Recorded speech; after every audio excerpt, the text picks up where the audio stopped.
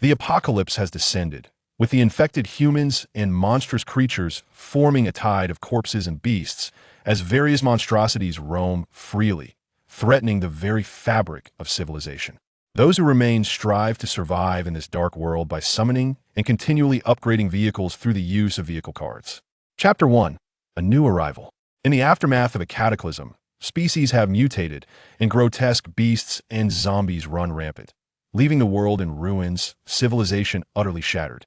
Dust swirls in the scorching sun, and the vast expanse of sky and earth appears desolate. A deafening screech of brakes erupts as a truck comes to a gradual halt at the entrance of a makeshift settlement, stirring up clouds of dust. Everyone get off this damn vehicle. Anyone who dares to be slow will find their legs broken. Two burly, bald men, each carrying a rifle, leap from the half-height cargo bed, bellowing orders to those still inside. As the last echoes of their commanding voices fade, the sound of chains clanging against the metal truck bed fills the air. The interior is packed tightly with people. The stench of sweat, excrement, and the metallic odor of blood assaulting the senses of everyone crammed within. Feeling the pull of the chains ahead, Song Jiang'an slowly opens his bleary eyes, his brow furrowed deeply. Just 2 days prior, he had been in another world, embroiled in a brutal urban conflict, when a stray bullet struck him, leading to the annihilation of his squad. Once a striking young man of 19 years, standing at 6 feet tall with a robust physique, he now bears the marks of his ordeal. Unshaven, hair matted in clumps, his clothing torn and filthy, presenting a pitiable sight. As a rush of familiar yet foreign memories floods his mind, he realizes he has traversed into another realm, sharing the same name. Song Jiang'an's parents perished years ago amidst a tide of corpses.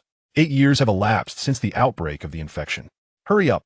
The two burly men tug at the chains forcefully, causing those at the edge of the truck bed, including Song Jiang'an, to stumble and tumble downwards. Hey, you're crushing me! A pallid, overweight man, pinned beneath Song Jiang'an, raises his chained hands and deliberately elbows him backward, seemingly venting the pent-up frustrations of years spent in darkness. A sharp pain radiates from Song Jiang'an's nose, followed by a rush of blood. Get off me! The overweight man bellows, his hands gripping Song Jiang'an's pant leg, intent on overturning him. Sensing the struggle beneath him, Song Jiang'an's gaze darkens as a flicker of possibility ignites within him, a chance to survive more effectively. Finish him! Song Jiang'an rolls over, but does not free himself from the man's grasp. Instead, he mounts him, lifting his chained wrists. In an instant, the rigid chain crashes against the man's face, leaving a trail of crimson marks, and with a sickening crunch, the bridge of his nose collapses as blood and flesh scatter. While his limbs flail wildly in desperation, in mere seconds, chaos erupted beneath the truck bed. Gunfire rang out, momentarily halting the tumultuous scene. Subsequently, the crowd, entangled in chains, scattered with their heads cradled in their arms. Those connected to Song Jiang'an clutched their heads tightly, their faces pressed firmly to the ground, paralyzed by fear. At that moment, Song Jiang'an leaned against the wheel, his visage smeared with blood, the chains in his grip constricting the neck of the corpulent man beneath him. In that instant, he resembled a malevolent spirit clawing its way from the depths of hell. The hefty man foamed at the mouth, convulsing briefly before succumbing to stillness. Planning a rebellion, are we? Two bald men approached with rifles in hand, advancing purposefully. The rifle but descended like a relentless barrage. Slowly, Song Jiang'an released his grip on the iron chain, his arms instinctively shielding his head as a faint smile crept across his lips. I can survive. Enough, with two bald heads, one for each, one less to worry about. There's no need to contend with money. A truck driver, his face adorned with a thick beard, leaped down from the vehicle, a cigarette dangling from his lips. Sensing the frequency of the blows from the rifle butts diminishing, Song Jiang'an exhaled shakily, a breath mingled with the scent of blood. Spit beast. Dare to challenge me here? If it weren't for your worth, I'd have ended you right away. One of the bald men spat on Song Jiang'an before brutally stomping his boot on the head he had shielded, then huffing away. Still breathing? The bearded truck driver approached with a grin, kicking at Song Jiang'an. Nodding, Song Jiang'an gradually rose, leaning against the wheel, his gaze sweeping across the onlookers. The others, shackled by chains, faltered under his scrutinizing eyes, hastily averting their gazes. A truckload of enslaved individuals, bound by chains, was escorted into a temporary settlement under the watch of 3 men. Upon reaching the village square, they found several armed trucks and a few modified tour buses parked there. A young man, his sparse eyebrows contrasting with a long coat, leaned against one of the armed vehicles, observing the trio approaching with a hoarse voice. Big Bald, Second Bald, Zhang Lao saying you returned? Indeed, Cat Brother. A total of 25, there should have been 26, but one perished along the way, replied the bearded driver known as Zhang Lao San. Oh, dead, you say? What happened? Cat Brother scrutinized Zhang Lao San with a knowing gaze. Zhang Lao San licked his lips and gestured towards Song Jiangyan behind him. This young fellow did him in. Interesting. Why is this lad bleeding from his mouth? Big Bald, was it you? I know you prefer not to take the conventional route. Old Cat chuckled. Cat Brother, I have no taste for men, I prefer women. The imposing Big Bald responded, a hint of embarrassment coloring his expression. Old Cat strode a few steps towards the bloodied Song Jiangyan, patting his shoulder. What's your name? Song Jiangyan, he replied, meeting Old Cat's gaze squarely. Can you drive? Yes. Can you shoot? Yes. Good. You'll be with me from now on. All right. Zhang Lao San, I want this person my boss has a penchant for the ruthless. I will arrange for the money to be sent to your boss Wuda shortly. Understood, Cat Brother. Do you wish to select a few more? Zhang Lao San replied. There's also this one. Cat Brother quickly pointed out 6 or 7 individuals. The selected individuals had their shackles and foot restraints removed and were escorted by Cat Brother subordinates onto a tourist bus. Sitting comfortably on the bus, Song Jiangyan gazed through the window, observing the slaves captured in the square being purchased by Cat Brother and a few others who arrived later than the old cat. Here you go, said the scar-faced driver, tossing a bottle of water, a packet of pickled vegetables, and 2 hardened buns at Song Jiangyan. Turning slightly to glance back, Song Jiangyan noticed that the others only received moldy buns and murky water. He took a hearty bite. The dry texture of the bun instantly filled his mouth. Paying little heed to the discomfort, he chewed vigorously along with the pickles and water. Before long, Cat Brother swaggered onto the bus with a provocatively dressed and flamboyantly adorned woman. Cat Brother, are you planning to take me out for a few days again? The woman cooed delicately. Cat Brother pinched the woman's behind and grinned widely. Xiao Xiang, how about I take you on a world tour? Sure, I will follow Cat Brother's lead, replied the enchanting woman named Xiao Xiang, as she delicately brushed her red lips with her slender finger and adjusted her black stockings, accentuating her curves. After indulging in a moment of exploration with Xiao Xiang, Cat Brother finally led her to the back seat. The bus slowly began its journey down the village road. Just as it started moving, Song Jiangyan suddenly felt a sharp pain in his left ring finger. He recalled that there should have been a pitch-black ring there. He couldn't remember when the original owner had put it on, and he had attempted to remove it in vain. But now, it seemed that the ring had vanished. No, that wasn't quite right, rather. It had merged with his body, replaced by a tattoo of a black dragon devouring its own tail in the spot where the ring once rested. At that moment, a notification echoed in his mind. You have boarded a new vehicle. The Doomsday Vehicle Infinite Evolution System has been activated. Newbie reward. Class Vehicle Card Bus possessing this vehicle card allows you to bind or summon a vehicle at will. Newbie reward. Handgun. Glock 17 loaded with 17 9mm bullets. Newbie task. Eliminate 3 humans within a month. Newbie task. Eliminate 20 zombies within a month. Newbie task. Upgrade your vehicle to E-Class. Note, the higher the task rating completed, the more substantial the rewards. Listening to the notifications resonating in his mind, Song Jiangyan nodded slowly. He had realized back on the truck that this world was unlike the one he came from. In this world, possessing a vehicle card granted one a voice, and with a vehicle card, one could become a driver, collecting various crystal materials to upgrade and enhance their vehicle. However, it seemed that it had just heard something about infinite evolution. To his knowledge, the evolution and upgrade of vehicles in this world have certain limits. For instance, some equipment and accessories are capped at grade and can never transcend a grade. Thus, infinite evolution signifies that Song Jiangyan's equipment can undergo limitless upgrades. A wave of joy surged within Song Jiangyan, who suppressed his excitement and gently caressed the black dragon ring on his left hand's ring finger. He felt that perhaps this ring had conjured a miracle, enabling the vehicle card to materialize out of thin air and allowing the vehicle to evolve infinitely. As he pondered the vehicle card that had appeared in his pocket, he realized that his immediate priority was to leave this place swiftly and summon the vehicle. How could he extricate himself from this predicament? The bus, traveling at high speed, seemed to collide with something. Despite the driver's efforts to brake, the immense inertia sent the passengers sprawling haphazardly within the vehicle. Brother Cat, "We have been ambushed!" exclaimed the scar-faced driver, bloodied and staggering to the back of the bus. At that moment, Brother Cat had already succumbed to unconsciousness, lying in the aisle of the bus. The scar-faced driver, clutching a rifle, approached Brother Cat, preparing to rouse him. Suddenly, a dark muzzle pressed firmly against the driver's forehead. The one wielding the gun was none other than the alluring woman, Xiao Xiang. Amidst the chaos, Song Jiangnan witnessed the unfolding events at the back of the bus and quickly realized that Brother Cat had fallen into a trap, and his opportunity had arrived. Chapter 2. Summoning the vehicle, attaining a special identity. Put down the gun. Put down the gun. The simultaneous exclamations of a man and a woman echoed in the air. Xiao Xiang directed her words at the scar-faced driver, while Song Jiangnan addressed Xiao Xiang. Both Xiao Xiang, brandishing her handgun, and the driver, held at gunpoint, were momentarily taken aback. Bang, bang, bang, bang.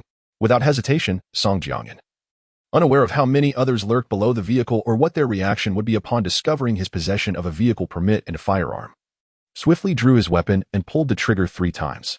A single bullet struck Xiao Xiang's shoulder blade, erupting in a cloud of crimson mist, while the other 2 projectiles ricocheted off the nearby seat.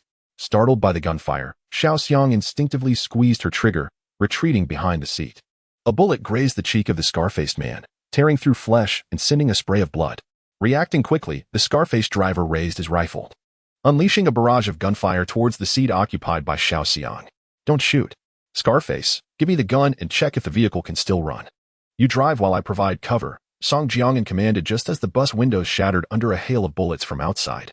2 slaves, jolted awake by the impact, barely managed to rise amidst the shards of glass, only to be met with a sudden eruption of blood from their bodies. The scar-faced man, now disregarding Song Jiangnan's status as a slave, crouched within the bus, raising his rifle overhead and firing recklessly at the outside, moving forward relentlessly. As he approached Song Jiangnan, the scar-faced man tossed the rifle onto the corridor seat and climbed into the driver's area.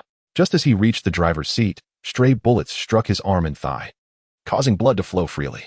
Outside the bus, 2 bald, muscular men stood on either side, fervently firing their rifles into the vehicle. "Big Bald, it's over. There was a firefight inside. Sister Xiang is most likely in trouble. How do we explain this to the boss?" The second bald man, furrowing his brow, questioned.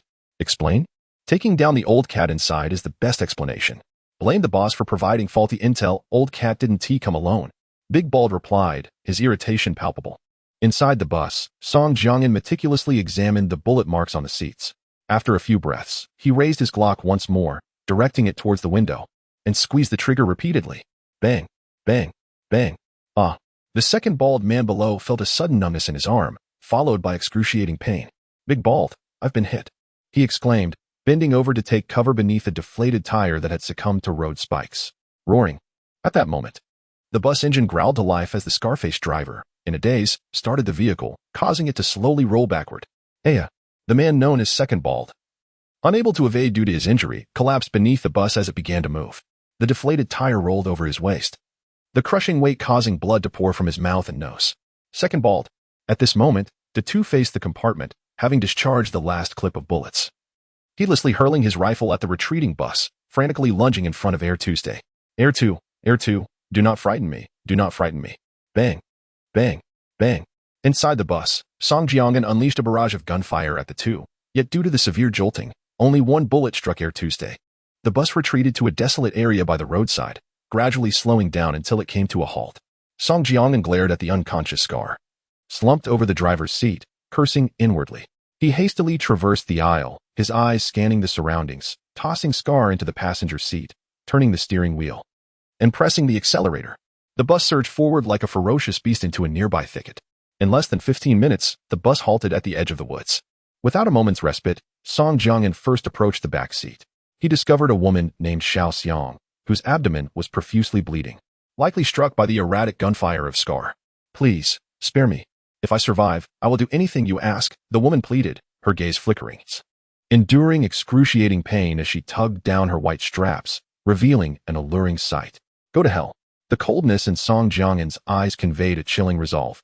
If he did not eliminate this woman, his own survival would be at stake. Her desperate words were truly laughable. Bang!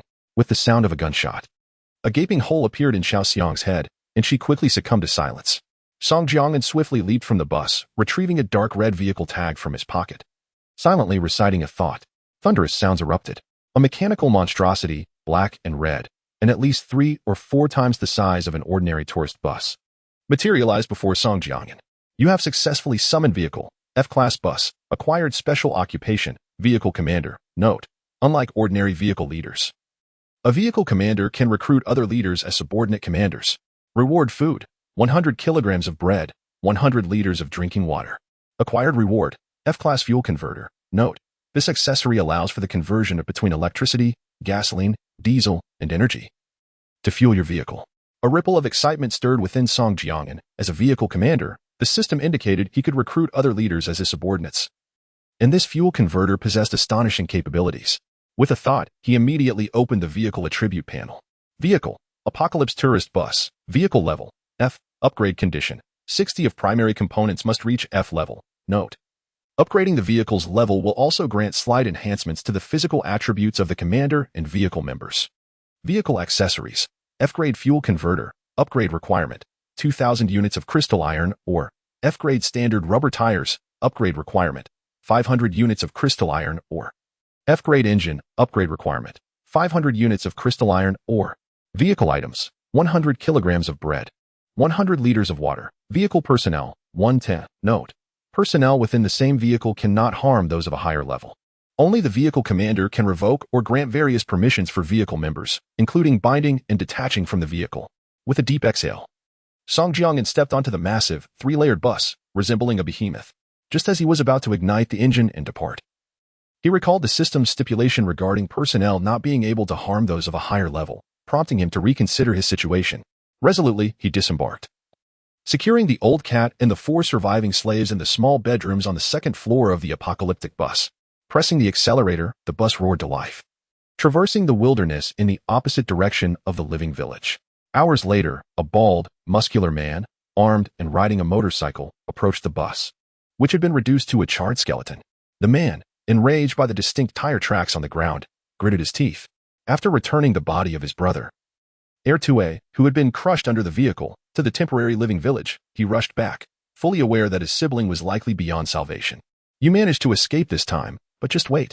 At the base of a cliff, hundreds of miles from the temporary living village, a colossal bus lay quietly. Song Jiangyan ascended from the driver's cabin to the 2nd floor bedroom. Knock, knock. Upon reaching the bedroom, he heard a knocking sound from inside. Drawing his handgun, he approached the door and slowly opened it. As the door creaked ajar, a man's head emerged from the gap, positioned at the level of Song Jiangyan's knees. The man was bound tightly, none other than the old cat he had purchased earlier. Old cat, is it? Why have they captured you?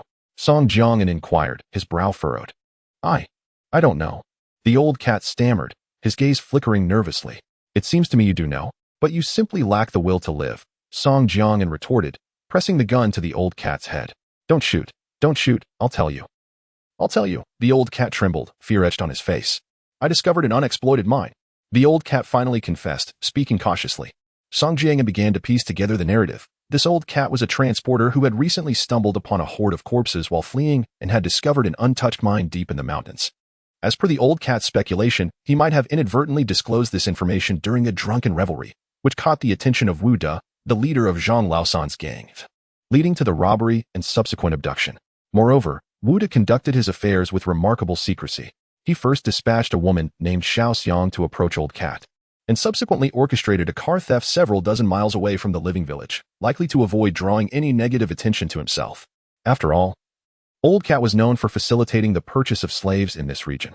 Although Old Cat was merely an ordinary individual, any actions taken in the living village could potentially disrupt business. The mines in this world differ significantly from those in Song Jiangyan's past life. Here, the mines yield crystalline ores, each unit densely packed against another, requiring a pickaxe of commensurate quality for excavation. Once extracted, these ores could be utilized for vehicle upgrades, making their worth considerable. Thus, it is no surprise that Wu De harbored ulterior motives. Are you familiar with the transportation routes in this area? Song Jiangyan inquired, his thoughts shifting. Familiar? Indeed. Even before the apocalypse erupted, I navigated these roads. You, my friend, possess the qualities of someone destined for greatness. May I accompany you to locate that mine? I assure you, I shall not cause any trouble, Old Cat implored, his gaze earnest as it locked onto Song Jiangyan. Very well, Song Jiangyan replied with a slight nod. This individual indeed held some value, and with the vehicle system at his disposal, He felt no fear of any potential upheaval. Thus, Song Jiang'an approached the control panel of the apocalyptic bus and, upon the system's prompt, successfully integrated Old Cat as a member of the vehicle crew.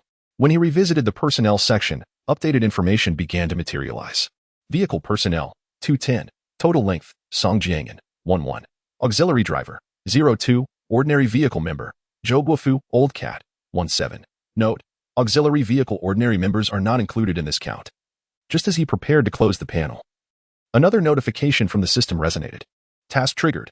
Locate a mine of no less than F grade within 1 month. Task triggered. Eliminate 20 zombies within 1 month. Task triggered. Terminate 3 humans within 1 month. Note: the system will assess the tasks and assign a rating. The higher the rating, the more bountiful the rewards. A surge of joy coursed through Song Jiang'an's mind. It appeared that the system's capabilities extended far beyond his initial expectations. Completing these tasks would yield rewards, thereby enhancing his chances of survival in this world. Chapter 3. Mining. After regaining consciousness, several slaves sat quietly in the corner of a small bedroom, not daring to touch the bed. Song Jiang'an smiled helplessly and assigned each of them their own room to rest, not out of extravagance, but because the large bus conveniently had 10 small vacant bedrooms. Since they were empty, it made sense to allow the slaves to rest well, ensuring they could assist him in mining later. Having settled the slaves, Song Jiang'an took his Glock pistol and sat in the passenger seat. He had previously granted driving privileges of the bus to Zhou Guofu and instructed him to take them to the mine. At this moment, apart from the bus, he possessed little else. He was fervently eager to enhance his strength, for only then could he firmly seize his own destiny. In the dead of night, after several hours of bumpy travel, the bus finally came to a gradual stop. Song Jiang'an slowly opened his eyes. Out of caution, he had not truly slept, merely pretending to doze with his eyes shut. "Brother Song, we've arrived. The mine is right ahead," said Lao Mao as he exited the bus. "Excellent," Lao Mao replied eagerly. They both jumped down from the bus, and under Lao Mao's guidance, they swiftly reached a cave entrance, illuminated by the bus's headlights, which cast a faint red glow. As soon as they entered the cave, Song Jiang'an was dazzled by the sight before him. Numerous red iron crystal ores, each the size of a goose egg, were densely embedded in the cave walls. Just as he marveled at the scene, a system notification echoed in his mind. "You have completed the task. Discovered a mine of no lower than F grade. Task rating, S. Task reward, 10 F grade iron picks. 1 F grade pickaxe production box. Note: producing 1 pickaxe requires 1 unit of F grade crystal iron or new task triggered. Collect 2,000 units of F grade crystal iron or within a month." Upon seeing the system rewards, Song Jiang'an mused that fortune had indeed smiled upon him. He had been troubled about how to extract the iron ore, and now the system graciously provided him with pickaxes and a production box.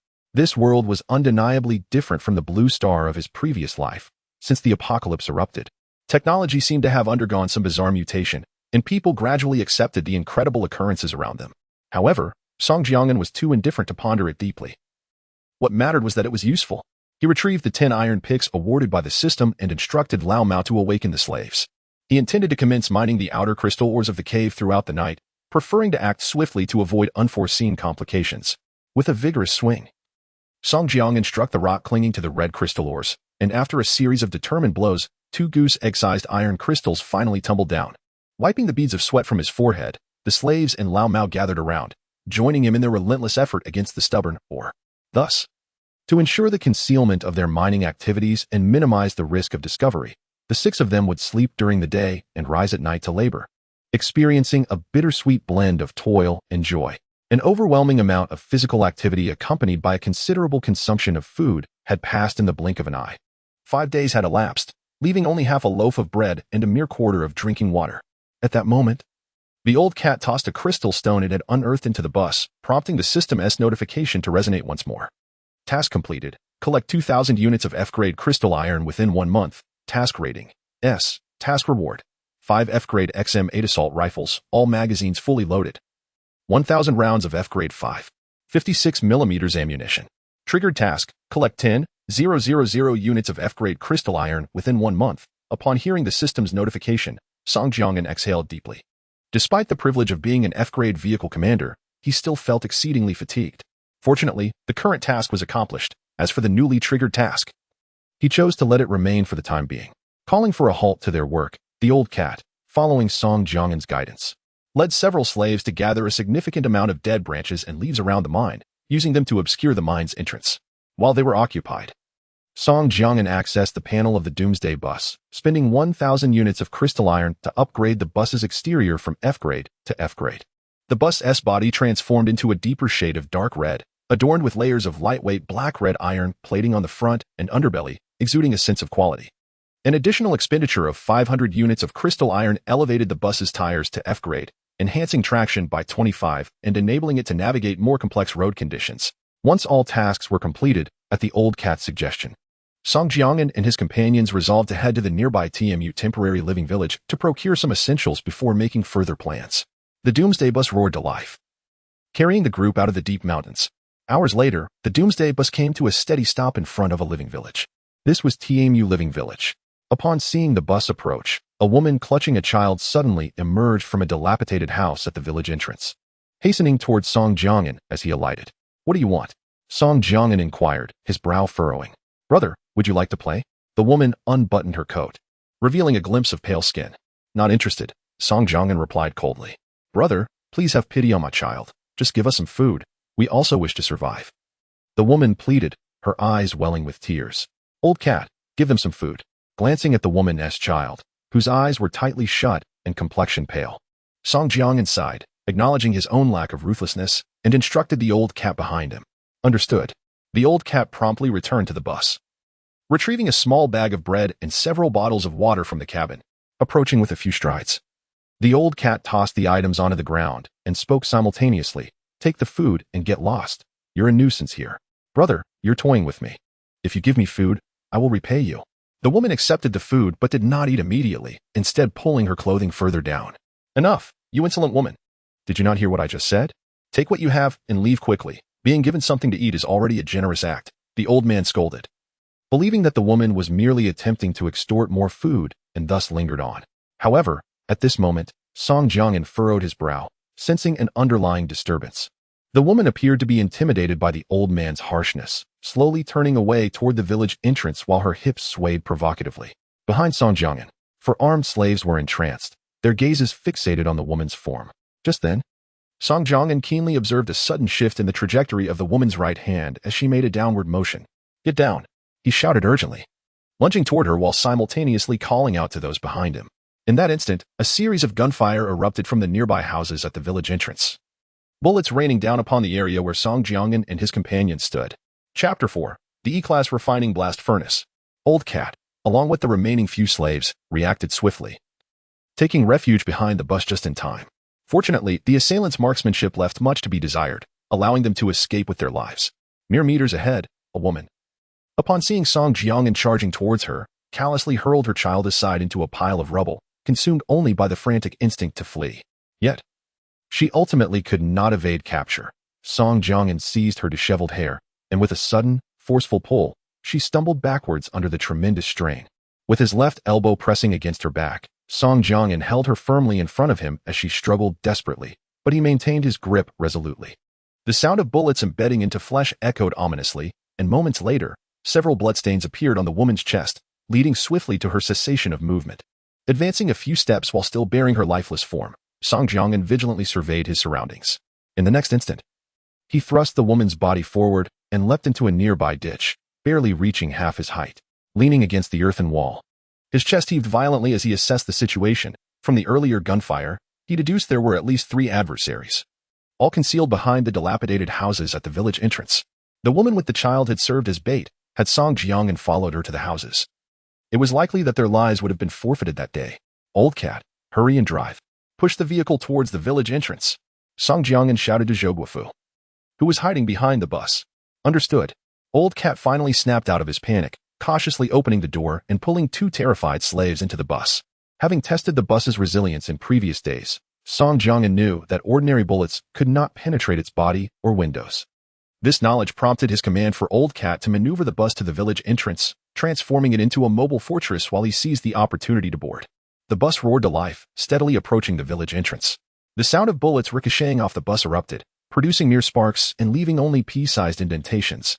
As the colossal vehicle charged toward their position, the men behind the houses realized they had encountered formidable resistance. "Damn it, Hiergu. I told you to wait until the situation was clear before firing. Why the rush? That's an upgraded vehicle." A gaunt middle-aged man shouted angrily at a burly companion. Enough with the chatter. Just tell me what to do now. Should we fight or retreat? The burly man replied, his expression grim. Retreat. The lean man bellowed. Upon hearing this command, the other two hesitated no longer. After expending their last magazine of bullets, they scattered in different directions. Meanwhile, concealed in the ditch, Song Jiang'an observed the bus door ajar. Seizing the moment, he sprang from the ditch and successfully leapt aboard the bus. With a sigh of relief upon boarding, Song Jiang'an reflected on the perilous nature of this world, where even a seemingly innocuous village concealed ruthless bandits within its midst. After boarding the vehicle, Song Jiang'an swiftly ascended to the upper deck of the bus, gently pushing open one of the windows. He steadied his Glock pistol and began to fire at the fleeing individuals. The sharp reports of gunfire echoed, each shot resulting in a cry of despair as another fell. In his previous life, he had been the captain of a special operations team, a veritable king of warriors, coupled with his role as an F-class vehicle commander. He was not infallible, but he came remarkably close. The system's notification chimed in. You have completed the task. Eliminate 3 humans. Task rating S. Reward acquired. E-class refining furnace, capable of refining and reshaping E-class and lower ores. Vehicles and vehicle equipment. This device has been automatically loaded into the rear of the Doomsday bus. At that moment, Song Jiang'an noticed that the remaining foes had already mounted their motorcycles and were fleeing in all directions. He slowly lowered the window to examine the system's reward. Upon realizing that the refining furnace could melt down other vehicles, Song Jiang'an felt a surge of elation. This meant that in the future, as long as he eliminated other vehicle commanders, he could refine their vehicles and even reshape their equipment, an undeniably formidable capability. Following this ambush, Song Jiang'an's desire to enhance his strength soared to unprecedented heights. In a world rife with peril, if he did not swiftly elevate his vehicle's level, surviving today might not guarantee survival tomorrow or the day after. After the chaos subsided, Song Jiang'an observed that within the dilapidated, post-apocalyptic buildings nearby, individuals were peering through windows and cracks, scrutinizing his bus. Their faces were devoid of color, their expressions numb. Once the threat was entirely neutralized, Song Jiang'an led the old cat and the remaining 2 slaves, armed, down from the bus. Brother Song, when I arrived here a few months ago, this village was not like this. I did not intend to lead you into a trap, the old cat hastily explained, noticing a slight shift in Song Jiang'an's stern demeanor. After all, it was he who had suggested they come to Tam village, and if Song Jiang'an held him accountable for their ambush, his future would be bleak. This is the reality of the apocalypse, Song Jiang'an replied, shaking his head, not placing undue blame on the old cat. He understood that the old cat had no reason to betray him. He had merely been a bus driver, transporting everyday supplies. Now his identity had abruptly transformed, nearly becoming the second in command of the bus. Song Jiang'an never subscribed to the notion of inherent human goodness, yet he recognized that people are driven by self-interest. Profit is the ultimate destination. Beginning at the village entrance, Song Jiang'an and his companions commenced a meticulous sweep of the entire village. There was no alternative. He was still in the nascent stages of his journey, and even the most trivial items could prove beneficial. In a world that had devolved into chaos, was it not reasonable to scavenge a village? After toiling for the better part of the day, they had not uncovered many valuable items, merely gathering some tattered, blackened bedding and a few commonplace necessities. Naturally, food was nowhere to be found. To his surprise, in this seemingly ordinary life, the village harbored around 10 living souls, among whom not a single woman could be found. Most were pallid young men, their faces gaunt from malnutrition, their eyes cast towards the bus with a look of desperation. The fate of the elderly, women, and children was all too evident. They had inevitably succumbed to the insatiable maw of this apocalyptic world. Gathering the group, they were herded towards the bus. Even as their food supplies dwindled, Song Jiang'an had no intention of relinquishing this pool of human resources. After all, remaining idle here would only lead to death. It was better to have them toil under his command, perhaps offering them a flicker of hope for survival. After a brief count, he noted there were 15 individuals in total. The bus returned to the village entrance, where Old Cat took the initiative to escort the group of 15 towards the vehicle. Hey, what are you doing? Don't wander off. Old Cat snapped in irritation, frustrated that some were not cooperating at this crucial moment. Song Jiang'an turned to see a tall, emaciated man from the group breaking away, sprinting towards a pile of stones at the village's edge. There, amidst the rubble, lay the lifeless body of a child, several gunshot wounds marring its small frame, staining its tattered clothing with crimson. The man knelt beside the corpse, tears streaming down his face as he repeatedly struck his own cheeks in despair. Child, I am so sorry, my dear. Chapter 5. Encountering peril, the man cradled the lifeless body in his arms, weeping inconsolably. Was that woman your wife? Ah, I see. You and that group conspired together, using your own wife and child as bait. How despicable your heart must be. The old cat kicked the man to the ground. Kill me, for I have lived long enough. My poor Juan Juan. The man clutched tightly to the child he referred to as Juan Juan. Enough, old cat. Song Jiangyan observed the resolute determination in the man's eyes, sensing that he was not the sort to heartlessly exploit his wife and daughter. What was that woman to you? Do you know those who ambushed us? Song Jiangyan pointed towards the body of the woman, still grasping a bag of bread. She is unworthy to be Juan Juan's mother. My poor Juan Juan was used as a tool to appease that group. The man's voice trembled as he recounted the events. 3 months prior, the group that ambushed Song Jiangyan had arrived at Tamu Living Village, murdering the previous village chief and seizing control. Initially, over 40 souls inhabited the village, including the elderly and children, but with the arrival of this group, the elderly were starved to death, while women and children were used to lure those who dared approach. Over the months, numerous women perished, the reasons for which need not be elaborated. However, the man's wife was particularly proactive, often serving the bandits and thus acquiring food. Yet, she believed that the food was rightfully hers, never bringing it home. Only when the bandits required her child would she take Juan Juan away, returning him promptly after use. Indifferent to the child's well-being. After absorbing the grim tales of Tamu village, Song Jiangyan remained silent for a long while. Eventually, he stepped forward and lifted the man, fixing his gaze upon him. Tell me, do you desire revenge? Ah, what? The man's eyes widened, unsure if he could believe what he heard. But soon he fervently nodded. Yes, I certainly do. I dream of annihilating that group of beasts. The man spoke through gritted teeth. Good. What is your name? Zhang Tao. Very well, Zhang Tao. You shall manage the slaves and the vehicle alongside the old cat. As for revenge, you may seek out those beasts personally when the time comes. Now, tell me, can you do it? Yes, I assure you, before the apocalypse, I was a company owner with as many as 3,000 employees under my command. I will cooperate fully with that esteemed brother. Zhang Tao nodded at Song Jiangyan, then humbly turned to the old cat. Noticing Zhang Tao's gaze, the old cat quickly masked his slight displeasure with a smile. Cooperate? Since you've pledged allegiance to Brother Song, we are brothers from this point onward. The old cat spoke insincerely. A barely perceptible smile curled at the corners of Song Jiangyan's lips. This was precisely the outcome he sought, an equilibrium of power to ensure the stability of his team. As for inadvertently accepting Zhang Tao, who was once a powerful boss, it could be considered a serendipitous encounter, marked by a stroke of good fortune. Initially, I was captivated by his resolute gaze and his imposing stature. Song Jiangyan had an inkling that if Zhang Tao received adequate nourishment, he would undoubtedly evolve into a formidable warrior. With the assistance of a group of slaves, he personally laid his child to rest before boarding the bus alongside Song Jiangyan. The bus slowly resumed its journey, crushing the expanse of wild grass as it traveled into the distance. Inside the bus, Song Jiangyan first registered Zhang Tao as a member of his crew, then instructed him to attend to the registration details of the remaining slaves.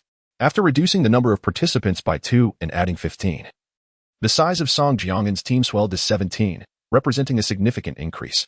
An ordinary slave could excavate approximately 100 units of iron ore in a day. So with 17 individuals, the total would amount to 1,700. Given my greater strength, it could even reach 1,800. At that moment, Song Jiangyan counted on his fingers, resembling a local tycoon, gazing at the group of slaves behind him as if they were walking excavators. With hands clasped behind his back, Song Jiangyan prepared to visit his newly recruited human excavators. Suddenly, the colossal bus screeched to a halt, causing several unbuckled slaves to be thrown into the aisle. Song Jiangyan staggered but managed to brace himself against a nearby seat, barely stabilizing himself, instinctively tightening his grip on the rifle hanging from his chest. Brother Song, look ahead. An anxious shout erupted from Old Cat, seated on the lower level of the bus. Upon hearing this, Song Jiangyan firmly grasped his rifle and swiftly navigated the aisle on the 3rd level, reaching the front window in mere moments. Before him, approximately several hundred meters away, loomed a monstrous creature, towering at 4 to 5 meters. Its body was cloaked in dense black fur, with lantern-sized eyes emanating an eerie glow. Its limbs were exceptionally robust. The muscles beneath its skin taut, and 2 crimson tusks, nearly half a meter long, protruded from its mouth, emitting grunting sounds. It was a colossal mutated wild boar, currently gnawing on the remnants of a deer carcass, saliva dripping in a grotesque mixture of blood and flesh. The scene was truly harrowing. As the boar chewed while fixating its gaze on the square-shaped behemoth, which was several times larger than itself, suddenly appearing before it. What should we do, Brother Song? Let us attempt to retreat slowly, Song Jiangyan replied, uncertain of the wild boar's strength and whether the bus could withstand an encounter. Remaining stagnant was not a viable option. Once the boar finished its meal, it might very well turn its attention to their vehicle. The bus began to reverse gradually, and the peculiar boar seemed to notice their movement, leisurely following them step by step. Damn it, Song Jiangnan muttered under his breath. Stop, old cat. Move the bus forward slowly. Let's probe this beast. Zhang Tao, prepare your rifle. Song Jiangnan turned towards the vehicle, simultaneously issuing instructions to Zhang Tao behind him. Understood, understood. They both replied in unison. He approached the glass window at the front of the vehicle, cracking it open just enough to protrude the barrel of his gun. Poised to fire at any moment, Zhang Tao mirrored his actions, extending his rifle from the opposite side. The bus began to creep forward, unaware that the monstrous creature, having devoured the entire deer carcass, was now fixated on them, abruptly halting its advance before slowly retreating. Is it toying with us? Old cat, floor the accelerator. We'll push through. Song Jiangnan commanded, his brow furrowed in concern. His decision was driven by careful consideration. If they continued to retreat, the beast might perceive the bus as fearful, potentially inciting its ferocity. However, if they charged ahead, there might be a glimmer of hope. After all, the bus was significantly larger than the creature before them. In the realm of wildlife, size often symbolizes strength. Upon hearing Song Jiangnan's order, Old Cat clenched his teeth, a fierce expression crossing his face, and slammed his foot down on the accelerator. With a thunderous roar, the steel beast surged forward, barreling towards the mutated wild boar. Chapter 6 First kill. The rear of the bus surged with heat as it sped towards the enormous black mutated wild boar. Upon noticing the approaching vehicle, the beast raised its head towards the heavens, grunting a few times before forcefully stomping its hooves, leaving behind several large piles of dark excrement. With a swift flick of its hindquarters, it turned and bolted into the nearby forest, crashing through trees as thick as a man's thigh. At long last, the creature had fled, and a collective sigh of relief swept through the tense group of slaves within the bus. Their hearts had raced at the sight of the monstrous beast, and hushed whispers had circulated among them, lamenting their decision to follow Song Jiangnan, wishing they had instead remained hidden in the village to prolong their lives. Now, with the immediate threat seemingly dissipated, they began to praise Song Jiangnan's decisive command. Yet, Song Jiangnan wore a grave expression, refusing to let his guard down, his face betraying no hint of joy. An acute intuition warned him that the mutated boar still lurked within the dense forest surrounding the bus, its danger unabated, and he could afford no moment of carelessness. As the bus hurtled forward, on the verge of escaping the dense thicket and entering an expanse of wild grassland, a cacophony erupted from the left side of the bus. Towering, leafy blue spruce trees, each as thick as a water barrel, began to crash down one after another, the sound of snapping timber echoing through the air. Zhang Tao, get down. Song Jiangnan bellowed, yanking the trembling Zhang Tao, who stood by the left window, to the ground. In the next instant, a colossal wild boar, exhaling a fetid breath, leaped from the splintered underbrush on the left side of the cracked road, colliding violently with the speeding bus. The vehicle rocked violently, tilting slightly to the right as several slaves seated near the left side were thrown into the air, one even landing atop a group on the right. A half-meter-long tusk, stained with still fresh blood, pierced through the window where Zhang Tao had just been, shattering the glass and creating a gaping hole, with cracks spidering outward. Slowly, Zhang Tao rose from the aisle, his chest heaving, still gripped by fear. The wild boar, too, bore the brunt of the impact, its massive head streaming with blood. Shards of glass embedded in its forehead. Shaking its head, the beast prepared to charge at the bus once more as it maneuvered to turn around. Fire, fire! Song Jiangnan shouted, and together with Zhang Tao, they unleashed a barrage of gunfire at the enormous boar, bullets embedding themselves in its flesh and leaving gaping wounds. Several stray shots found their mark in the creature's eyes, causing a torrent of crimson and white fluids to spill forth. The mutated wild boar let out a pained grunt, staggering as it attempted to retreat back into the forest. Old cat, finish it off. Seeing the beast was on the verge of collapse, Song Jiangnan barked fiercely to his companion below. There is no other way, although this mutated beast did not inflict significant harm upon the passengers of the bus. Its exterior was severely damaged, with the windshield shattered and several large dents on the left side of the vehicle, causing immense distress to Song Jiangnan. Below the bus, the old cat remained silent, merely reversing and then abruptly accelerating. The entire bus, with a force akin to a tidal wave, charged towards the wild boar, which was stumbling about in confusion, blinded and directionless. The F-Class Doomsday bus collided violently with the mutated wild boar. The tremendous impact sent the creature flying several meters away. Again and again, the bus, after retreating a few hundred meters, crashed into the wild boar. It was not until the bloodied beast lay on the ground, its breath weak and frothing blood from its mouth, that it ceased its assault. Song Jiangnan was the first to leap from the bus, thrusting his rifle into the creature's gaping maw and pulling the trigger. You have achieved your first kill of an F-Class mutated beast. Mutated wild boar. You have acquired the following items. F-Class Ring of Perception, enhances perception by 10. F-Class Staff of Authority, enhances deterrence by 10. Upon seeing the notification, Song Jiang'an was inevitably filled with excitement. He understood that in this world, killing mutated beasts or zombies had a certain probability of yielding equipment, albeit generally a low chance. However, he had obtained 2 items from this kill, and he had a faint feeling that it was somehow related to the tail-biting black dragon ring on his finger. You have completed the task. Kill an F-Class mutated beast. Task rating S. Reward. F-Class detection radar can detect humans, mineral veins, mutated beasts, zombies, and other vehicles of the same level or lower within a radius of 500 meters. Indeed, it was worth it. Observing the bus's dented exterior, Song Jiang'an made this judgment based on the rewards provided by the system. Following the system's prompt, he equipped the items, affixing them to his personal gear panel. The moment he equipped the Ring of Perception, he felt an immediate enhancement in his sensory acuity. The distant discussions of several slaves transitioned from a murmur to clarity. Hey, ergo, I heard your wife likes a good punch. Get lost, Lu Hua, your wife likes atomic bombs. Song Jiang'an. Entering the bus, he smoothly accessed the panel and examined the information displayed by the radar. A spherical virtual projection materialized before him, visible only to himself. He noted that a green F hovered above his head, while a yellow F marked Zhang Tao and the old cat. The green symbol likely indicated the vehicle leader, while the yellow symbol represented ordinary vehicle members. Just as Song Jiang'an was about to call everyone aboard, the old cat approached him. Song Gu, what do you plan to do with the carcass of that wild boar? The old cat asked with a grin. Speak plainly. No need for preambles. Song Jiang'an waved his hand. Since our food supplies are nearly depleted, the old cat licked his lips, staring intently at the bloody giant boar in the distance. Young man, I remarked, why were you driving so fervently just now? It turns out you were merely waiting here. Very well, go to the vehicle and retrieve some tools. Lead them in addressing the situation. Song Jiang'an cast a meaningful glance at Old Cat, understanding that Old Cat sought to impress him in hopes of gaining his favor. This, however, was also the outcome Song Jiang'an desired. If all tasks were left to his solitary efforts, it would be manageable now with a small group. But as their team expanded to 100, 1,000, or even 10,000 members, it would become impossible for him to oversee every detail. Observing Old Cat retrieving several pickaxes from the vehicle, Zhang Tao also grasped the situation, while Old Cat and his crew divided the meat into portions. He organized a group to transport the supplies back to the vehicle, their collaboration proving quite harmonious. Once the tasks were completed, the bus resumed its journey. 3 hours later, after a bumpy ride, the group finally arrived back at the original mine. Chapter 7. The sudden assault having expended 20 units of F-grade crystal iron.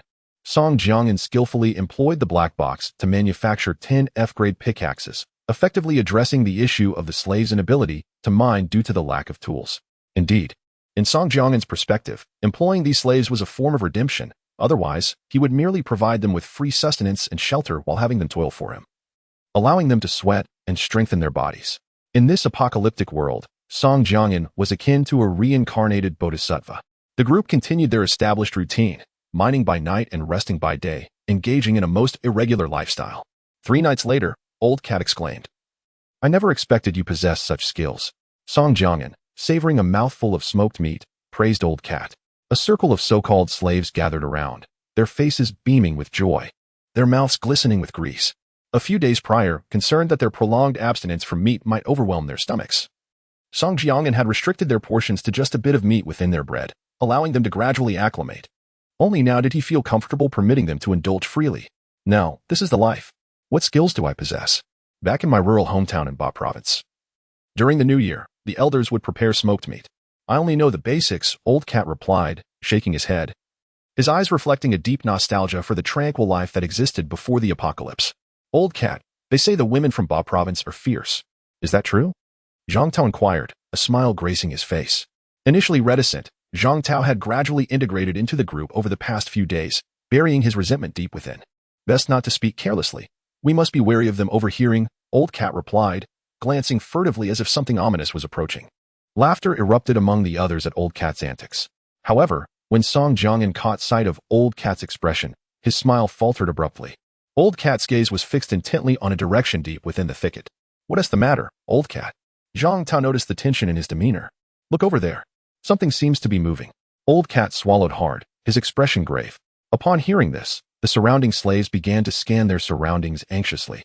while Song Jiangyan and Zhang Tao gripped their rifles tightly, their eyes unwaveringly focused on the direction Old Cat indicated. Those without weapons, head to the vehicle. Song Jiangyan quickly commanded. The group of slaves began to grasp the gravity of the situation, hastily making their way toward the bus. When Zhang Tao initially conducted identity checks on these individuals, he had informed Song Jiangyan which among them were proficient with firearms. Understanding that the weapons crafted within the vehicle could not be wielded by its occupants, Song Jiangyan entrusted 2 rifles to the slaves who demonstrated proficiency, designating them as prospective members, with plans to formally integrate them into the bus crew after a period of observation. At that moment, several armed individuals fixated their attention on the approaching, swaying silhouette in the distance. Finally, the group discerned the form of the entity drawing near. The visage of decay and grotesque transformation was evident. The garments, darkened and clinging to the putrid flesh, and a severed arm dangled lifelessly over the abdomen, emitting a continuous, rasping groan from its lips. Before them stood a zombie, perhaps lured by the tantalizing scent of flesh. "Hold your fire," Song Jiangyan whispered, acutely aware that a single zombie could be but the harbinger of many more lurking nearby. A single misfire might unleash a horde, leading to dire consequences. "Allow me to deal with it. If the situation turns dire, you may then decide whether to engage." Casting a glance at the 4 individuals behind him, he felt a pang of unease about sending them forth. After all, he was the strongest among them, and he could not place his trust in anyone but himself. Grasping a pickaxe and slinging his rifle over his shoulder, Song Jiangyan approached the advancing undead creature with measured steps. The grotesque being, its face twisted with excitement, drew closer. Vile, gray-black ichor oozing from its mouth. In an instant, the creature surged forward, its decayed maw agape, lunging towards Song Jiangyan. He did not flinch as it neared. He unleashed a swift kick, striking the zombie's knee with a resounding crack. The creature's left leg buckled inward, contorting into a V shape, the force of the kick shattering its joint. Without hesitation, Song Jiangyan swung the pickaxe with precision, the sharp edge piercing through the zombie's temple, emerging from the opposite cheek, thus obliterating its skull. The only intact limb, its left hand, feebly clawed at the air before falling still. With the death of the zombie, the mountains returned to their eerie silence. In the distance, Lao Mao and his companions exhaled in relief, preparing to stow away their rifles. However, a cacophony of rustling erupted from the direction the zombie had come, a sound that was both pervasive and unnerving. "Damn it," Lao Mao swore under his breath. "Hurry. Get on the bus." Song Jiangyan's voice rose, no longer restrained. He kicked the fallen zombie aside and, using the force of the motion, turned to sprint back. The bus roared to life, yet he remained outside, the relentless tide of zombies surging towards him. Through the rearview mirror, Lao Mao's heart raced as he witnessed the scene unfold. Despite Song Jiangyan's swift retreat, he yearned to leap out and pull him aboard. Though they possessed a formidable F-class bus, the oncoming horde threatened to overwhelm them, and should they become ensnared, the bus would be rendered immobile, sealing the fate of all aboard. Fear gripped the passengers. Those of a more timid disposition found their legs trembling uncontrollably. "Drive." In a matter of seconds, Song Jiangyan leaped onto the bus, calling out to Old Cat. Upon seeing Song Jiangyan aboard, Old Cat abruptly pressed the accelerator and simultaneously closed the automatic doors. The doors slowly shut as several of the fastest zombies reached the rear of the bus. At this moment, Zhang Tao, who had already arrived at the back, no longer hesitated. Leading a few others, he opened the window and aimed at the approaching zombies in the front row, pulling the trigger. Bullets surged forth, creating gaping holes the size of bowls in the bodies of the struck zombies. Meanwhile, Song Jiangyan, having just boarded the bus, wasted no time and invested all the iron ore he had collected over the past few days into upgrading the vehicle. Chapter 8. The Tale of the Old Cat. In recent days, a group of 17 individuals has unearthed over 4,000 crystal iron ores, depleting half of the deposits within the cavern. However, in this world, ores within the mines gradually regenerate over time until they reach the maximum capacity of the cavern. Song Jiangyan promptly consumed 3,000 iron ores to elevate the engine of the Doomsday bus by 2 levels, from F to F. Following this, he expended an additional 2,000 iron ores to upgrade the vehicle's body to F, thereby exhausting the previous 500 ores along with the newly mined 4,000. Boom. In the next moment, the bus's speed surged abruptly. The dents and damages caused by the mutated wild boars and bullets were swiftly repaired, and a thick layer of steel armor enveloped the exterior, rendering this rectangular mechanical beast even more imposing. Bang! As the bus sped forward, it collided with a horde of zombies approaching from the front. The dark red front of the vehicle was instantly splattered with chunks of decaying flesh, while the eye of a zombie that had been flung from the impact remained stuck to a window, staring in at the occupants within. At this moment, the system alert chimed. You have completed the task. Eliminate 20 zombies within a month. Task rating. A. Task reward. Bread generation box. Note. Consumes 1 unit of ordinary wood to produce a loaf of bread. Requires vehicle energy. Task reward. Purified water generation box. Requires vehicle energy, despite the serious expression on his face. Song Jiang'an could not suppress a flicker of joy upon hearing the system notification. It turned out that the kills made by his vehicle's crew counted toward his own tally. Earlier, he had cautioned the old cat against running over the mutated wild boar, intending to claim the kill himself. Evidently, he had worried unnecessarily. To his surprise, completing the task of eliminating zombies also granted him life-sustaining items. As for how it could be transformed into bread, based on his rudimentary high school biology knowledge, he surmised it likely involved cellulose being converted into starch. However, the intricacies of this transformation into bread were likely comprehensible only to those well-versed in biological sciences. Lost in thought, he continued to fire without pause, having already replaced the magazine several times, with hundreds of bullets swiftly depleting. "Brethren, we're out of ammunition," came the voices of Zhang Tao and 2 others from the rear of the bus. After firing the last round, Song Jiang'an tossed his rifle onto a seat beside him and turned to reassure his companions. "There aren't many zombies left ahead. We should be able to break through." Upon hearing this, the others finally relaxed and similarly discarded their rifles onto the seats. The bus barreled forward, finally emerging from the depths of the mountains. In the distance, a few larger zombies, which had been trailing behind, gradually ceased their pursuit. When they first noticed them, the group was genuinely startled. These zombies were evidently much taller and moved several times faster than their counterparts, clearly indicating an elevated level. Song Jiang'an silently acknowledged the narrow escape. Had he not upgraded the engine twice, the bus's original speed would surely have led them to be overtaken by those monstrous creatures. "Brethren, where shall we go now?" The old cat, seated in the driver's seat, exhaled a sigh of relief as the crisis seemed to have passed. He turned to inquire of Song Jiang'an, who was standing beside him. "Share your thoughts. I would prefer not to witness a recurrence of the incident in Taming village." Song Jiang'an cast a sidelong glance at the old cat, considering whether to grant this first member of his team another opportunity. "It won't happen again. It certainly won't." The old cat replied, his face glistening with sweat as he furtively observed Song Jiang'an's expression while driving. "Brethren, as you are aware, the area we are in, known as the pending planning zone, is far from ordinary chaos. Zombies, mutated beasts, monsters, these need no elaboration. The number of various teams, both large and small, based on vehicular strength, is simply innumerable." Upon hearing this, Song Jiang'an nodded, having gleaned some understanding from the memories of the original owner of this body. This world was several times larger than the blue star he hailed from. Following the onset of the apocalypse, there was a period of turmoil, after which various special zones began to emerge. Without exception, each special zone was formed by a coalition of numerous powerful vehicle leaders, who erected high walls around existing cities and regions to isolate zombies and mutated creatures. In the process, they also severed contact with the humans who remained outside the special zones. The areas beyond the special zones were dubbed the pending planning zone, also known as the wilderness. Many vehicle leaders from within the special zones would venture into the pending planning zone. Although fraught with peril, the area still held many untapped resource veins. Presently, Song Jiang'an and the old cat found themselves within this pending planning zone, which was further divided into relatively safe large human settlements and more treacherous wilderness. Some special zone governments had pledged to gradually reclaim the pending planning zone, yet many would not live to see that day, either struggling for survival or waiting for death.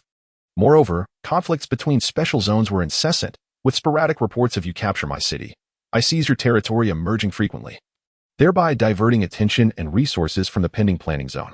Seeing Song Jiang'an nod, the old cat continued, "The area we are in is called Erdaikan. Before the apocalypse, it was the junction of Cooling City and Hiku City, and it currently serves as a buffer zone between the Tseline and Hiku settlements. Surrounding us are dozens of temporary living villages. Currently, the two settlements are not on amicable terms, with various frictions and conflicts arising constantly. Just a few days ago, while transporting supplies, I even heard the sound of cannon fire, indicating they might have clashed again recently." Song Jiang'an nodded once more, acknowledging the truth in the old cat's words. Just days prior, the original owner of this body had fled towards this living village to escape the turmoil between the two settlements. They had managed to escape the notice of zombies and mutated beasts, only to be captured by a group of truck drivers, who then sold him to the old cat, leading to the subsequent events. "Brethren, I have a suggestion. Would you care to listen?" The old cat's eyes suddenly glistened with unshed tears as he spoke softly. "Speak." Then, Song Jiang'an said, a barely perceptible smile tugging at the corners of his mouth. From the moment the old cat began his inquiries, he sensed something amiss. There was an unspoken matter the old cat wished to share, yet he hesitated, meandering through vague references to planning zones and settlements. My brother he is. The captain of the village guard in a hamlet on the outskirts of the Chuilin settlement. We can go to him. The old cat's voice trembled with emotion. Why did you not say so earlier? Song Jiangyan feigned reproach. Though his true intention was simply to engage the old cat in conversation, he understood the turmoil that resided in the old cat's heart. Especially given that he was a vital member of their team, and as a leader, he felt a responsibility to provide support. As the old cat began to recount his story, he shared that he was born into a rural family in Ba province, where his parents, both farmers with limited education, lavished their affection on his elder brother, who had excelled academically and secured a place at a prestigious university. In contrast, the old cat's own academic performance was lackluster, not for lack of desire, but rather due to an inability to grasp the material. His parents, however, failed to recognize this, often comparing him unfavorably to his brother, implying that they were of the same lineage, yet he could not achieve what his brother had. Their refrain was always, look at your brother, and then look at yourself. Eventually, the old cat could no longer endure the daily sarcasm and disdain from his parents, and he dropped out of school, purchasing a ticket to Guan province, where he took up work as a transport driver, returning home infrequently even during the holidays. Then the apocalypse erupted. Even upon learning that his brother had risen to the position of village chief, the old cat did not seek refuge with him. Instead, he diligently saved his earnings, acquired an old bus, and continued his work as a driver. Yet now, having joined Song Jiangyan, he felt empowered to proudly inform his brother that the so-called failure in their parents' eyes had finally risen to his feet. Chapter 9. The man Zhou Langwell. It's all in the past now. Just focus on driving. Let's head to your brother's place. Song Jiangyan gently patted the shoulder of the old cat, attempting to soothe his emotions. It wasn't that the old cat's tail was particularly moving, rather, it was the close brush with a tree as the bus sped by that had left Song Jiangyan apprehensive about the old cat losing control and overturning the vehicle. The old cat sniffed, falling into silence. The bus raced onward. 5 hours later, the horizon gradually brightened. The old cat, from the driver's seat, rubbed his dry eyes and slowly brought the bus to a halt at the entrance of a village. Simultaneously, Song Jiangyan, seated in the passenger seat, opened his eyes. Have we arrived? He inquired. The old cat replied with an expression that betrayed his discomfort, tinged with a sense of trepidation upon nearing home. Of course, this was not his hometown, but rather the outskirts of a gathering place thousands of kilometers away, surrounded by lush greenery. Which bird has flown here? I've never seen you before. A burly black man, armed and speaking with a pronounced accent, addressed Song Jiangyan and his companions as they approached the village entrance. Long before the apocalypse erupted, the world had already entered a phase of significant population blending. Under the relentless catalyst of the end times, this trend had become increasingly pronounced. No matter the race, in this new world, survival meant that anywhere could become home. Just emerged from the stones, here to beg for food, Song Jiangyan replied, lowering the mask from his face to respond to the black man. All right, a new bird. Which household do you serve? My brother's name is Zhou Lang. I am Zhou Guofu, his younger brother. The old cat stepped forward. Really? I've known Captain Zhou for years, and I had no idea he had a brother. The black man said, his expression tinged with skepticism. There are many things you don't know. Step aside and don't block the way, the old cat retorted, already feeling a whirlwind of emotions. It was clear to him that the black man was deliberately provoking trouble. The truth of his identity would soon be revealed upon meeting the person in question. Enough, old cat. Song Jiangyan restrained him and turned to the black man. Could you please deliver a message? Just tell them Captain Zhou's brother has arrived. What makes you think you can command me? What is so impressive about driving a clunky old vehicle?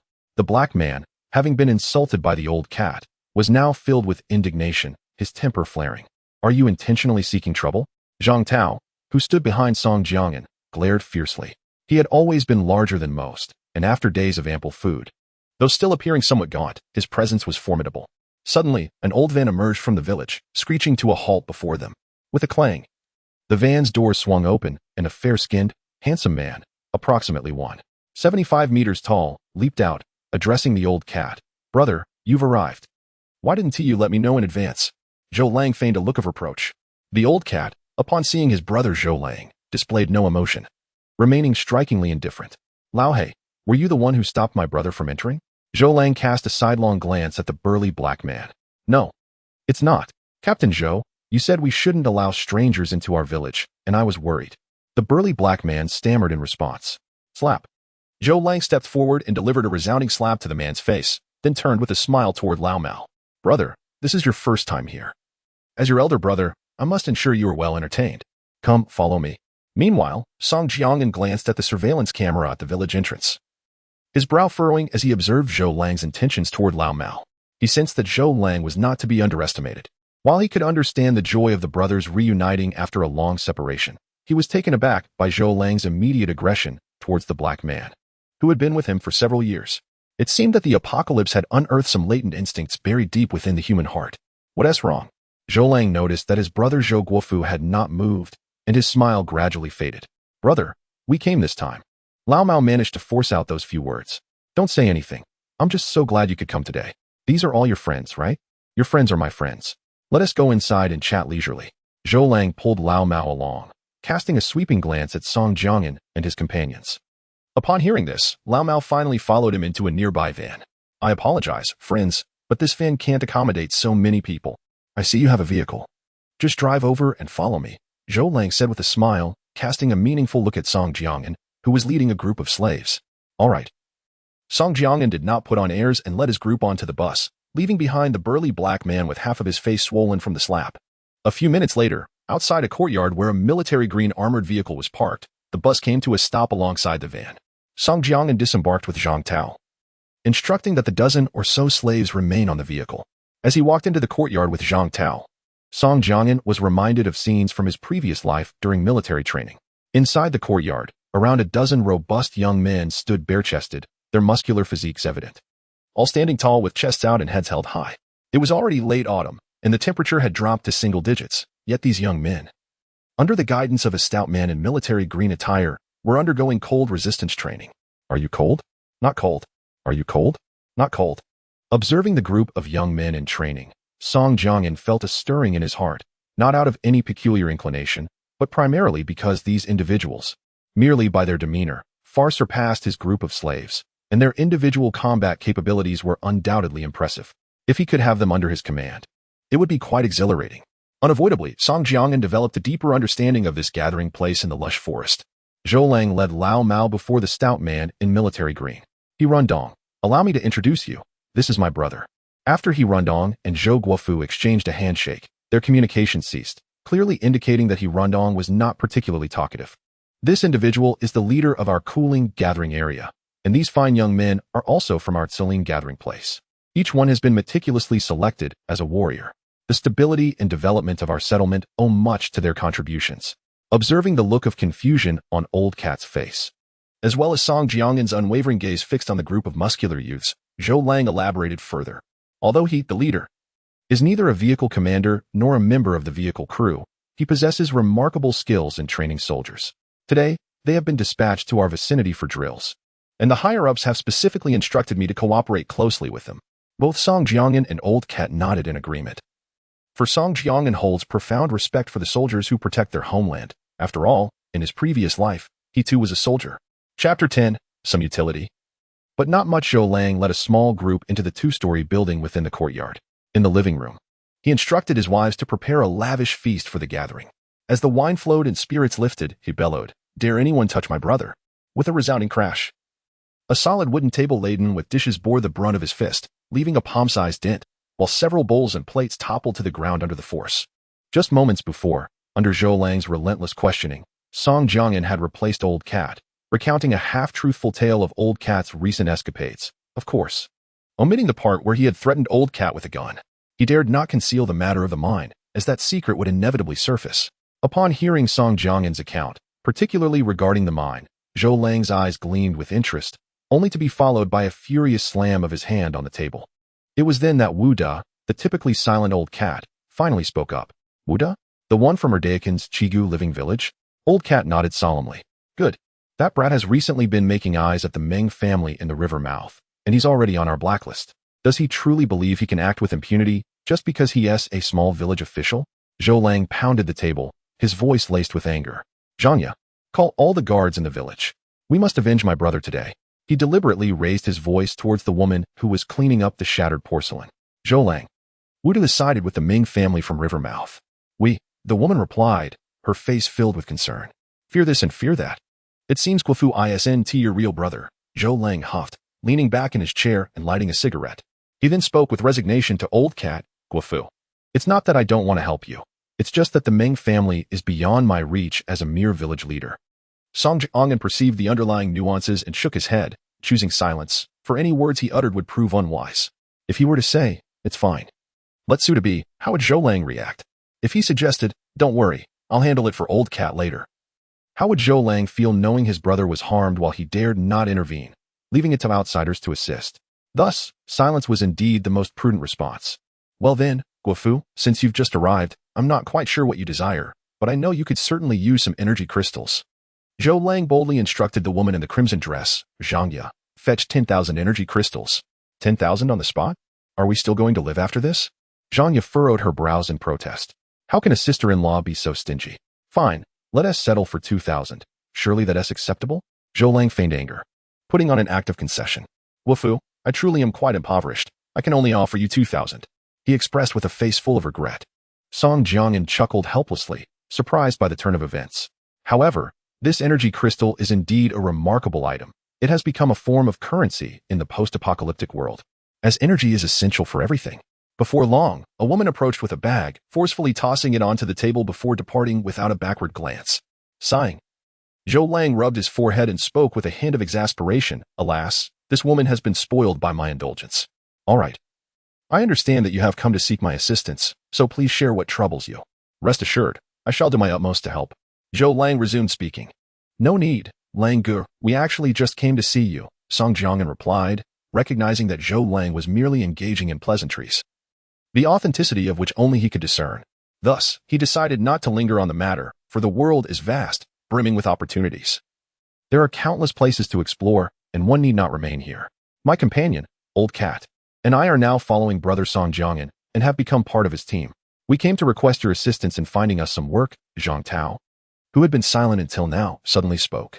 As a former company owner before the outbreak, he understood the significance of seizing opportunities. Is that so?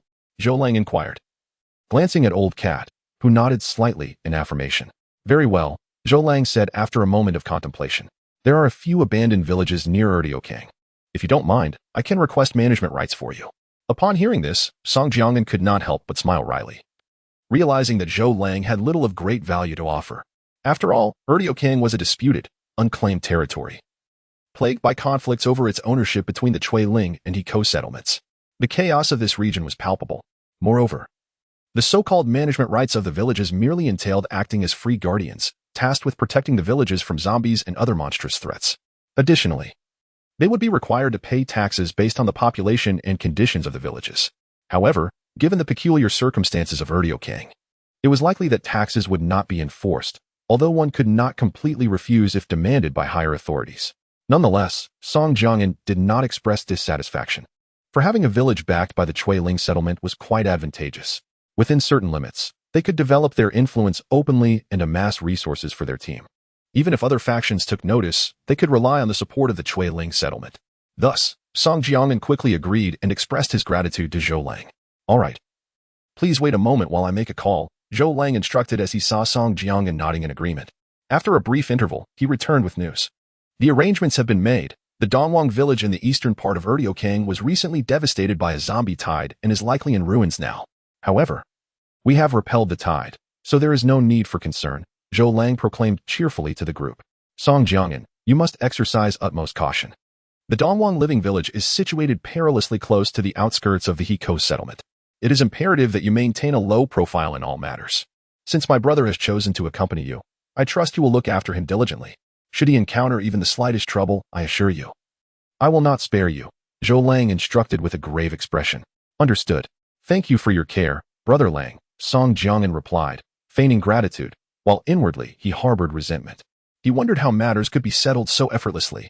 It became clear that the village was adjacent to Hiko City, thus positioning his group as a buffer. After a brief respite, with Zhou Lang's assistance, Song Jiang'an procured a substantial quantity of everyday necessities and some ordinary weaponry within the living village, naturally funded by the energy crystals Zhou Lang had provided to Old Cat. Observing the lower compartment of the bus filled with supplies, Song Jiang'an nodded in satisfaction. He couldn't help but acknowledge that although Old Cat's brother might not be of great utility, he still proved somewhat beneficial.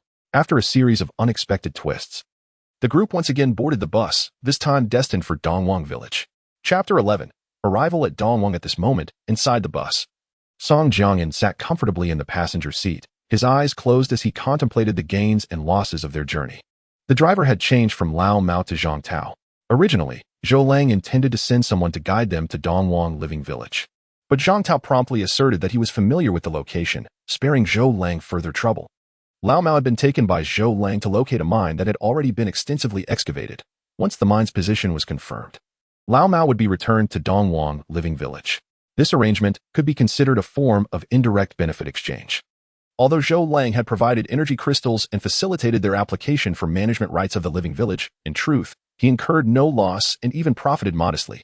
After all, the mine had a maximum capacity of approximately 10,000, meaning that at regular intervals, it could yield 10,000 units of F-grade iron ore, representing a considerable fortune. Moreover, Zhou Lang, aside from being the captain of the defense team at Dafeng Living Village, was also a formidable F-grade vehicle captain, his strength not to be underestimated. Lost in thought, Song Jiangyan left the passenger seat and made his way to the rear of the bus, where he adjusted the panel of the refining furnace. He cautiously placed an F-grade energy crystal into the furnace, shortly receiving a notification that the bus's energy had increased from 15 to 25. This indicated that a single F-grade energy crystal could replenish the bus's energy by 10. Seeing this, Song Jiangyan nodded slowly. He had been troubled by the difficulty of replenishing the bus's energy, only to discover that utilizing energy crystals was a straightforward solution. After a bumpy ride, the group finally arrived at Dongwang Living Village, situated several dozen kilometers from Dafeng Living Village. Upon entering the village, the scene before Song Jiangyan caused him to frown. The village's dozens of houses were unrecognizable, their walls riddled with bullet holes and stained with blood that had darkened from prolonged exposure to the elements. Many outer walls had collapsed, and concrete was cracked. At the village entrance, a few wild dogs were tearing at the rotting corpses infested with flies. Upon noticing Song Jiangyan and his party, they grabbed pieces of decayed flesh and scampered away into the distance. Zhang Tao, take them and move these bodies outside the village. Ensuring everyone wears gloves and masks, Song Jiangyan instructed, his brow furrowed with concern. Understanding, Zhang Tao nodded and turned to lead the group in the grim task of relocating the corpses. The situation within the village was far worse than he had anticipated. There lay hundreds of bodies haphazardly strewn about, some of which were zombies, while others were evidently the former residents of Dongwang Living Village. Arriving at a relatively intact single-story house at the village entrance, Song Jiangyan stood amidst the debris, contemplating the future. Currently, the eastern outskirts of Dongwang Village, near the river mouth, marked the easternmost edge of the entire Urdokang area. Several surrounding living villages had also been abandoned due to the onslaught of zombies. It was quite possible that his group was the only living presence in this region. Just then, several gunshots rang out from outside the village, abruptly interrupting Song Jiangyan's thoughts. Instinctively, he furrowed his brow and tightened his grip on the rifle he had recently purchased in Dafeng Living Village. Carefully stepping outside, he soon discovered a gun-wielding slave rushing towards him. This individual was one of the two slaves adept with firearms, named Zhang Xiaofan. What is happening? Song Jiang anxiously inquired. Brother Song, while we were transporting corpses in the village, we stumbled upon a living person. Zhang Tao and Brother Zhang have gone to pursue him and sent me to inform you. Zhang Xiaofan replied rapidly. Take me there, Song Jiang commanded, his brow furrowing as he pondered how a living soul could be found in this desolate village. Could it be a vagrant fleeing misfortune? Before long, Song Jiang followed Zhang Xiaofan to the location from which the gunfire had emanated. There, he beheld the tall figure of Zhang Tao pinning a frail youth, no more than 18, who was covered in filth and clad in tattered clothing. Run! Why aren't you running? The youth shouted defiantly. Damn it! Get your filthy legs off me! He struggled intensely, attempting to rise. With a resounding thud, Zhang Tao brought down the butt of his gun, causing blood to spill from the youth's forehead. Ah, damn it! Do you know who my uncle is? He cried out, his bravado wavering. Another blow fell. You. Please stop. I give up. The frail youth shielded his head with his hands, desperately pleading for mercy. Enough, Song Jiang interjected, gesturing for Zhang Tao to cease. He approached the emaciated young man, kneeling slowly before him. You are not from the designated area, are you? Song Jiang observed the bloodied visage of the youth with a slight change in expression. Of course not. I advise you to return me to District 8 immediately. This place is no environment for humans, the youth replied, his initial defiance diminished, but still laced with arrogance after enduring several strikes. What brings a person from the district to venture outside? Song Jiang feigned curiosity, scrutinizing the youth's demeanor. Do you think I desire to come to this wretched place? If it weren't for my uncle's ambition to advance his political career and seek election as a councilman in Anjiang City of District 8, to curry favor with local powers for his achievements, I would much prefer to remain in District 8, indulging in pleasures far better than this. The youth continued, speaking fervently under Song Jiang's lead. Suddenly, realization dawned upon him. Wait, are you trying to trick me? He exclaimed. Zhang Tao, bind him. Song Jiang instructed, a satisfied nod accompanying his command. Let me go? Damn it, release me. The youth's protests were abruptly silenced as Zhang Tao struck him down with the butt of his gun, rendering him unconscious. Song Jiang contemplated the youth's earlier words, pondering the implications of his claim regarding his uncle, a C-class vehicle commander in Anjiang City of District 8. They had ventured outside the district to forge alliances with the settlements of Tsuelin and Hikyu. Moreover, they had arrived in several D-class military vehicles emblazoned with the distinctive insignia of District 8. Little did he know, on the journey, he encountered a group of masked bandits. Upon their first encounter, without exchanging a single word, the bandits opened fire, scattering the group in an instant. The uncle of the young man's surnamed son was taken away, his fate unknown, while he himself, amidst the chaos, miraculously managed to escape. After 3 days of evading danger, he found refuge in Dongwang village. One might say he was fortunate. It was his first venture out of the district, only to be confronted by highway robbers. Yet, one could also argue he was unfortunate. Having fled for 3 consecutive days without sustaining a single injury, until he encountered Zhang Tao, who was organizing a few individuals to transport the bodies. The depths of the waters in the settlements of Kuling and Hikyu are indeed profound. Song Jiang pondered for a long time, unable to suppress such reflections. Chapter 12. The wasteland beyond the village. Hours later, as dusk began to descend, a vast expanse of wasteland adjacent to the village entrance was ablaze with a towering inferno. Thick black smoke billowed into the sky, and through the flickering flames, one could discern hundreds of charred corpses strewn about the fire. What are you roasting out there? It smells delightful. A monkey, bound and ensconced within a humble dwelling, gradually stirred awake, squirming like a grub. He crawled to the window and shouted towards Song Jiang'an and his companions outside. This young man, known as Sun Lei, was diminutive in stature, resembling a monkey, standing only about 5 feet tall, which earned him the nickname among the group. Due to his vantage point, he could not see the heap of bodies but only the silhouettes of a few individuals illuminated by the firelight. Initially, the faces of those in the wasteland bore grave expressions, but upon hearing his words, a few could scarcely suppress their laughter. Are you hungry, little monkey? Teased Zhang Xiaofan. Standing behind Song Jiang'an, the very team member who had alerted Song Jiang'an to the monkey's presence. A wicked grin danced upon his lips. Spare me your nonsense. Try going 3 days without food. The monkey retorted, shouting back towards the outside. Don't fret.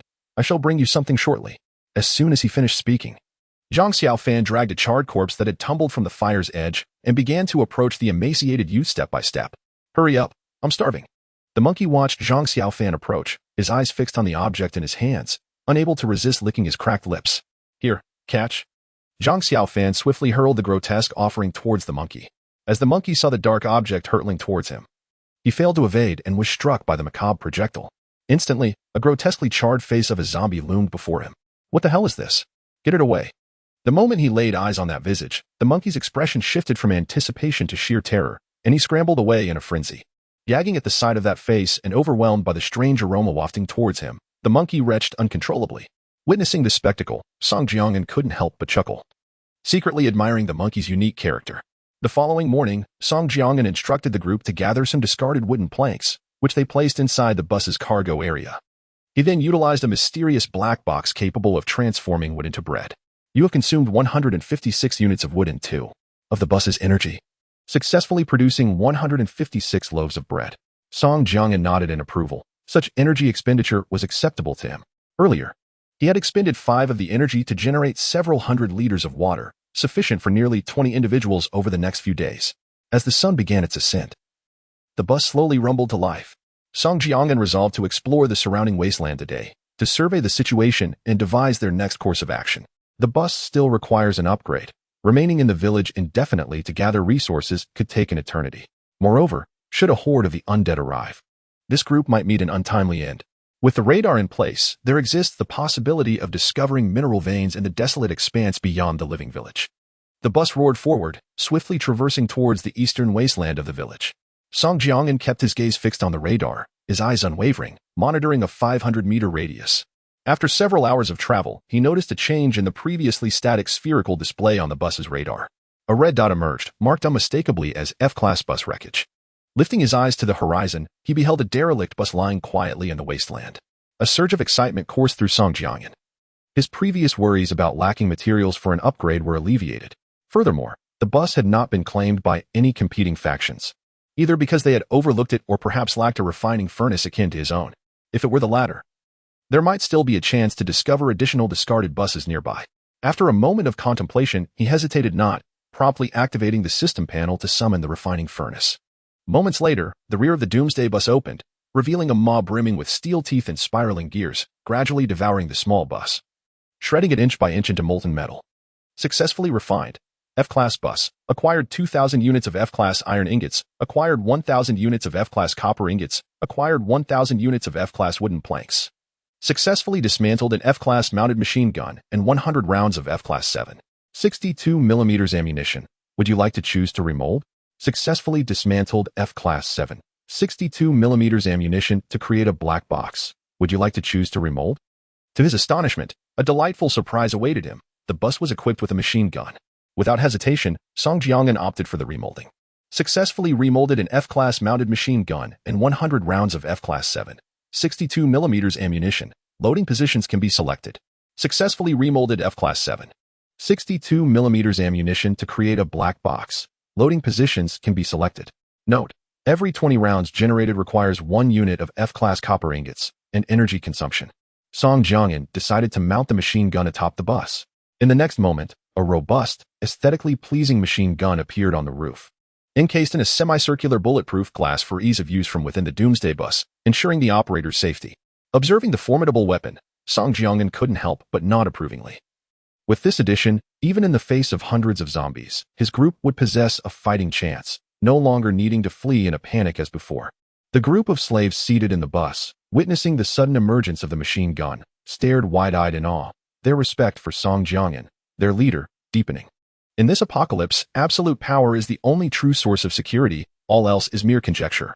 The bus resumed its journey, traversing the desolate expanse without encountering any additional abandoned vehicles. Throughout the ride, Song Jiangyan meticulously examined the system panel of the Doomsday bus. Ultimately, he resolved to allocate the 2,000 iron ingots for the enhancement of the bus's steel armor. Thus, F-class body steel armor upgraded to F-class steel armor. Seated in the co-pilot's seat, Song Jiangyan could distinctly perceive a marked improvement in the texture of the armor at the front, which had become considerably more substantial and reliable. Subsequently, he expended 200 F-class copper ingots and utilized a portion of the energy to generate 4,000 F-class 7.62mm machine gun bullets via the black box, preparing for unforeseen circumstances. After all, ammunition is always more desirable in abundance than scarcity. One cannot afford to craft them in haste when confronted by zombies or other monstrous beasts. Having found nothing of interest in the wasteland, the bus began its return journey to Dongwang Living Village. Upon reaching the entrance of the village, Song Jiangyan noticed a truck parked beside a heap of charred corpses. Chapter 13. The onset of conflict. Gazing at the truck parked beside the pile of vehicles, Song Jiangyan's expression fluctuated between uncertainty and alarm. He distinctly recalled that upon their departure, there were no vehicles at the village entrance. Clearly, newcomers had arrived. Moments later, he spotted a burly man wielding a firearm atop a dilapidated 2-story building at the village entrance. It was evident that the man had also noticed the approaching bus. He gestured backward, leading several companions down the exposed concrete stairs. The bus gradually came to a halt at the village entrance, and the occupants exchanged concerned glances as they beheld the gathering crowd. Without hesitation, Song Jiangyan granted Zhang Xiaofan permission to operate the machine gun mounted on the roof. Just the night before, he had formally inducted Zhang Xiaofan and another gun-savvy slave, He Ji-wei, into the ranks of the bus crew. Get up there and be ready to fire if the situation escalates, he instructed Zhang Xiaofan. Zhang Xiaofan responded affirmatively, climbing onto the seat and then up to the platform that controlled the machine gun. Steadying his grip, he aimed the weapon at the approaching group of armed men. The fierce-looking man leading the charge faltered momentarily as he noticed the machine gun trained upon them, his expression shifting to one of heightened rage. How dare you intimidate me? Tiger, do you even know whose territory this is? The burly man, with thick brows, aimed his weapon at the bus from a distance of 100 meters and shouted at the occupants. You let that dog loose. This place has always been unclaimed land. Now tell me, who owns Dongwang Village? At the driver's seat, Zhang Tao rolled down the window, thrusting a rifle out toward the burly figure. His words were imbued with confidence. After all, they had authorization from the Cooling settlement to be in Dongwang village, effectively granting them a semblance of legitimacy. Moreover, he believed that dealing with the few men before them would pose no challenge. This unclaimed territory is a thing of the past. It now belongs to Hiku. Who are you wild dogs to come here and snatch our meat? The burly man, self-proclaimed as Tiger, was undeterred by the bus's defenses and shouted back, "Friend, if my memory serves me right, it was our cooling forces that repelled the tide of corpses here a few months ago. You claim this land is yours. But where were you when the villages were being slaughtered? Now that the turmoil has subsided, you seek to reclaim it?" Song Jiangyan spoke calmly. Yet each word was laced with significance. That was due to Cooling's intervention. Wait, what do you mean? You are from Cooling. The burly man's momentary embarrassment was replaced by a dawning realization. So that's why you're barking so loudly. You're Cooling dogs. Dongwang village lies next to our Hiku. What right do you have to meddle here? Go back quietly, and today, I might spare your lives. Xiao Fan, let them listen. Observing that the burly man remained relentless, Song Jiangyan commanded loudly towards Zhang Xiao Fan in the bus. The F-class machine gun roared, unleashing a barrage of bullets that struck the ground before several individuals, leaving fist-sized craters in the cracked concrete. The thick-browed strongman and his few lackeys were clearly taken aback by Song Jiangyan's audacity to open fire, hastily retreating a few steps and returning fire at the bus. The sound of their bullets ricocheted off the steel armor of the bus, leaving only faint scratches. Damn it, you really dare to shoot. None of you are getting away today. If you have the guts, stay right here. The burly man, realizing he was outmatched, spat out a threat and led his group in an attempt to circumvent the bus towards the truck at the village entrance. Did I let you leave? Song Jiangyan's expression suddenly hardened as he spoke slowly. What do you mean? Don't think that just because you have a bus, I'm afraid of you. I warn you, my brother is a squad leader in the defense corps of the Hiko settlement. If you touch me, none of you will escape. The thick-browed strongman halted, his face a tempest of emotions, shouting at Song Jiangyan inside the vehicle. Throw down your guns and line up neatly against the wall, heads down. Seeing through the strongman's bluff, Song Jiangyan no longer concealed his authority, his already rugged voice taking on an even more commanding timbre, bolstered by a 10 advantage in intimidation. You. Just as the burly man was about to retort, Zhang Xiao Fan on the bus pulled the trigger once more. The bullet struck directly beneath the strongman's waist, nearly rendering him impotent and forcing him to swallow his words. Very well. I can see today the sound of boots hitting the ground echoed as the thick-browed Wang Hu dropped his rifle to the ground in surrender, followed by his subordinates mimicking his action, though their fierce demeanor remained unchanged. Strip off your clothes and go lean against the wall over there, Song Jiangyan instructed. His brow furrowed, addressing the few remaining strongmen still standing by the bus. He had no intention of leaving any security risks. It would not bode well if this group concealed grenades or other weapons. Kid, don't push your luck. Smack. A resounding slap echoed as he Xiaowei, a newly appointed member of the bus crew, leaped down and delivered a stinging blow to the man known as Tiger. Do what Brother Song says. Don't waste your breath. It was only after receiving a slap from this slender yet resolute young man in his 20s that Tiger seemed to realize he had become a captive. His face darkening as he reluctantly stripped off his clothes, leaving only a pair of shorts. It was already late autumn, with temperatures nearing single digits. In no time, the 6 strongmen, clad only in their shorts, were shivering against the wall of a modest dwelling. At present, Song Jiangyan is conversing with Zhou Lang using an antiquated mobile phone that serves merely for communication. Earlier, on the bus, he had already conveyed the prevailing circumstances to Zhou Lang, who promptly suggested detaining the individuals involved. He intended to relay the matter to the higher-ups of the Chuiling settlement, as this issue pertains to territorial disputes, a matter of no trivial consequence. The two settlements have recently been at odds with one another, and if not handled judiciously, it could lead to conflict between the two factions. However, Song Jiangyan had anticipated this development. They are currently considered semi-residents of the Chuiling settlement, having been assigned to the border of the Hebei settlement by Zhou Lang, the brother of Lao Mao, upon their arrival. Essentially, this was a provocation, or rather, a pretext for conflict, a pretext for war. For as long as they linger in this area, friction with the people of Hebei is inevitable. Nevertheless, Song Jiangyan did not foresee such a rapid escalation, encountering the Hebei individuals merely the second day after their arrival. Chapter 14. Visitors from the gathering place of emerald spirits. Ah, the aroma of this bread is truly delightful. And this thick cotton coat is exceptionally warm. As dusk approaches, the group led by Lord Tiger, hailing from the estuary, has been bound and left exposed in a pit filled with foul water at the village entrance for several hours. Nearby, a young man approximately 6 feet tall stands, savoring a slice of bread, taking small bites and slowly swallowing, his expression exaggerated, as if he were relishing some rare delicacy. This young man is none other than Sun Lei, affectionately known as Monkey, who has recently been welcomed into Song Jiangan's team from the 8th District. The reason for Song Jiangan's interest in him is straightforward. Monkey possesses an intriguing personality, and his status within the district suggests he could prove quite valuable in the future. Lord Tiger gazes at the youth clad in his discarded cotton coat, the sounds of chewing bread punctuating the cold air, his teeth clicking. Whether from anger or chill remains uncertain. "Come here, Monkey, I have some inquiries regarding matters within your district," Song Jiangan beckons. Intrigued by this young scion of the special district. Having resided in the planned area, he is somewhat familiar with the special district but lacks comprehensive knowledge. He understands that the 8th District is located in the northeastern part of Longhua, encompassing several provinces. "Hey, I'm here, Brother Song," Monkey responds, despite his somewhat cheeky demeanor. He exhibits considerable social acumen, quickly bonding with Zhang Tao and Zhang Xiaofan, among other team members. Upon realizing that Song Jiangan is the leader of their group, he promptly adopts a friendly tone, addressing him as Brother Song. "You mentioned you hail from Anjiang City in the 8th District. Please elaborate on its circumstances." Song Jiangan inquires casually. "Indeed, my entire family resides in Anjiang City of Songliao Province within the 8th District.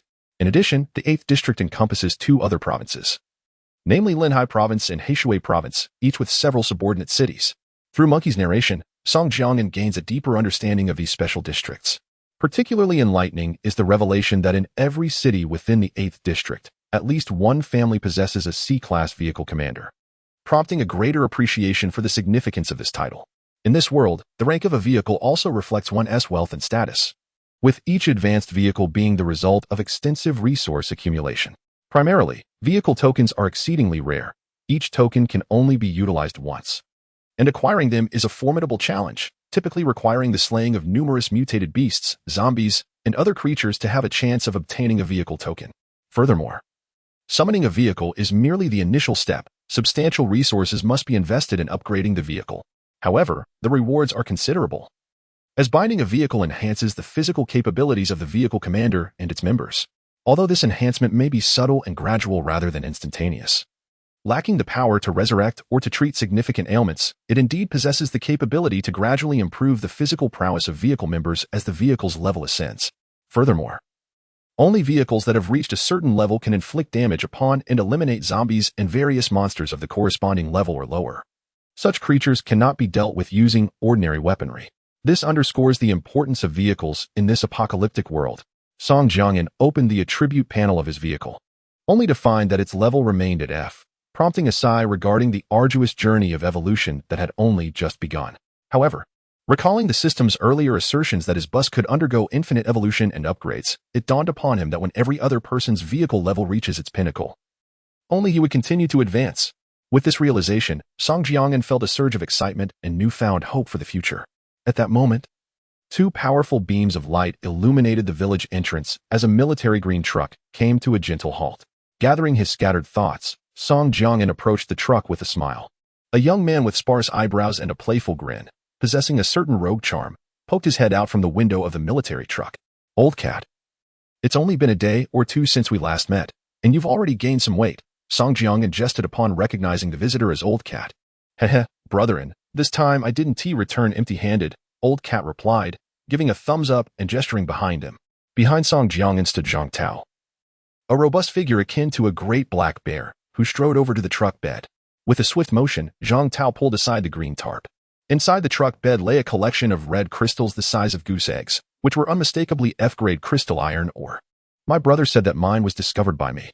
If I were of no significance, he would merely consider the energy crystals as compensation for the mine. Now that he knows I'm working with you, he sent me with around 3,000 pieces of crystal iron ore as a form of purchase," Old Cat explained. His gaze fixated on the heap of crystal ore in the truck. "All right," Song Jiangan nodded. He had anticipated that Zhou Lang would be so considerate. Had Zhou Lang decided to take ownership of the mine outright, it would have been difficult for him to object, considering it was indeed Old Cat who discovered it. Despite their somewhat strained relationship, "Squad leader I didn't expect it to be you." Song Jiangan suddenly noticed a middle-aged man seated in the passenger seat, previously obscured by Old Cat's body leaning forward from the driver's seat. The stern-faced middle-aged man was none other than He Rundong, the squad leader of the security brigade from the Assimilating community, whom Song Jiangan had encountered in Zhou Lang's courtyard. "Ah, You are Song Jiangin? Hirondong managed to muster a faint smile on his otherwise stern countenance. Yes, Song Jiangin responded with a smile and a nod. You've served in the military. Hirondong's eyes suddenly sharpened, resembling those of a hawk, as he scrutinized Song Jiangin intently. Yes, I served in the past, Song Jiangin replied. Song Jiangin nodded once more. He was not particularly surprised that Hirondong could discern his past as a soldier. After all, those who have served, especially someone like Song Jiangin who had undergone special training and faced the realities of true combat, possess a demeanor that markedly differs from the ordinary. He had not anticipated that the settlement would send someone like you. Previously, during a call with Zhou Lang, Zhou had informed him that someone would come to address the so-called Lord Hu and his group, yet he never expected that it would be Hirondong who arrived. Yes. When I received the notification, I was attending to matters around Zhou Lang's village, Hirondong remarked with a nod. All right, lead me to those individuals you have detained. The day is nearly done, and I must return with them for accountability. If I return late, my wife will accuse me of gallivanting. Certainly. I'll ensure that you return home promptly, Song Jiangin replied with a smile, amused by the revelation that this seemingly stern and formidable middle-aged man was, in fact, wary of his wife. He then instructed Zhang Tao to assist in transporting the crystalline iron ore from the green pickup truck to the bus. Meanwhile, he personally guided Hirondong to the cattle trough filled with rainwater. The group of Lord Hu, submerged in the frigid water, initially believed they were to be rescued as they observed Song Jiangin approaching with another person. However, their expression shifted dramatically upon catching sight of Hirondong's rugged, darkened, and resolute visage, leaving them utterly despondent. Chapter 15 Hirondong come up. Hirondong commanded, disregarding the reactions of the individuals in the puddle. The stout, thick-browed figure known as Tiger Lord, along with his subordinates, trembled at the sound of his voice, instinctively retreating as if remaining in the icy water was preferable to facing Hirondong. Witnessing this scene, Song Jiangin's expression subtly shifted. Indeed, Hirondong was no ordinary adversary. Come up, I shall not repeat myself. As Hirondong observed their retreat, his brow furrowed. The previously defiant Tiger Lord now resembled a frightened kitten, his face pale as he met Hirondong's gaze. Gritting his teeth, he was the first to emerge from the water. Following suit, his 5 henchmen, heavily caked in mud, crawled out of the puddle. As they exited, their bodies trembled uncontrollably, whether from the cold or fear remained uncertain. Kneel. Hirondong suddenly barked, his expression darkening. Ah. The Tiger Lord initially froze, but upon regaining his composure, he immediately knelt on the ground. Thus, several robust men clad only in shorts formed a line before Hirondong and Song Jiangin. Who among you claimed that Dongwang Living Village belonged to your Hiko settlement? Step forward if you dare. Hirondong shouted ominously at the group. The Tiger Lord and his men bowed their heads, nearly burying them between their thighs, too intimidated to meet Hirondong's gaze. With a swift motion, Hirondong drew his sidearm, the barrel ominously aimed at the nearest man's temple. Now, speak. Who the hell said it? His eyes widened with fury. Please, Dongye, spare me. It was him. It was his doing, the man stammered, trembling uncontrollably as he pointed at the Tiger Lord. He is Wang Hu from the Hiko settlement. His brother has recently become a squad leader in our defense force. So he looks down on everyone and plotted against these abandoned living villages. We were forced here, Dongye. Wang Hu was about to rise and curse his betraying subordinate when 2 deafening gunshots shattered the night. The bullet pierced the forehead of Wang Hu's betrayer, while Wang Hu's thigh was struck, a gaping wound erupting with blood that flowed profusely. Ah! Wang Hu clutched his leg, emitting a heart-wrenching scream, while the other kneeling subordinates recoiled in horror, inching away from the fallen body. These living villages were earned by the lives of my warriors. Even if I were to abandon them, you wretched creatures are not worthy to touch them. Where were you when the tide of corpses arrived? Filthy beasts! Hirondong's eyes glistened with rage, his chest heaving violently. Bang! Bang! Bang! The successive gunfire echoed, causing the kneeling men to collapse one by one, leaving only Wang Hu, paralyzed with terror, to wail in despair. Hirondong found himself being lifted off the ground by Wang Hu, a robust man standing around 6 feet tall and weighing nearly 220 pounds, who fixed an unwavering gaze upon him. If you were not of any use, you would surely meet your demise today. Wang Hu, held aloft, frantically nodded while covering his mouth, tears streaming down his cheeks, utterly terrified. A few minutes later, a military truck gradually departed from Dongwang Village. Inside the truck bed, a brawny man with a bandaged thigh was entirely bound, tethered to a steel rod used to support a tarpaulin. When Hirondong took his leave, he merely exchanged brief farewells with Song Jiangin and his companions. Recognizing Hirondong's emotional state, Song Jiangin offered a few words of comfort but chose not to elaborate further. In this apocalyptic world, a team, especially in human settlements like Suilin and Hiku, could not rely solely on vehicles capable of evolution. They required warriors like Hirondong. As the members of ordinary vehicles were always limited, it was impractical to depend on them to resolve every predicament. At that moment, Song Jiang'an felt an acute shortage of fighters. Subsequently, he received a notification from the system. You have completed the task, collect 10,000 units of F-grade crystal iron or within 3 months. Task rating, S. Reward, F-grade XM8 assault rifle production black box. Note, each F-grade XM8 assault rifle requires 10 units of F-grade crystal iron or for production, along with energy consumption. Reward, F-grade 5.62mm bullet production black box. Note, each production of 20 bullets requires 1 unit of copper ore. Upon hearing the system's notification, Song Jiang'an felt a surge of joy. Although he had not acquired the fighters he desired, the weapons needed to equip them had arrived. Previously, he had received 5 F-grade XM8 assault rifles as a system reward and had been troubled by a lack of ammunition. Now, not only had he secured bullets, but he could also produce more weapons. Unbeknownst to him, he had amassed the requisite 10,000 units of F-grade crystal iron, or, largely thanks to the 3,000 units that Zhou Lang had provided, which enabled him to complete this task. Shortly thereafter, he received a new set of tasks from the system. New task, discover an F-grade or higher copper mine within 3 months. New task, eliminate an F-grade or higher mutated zombie within 3 months. New task, locate an underground dungeon of no less than F-grade within 3 months. An underground dungeon? Song Jiang'an's expression remained unchanged upon reading the first 2 tasks. But upon encountering the description of the underground dungeon in the 3rd task, he could no longer maintain his composure.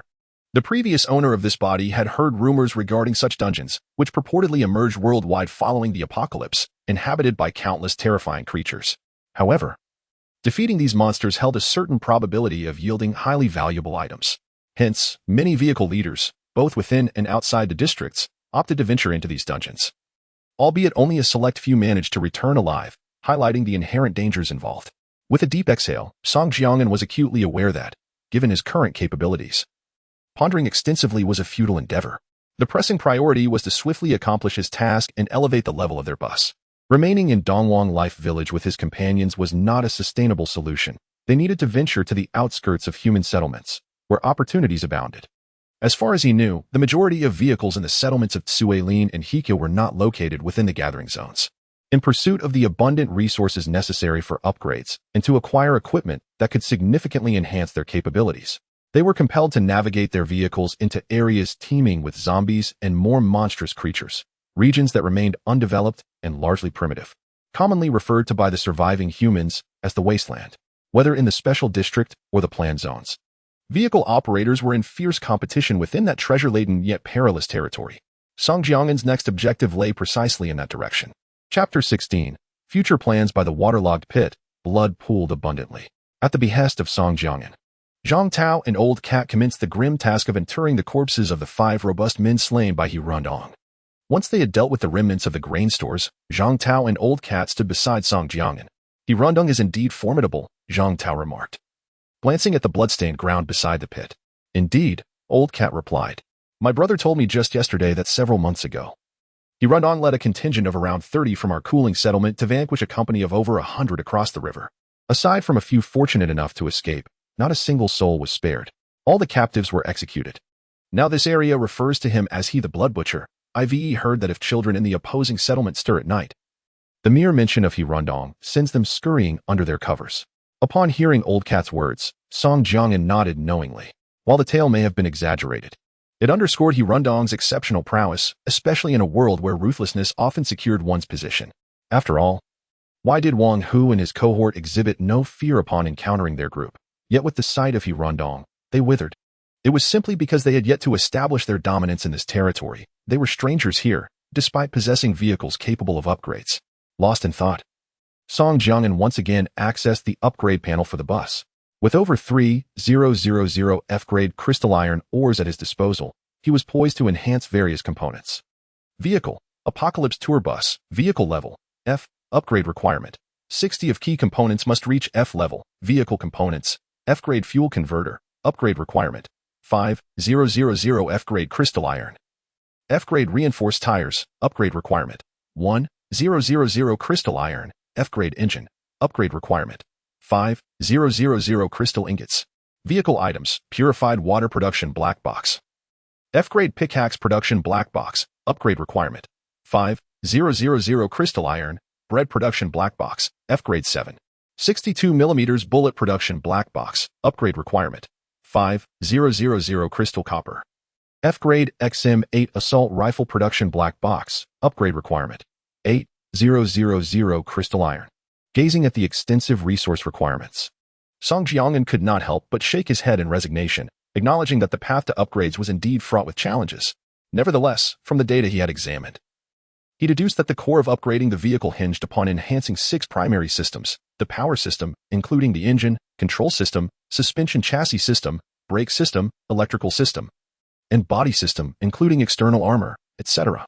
As for other vehicle components, they could be upgraded as needed, however, to elevate the overall level of the bus. The aforementioned 6 systems must first be enhanced.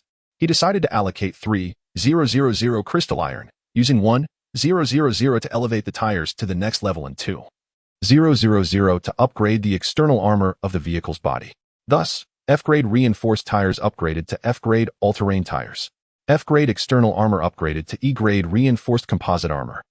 Generally speaking, ordinary vehicles are unable to upgrade any additional components until all 6 vehicle systems have been elevated to level E, which implies certain constraints on the upgrading process. However, perhaps due to the influence of the enigmatic black dragon ring bestowed upon Song Jiang'an, his bus seems to evade these limitations, allowing for unrestricted enhancements of desired vehicle components. Song Jiang'an has chosen to prioritize the upgrade of tires and external armor, driven by careful consideration. As he prepares to venture into the wilderness, a realm characterized by its intricate environments, abundant in urban ruins and diverse terrains, enhancing tire performance becomes imperative. The significance of armor enhancement is self-evident, as it bolsters the overall defensive capabilities of the bus, thereby augmenting safety. The term wilderness refers to regions in this world that remain undeveloped or are only minimally developed apart from human settlements and several special zones. In fact, the expanse of the wilderness is several hundred times greater than the total area of all human habitats combined. Strictly speaking, the desolate plains located several dozen miles north of Dongwang village could also be classified as wilderness.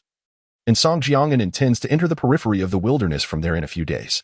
In the meantime, he has preparations to make before setting off. As for Dongwang Living Village, he does not plan to abandon it entirely.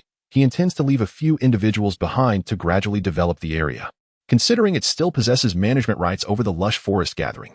Regardless of future circumstances, this step is a prudent move, ensuring that if he returns one day, he will have a place to settle. That night, Song Jiang'an convened his vehicle team in a simple bungalow within the living village, amidst a chaotic pile of bricks and debris, to strategize the future development of their group. Although his subordinates would likely comply unconditionally at his command, he opted to hold a small meeting to foster cohesion within their little team.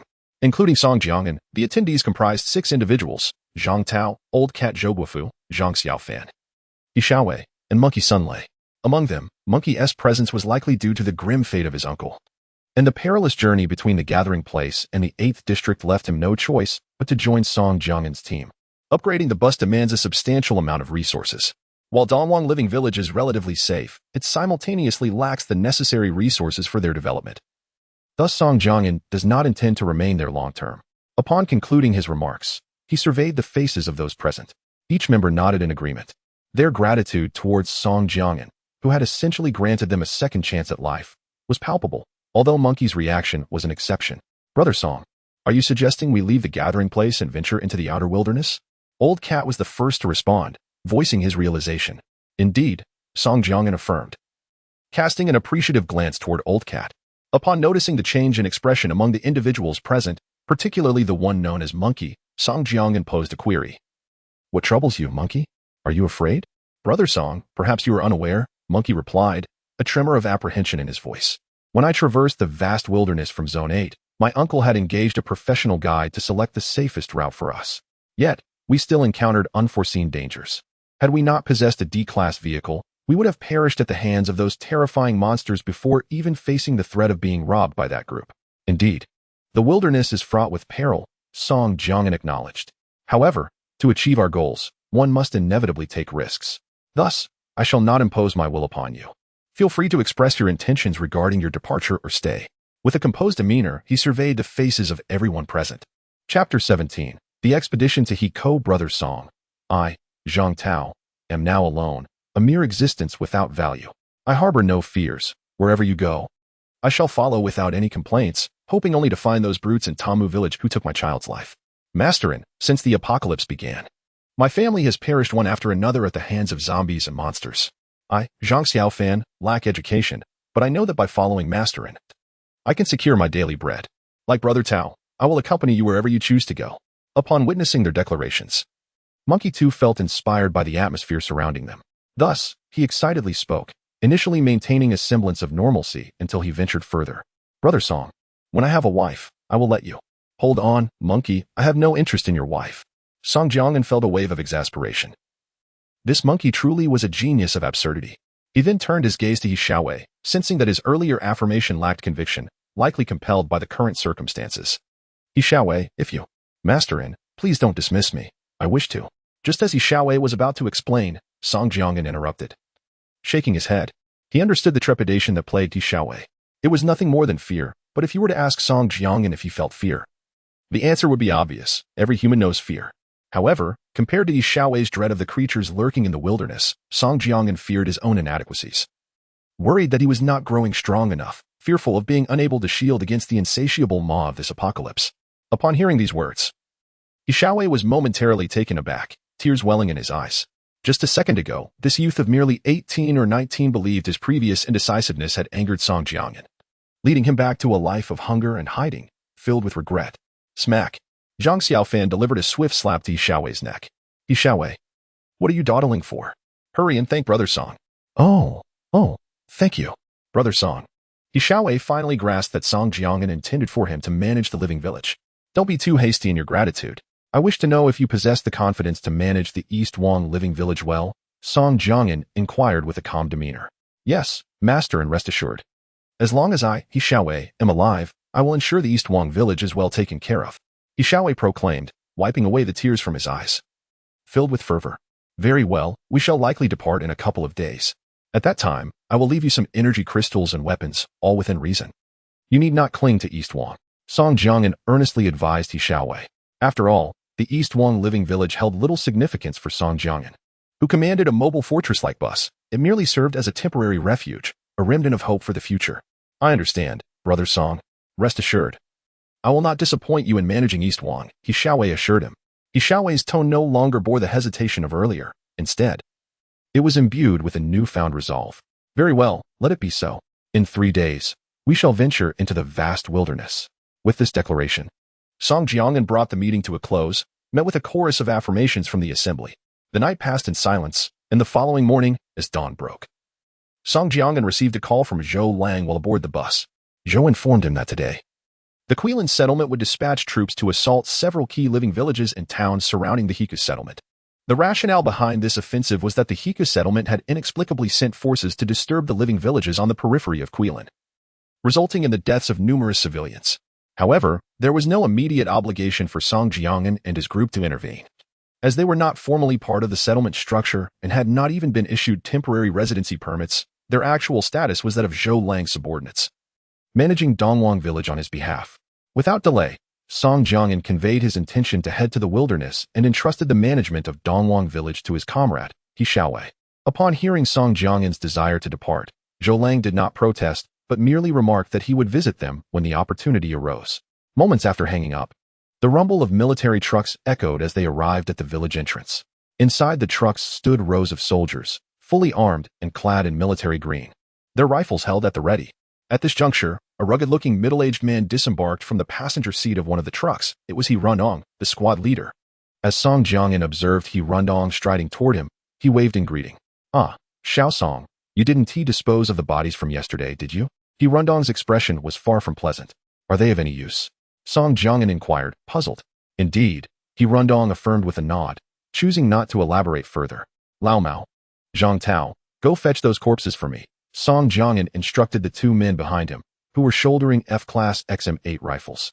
Have a smoke, Song Jiangnan offered, producing a pack of cigarettes and extending one to He Rundong before lighting one for himself. He Rundong nodded in acceptance. What are the orders from above? Song Jiangnan asked. Yes, but who knows how many will perish. Instead of addressing the zombie beasts on the periphery of the settlement, they engage in senseless skirmishes over minor territories. He Rundong exhaled a few deep puffs of smoke, his emotions surfacing. There are even some up there who are merely children, whose wives have yet to be taken. he said, gesturing toward the expressionless soldiers atop the military vehicle. Song Jiangnan could only offer a wry smile and shake his head in silence. Soon, the bodies of several burly men, slain by He Rundong the previous night, were brought forth by Zhang Tao and Lao Mao, accompanied by a few subordinates. The corpses were caked in damp earth. Xiao Chong, the two, come over and change their clothes, He Rundong called out to the soldiers in the truck. Promptly, the two summoned soldiers descended, carrying bags of clothing as they approached the lifeless figures. As they unfurled the garments, the two characters on the armbands caught Song Jiangnan's attention.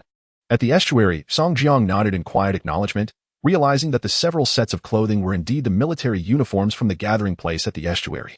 Is this the current state of affairs? Song Jiang furrowed his brow and inquired of He Rundong. Such is the case. The situation across the river is no different.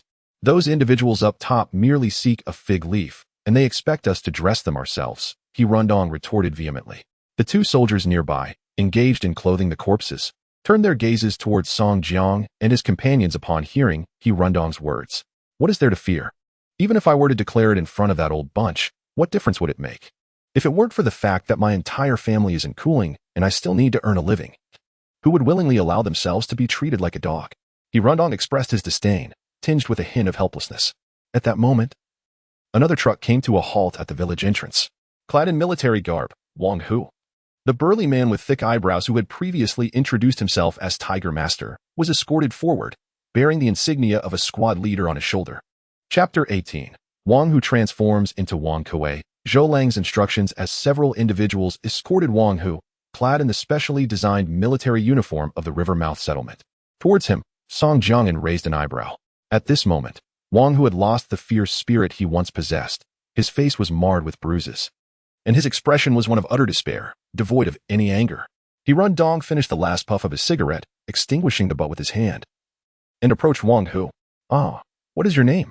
He Rundong sighed and inquired. Wang Hu, came the reply. Incorrect, He Rundong shook his head. Oh. I am Wang Kuei, the squad leader of the 5th Platoon, 3rd Company, 2nd Battalion of the Rivermouth Defense Corps. I led my men into Dongwang Living Village yesterday, and after a quarrel with some villagers, we ended up killing them all. Wang Hu stuttered. Panic etched across his face, as if recalling some horrifying event. Enough, let's proceed. Get in the vehicle. We are leaving, He Rundong commanded the soldiers nearby, instructing them to load Wang Hu and several corpses dressed in the Rivermouth military attire onto the truck. One military vehicle after another swiftly departed from Dongwang Village, heading towards the outskirts of the Rivermouth settlement. It's so dark, damn it, Lao Mao commented to Song Jiangnan as the group of soldiers left. Such occurrences existed even before the apocalypse. Moreover, now that we are in the end times, you haven't seen the filthier side of it. Zhang Tao sighed beside him, shaking his head. However, these are merely ordinary soldiers. Why haven't I seen any higher-tier vehicles? Is it that only commoners are permitted to participate in the fighting here? A look of confusion crossed Lao Mao's face.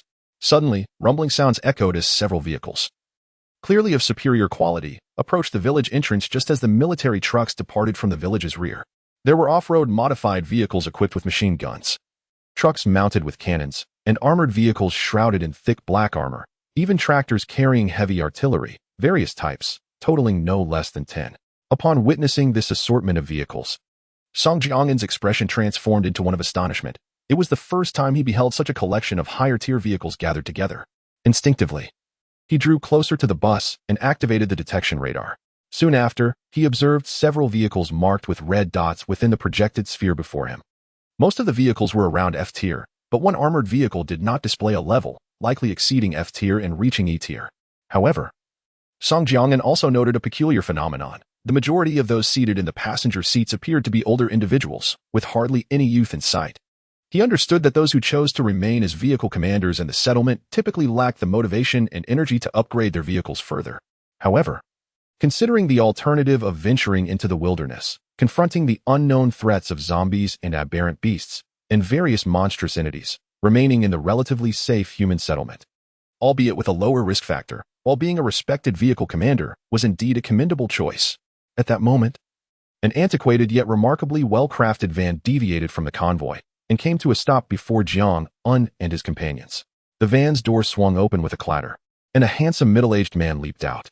After a brief hesitation, Gu Lao Miao spoke up. The newcomer was Zhou Lang. Nodding slightly, Zhou turned his gaze towards Song Jiangnan. Are you planning to venture into the wild? Zhou's expression grew grave, his eyes fixed intently on Song Jiang'an. Yes. The resources here are scarce. Only in the wilderness can we find opportunities, Song Jiang'an replied affirmatively. When I first obtained my vehicle permit. I thought the same. Back then, I accompanied the main force of the settlement to the Urdeo Kanj area to fend off a wave of zombies. Out of over 100 people, I was the luckiest. After defeating a zombie, I obtained my vehicle permit. Little did I know that obtaining the permit was merely the beginning. I was once young and impetuous, driving my van alongside a dozen peers, believing that with courage and tenacity, the resources of the wilderness would be mine for the taking. But do you know what happened thereafter? Almost none of those who ventured out with me returned. They perished in the wilderness. Since then, I have never entertained the thought of leaving the settlement for the outer regions. Zhou Lang recounted his tale with a heavy heart. Brother Zhou, we understand. But we must go. For now, the settlement seems relatively safe, with no formidable zombies or exotic beasts nearby, but who can predict what the future holds? Song Jiang'an recognized that Zhou Lang was genuinely concerned for their safety. However, he was unaware of the Black Dragon ring that could expedite his growth, along with the quest system that other vehicle captains lacked. Fine, you all have your own thoughts. If I cannot dissuade you, then so be it. I was once like you. Sometimes, one must experience things to learn what is feasible and what is not. Nevertheless, I sincerely hope you return alive, Zhou Lang said, shaking his head and letting out a deep sigh. He then turned his attention to Lao Miao. Guofu, are you going as well? Of course. I am the exclusive driver of this bus. How could I possibly miss out on the adventure? Lao Miao replied, his face now adorned with a mischievous grin. Damn it. You've always been disobedient since childhood. No one can rein you in. Just make sure you return alive, even if it means coming back as a ghost. Zhou Lang admonished with a mix of humor and concern. Lao Miao merely smiled, remaining silent. At that moment, Zhou Lang's eyes glistened with unshed tears. He felt a sense of obligation towards his younger brother. Their parents had lavished too much love upon him, leaving little for his sibling. Here, take this. Don't think your brother is stingy. My sister-in-law is quite strict at home. Zhou Lang reached into the glove compartment of the van, retrieving a bag and handing it to Song Jiang'an. This contains 1000 F-grade energy crystals, equivalent to a few months of my regular salary. Regular salary? I see there's a bit of gray income there as well. Song Jiang'an, not one to be overly sentimental, accepted with one hand and then jested with a smile. You're just spouting nonsense. Where is there any illicit income? Do you think Brother Zhou resembles such a person? At this moment, Zhou Lang feigned an air of utmost seriousness. Indeed, I see that our Lang Gu is a man of integrity. Thank you, Lang Gu, from the bottom of my heart. The expression on Song Jiang'an's face returned to normal, radiating sincerity. What else with the thanks? My brother Zhou Guofu can indeed be a bit erratic at times, but his heart is not malicious. Jiang'an, you must take good care of him for me. Zhou Lang then glanced at Old Cat, earnestly entrusting Song Jiang'an with the task. Rest assured, Lang Gu, as long as I have food, he shall not go hungry, Song Jiang'an assured Zhou Lang. All right. I must take my leave now. A battle is imminent ahead, and I need to assist. You all make sure to return alive. Zhou Lang opened the door of the van and climbed inside, once more addressing those outside the window. Certainly, you too, take care. Song Jiang'an replied, while Old Cat, Zhang Tao, and the others waved goodbye to the van. The vehicle slowly departed and soon vanished from sight. At that moment, a sobbing sound suddenly emerged from behind Song Jiangshan and the others. Come on, Monkey, what are you crying for?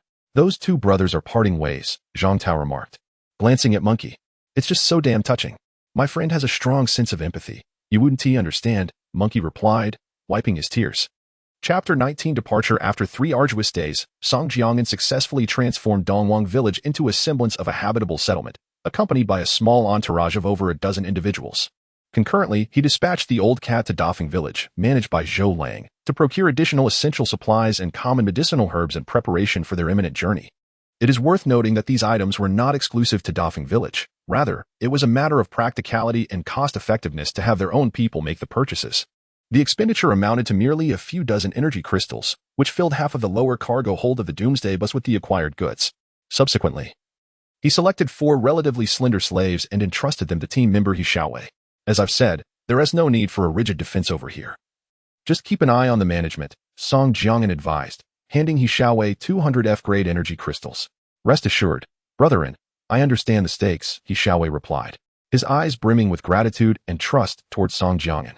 It is essential to recognize that the purchasing power of energy crystals in this post-apocalyptic world is exceedingly potent. A minuscule fragment, the size of a fingernail, equates to approximately 1,000 units of pre-apocalypse currency. Moreover, energy crystals, akin to crystal iron ore, are exclusively found within mines and veins, necessitating discovery and excavation. At that moment, the doomsday bus, operated by the old cat, arrived at the village entrance. Song Jiang'an, Zhang Tao, and the monkey prepared to board the bus alongside the remaining 9 slaves. Suddenly, a military truck, its cabin shrouded in deep green canvas, lurched into view from the rear of Dongwang village.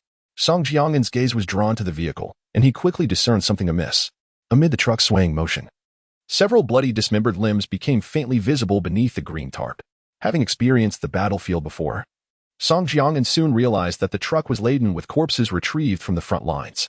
During the past 3 days, he had indeed heard sporadic gunfire and cannon blasts emanating from the direction of the eastern river mouth. Yet he had not anticipated the grim reality of such a devastating conflict, with bodies being carted back in bulk. Standing beside Song Jiang'an, the old cat's expression mirrored concern. His brother Zhou Lang was still unaccounted for on the battlefield. With no urgency to depart, Song Jiang'an fixed his gaze on the slowly approaching truck and moved toward it. The truck driver, upon noticing Song Jiang'an's approach, gradually brought the vehicle to a halt. The driver was a middle-aged man with dark skin, his clothing tattered, and his arm wrapped in a blood-soaked bandage, his eyes reflecting a profound apathy. "Have a smoke?" Song Jiang'an offered, retrieving a cigarette from his pocket and extending it to the man. The middle-aged driver glanced at him, but declined, shaking his head. "What is the situation at the front?" Song Jiang'an inquired further.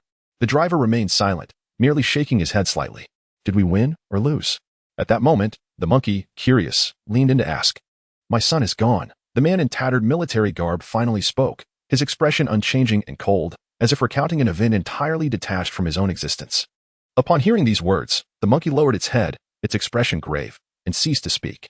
In solemnity, Song Jiang'an gradually stepped back, making way for the truck. The vehicle continued to jolt along the cracked concrete road, heading towards the cooling settlement. Bang, bang, bang. As the truck approached the entrance of Dongwang village, Song Jiang'an raised the rifle slung across his shoulder and fired 3 shots into the sky. Bang, bang, bang. Lao Mao, Zhang Tao, and others promptly followed suit, lifting their weapons heavenward for a simultaneous salute. To honor every soul struggling to survive in this apocalyptic world, taking the passenger seat of the bus, Song Jiang'an immediately called Zhou Lang. Reassured by confirmation of his safety, he and Lao Mao felt a wave of relief wash over them. According to Zhou Lang, they had successfully breached an important living town on the outskirts of the Hiku settlement, albeit at a significant cost, with dozens of lives lost, including a vehicle commander, He Randong, who sustained a gunshot wound to the arm during the assault. Fortunately, timely medical attention ensured his well-being. They planned to formally withdraw their forces the following day. Zhou estimated that Hiku would likely refrain from further incursions into cooling for several months to come, achieving a lasting peace between these densely populated settlements, each with hundreds of thousands of inhabitants, seemed nearly impossible. The limited space for survival in this territory had resulted in a standoff, with both settlements unable to expand further, and venturing outward led to perilous wastelands. Thus, as long as these two factions sought to grow and secure their interests, conflict was inevitable, a mere temporary reprieve at best. Shaking his head, Song Jiang'an dismissed further thoughts and called to Lao Mao to start the bus for departure. "Xiaowei, take care. We shall reunite upon our return." On the third level of the bus, Zhang Xiaofan leaned against the window, waving goodbye to Xiaowei, who had joined Song Jiang'an's team at the same time. Sharing a few days of life together, a sense of reluctance washed over him. "You too, Zhang Xiaofan, return alive." Xiaowei waved back at the bus, roaring to life. The massive apocalyptic bus's engine emitted a beastly growl as it slowly ventured into the northern wilderness of Dongwang village. Hours later, Zhang Tao, "When do you think we will find the mines out here in this wasteland? We've been driving for several hours now." The monkey, perched in the front row of the bus's third level, crossed his short legs and queried Zhang Tao. "It's still early. We're merely at the outskirts of the wilderness. Some mines have already been exploited by the surrounding settlements, so there likely won't be much left," Zhang Tao replied, shaking his head. At that moment, the monkey rested his head against the window, gazing outside. Beyond the glass, the desolate, withered grasses and bushes sped past. "Zhang Tao, hypothetically speaking, don't get upset, but if you had a motorcycle, would you take your gray-haired grandfather out into the wilderness?" The monkey asked absent-mindedly, his eyes lost in the scenery beyond the window.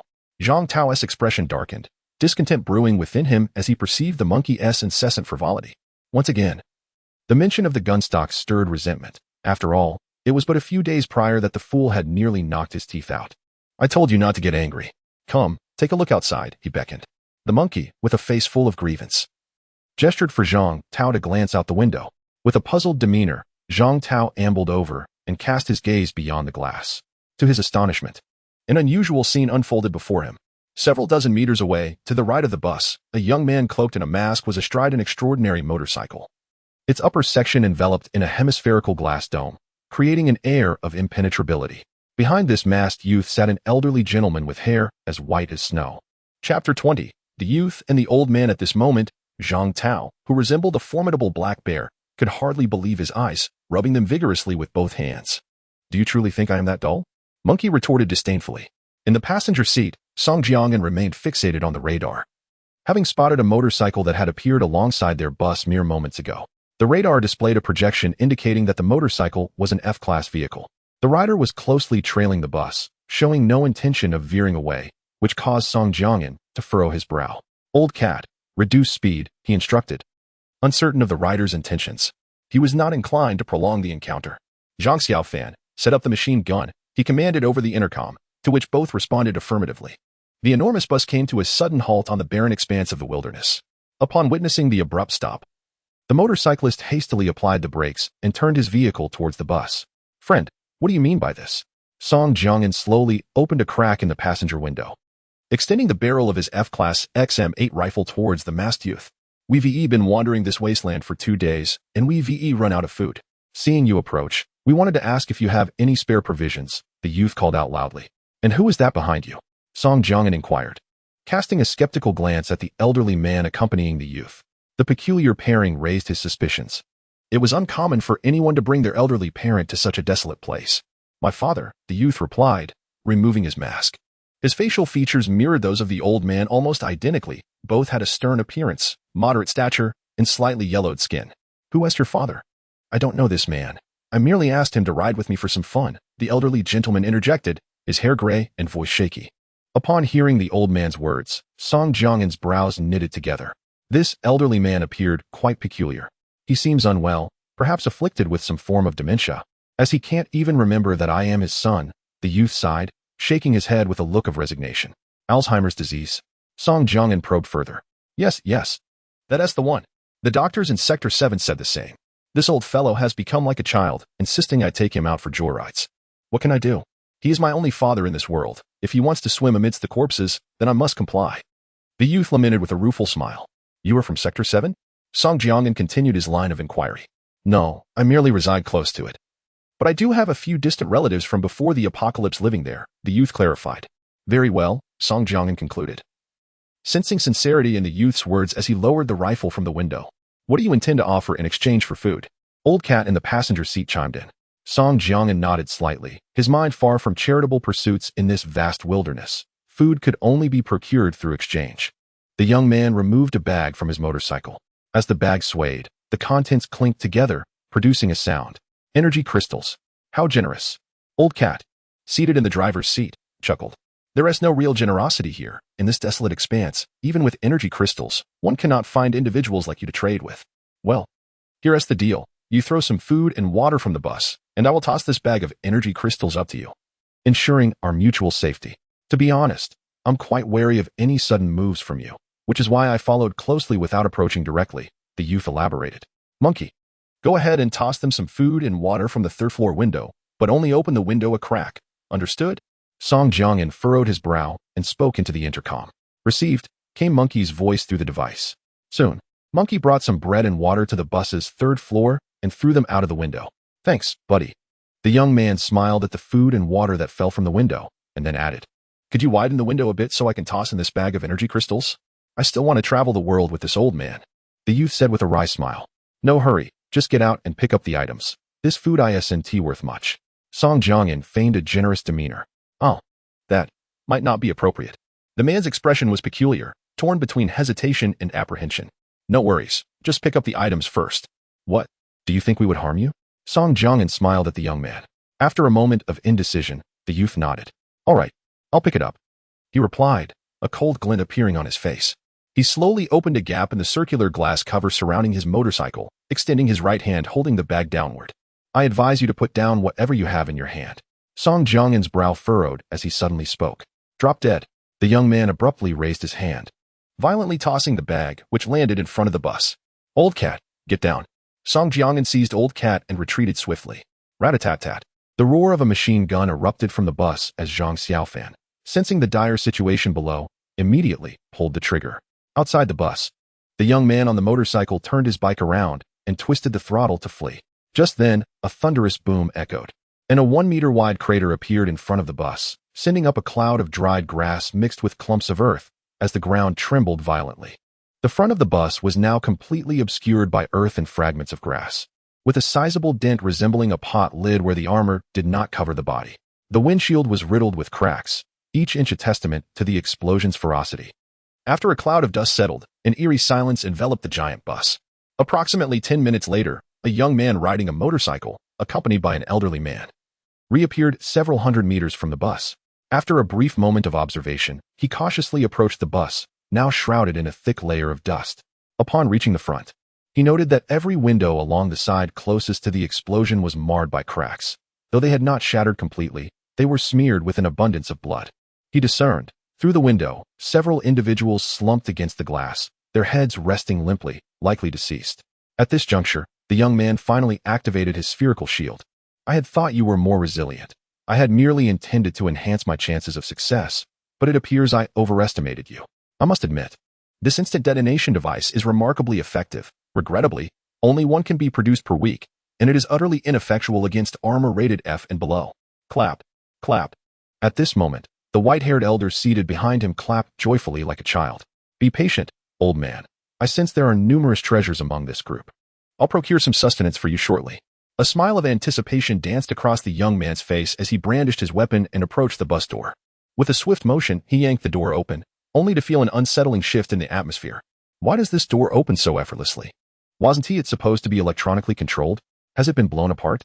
Shaking his head, he prepared to step onto the bus when, suddenly, several dark gun barrels protruded from the side of the door, pressing ominously against his head. Don't move. Chapter 21, Why Only My Blood? Why only my blood? Zhang Tao exclaimed, visibly frustrated. At that moment, the monkey, cradling his arm wrapped in bandages, wore a pained expression. Behind him, several other slaves, resembling him in appearance, exchanged knowing smiles but remained silent. Clearly, the preservation of life outweighed the loss of a mere trickle of blood. Old cat, I must admit, your scheme is rather clever. You truly managed to deceive him, Zhang Tao remarked, gesturing towards the two captives bound tightly before them, a young man and an elderly gentleman. Not at all. The idea of feigning death originated with our brother Ang. I merely expanded upon that concept, which led you to smear some blood on the window. Speaking of which, this fellow is quite dim-witted. He didn't even test the waters before jumping into the fray, Old Cat replied, shaking his head as his gaze shifted to Song Jiangyan. At that moment, Song Jiangyan furrowed his brow, a hint of trepidation evident in his demeanor. Had it not been for the recent upgrade to the bus's external armor to E-grade, their fate might have been dire. This experience deepened his understanding of the perils lurking in the wilderness. They had barely ventured out before stumbling into trouble. With a somber expression, he raised his rifle and prodded the young man whose mouth was stuffed with rags. Answer my questions. No superfluous chatter, understand? The young man, unable to articulate a response due to the obstruction, nodded frantically. Observing this, Zhang Tao approached and yanked the rags from the youth's mouth. The young man gasped for breath and implored, Big brother, I was wrong. Please don't kill me. Please don't kill me. Shut your mouth. My brother told you to stop the nonsense. Are you truly incapable of understanding human language? The monkey, seemingly agitated by the fresh wounds on his arm, kicked the young man, who was kneeling inside the bus, to the ground. Clap, clap, clap. At that moment, the young man's father, instead of displaying fear, clapped his hands in excitement, his expression brimming with enthusiasm. See? Even your father acknowledges my prowess. Enough, monkey. Go stand aside, Song Jiangyan said, pulling the monkey away before turning back to the young man. What is your name? Ma Jie. How did you come to be here? At that time, my father and I were resting behind a mound when we spotted you from afar and decided to follow. Within minutes, the straightforward Ma Jie divulged his circumstances. He had not deceived Song Jiangyan. Indeed, his home was in a temporary settlement on the outskirts of Zone 7, where, by sheer coincidence, he had acquired a vehicle license. This led to his possession of a motorcycle, and after vanquishing several zombies, he had stumbled upon a black box capable of producing F-grade instant explosives, quite a stroke of luck. Well, now that you've finished your tale, it's time for you to die. Song Jiangyan aimed his gun at Ma Jie. harboring no sympathy for the man who had nearly led their group to ruin. "Brother, please don't kill me. I am of use. I still have value." "You have 30 seconds, Song Jiangyan said, his brow furrowed as he spoke slowly. "As I speak." Magia trembles, stuttering slightly. 2 days ago, I stumbled upon an abandoned steel factory in the wilderness where I discovered that it was inhabited by living souls.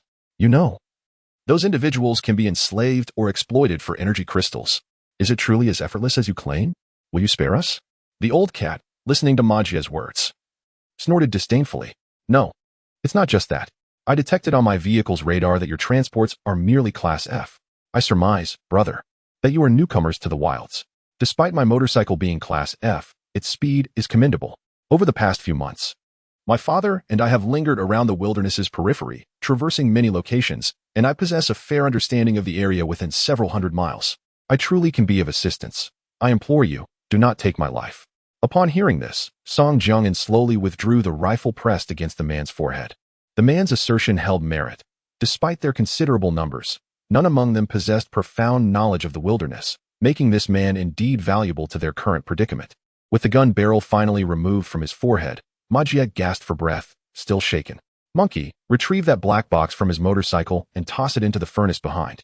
Zhang Tao, old cat, take a few slaves and bring his motorcycle into the vehicle." "Understood," the trio replied in unison. Naturally, Song Jiangyan had no intention of letting Magia's black box, capable of producing Class F instant explosives, slip through his fingers. As for the motorcycle, he resolved to safeguard it for the time being. "What can you offer to convince me?" Song Jiangyan inquired, his gaze fixed on the tightly bound Magia, his expression revealing a hint of difficulty. "My father, he is in your custody. Though I, Magia, am not a paragon of virtue before the apocalypse. My parents divorced, and my father raised me single-handedly. Even if he no longer remembers me as his son, my affection for him remains unwavering," Magia earnestly articulated, glancing at his father, who still wore a cheerful demeanor. "Enough. You bring your father along for robberies. You are quite the dutiful son." Monkey, who had just ascended the bus with a chalk-sized black box, remarked with a touch of disdain. "Brother Monkey, I too yearn for a normal life. Yet this apocalypse permits no such luxury. We are human beings. We must eat," Magia humbly replied, lowering his head. "Indeed, that is a valid point." Listening to Magia's words, Monkey gradually nodded. Although he hailed from the 8th district, his recent days beyond the district's confines had indeed deepened his understanding of the world outside the special zone. However, he quickly snapped back to reality, lifting his short leg to kick Magia. "Hey, how dare you use explosives against us and still feel justified?" A few minutes later, Song Jiangyan received a system notification, successfully refined Class F instant explosive production black box. "Do you wish to proceed with reshaping?" Without hesitation, Song Jiangyan chose to proceed with the reshaping. Successfully reshaped Class F instant explosive production black box. Each production of an instant explosive requires 50 units of Class F crystal iron ore and 10 of the bus's energy. Song Jiangyan nodded to himself, contemplating the production cost of this hand grenade, which was by no means trivial. 10% of a large bus's energy was equivalent to a single F-grade energy crystal. However, as Magia had mentioned, his black box could only produce 1 grenade per week. Yet, after consecutively generating 3 grenades, he realized that he was not bound by this limitation. With a smile, Song Jiangyan tenderly traced the black and red dragon-shaped tattoo on his left ring finger. It was needless to say that he suspected the ring had played a role in this. At that moment, Zhang Tao, having maneuvered the motorcycle into the bus, leapt aboard and handed a bag to Song Jiangyan. "Brethren, I found this on Magia's vehicle. I estimate there are about 500 F-grade energy crystals here, likely obtained from his recent nefarious deeds." "All right," Song Jiangyan replied, taking the bag with a firm grip. He quickly calculated that Zhou Lang had provided them with a total of 3,000 F-grade energy crystals. During this period, the bus had consumed nearly several hundred crystals for charging and producing various items. Additionally, around 100 crystals had been spent on purchasing living and medical supplies. However, with the inclusion of these 500 newly acquired energy crystals, his total count of energy crystals barely exceeded 3,000. With a hum, after a series of tribulations, the bus gradually resumed its journey. As it started, the vibrations caused the dirt and dust that had clung to it from the previous explosion to fall away. The Doomsday bus, marked by a large dent resembling a pot lid on its front, continued to roar as it sped toward the horizon. Chapter 22. The Wilderness and the Wild. As night quietly descended, the Doomsday bus came to a halt beside a small stream on the desolate plain, its headlights extinguished. Inside the bus, Song Jiangyan expended 100 units of F-grade crystalline iron ore to fabricate a black box using the XM8 assault rifle, successfully producing 10 XM8 rifles. Additionally, he consumed 100 units of F-grade copper ingots to manufacture approximately 2,000 rounds of F-grade ammunition, which also resulted in the depletion of several energy crystals. Subsequently, he assigned Old Cat to temporarily distribute the firearms and ammunition among his 9 slaves, designating them as makeshift guards. Though their proficiency with firearms was limited, Song Jiangyan instructed Zhang Tao and Old Cat to impart some fundamental skills to them. Before their departure, he had previously tested whether one of the slaves could wield the weapons produced by the vehicle's black box without being scanned into the member roster. The outcome was indeed favorable, but only for himself. As far as he knew, weapons produced by other vehicles could only be utilized by their respective members. He attributed this anomaly once more to the black dragon ring adorning the ring finger of his left hand. Song Jiangyan was not particularly concerned about the potential threat posed by these slaves, as the vehicle system had clearly stipulated that weapons generated within the vehicle could not be used against members of a higher rank. Regarding internal strife, it would require foolishness on their part, or the assumption of his non-existence. Thus, under Song Jiangyan's arrangements, Old Cat, Zhang Tao, and Zhang Xiaofan each took 3 slaves to rotate shifts throughout the night, promptly reporting any unusual occurrences via walkie-talkie. The vastness of the plain and its relatively flat terrain rendered their bus highly conspicuous. Without adequate precautions, they might not have time to react should a crisis arise. Upon disembarking from the bus, Song Jiangyan made his way to the stream.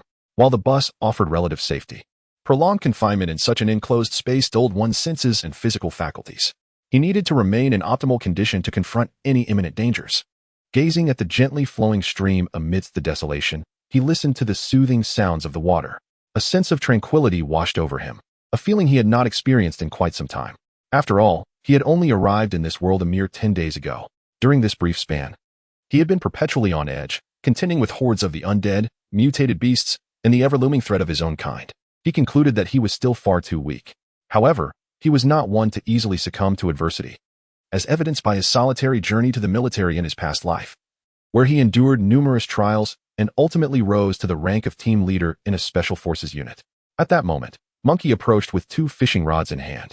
Hearing the footsteps, Song Jiangyan instinctively turned to look. "Hey, brethren, want to go fishing?" Monkey inquired, his face alight with contentment, seemingly oblivious to the perilous surroundings of the wilderness.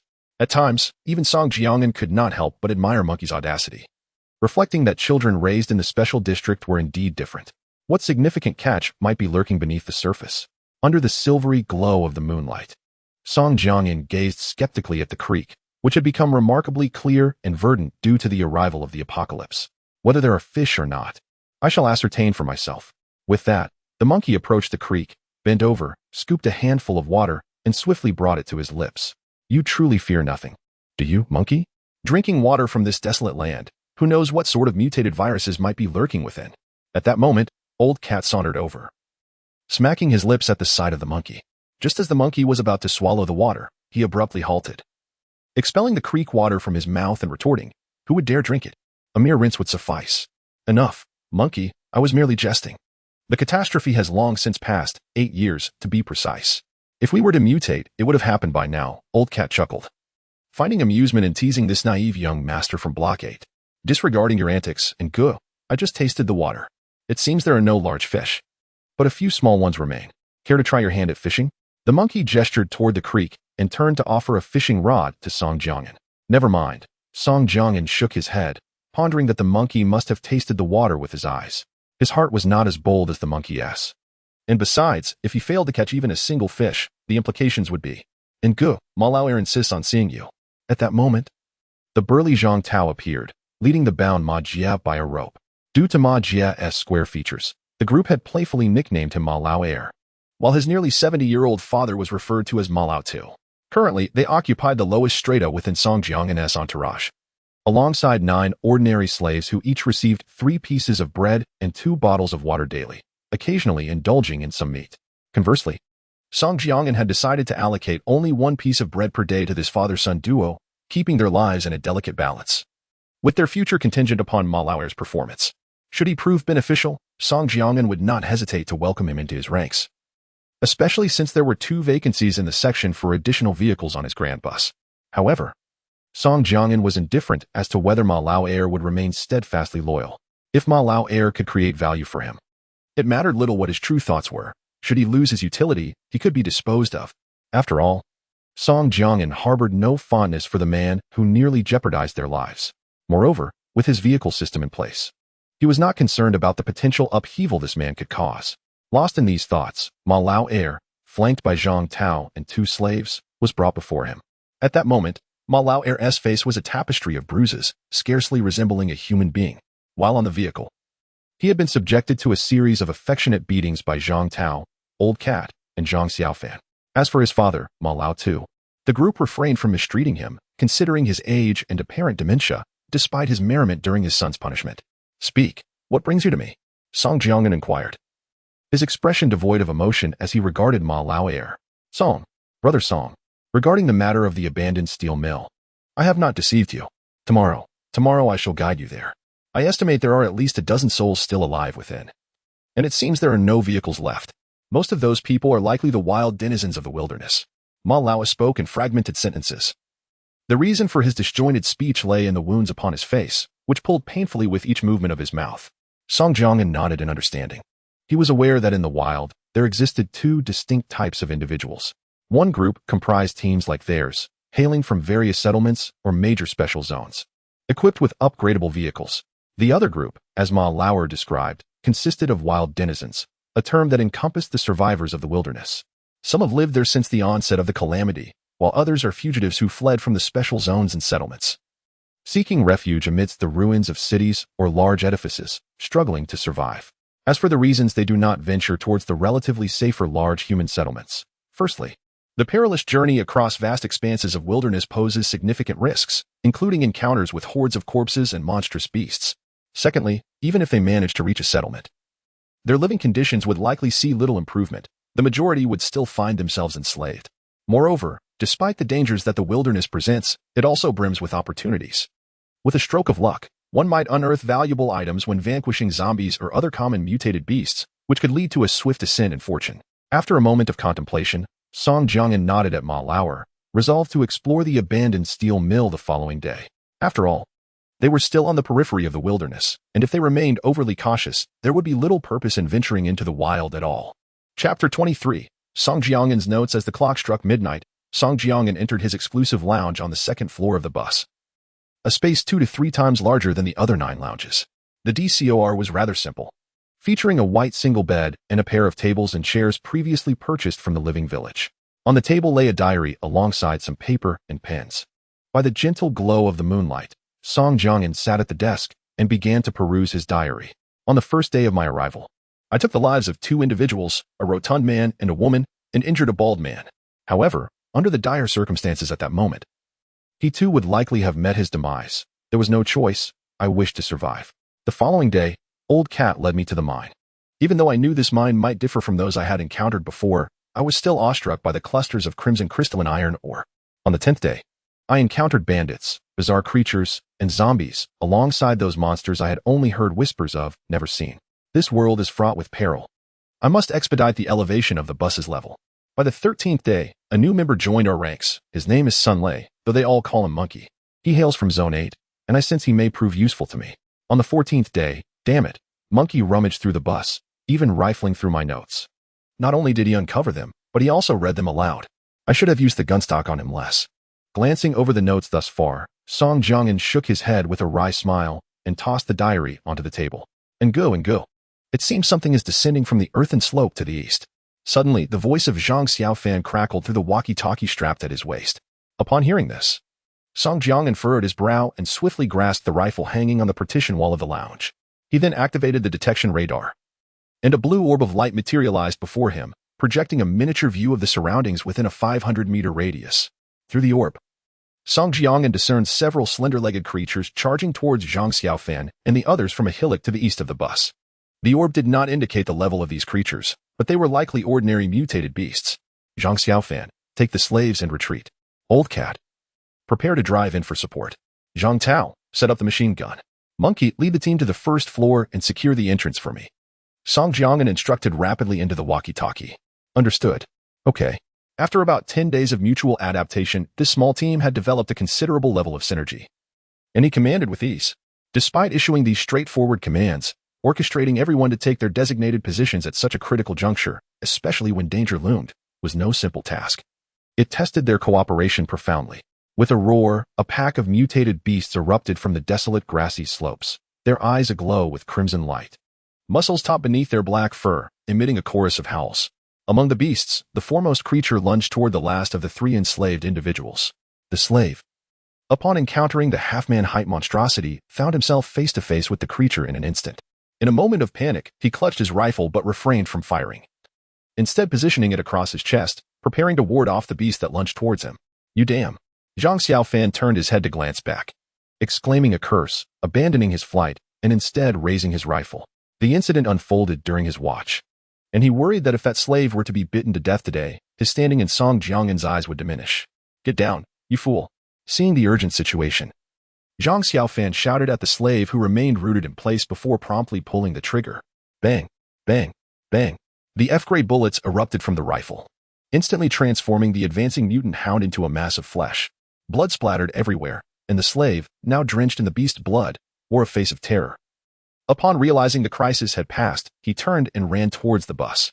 At that moment, Song Jiangan, observing everything from the bus, furrowed his brow. He understood that while it was acceptable for these slaves to engage in labor, moving goods, or mining, placing them in a position to combat zombie-like mutant beasts was an entirely different matter. They were bound to perish.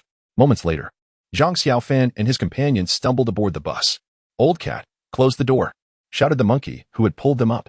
The bus's headlights flickered to life, illuminating the area ahead like daylight, revealing dozens of mutant hounds drooling with viscous saliva, nearly upon them. "Old cat, drive it over," came the command over the intercom. The next moment, the massive black-red bus roared forward, crashing into the pack of half-man-height, long-eared mutant hounds. Simultaneously, Zhang Tao, positioned on the roof, ceased waiting, swung the machine gun around, and aimed it at the beast horde, pulling the trigger. Howls erupted as blood mist enveloped the group of mutant beasts, their cries echoing in the air, while the dark red steel armor at the front of the bus became smeared with gore. The previously cracked windows now partially obscured by matted bloodied fur. A few mutant hounds, spotting movement within the window, leapt several meters high. Naturally, Song Jiangan, stationed at the window, did not hold back, thrusting the rifle barrel through the gap and blasting the heads of the leaping hounds. At that moment, Song Jiangan received a notification. "You have achieved your first kill of 20 ordinary mutant hounds. Reward, F-grade binoculars. Binocular function, allows observation of the level of the observed object. Note, can only surpass one major level. Currently, the highest observable level is E-grade. Item upgrade requirement, 2,000 units of F-grade crystal iron ore." Hearing the notification, Song Jiangan felt a surge of joy. He hadn't anticipated that eliminating ordinary mutant beasts would yield rewards. The binoculars would be quite useful in this vast wilderness, especially in the desolate expanse they currently traversed. Though he already possessed an F-level detection radar, he perceived its range as somewhat limited. Currently, he lacked the resources necessary for upgrading the radar, which could only be utilized on or near the bus, presenting certain constraints. However, he now had access to a more versatile telescope. Yet, recalling that it required 2,000 crystal iron or to produce a minor upgrade, Song Jiangan couldn't help but express his dismay at his own poverty. At that moment, the colossal bus had already surged back up the earthen slope where dozens of mutated dogs had once approached. The blood-red tire tracks, illuminated by the moonlight, appeared particularly chilling, while several carcasses of the mutated beasts tumbled down the slope. It turned out that from the bus's position, a few mutated dogs had leaped over a small creek, limping away with pitiful howls, completely stripped of their earlier menace. Witnessing this scene, Song Jiangan nodded slightly, with the bus serving as a mobile fortress. Dealing with this small group of mutated dogs, which were roughly half a human's height, would not pose a significant challenge. After all, the lethality of F-level bullets was still quite formidable against these ordinary mutated creatures. Reflecting on this, Song Jiangan couldn't help but admire the ordinary people who had lived in the wilderness for years. Surviving in this territory required considerable skill. "Monkey, bring Ma Jie to me," Song Jiangan instructed over the intercom, with gunfire already echoing in the vicinity. He had no intention of lingering here and decided to head directly towards the abandoned steel mill that Ma Jie had mentioned, taking advantage of the cover of night. Chapter 24, The Abandoned Steel Plant Masterin, You Summon Me. The battered Ma Jie, also known as Malao Air, was being pulled by the monkey with a rope to the passenger seat, his demeanor one of utmost respect. At this moment, the doomsday bus sped across the desolate land, illuminated by the moonlight. Tonight, you shall forego sleep. Come here and elucidate the precise location and circumstances of the steel plant, so we may prepare in advance. Song Jiangyan said, his gaze fixed expressionlessly on Ma Lao Air as he gestured towards the space between the driver and passenger seats. Understood, Masterin. I shall heed your words. Ma Lao Air's lips were chapped, and faint traces of blood lingered at the corners of his mouth, his appearance somewhat pitiful. Monkey. Fetch him some water, Song Jiangyan instructed, noting Ma Jie's disheveled state. After all, this man was to remain here for the better part of the night. It would be ill-fated if he suddenly collapsed. Right away, the monkey replied, releasing the rope and departing. Commence, Song Jiangyan nodded slightly to Ma Lao Air, indicating he could begin detailing the condition of the dilapidated steel plant. Ma Lao Air did not speak immediately. Instead, he slowly moved to the windshield, peering through the cracked glass into the night beyond. After a moment of contemplation, he spoke swiftly. Approximately. About 100 kilometers from here. The steel plant is situated on the outskirts of the now-ruined Daju City. When I rode my motorcycle with my father past the plant, I only saw one person, a girl around 16 or 17 years old. She noticed me as well, and just as I was about to approach, she darted into the plant. Soon after, I heard the footsteps of no less than 10 people. Fearing I could not handle them alone, I took my leave. But rest assured, my vehicle's radar did not detect any high-level vehicles in that area. Ma Lao Air asserted confidently. What if your radar is simply too low in level? At this moment, Lao Mao, seated in the driver's seat, spoke without diverting his gaze from the road ahead. I doubt that. After all, this is still the periphery of the wild. Higher-level vehicles are likely deeper within. The resources here are probably too insignificant for them, allowing us to scavenge. Moreover, no one pursued me at that time. So I believe they were likely ordinary people, Ma Lao Air replied, his conviction unwavering as he addressed Song Jiangyan.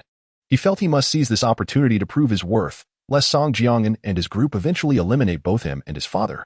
Upon hearing this, Song Jiangyan nodded slightly. Ma Jie had a point. The closer one ventured into the depths of the wild, the more abundant the resources became. However, this was accompanied by a corresponding increase in the levels of zombies, bizarre creatures, and monsters. Upgrading higher-level vehicles required vast quantities of resources.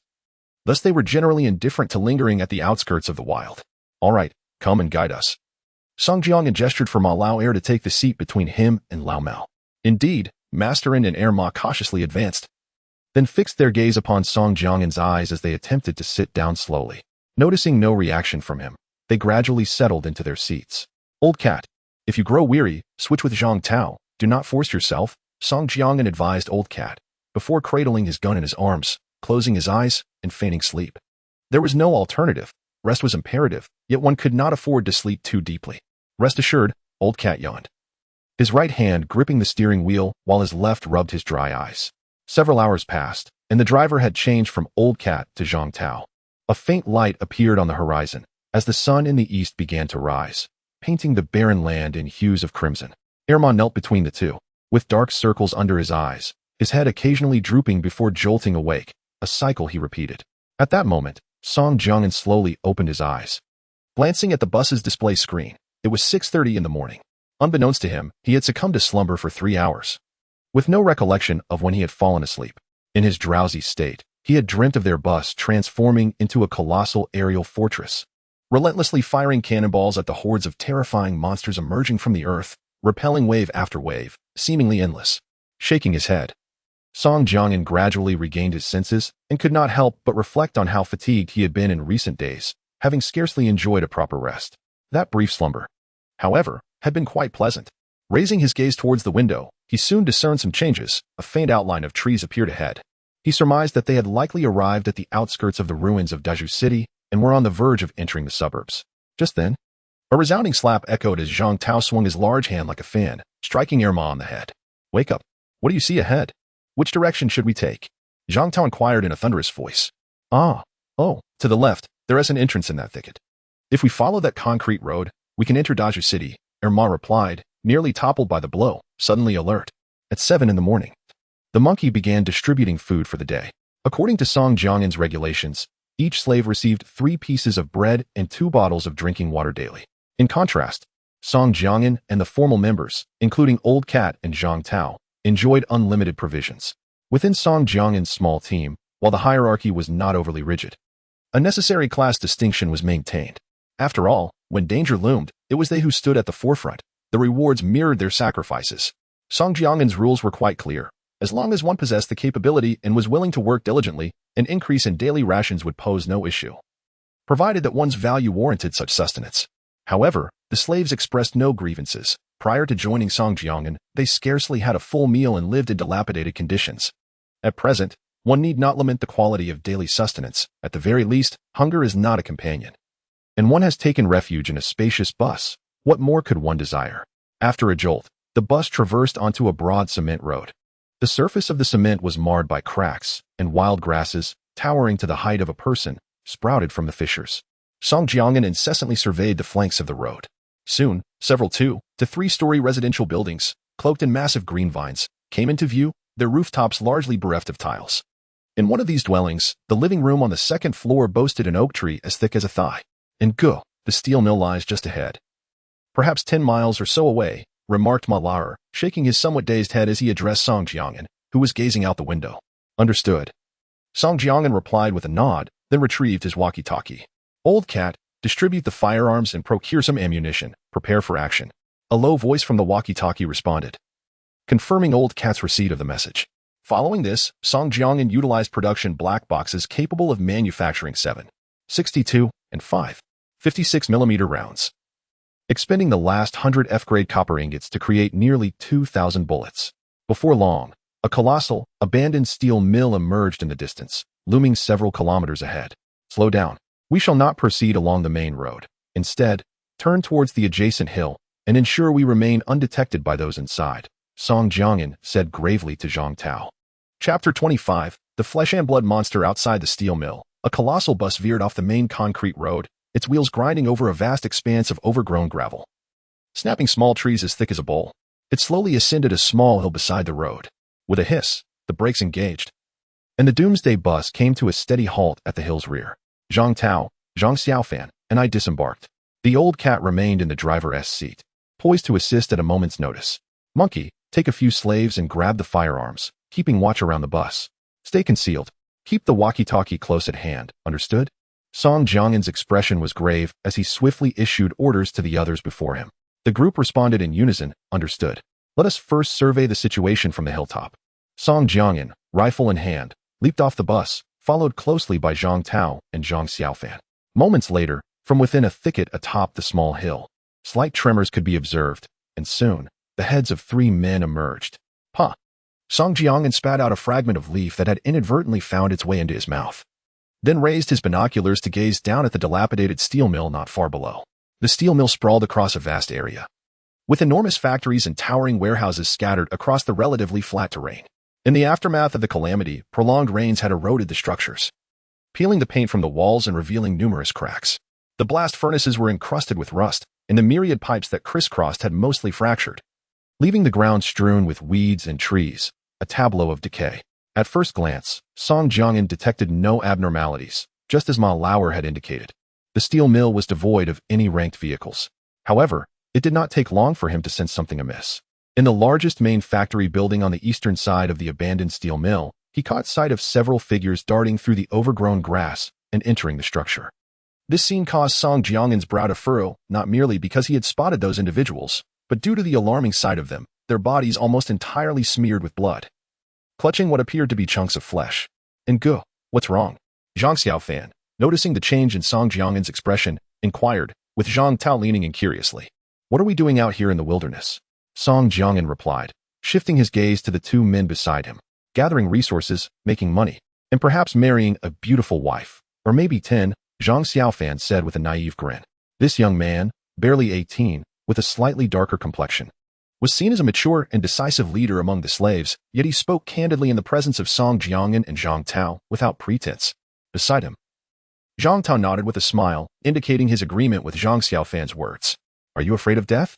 Song Jiangan's expression turned serious as he regarded the 2 men earnestly. If we were afraid of death, we wouldn't be following you, and go. Our lives are yours to command. We all know how you treat us. Just say the word, and I would leap into a cesspit without hesitation. Just give us the order, Zhang Xiaofan declared, resolutely affirming his commitment. Beside him, Zhang Tao nodded in agreement. Good. Song Jiangan responded with a vigorous nod, his face reflecting satisfaction. "Let us head back to the bus." Song Jiangyan led the way, swiftly emerging from the thicket and guiding the two back to where the bus was parked on the hillside. "Monkey, get everyone on the bus."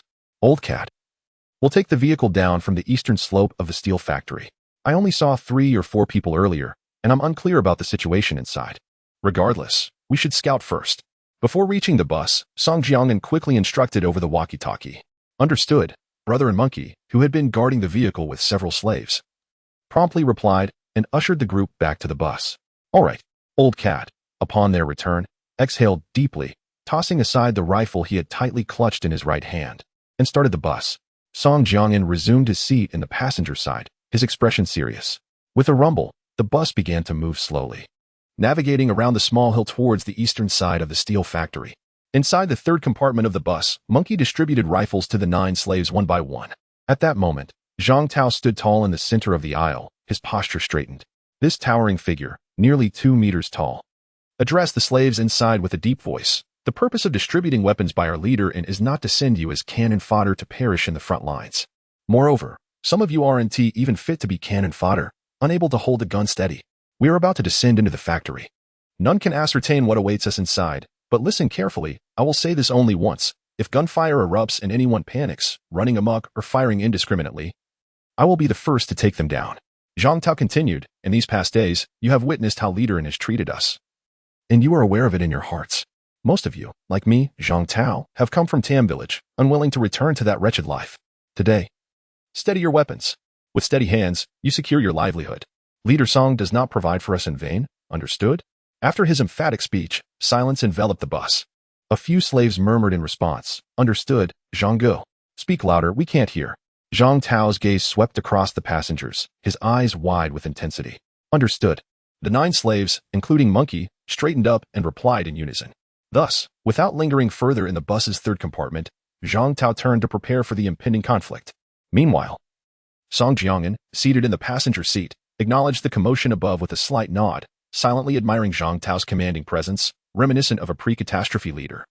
Both physically imposing and eloquent in persuasion. The bus sped through the woods, despite the significant dent from the explosion caused by Ma Lauer at the front. And the windshield remained cracked, smeared with traces of beastly blood. Yet the dark red bus retained its imposing presence as it barreled forward. Swiftly approaching the eastern hillside, near the abandoned steel factory, Song Jiangyan held a pair of binoculars aloft, peering through the thick trunks of trees, continuously surveying the conditions within the derelict factory. Suddenly, he noticed a bloodied man wielding a rifle emerging from the main building of the abandoned steel mill. The man's gaze was constantly scanning the forest towards them, before he hastily retreated back into the factory. "Someone has spotted us," Song Jiangyan declared solemnly into the intercom. He was not taken aback, as he had already planned for Lao Mao to drive the bus straight down. The advantage of having the bus, a mobile fortress, was that as long as the adversaries did not possess weapons of a higher caliber, they could still manage to cope. However, the disadvantage was the high likelihood of detection. Song Jiangyan was not foolish enough to abandon the bus and venture into the steel mill with a few companions, having seen only a handful of people earlier. He had no way of knowing how many others might be lurking within. Upon hearing Song Jiangyan's words, Lao Mao and the others experienced a slight rise in their chests. For it would be a lie to claim they were not tense. They were not engaged in a mere game, and lives could be at stake. After the bloodied man entered the mill, he quickly emerged again, accompanied by a group of armed individuals. They took positions along the collapsed walls of the factory, bracing themselves for the unknown enemies approaching from the mountain. Observing this scene through his binoculars, Song Jiangyan's brow furrowed. Indeed, those who survived in the wilderness were no ordinary beings. Just then, he noticed a red dot appear within the binoculars, clearly marked with an F. A jolt of alarm surged through Song Jiangyan as he peered closer, revealing a grotesque creature, nearly a meter high, dragging itself out of the dilapidated main building, its body writhing in a mass of blood and flesh. Chapter 26, Confrontation. Master Gao, meet Master at this moment. The Doomsday bus had burst through the forest on the mountain, emerging onto the exposed grassland halfway down the slope. The old cat slowed down and came to a stop. Zhang Xiaofan, steady the machine gun for me, Song Jiangyan instructed, his expression far from pleasant. To his surprise, although there were no upgraded vehicles here, an F-level monster appeared, seemingly raised by the group of individuals from the steel mill below. The giant bus skidded to a halt on the slope, kicking up a cloud of dust that sent small stones tumbling down the hillside. Despite being buckled in, both Song Jiangyan and the old cat lurched forward, barely managing to grasp the handles beside them to prevent their heads from crashing against the window. What the hell is that? The old cat finally caught sight of the monstrous figure across from them, clearly encountering it for the first time. Not quite sure, but it's classified as F. Song Jiangyan shook his head. It was his first time in the wild, and there were still too many unknowns in this land for him. A sharp intake of breath echoed from the walkie-talkie in front of Song Jiangyan, revealing Zhang Xiaofan and others' astonishment. What should we do now?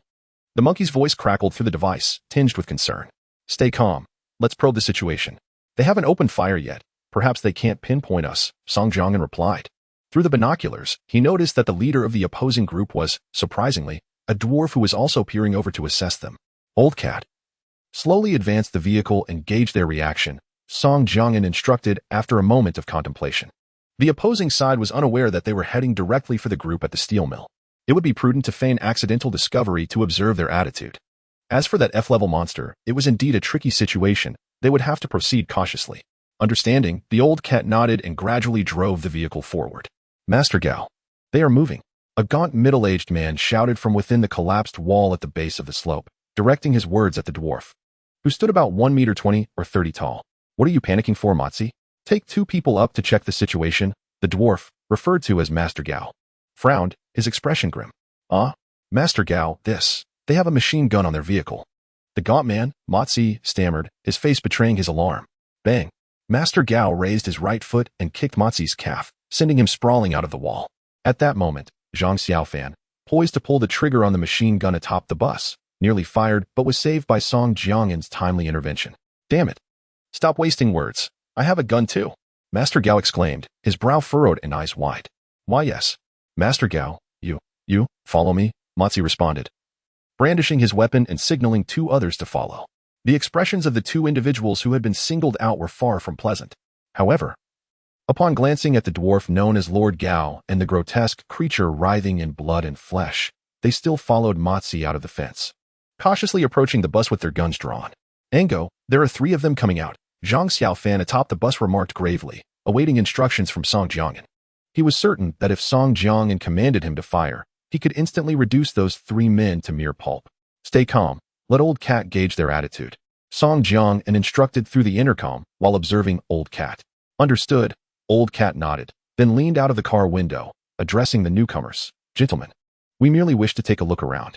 We were unaware that there were people in this steel factory. We apologize for any offense caused. Matsi, hunched and cautiously approaching with his 2 companions, straightened up upon hearing this and called out to the bus. Oh, is that so? Then perhaps you could let that little brother up there come down. He looks rather intimidating. He gestured with his gun towards Zhang Xiaofan, who was manning the machine gun atop the bus. That's not possible, my friend. We are rather timid ourselves, Old Cat replied with a smile concealing malice, shaking his head. Then you should leave quickly. You are not welcome here, the middle-aged man warned, gun in hand, his expression unfriendly. Leave? Why should we? Is this steel factory your property? Can't we come in for a visit? Old Cat's demeanor shifted to one of cold menace. What do you mean by that? Matsi's expression turned complex, a mixture of fear and anger evident as he spoke. At that moment, near the collapsed wall, the dwarf known as Lord Gao summoned a nearby hefty man and whispered a few words to him. The burly man then hoisted a rifle and rushed to the bus, which was now at a standstill on the slope, confronting Matsi. Our Lord Gao has decreed that if you wish to enter for a visit, you must first pay the entrance fee, the hefty man shouted towards the bus. Entrance fee, my ass. Ango, that little dwarf must be up to no good. Why don't we just charge at him? I doubt that monster is as formidable as it seems. If it were, it would have attacked us by now. Monkey's angry voice echoed. Hold your horses. No one fires until I give the order, Song Jiangyan said, his brow furrowed. The 2 sides were in a delicate standoff, and any gunfire would leave no option for retreat, only to fight to the bitter end. Suddenly, his furrowed brow relaxed, and he turned to the hefty man who had just delivered the message. So he wants an entrance fee, does he? Yes. Our Lord Gao has stated that this steel factory is ours. To enter for a visit, you must pay the fee.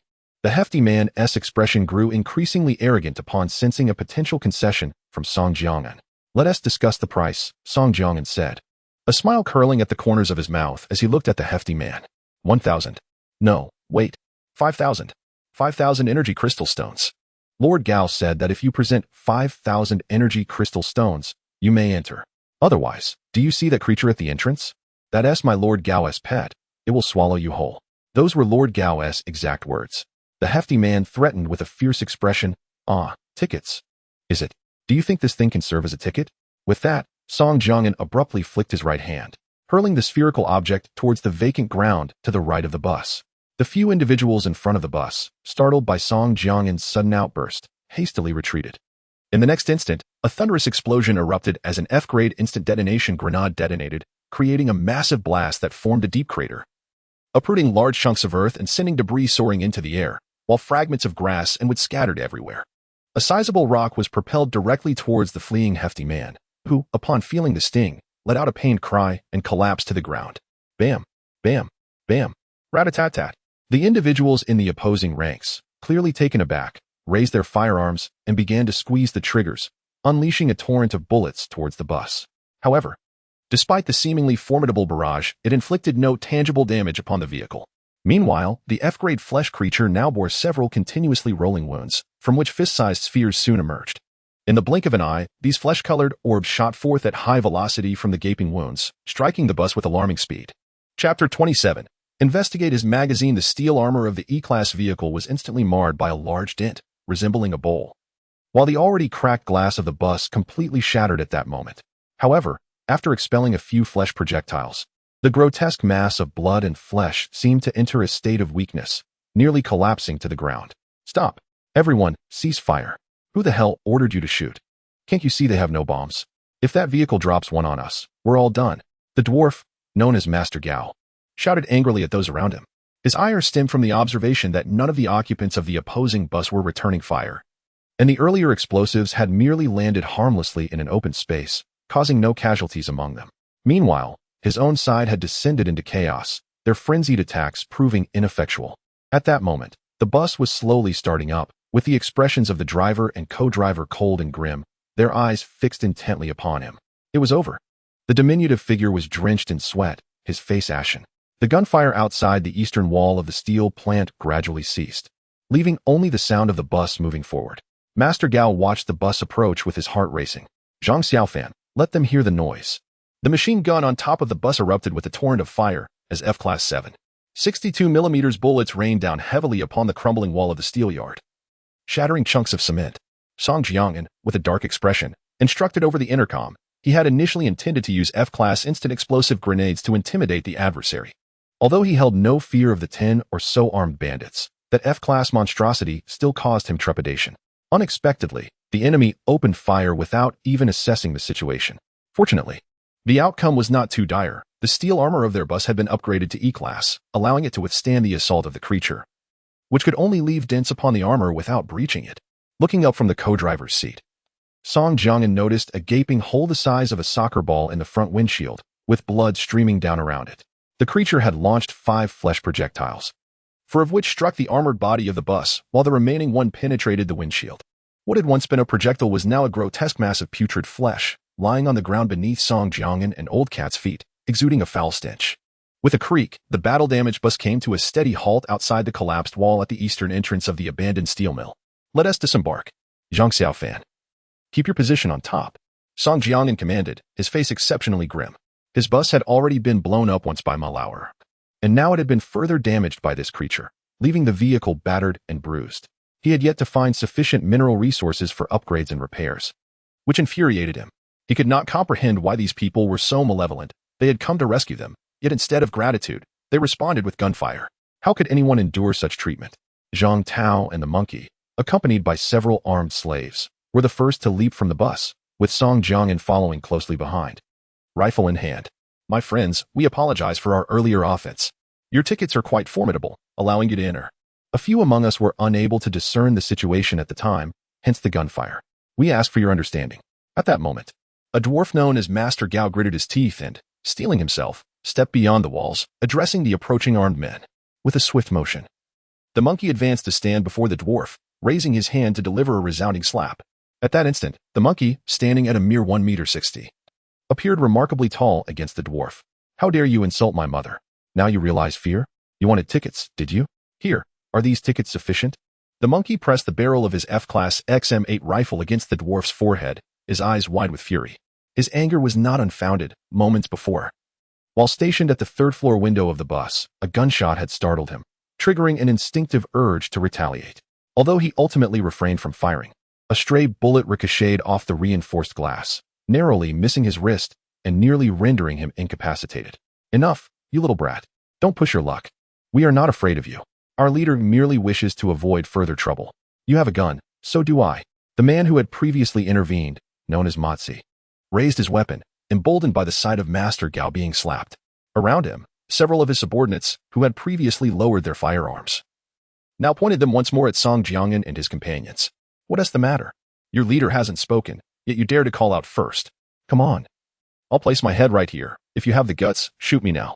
The monkey directed his gaze toward the lean middle-aged man, a sardonic smile replacing his fury as he leaned his head toward the muzzle of the man's gun. Motsi, taken aback by the monkey's audacious gesture, froze, his expression a mix of confusion and disbelief, the gun he held wavering in midair. Just then, a commanding voice broke through. "Enough, Motsi, lower your weapon." "All right, monkey. Come back." The voices of Song Jiangyan and Master Gao resonated simultaneously. They exchanged a glance, and upon meeting Song Jiangyan's icy stare, Master Gao slowly lowered his head, accepting defeat. He understood that he was no match for the group of bus drivers before him. Firstly, if they truly intended to eliminate him and his men within the bus, their ordinary rifles would be futile against the formidable weaponry of their adversaries. Secondly, the flesh and blood monstrosity he had raised now lay in a pitiful heap, quivering weakly on the ground, its strength waning. Previously, he had harbored thoughts of intimidating them with his grotesque creature, but now faced with the undeniable firepower of their machine guns and the potential threat of grenades, he questioned whether his beast could endure such an onslaught. Regardless, he knew that his men would not withstand it. "Zhang Tao, come here," Song Jiangyan commanded. His face darkened as he surveyed the group.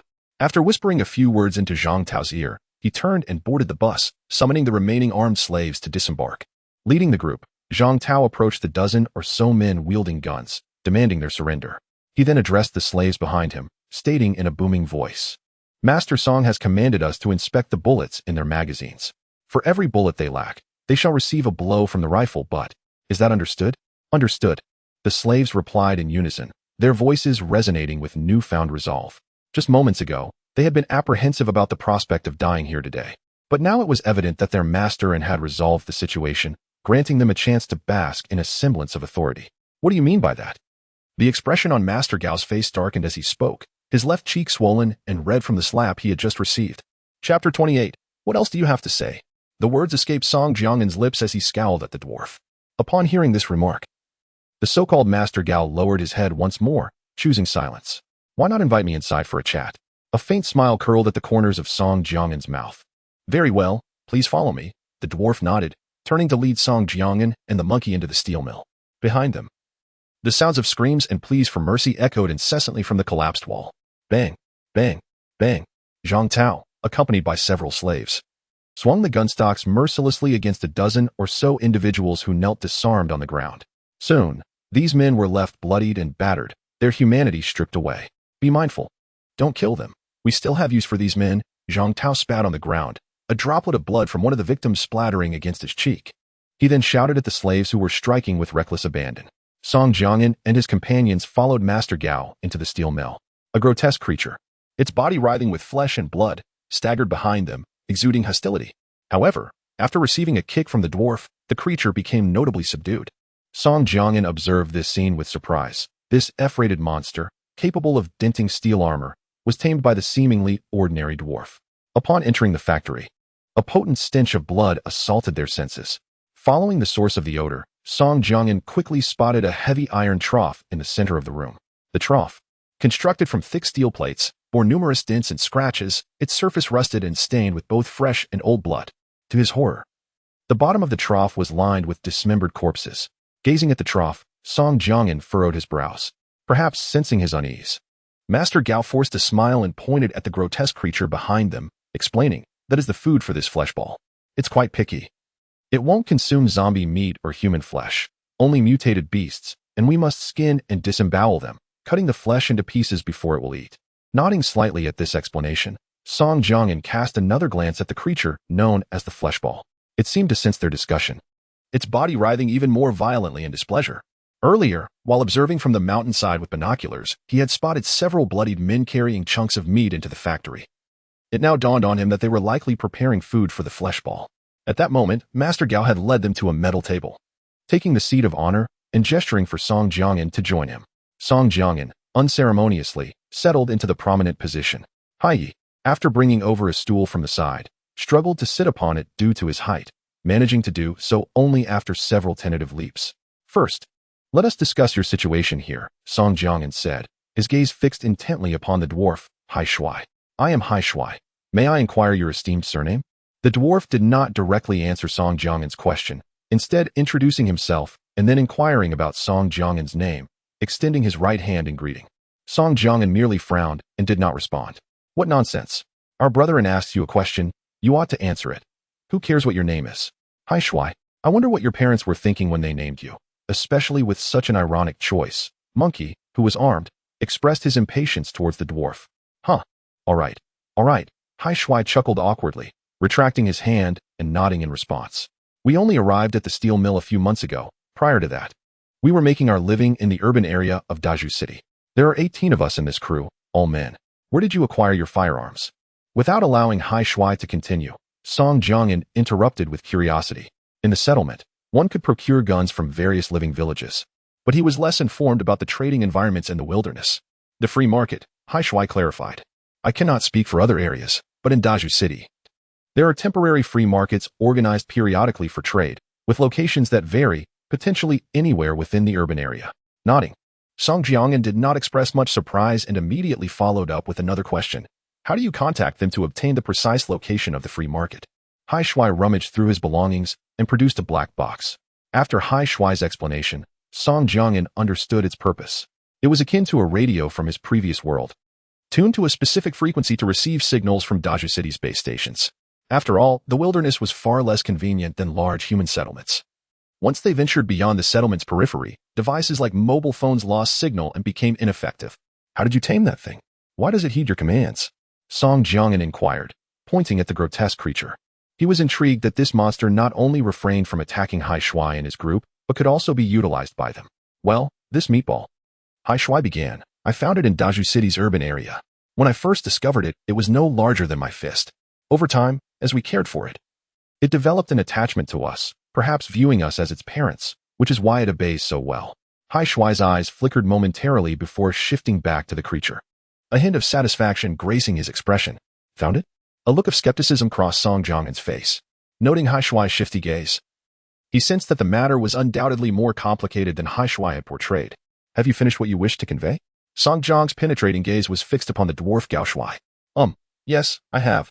I'm uncertain how long you intend to remain here. Just a few days ago, we encountered several mutated beasts. You could take some with you when you leave, Gao Shuai replied with a smile, feigning warmth. Is this your way of urging us to depart? I shall inquire once more. Have you truly expressed everything you wish to say? Song Jiang's expression darkened instantaneously, his brow gradually furrowing. What do you mean? Gao Shuai stammered, caught off guard by the question, a flicker of panic crossing his face. Do I need to provide you with further hints? I merely intend to inform you that there are matters you have yet to articulate. Do you comprehend now? Song Jiang's gaze remained fixed intently on Gao Shuai. At that moment, beads of sweat began to emerge on Gao Shuai's wrinkled visage, his earlier composure evaporating. Who are you affiliated with? Who summoned you here?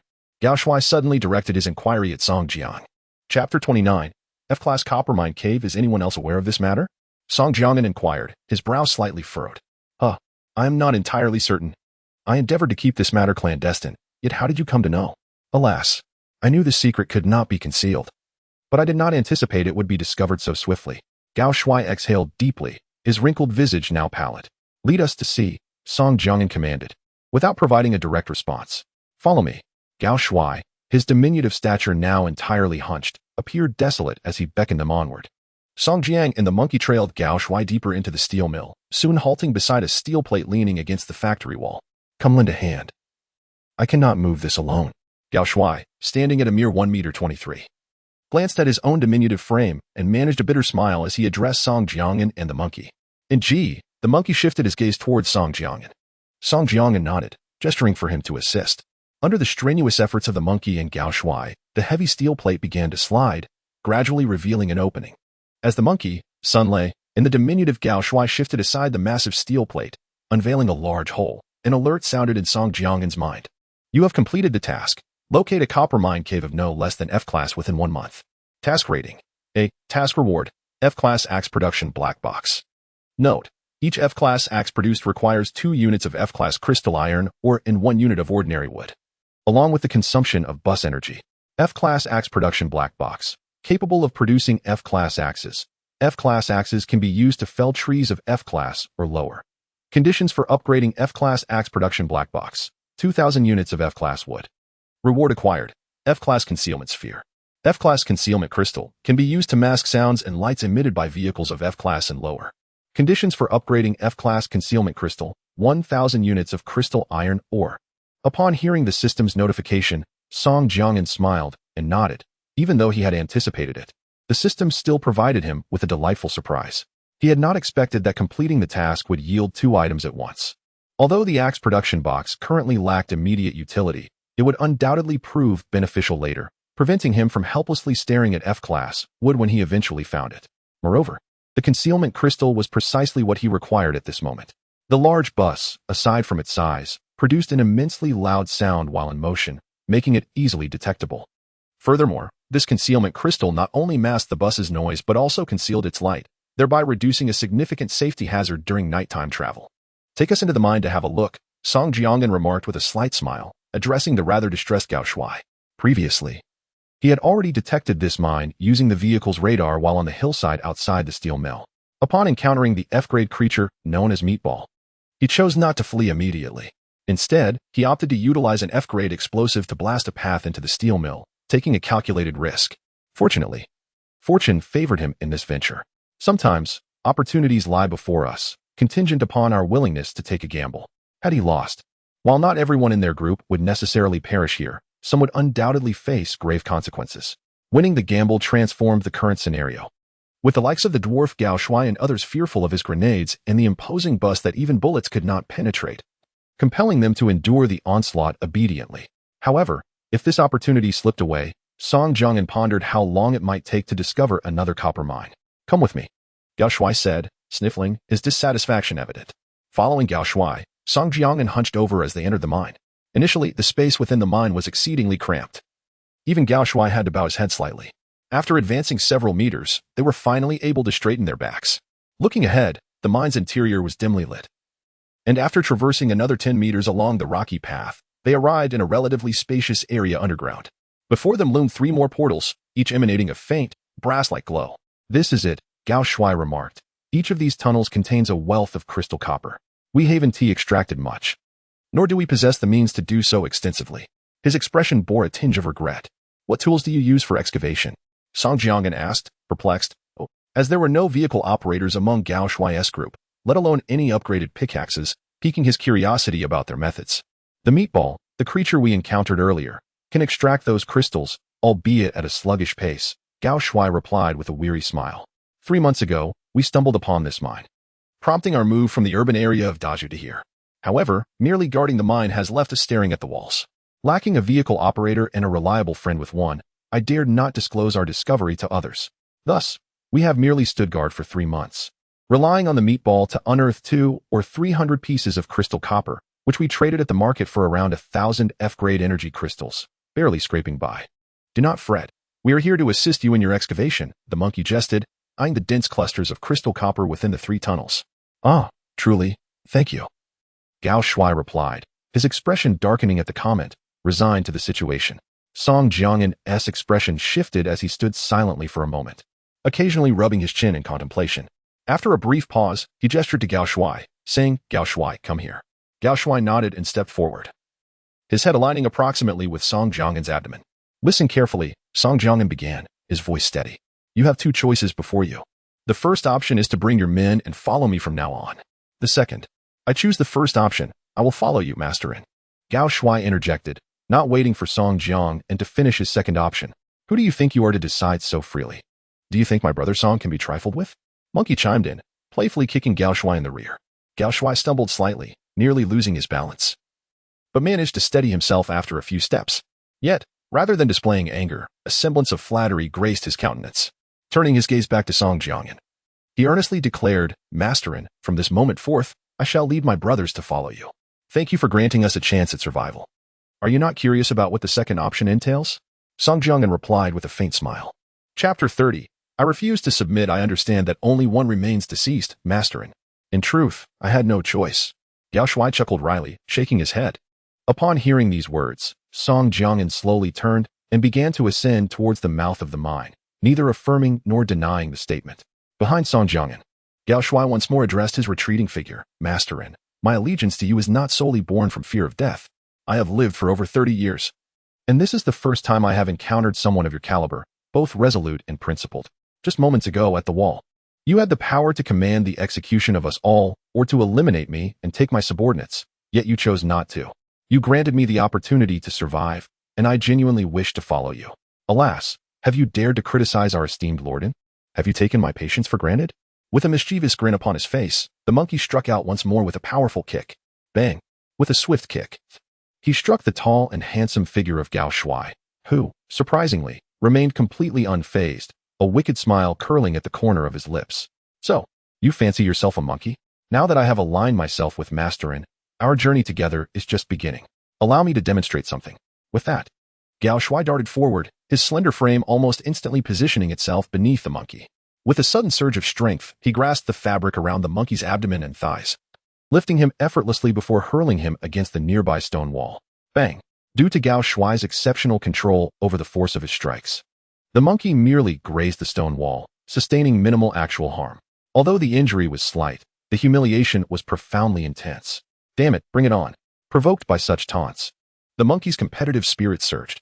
Subsequently, a series of thuds echoed as he was hurled against the stone wall time and again, only to rise again with indignation.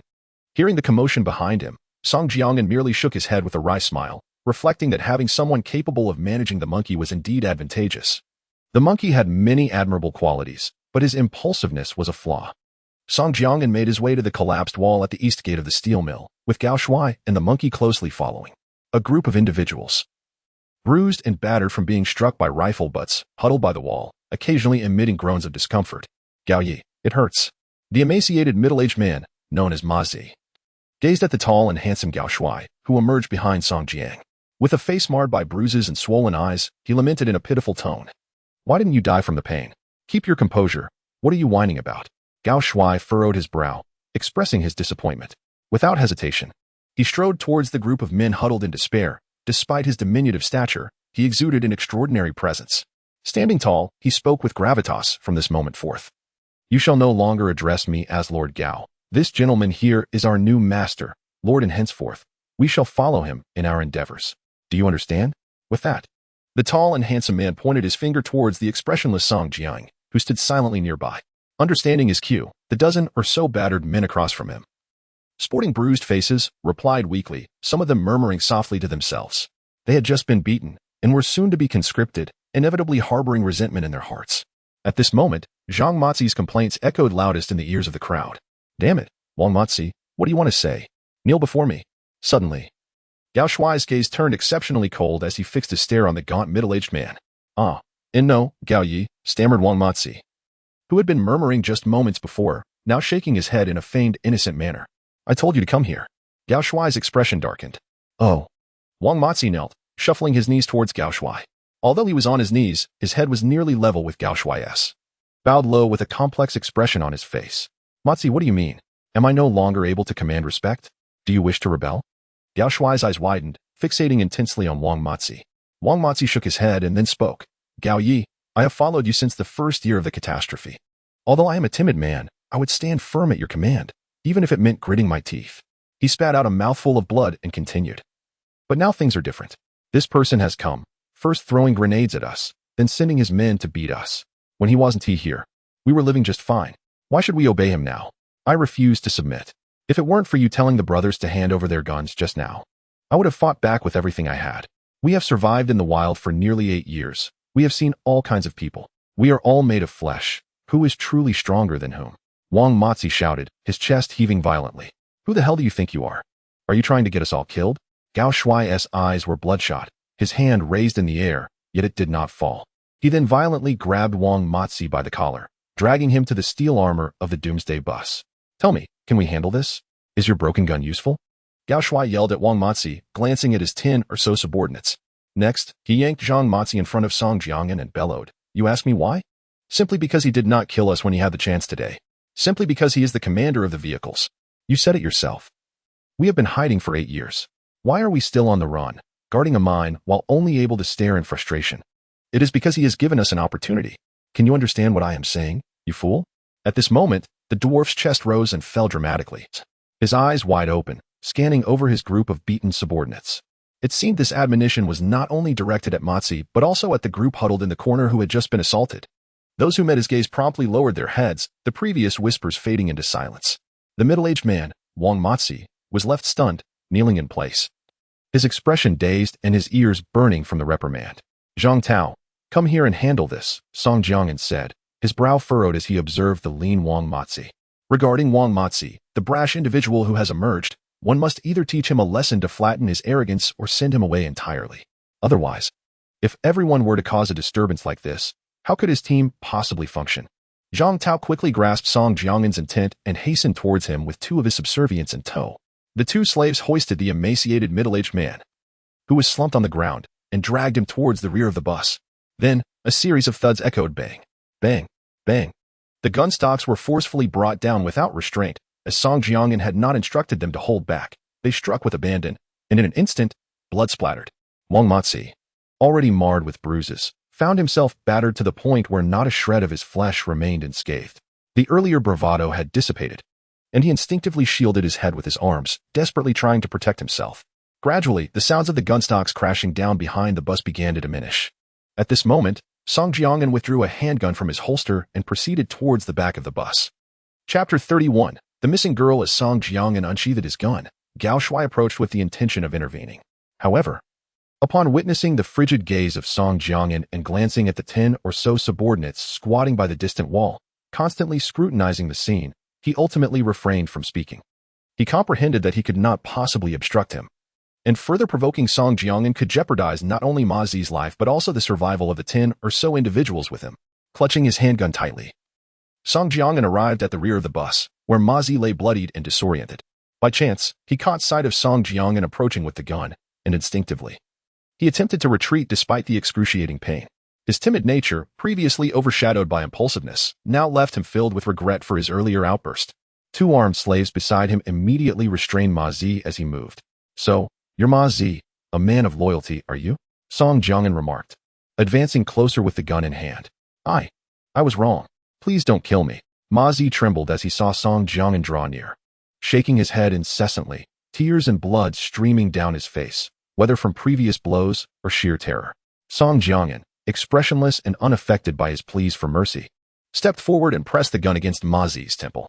At that moment, Ma Zi closed his eyes tightly, trembling all over, awaiting the inevitable embrace of death.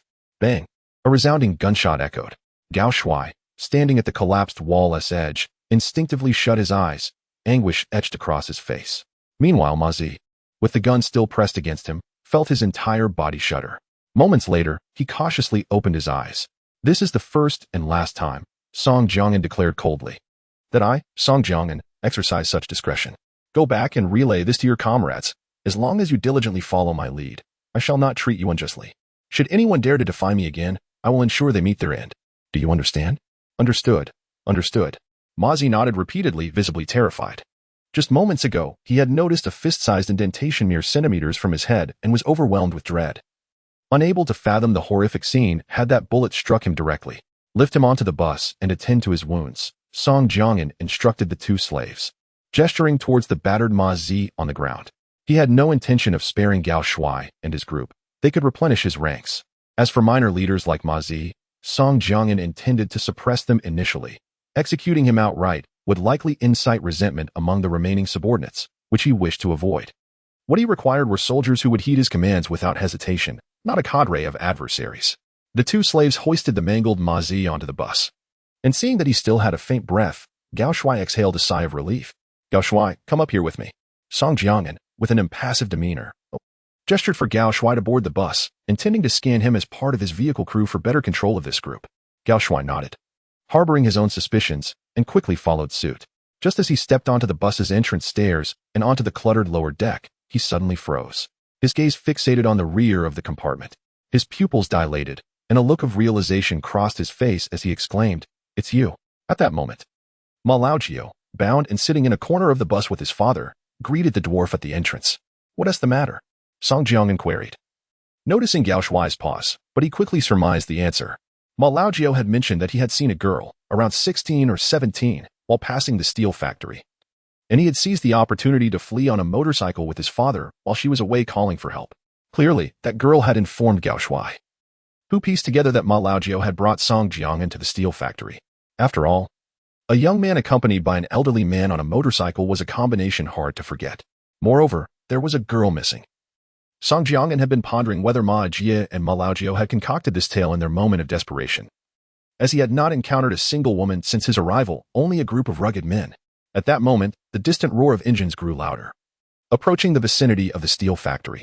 Instinctively, Song Jiang'an activated the vehicle's radar, revealing a luminous orb that showed a girl riding a motorcycle, wearing a mask and a black trench coat, with a fitted sports tank top and a high ponytail.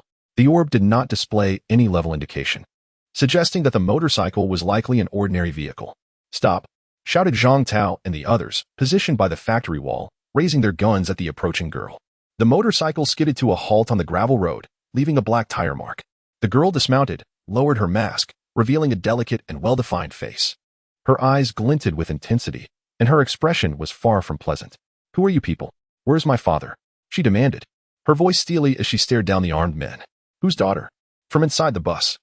Song Jiang'an had successfully scanned Gao Shuai as a member of his vehicle crew and now turned to him with a question. "My," Gao Shuai replied, a wry smile of resignation on his lips. Upon hearing this, suspicion flickered across Song Jiang'an's face.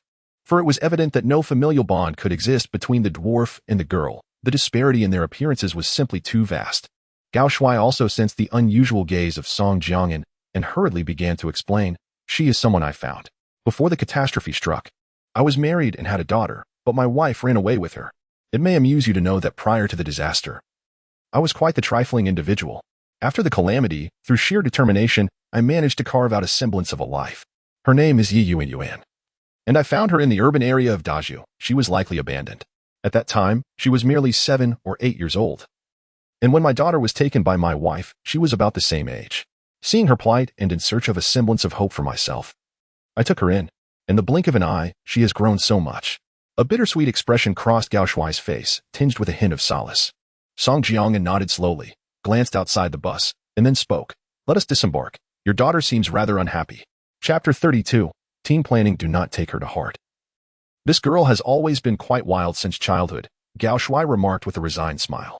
Outside the steel mill's walls, a girl named Yi Yuan stood defiantly with a gun in her hands, gripping a sleek black pistol.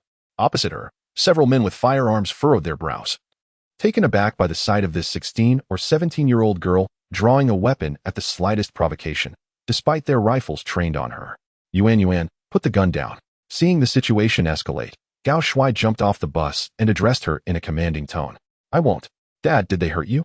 "I saw Uncle Pang and the others battered and bruised, and Uncle Ma covered in blood. These people are up to no good," Yi Yuan retorted, her eyes glinting with defiance. "Listen to me. When I say put the gun down, you put it down. This is your brother-in. He is a vehicle commander. We had some misunderstandings at first, but they have been cleared up. We will follow him from now on. Your father has already joined his team," Gao Shuai earnestly counseled. "Honestly, Gao Shuai, your hierarchy seems a bit confused. You want your daughter to call us brother-in? What does that make you? We might as well be grandsons before we even become fathers." Monkey chimed in cheekily. The group paused at Monkey's words, then laughter spread across their faces, recognizing his jest. No, how could I dare? I just thought brother-in is about the same age as my daughter. It makes him seem youthful. Besides, our brother-in is indeed a young talent. Wouldn't it be insulting for a girl to call him grandpa?" Gao Shuai replied, a look of mock horror on his face as he turned his gaze toward Monkey. "Well, you flatterer, but you speak the truth. Brother-in is indeed a remarkable young man, a dragon among men, each with their own distinct talents." Bang. "Hey, why did you kick me?" Monkey exclaimed, caught up in his own enthusiasm when Zhang Tao delivered a swift kick to his side. "Have you lost your mind? Is that even a compliment? No wonder you can't seize an opportunity." Zhang Tao shot him a disdainful glance. Laughter erupted among the group, and the tension in the air began to dissipate. At last, Yi Yuan gradually lowered her pistol. In the next moment, at Song Jiang'an's signal, Zhang Tao stepped forward and disarmed Yi Yuan. The young girl, having grasped the gravity of the situation, offered little resistance. Once her weapon was taken, Yi Yuan approached Gao Shuai, bending slightly as she quietly inquired, "Where are we going now?" "I don't know. It depends on your brother-in's arrangements. Gao Shui replied, shaking his head in resignation. Then, Yi Yuan's large eyes darted about curiously. Gao Shui smiled, understanding his daughter's intent. He then announced loudly, "Brother-in is already aware of the situation regarding the mine." "Ah. All right then. Where's the meatball? Why haven't I seen it?" Upon hearing these words, Yi Yuan felt as though all her energy had been sapped, akin to a deflated balloon. With a tone devoid of vigor, she turned to Gao Shui and inquired, "At the steel factory?" Gao Shui managed to muster a faint smile as he replied, "Then I shall seek out the meatball." Yi Yuan cast a resentful glance at Song Jiang'an and the others before hastily making her way into the steel factory. Observing this, Song Jiang'an couldn't help but shake his head in amusement, reflecting that this girl, much like himself, was a miser at heart. It was a pity that while she possessed courage, her strength was somewhat lacking. However, Song Jiang'an held a profound admiration for the girl's audacity. At merely 16 or 17, she faced a group of armed men without a trace of fear, even daring to confront them with a weapon in hand. Contemplating this, Song Jiang'an felt that their expedition to the steel factory had indeed yielded considerable rewards. First and foremost, they had gained a new member, including that girl. Their team had expanded more than twofold, increasing from 17 to 36 individuals, although the loyalty of the brigands from the steel factory remained questionable. Secondly, they had acquired a copper mine. He estimated that the cavern contained no fewer than 10,000 units of F-grade copper, or a substantial fortune for him at this juncture. Lastly, there was the creature they referred to as the meatball, which naturally came under his command with Gao Shui and his companions joining him. "Everyone, gather around," Song Jiang'an called out as he noted the situation at the steel factory had stabilized. He beckoned the group forward. Lao Mao, Zhang Tao, Zhang Xiaofan, Monkey, and Gao Shui stood in a line before him, their backs straightened, while the 9 former slaves instinctively arranged themselves behind these 5. Addressing the assembly of over a dozen individuals, Song Jiang'an spoke slowly and earnestly, "For the future development of our team, from this day forth, the concept of slaves shall no longer exist within our ranks." Upon hearing this declaration, the 9 former slaves murmured among themselves, smiles gracing their faces. Song Jiang'an cast a glance at them and raised his hand. "Silence, do not celebrate prematurely. Previously, due to our small numbers, my management was relatively lenient. But now that our team has grown to over 30 members, such laxity can no longer be afforded. Therefore, to enhance team cohesion, execution, and internal discipline, we have decided to implement a semi-militarized management structure, complete with a military rank system to delineate hierarchies within the team. Of course, we shall eschew any superfluous formalities and strive for flexibility, as long as you demonstrate capability and contribution. Improving your treatment and elevating your positions will not be an issue. Do you understand?" Song Jiang'an inquired solemnly, addressing the assembly before him. "Understood," they replied in unison, their voices resounding. "Excellent. I am now your highest commander. Should anyone have objections, feel free to voice them." Song Jiang'an scanned the faces before him, all of which bore smiles. "Enough with the frivolity. Since there are no objections, I shall proceed with the forthcoming appointments. Let me make it clear. Having tacitly acknowledged my role as your highest commander, anyone who dares to defy orders or act recklessly will not be spared." Song Jiang'an furrowed his brow and addressed the crowd. He knew that to many, his words might seem hollow, essentially inconsequential whether spoken or not. However, he understood the importance of establishing firm foundations from the outset, especially in this chaotic apocalypse. To effectively manage a team, certain truths must be articulated clearly, ambiguity must be avoided. Otherwise, while the group is small now as it grows, there may be those who harbor ulterior motives. "Understood," the crowd replied in unison. Zhou Guofu, with a serious demeanor, called out the formal name of Old Cat. "Present." Old Cat responded loudly. "You are the first to stand by my side, contributing significantly to the team. Today, I officially appoint you as the leader of the Independent Guard Unit and in charge of the bus's internal affairs." "Yes, I shall not disappoint Commander Song's expectations," Old Cat replied with conviction. "Zhang Tao," Song Jiang'an continued. "Present. You have been with me since Tam Village, making considerable sacrifices and contributions to the team. Today, I appoint you as the leader of the first squad, sharing the responsibility of internal affairs with Old Cat. I will ensure the successful completion of Commander Song's directives." Zhang Tao responded robustly. "Zhang Xiaofan." "Present." Chapter 33. The miniature bus compartment. Thus, Zhang Xiaofan, the monkey, and Gao Shui were appointed as the leaders of the 2nd, 3rd, and 4th classes, respectively. However, due to limitations in personnel, each of the 5 classes could only accommodate 5 to 6 members at most, which barely established a semblance of structure.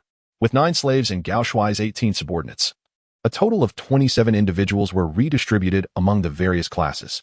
Outside the walls, a fervent contention for recruits ensued. "Old cat, you must concede this individual to me. You have already selected 3 or 4 burly men, while I am left with nothing but sticks," the monkey lamented, casting a resentful glance at the few lean men behind him. "That won't do. We are the security class, tasked with safeguarding our dear and good.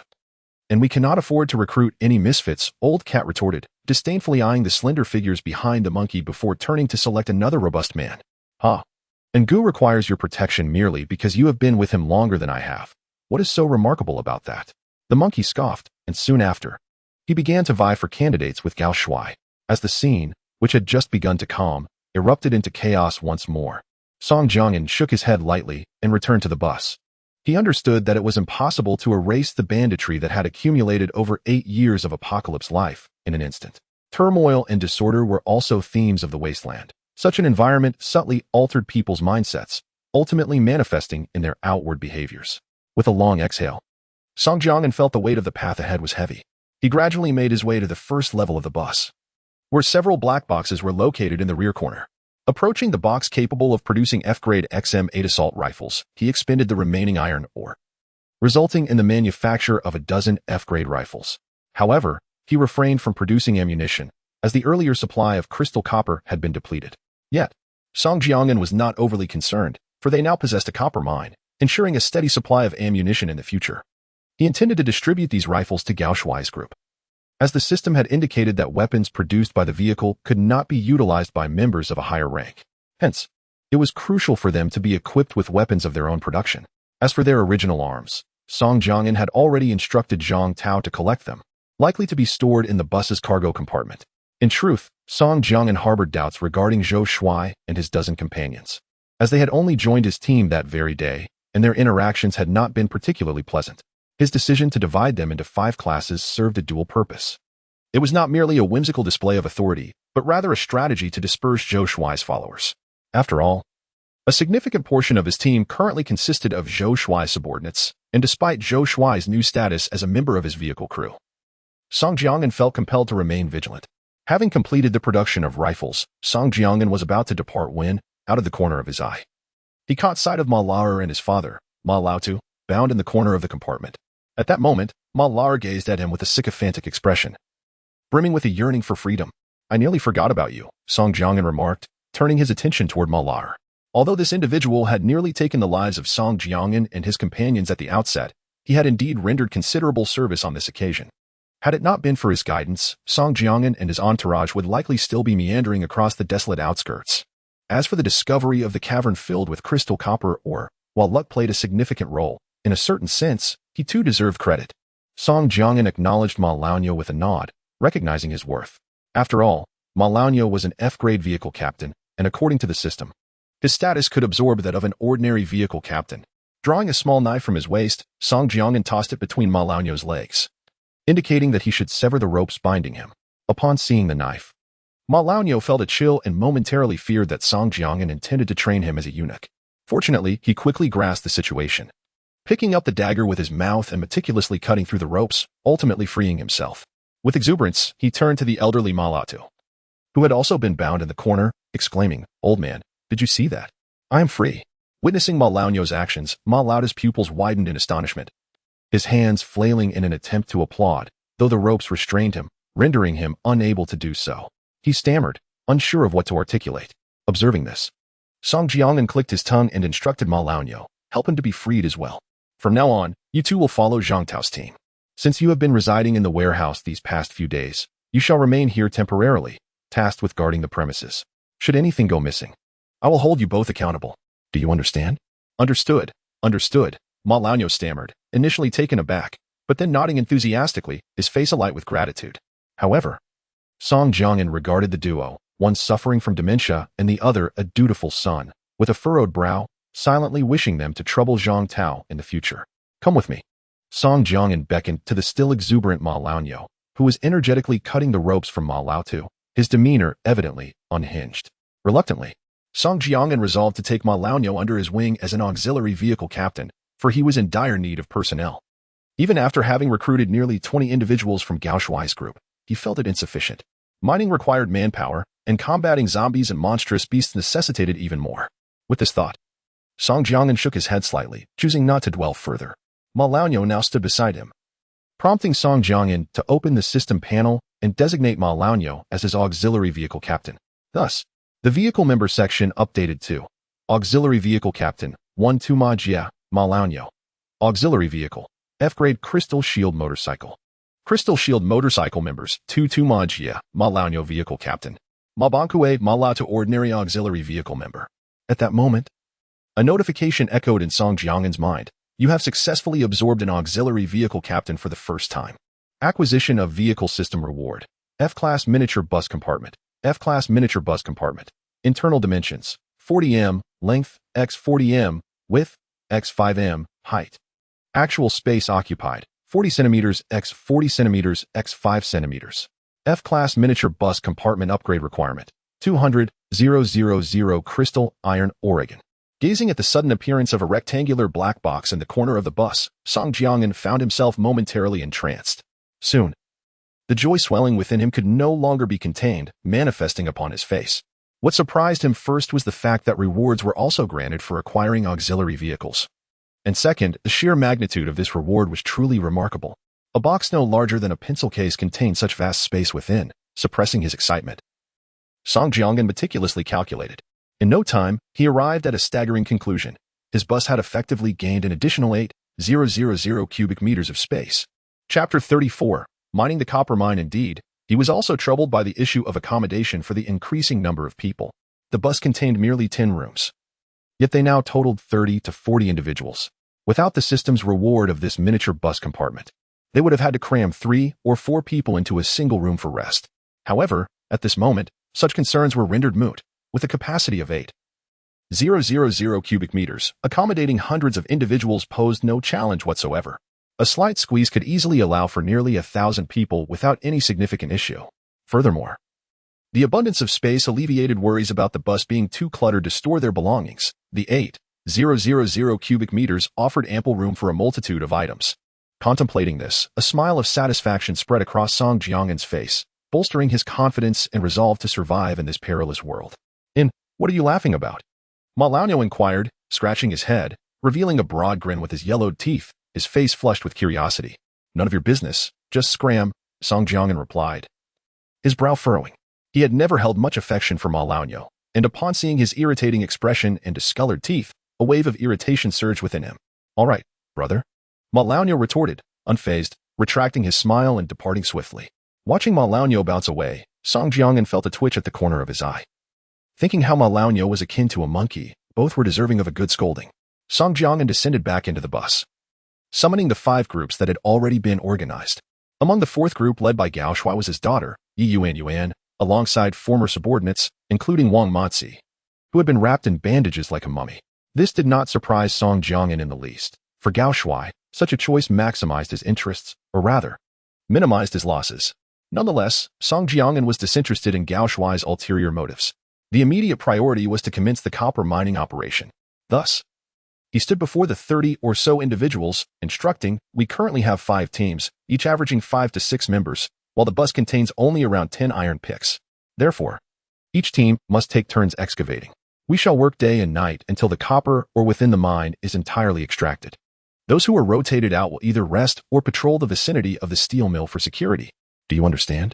Understood. The 30-odd voices responded in unison. The leaders of the 3rd and 4th teams, Song Jiang'an and Zhang Xiaofan, called out to the crowd. Start with you. Head to the bus to retrieve the iron picks and descend into the mine, they replied in chorus. Old Cat, take your team and stand guard around the area. Zhang Tao, Monkey, you will take your team to the bus for rest. Your turn will be next. The 3 responded loudly in agreement. Very well, Song Jiang'an nodded, turning to walk towards the bus. With the team now comprising over 30 individuals, he deemed it unnecessary to personally engage in the mining process. As Song Jiang'an approached the bus, he unexpectedly encountered the rather displeased Yi Yuan, who gripped an F-class pickaxe tightly in her hands, rolling her eyes at him incessantly. The F-class creature known as the meatball waddled in front of her, exuding hostility towards Song Jiang'an. He cast a glance at Yi Yuan's delicate, fair hands and slowly nodded in acknowledgement, reflecting that such skilled hands were indeed better suited for mining. Otherwise, it would be a tremendous waste. Upon noticing the meatball beside Yi Yuan, Song Jiang'an's curiosity was piqued. He waved at the girl and spoke. Wait, Yi Yuan, Come here. I have a question for you. All right. Yuan's chest rose and fell, her expression dark as she dragged the pickaxe before standing before Song Jiangyan, her head bowed low. He couldn't help but smile wryly, recognizing her resistance towards him. It was evident that she had no desire to approach. Yet due to her and her father's current predicament, she reluctantly stood before him. You call it a meatball, right? I see it south quite close to you. Why don't you introduce it to me? Song Jiangyan inquired with a smile, intrigued by this F-class flesh creature that had joined his team alongside Gao Shuai. Gao Shuai had only shared the creature's origins, but had not provided a detailed introduction.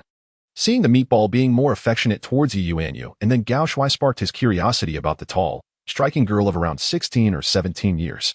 Upon hearing Song Jiangyan's remarks about their relationship, Yuan's frosty demeanor softened slightly, and she spoke with a hint of pride, of course. The meatball has been with me since I was very young. It has always accompanied and protected me before my father even discovered me. Wait. You mean this meatball has been with you since you were a child? Song Jiangyan interjected, his pupils narrowing as he interrupted her. Yes. Ever since I can remember, the meatball has been by my side, protecting me. Yuan gazed at the meatball, her eyes filled with gratitude and affection. Hearing her response, Song Jiangyan nodded slowly. Gao Shuai had indeed mentioned that he found the meatball, but he had not revealed that it was discovered alongside Yuan. However, upon reflection, it made sense. A solitary, young girl, merely a few years of age, would have an exceedingly low chance of surviving alone in the desolate ruins of this city. Song Jiangyan nodded slowly, recalling Gao Shuai's words about how he had taken her in out of pity, as she bore a resemblance to his own daughter. He surmised that this statement was perhaps only partially true. Based on his deductions, it was likely that Gao Shuai brought Yuanyu and back primarily for the sake of the ever-loyal meatball. After all, someone like Gao Shuai, managing to survive in this apocalypse, would hardly possess the energy to concern himself with the fate of a young girl unless it were tied to the meatball. Regardless of how it came to be, the outcome was ultimately favorable. Encouragingly, Song Jiangyan nodded at Yuan, signaling her to continue. The meatball is quite picky. Yuan paused to contemplate before continuing her explanation. Your father has already informed me that he only consumes the flesh of mutated beasts, correct? Song Jiangyan interjected once more. Yuan nodded, casting her gaze upon the meatball, a smile blossoming upon her face. Furthermore, you mentioned that he has protected you since childhood. How exactly did he do so? Song Jiangyan inquired, guiding the conversation gently. He had previously witnessed the formidable power of the meatball's flesh projectiles. Yet he remained unaware of any additional abilities it might possess. Besides the projectiles, it also emits a peculiar fragrance, Yuan replied.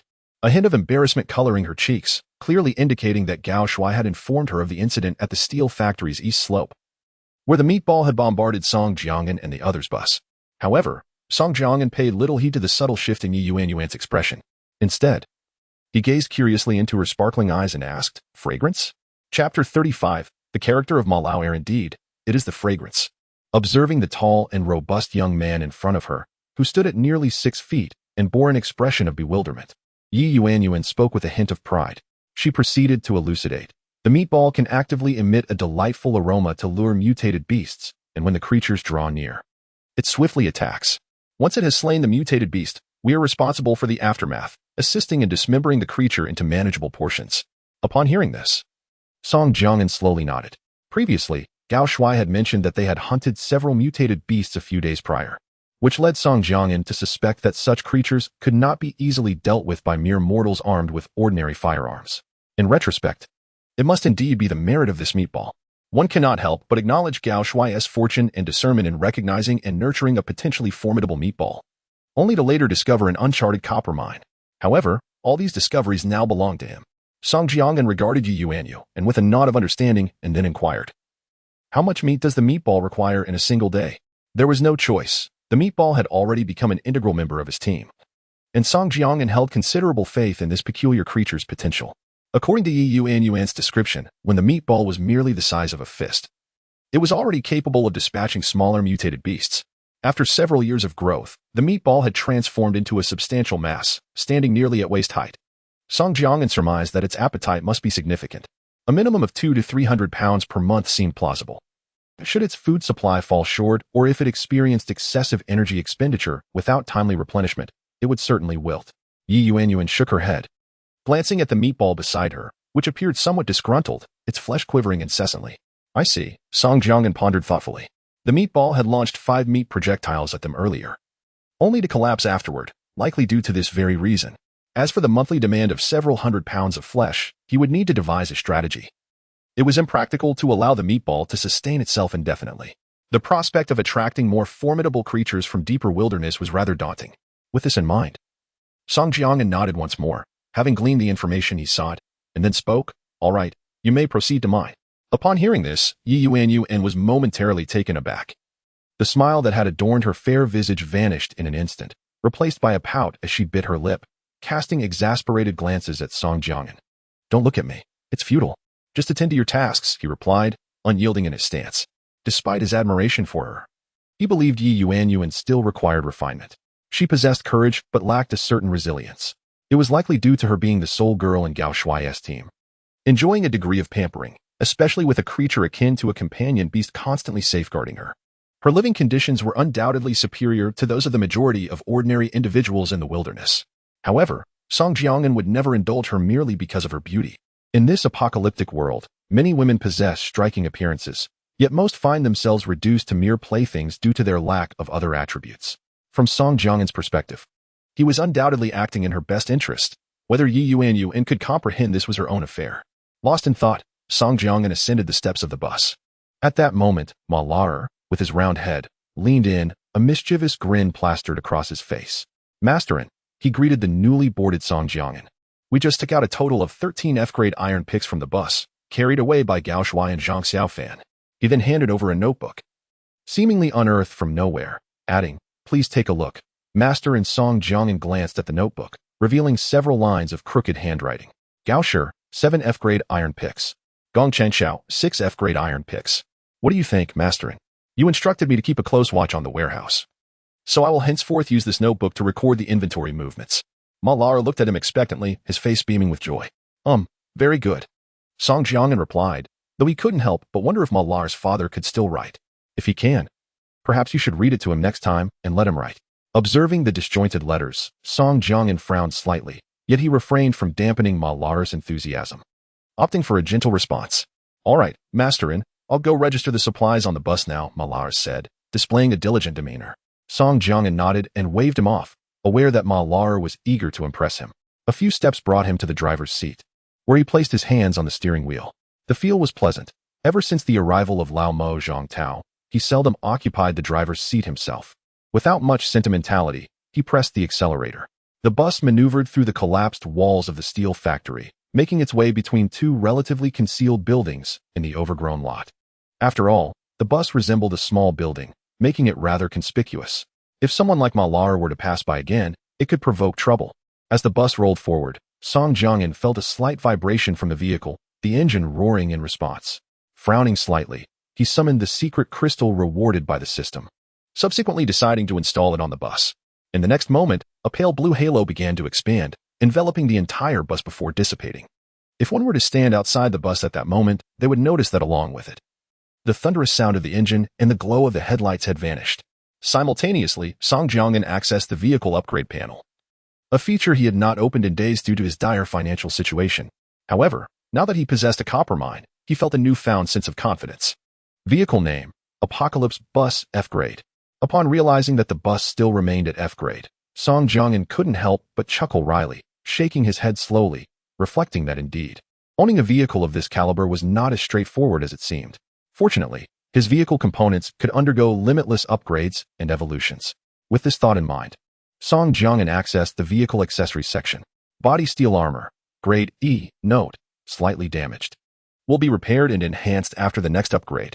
Upgrade required: 500 grade E crystal iron ore. Regarding grade E crystal iron ore, Song Jiangyan had previously acquired some knowledge. Generally, there are two methods to obtain grade E crystal iron ore: by utilizing a special smelting process to upgrade equipment, where 10 pieces of grade F crystal iron ore can be fused into 1 piece of grade E crystal iron ore. The grade E refining furnace he currently possesses has this capability. Alternatively, one could venture into grade E iron ore mines for extraction. However, these mines are exceedingly rare in the vicinity of their current wilderness location, a fact he had only recently learned. Previously, he had only a vague understanding of the resource distribution in the wilderness, derived from the original self who had never ventured into the wild, namely, that resources were scarce in the outskirts and abundant in the inner areas. Recently, After discussing the resource distribution in the wilderness with Sun Lei, a monkey from Zone 8, he gained a deeper understanding of this wild expanse. Chapter 36. On the wilderness. Though the individual known as Monkey may appear somewhat eccentric, he hails from District 8 and comes from a family that once produced a D-class vehicle commander. His understanding of the post-catastrophe world far surpasses that of Song Jiangyan and others, who have lived in a state akin to servitude within the confines of settlements. This was one of the primary reasons Song Jiangyan chose to retain Monkey's company. There remains an abundance of the unknown in this world for him. According to Monkey's account, the wilderness is layered from the periphery to the core, with resources becoming increasingly abundant while the level of danger escalates correspondingly. To illustrate, if the various human special zones were marked on a map in deep green to indicate safety, then the small to medium-sized settlements in the area where Song Jiangyan and his companions previously resided would be marked in light green. The outer region of the wilderness where they currently find themselves should be designated as light yellow, progressing inward to yellow, deep yellow, light red, and so forth. The levels of various zombies, mutated beasts, and monsters likewise increase in severity. However, it is not uncommon for high-level creatures to venture into areas of lower danger, just as it is rare for the less resource-rich periphery to yield higher-grade resource points. Contemplating this, Song Jiangyan resolved not to examine the vehicle components and equipment that required iron or for upgrades. Instead, he focused on those that could be enhanced with copper ore. Bus electrical system, F-class. Note, a fully operational electrical system is crucial for the bus's operation. Some key components require circuit system functionality. If the circuit system is of insufficient grade, certain parts may not function correctly. Upgrade requirements: 500 units of F-class copper or braking system, F-class. Note, the braking system is an indispensable component of the bus. Its function extends beyond merely halting the vehicle. It maintains stability during transit and promptly adjusts to various road conditions and emergencies, serving a critical role. Upgrade requirements: 500 units of F-class copper ore. As Song Jiangyan perused the relevant descriptions, a wry smile crossed his face. He recognized that upgrading these systems was imperative, yet resources were regrettably scant. Initially, he had allocated most of his iron ore to enhance the engine, the steel armor of the vehicle, and the tires. As for copper ore, it had been primarily utilized in crafting ammunition to counter external threats. Recalling the ammunition, Song Jiangyan accessed the equipment section and brought forth the panels of 2 black boxes capable of producing bullets. He remembered that these boxes could also be upgraded through the expenditure of copper ore. F-class 7. 62mm bullet production black box. Note, specifications can be produced as needed. Upgrade requirements: 10,000 units of F-class copper ore. F-class 5. 56mm bullet production black box. Note, specifications can be produced as needed. Upgrade requirements: 10,000 units of F-class copper ore. Upon seeing this, Song Jiangyan promptly closed the system panel. At most, he could elevate one production black box by a level. He could not afford to expend all the mined copper or solely on upgrading these boxes. Furthermore, he observed that the resources required for each black box upgrade were vast. Nevertheless, considering the extraordinary capabilities of the black boxes, Song Jiangyan found solace in the thought that he could postpone these upgrades until he had accrued sufficient wealth. With a few swift steps, Song Jiangyan descended from the bus, seizing the walkie-talkie that hung at his waist. He instructed Lao Mao to dispatch 2 individuals to guard the vicinity of the bus. There was no alternative. Such details were imperative. To survive in this post-apocalyptic world and to thrive, one must possess both audacity and meticulousness, qualities that do not conflict. Upon disembarking, armed with a rifle, Song Jiangyan proceeded towards the main building of the steel mill. As he entered the main factory, he was greeted by the distant sound of a pickaxe striking the cavern walls at the copper mine entrance, the chaotic clatter resonating in his ears like celestial music. He yearned for these tranquil days to linger a while longer, devoid of marauders and monstrous zombies, surrounded instead by diligent miners laboring for their own sustenance. While he provided them with delectable food and secure shelter, how harmonious that would be. At that moment, a peculiar noise emanated from a rusted iron bucket in the center of the factory, occasionally splattering blood. A smile graced Song Jiangyan's face as he approached the bucket, stained with rust and blood. Before him, a large mass of flesh lay amidst a pile of meat, voraciously devouring its meal, blood splattering intermittently. He attempted to call out to the creature, affectionately nicknamed Meatball, for it was destined to accompany him henceforth, and he felt it necessary to cultivate some semblance of rapport. Yet, the creature remained oblivious, engrossed in its feast, seemingly deaf to his voice. Noticing the lack of response, he prodded the mass with the butt of his rifle. In an instant, the meatball spun around, its enormous maw agape, revealing a spiral of serrated teeth that lunged towards Song Jiangyan. Without hesitation, He squeezed the trigger. The sound of bullets piercing flesh echoed, and large gaping wounds appeared on the creature's body. However, these wounds soon began to mend, albeit at the cost of the meatball's size, which diminished considerably after sustaining a barrage of 10 or so bullets, gradually retreating into the iron bucket.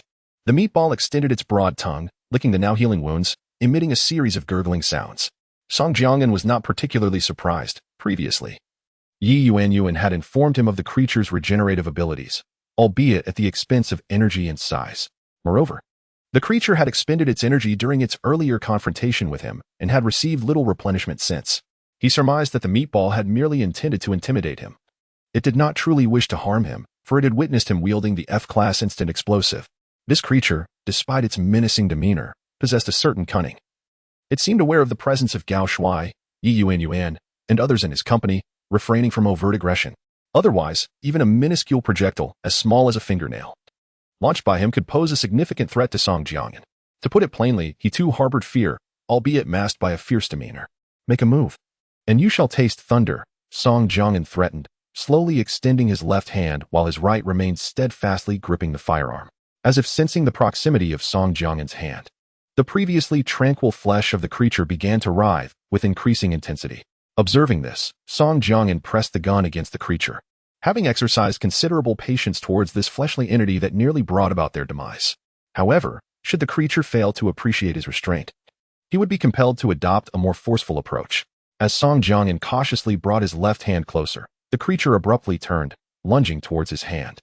Just as he prepared to withdraw his left hand and squeeze the trigger once more, he noticed the creature's large head suspended in midair, dripping with the blood of exotic beasts. Seeing the creature remain still, Song Jiangyan tentatively reached out towards its substantial head. A warm, moist sensation greeted his touch as his hand gently settled upon the blood-soaked cranium. This time, the creature did not resist. Rather, it instinctively rubbed against his hand. However, Song Jiangyan soon realized that what the creature was truly fixated on was not his left hand, but rather the black dragon ring tattoo that adorned his left ring finger. Chapter 37. The altered monster gazing at the now remarkably docile mass of flesh, Song Jiangyan slowly withdrew his hand, shaking off the viscous beast blood, and once again caressed the black dragon ring tattoo on his left hand. At that moment, a notification echoed in his mind.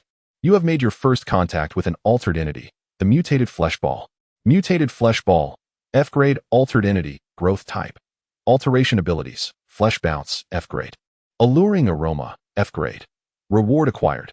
Favor of the altered monster. Note, this effect applies only to first-time interactions with altered entities. Upon hearing the system's prompt, Song Jiangyan felt a surge of joy within. He pondered how this flesh ball, which had just moments ago seemed intent on his demise, could now exhibit such gentleness. It was indeed the ring's influence at play. Furthermore, he had gleaned some knowledge about altered monsters from the monkey. In the aftermath of the catastrophe, not only had most humans transformed into zombies, but animals had morphed into mutated beasts, and various altered creatures began to emerge. The flesh ball before him was likely once just a lump of ordinary meat, but due to the pollution and mutation of this world, it had evolved into an altered being. As the monkey had recounted, in areas severely tainted by corruption, even some inanimate objects began to develop rudimentary consciousness, becoming altered entities. For instance, the monkey's uncle, a D-grade vehicle captain, had encountered a steel-plated monster with numerous metallic limbs deep within the wild. Initially, upon hearing such tales, Song Jiangyan was quite taken aback. However, the realization that he possessed an extraordinary vehicle system brought him a sense of acceptance. With that thought, he paid no further heed to the flesh ball still feasting within the iron bucket and departed the main factory, taking a stroll around the steelworks. He observed that, apart from the main workshop, the other large buildings were in utter disarray, filled with rusting machinery and scattered steel materials. It seemed that Gao Shuai and his crew had devoted their primary efforts to the main workshop over the past few months, neglecting the upkeep of the other facilities. Ascending to the rooftop of a large factory, Song Jiangyan surveyed the surroundings of the steel plant. The plant was almost entirely encircled by small hills, with only two broad concrete roads to the north facilitating the transport of large trucks in and out. After a rough estimation, he concluded that this abandoned steel factory in Daju City could easily accommodate tens of thousands of people. With a wry smile, Song Jiangyan shook his head, acknowledging that he was indeed thinking too far ahead. He reassured himself that there would be time to contemplate such matters once his team expanded to thousands in the future. Returning to the bus, he noted that evening had fallen, and a light rain began to patter against the ground, shrouding the entire steelworks in a misty haze. At that moment, Gao Shui rushed out from the main workshop, his entire body covered in black dust, his face smeared with grime, while streaks of blackened water flowed down his chin from the rain's cleansing. "Go, Commanderin," Gao Shui called out, wiping his dusty hand across his face to remove the stains, directing his voice towards Song Jiang'an, who was seated in the driver's seat of the bus. "Is there something you need?" Song Jiang'an slowly narrowed his eyes, for he had noticed that Gao Shui was currently holding a black box, a device akin to a radio. "Yi. I just received news from the urban area of Daju City that a trading fair will be held in the dark streets of Daju City in a week," Gao Shui explained. "And who is organizing this trading fair?" Song Jiang'an inquired, not responding to Gao Shui immediately. After all, the individual capable of establishing a signal base in the ruins of a city and coordinating with surrounding wild teams to organize a trading fair amidst the threats of zombies, beasts, and monsters must possess a significant degree of power. It is not a solitary organization. The fair is jointly organized by several vehicle leaders from the ruins surrounding Daju City. They will provide a relatively safe environment for the transactions and notify the scattered wild teams to gather there for trade. However, in exchange, our teams must pay a fee in energy stones or ores to gain entry, Gao Shui rapidly elucidated. After listening, Song Jiang'an nodded and remarked, "You mentioned the trading fair will take place in 7 days, correct? Very well, we shall visit the dark streets then." His decisive choice stemmed not merely from the desire to trade, but also from the intention to engage with the various teams in the vicinity. It was imperative to devise a strategic plan for their future endeavors, as aimlessly wandering through the wilderness like headless flies was no longer a viable approach. The copper mines within this abandoned steel factory would eventually be depleted. They could not remain in this location indefinitely and needed to prepare for the next steps. "All right, you may go now," Song Jiang'an gestured to Gao Shui, indicating that he could leave. "Understood, Commanderin. Should you require anything, I shall descend to mine," Gao Shui replied with a respectful nod before turning to enter the factory. In the ensuing days, Song Jiang and his team of over 30 members fell into a cyclical routine, mining, resting, standing guard, and mining again. Even Song Jiang'an occasionally had to wield a pickaxe for several hours. The F-grade crystal copper ore extracted from the mine was stored in the internal space of the micro-sized bus compartment, which could hold up to 8,000 cubic meters. During usage, Song Jiang'an discovered that this micro-sized bus compartment could only be fixed in one location. When activated, it projected a light curtain nearly 4 meters wide, allowing individuals or items to pass through and enter the compartment, exuding a sense of science fiction. At present, the center of the micro-sized bus compartment was piled high with F-grade crystal copper ore. According to the statistics provided by Zhang Tao and Old Cat, their group had collectively mined nearly 30,000 pieces of F-grade crystal copper ore over the past few days, with over 10,000 still remaining in the mine. Song Jiang'an estimated that, on average, each person could extract around 20 pieces of copper ore per hour, and for 5 consecutive days, the 13 pickaxes had hardly paused. Some of the pickaxe heads even showed signs of cracking. Fortunately, they had not completely broken. The tally of 30,000 pieces closely aligned with his initial estimates. Upon hearing that merely around 10,000 pieces remained within the mine, Song Jiang'an let out a long sigh.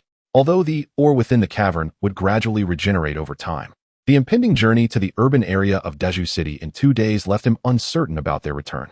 Should someone seize this opportunity to infiltrate the steel mill and uncover the mine, the ramifications would be considerable.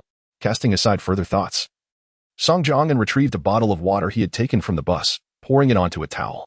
After saturating it, he began to cleanse his face, head, and arms. Before long, the towel became stained with black and gray. Having just emerged from the mine, he appeared somewhat disheveled, his clothes drenched in sweat and marred by grime. Yet, the sight of the heap of or nestled within the compartment brought him a profound sense of satisfaction, for it meant he could once again upgrade the components and equipment of the bus. With this thought in mind, he promptly activated the System Panel Chapter 38, Hunger initially. Attention was drawn to the electrical system. According to the system's specifications, a failure to upgrade the electrical system's level could significantly diminish the efficiency of certain advanced components on the bus, or even render them inoperative. Consequently, Song Jiang'an expended 500 F-grade copper ores to elevate the electrical system by 3 levels, from F to E. Subsequently, he again utilized 500 F-grade copper ores to similarly advance the braking system to E-grade. At this juncture, both systems, which could only be upgraded using pure copper ores, had attained E-grade status. As for the remaining 4 primary systems, upgrades would have to await the acquisition of iron ores. Next, Song Jiang'an shifted his focus to the panels of 2 black boxes capable of producing ammunition. Contemplating the 7.62 mm and 5.56 mm production boxes, He hesitated momentarily before opting to expend 10,000 F-grade copper ores to upgrade the 5.56mm ammunition production box from F-grade to E-grade. The rationale behind this choice was straightforward. For the machine gun that could only utilize 7.62mm ammunition mounted on the vehicle's roof, the 5.56mm XM8 rifle offered far greater versatility, and its production capabilities meant that it could be made available to nearly every individual. In the blink of an eye, 20,000 F-grade copper ores vanished, prompting Song Jiang'an to lament the rapid depletion of resources. It was evident that not everyone could aspire to possess such vehicles. Without adequate financial backing, one could not hope to elevate their capabilities. Despite a twinge of regret, he proceeded to expend several thousand copper ores to produce nearly 50,000 rounds of ammunition. Ammunition was, after all, a consumable necessity. Previously, he had only issued firearms to Gao Shuai and his group, with each gun containing merely one magazine's worth of bullets, far from sufficient for unforeseen circumstances. Observing the satisfactory rapport that had developed between his group and Gao Shuai's over the past few days, Song Jiang'an resolved to have Old Cat distribute the ammunition that very night, ensuring each person received several hundred rounds, sufficient, yet not excessive. After attending to these matters, Song Jiang'an descended from the bus. At that moment, he noticed a rotund figure emerging from the side door of the main factory. The plump entity waddled toward him, its body emitting continuous gurgling sounds. It dawned on Song Jiang'an that this creature had remained within the factory for 5 days, likely having consumed the previous pile of meat. Its presence had been minimal during this time, either feasting in the iron bin or napping amidst the steel materials, living a rather leisurely existence. In stark contrast, Song Jiang'an and his companions had not relaxed for a moment, maintaining a high-intensity work regimen, which naturally led to their neglect of this creature. Now, it appeared that the creature had finished its meal and was beginning to feel hungry once more. Strangely, it did not seek out its original owners, Gao Shuai and Yi Yuan, but instead approached him. Song Jiang'an surmised that the system's mention of his gaining the favor of this aberrant meatball was indeed accurate. The creature soon reached his side, its flesh undulating and quivering, occasionally rubbing against the leg of Song Jiang'an's trousers. Upon observing the actions of the individual before him, Song Jiang'an could only manage a resigned smile. He retrieved the walkie-talkie from his waist and inquired, "Gao Shuai, where do you typically hunt the mutated beasts?" Reluctantly, as this creature had inexplicably followed him, he felt an obligation to oversee its well-being. Leaving it to forage alone did not sit well with him. The sound of a pickaxe striking stone echoed from the other end of the walkie-talkie, accompanied by Gao Shuai's labored breaths. At the north gate of the steel plant, there lies an open space where we usually toss the meatball. We then lie in ambush nearby, but it rarely requires our intervention, as the meatball manages to handle the mutated beast it attracts. And go, allow me to mine a few more ores before I come up. You need not come. I shall take a few individuals to accompany it, Song Jiang'an replied, intrigued to witness how the meatball hunted. Moreover, having recently upgraded his ammunition, he was eager to test its efficacy. Very well, Commanderin. I have been diligently mining without pause, ever mindful of your directives.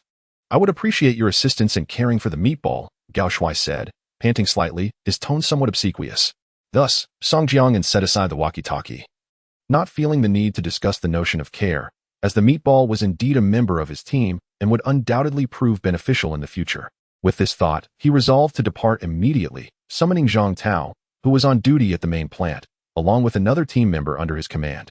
Consequently, the 3 men and 1 flesh-and-blood creature boarded the bus, heading straight for the north gate of the abandoned steel factory a few miles away.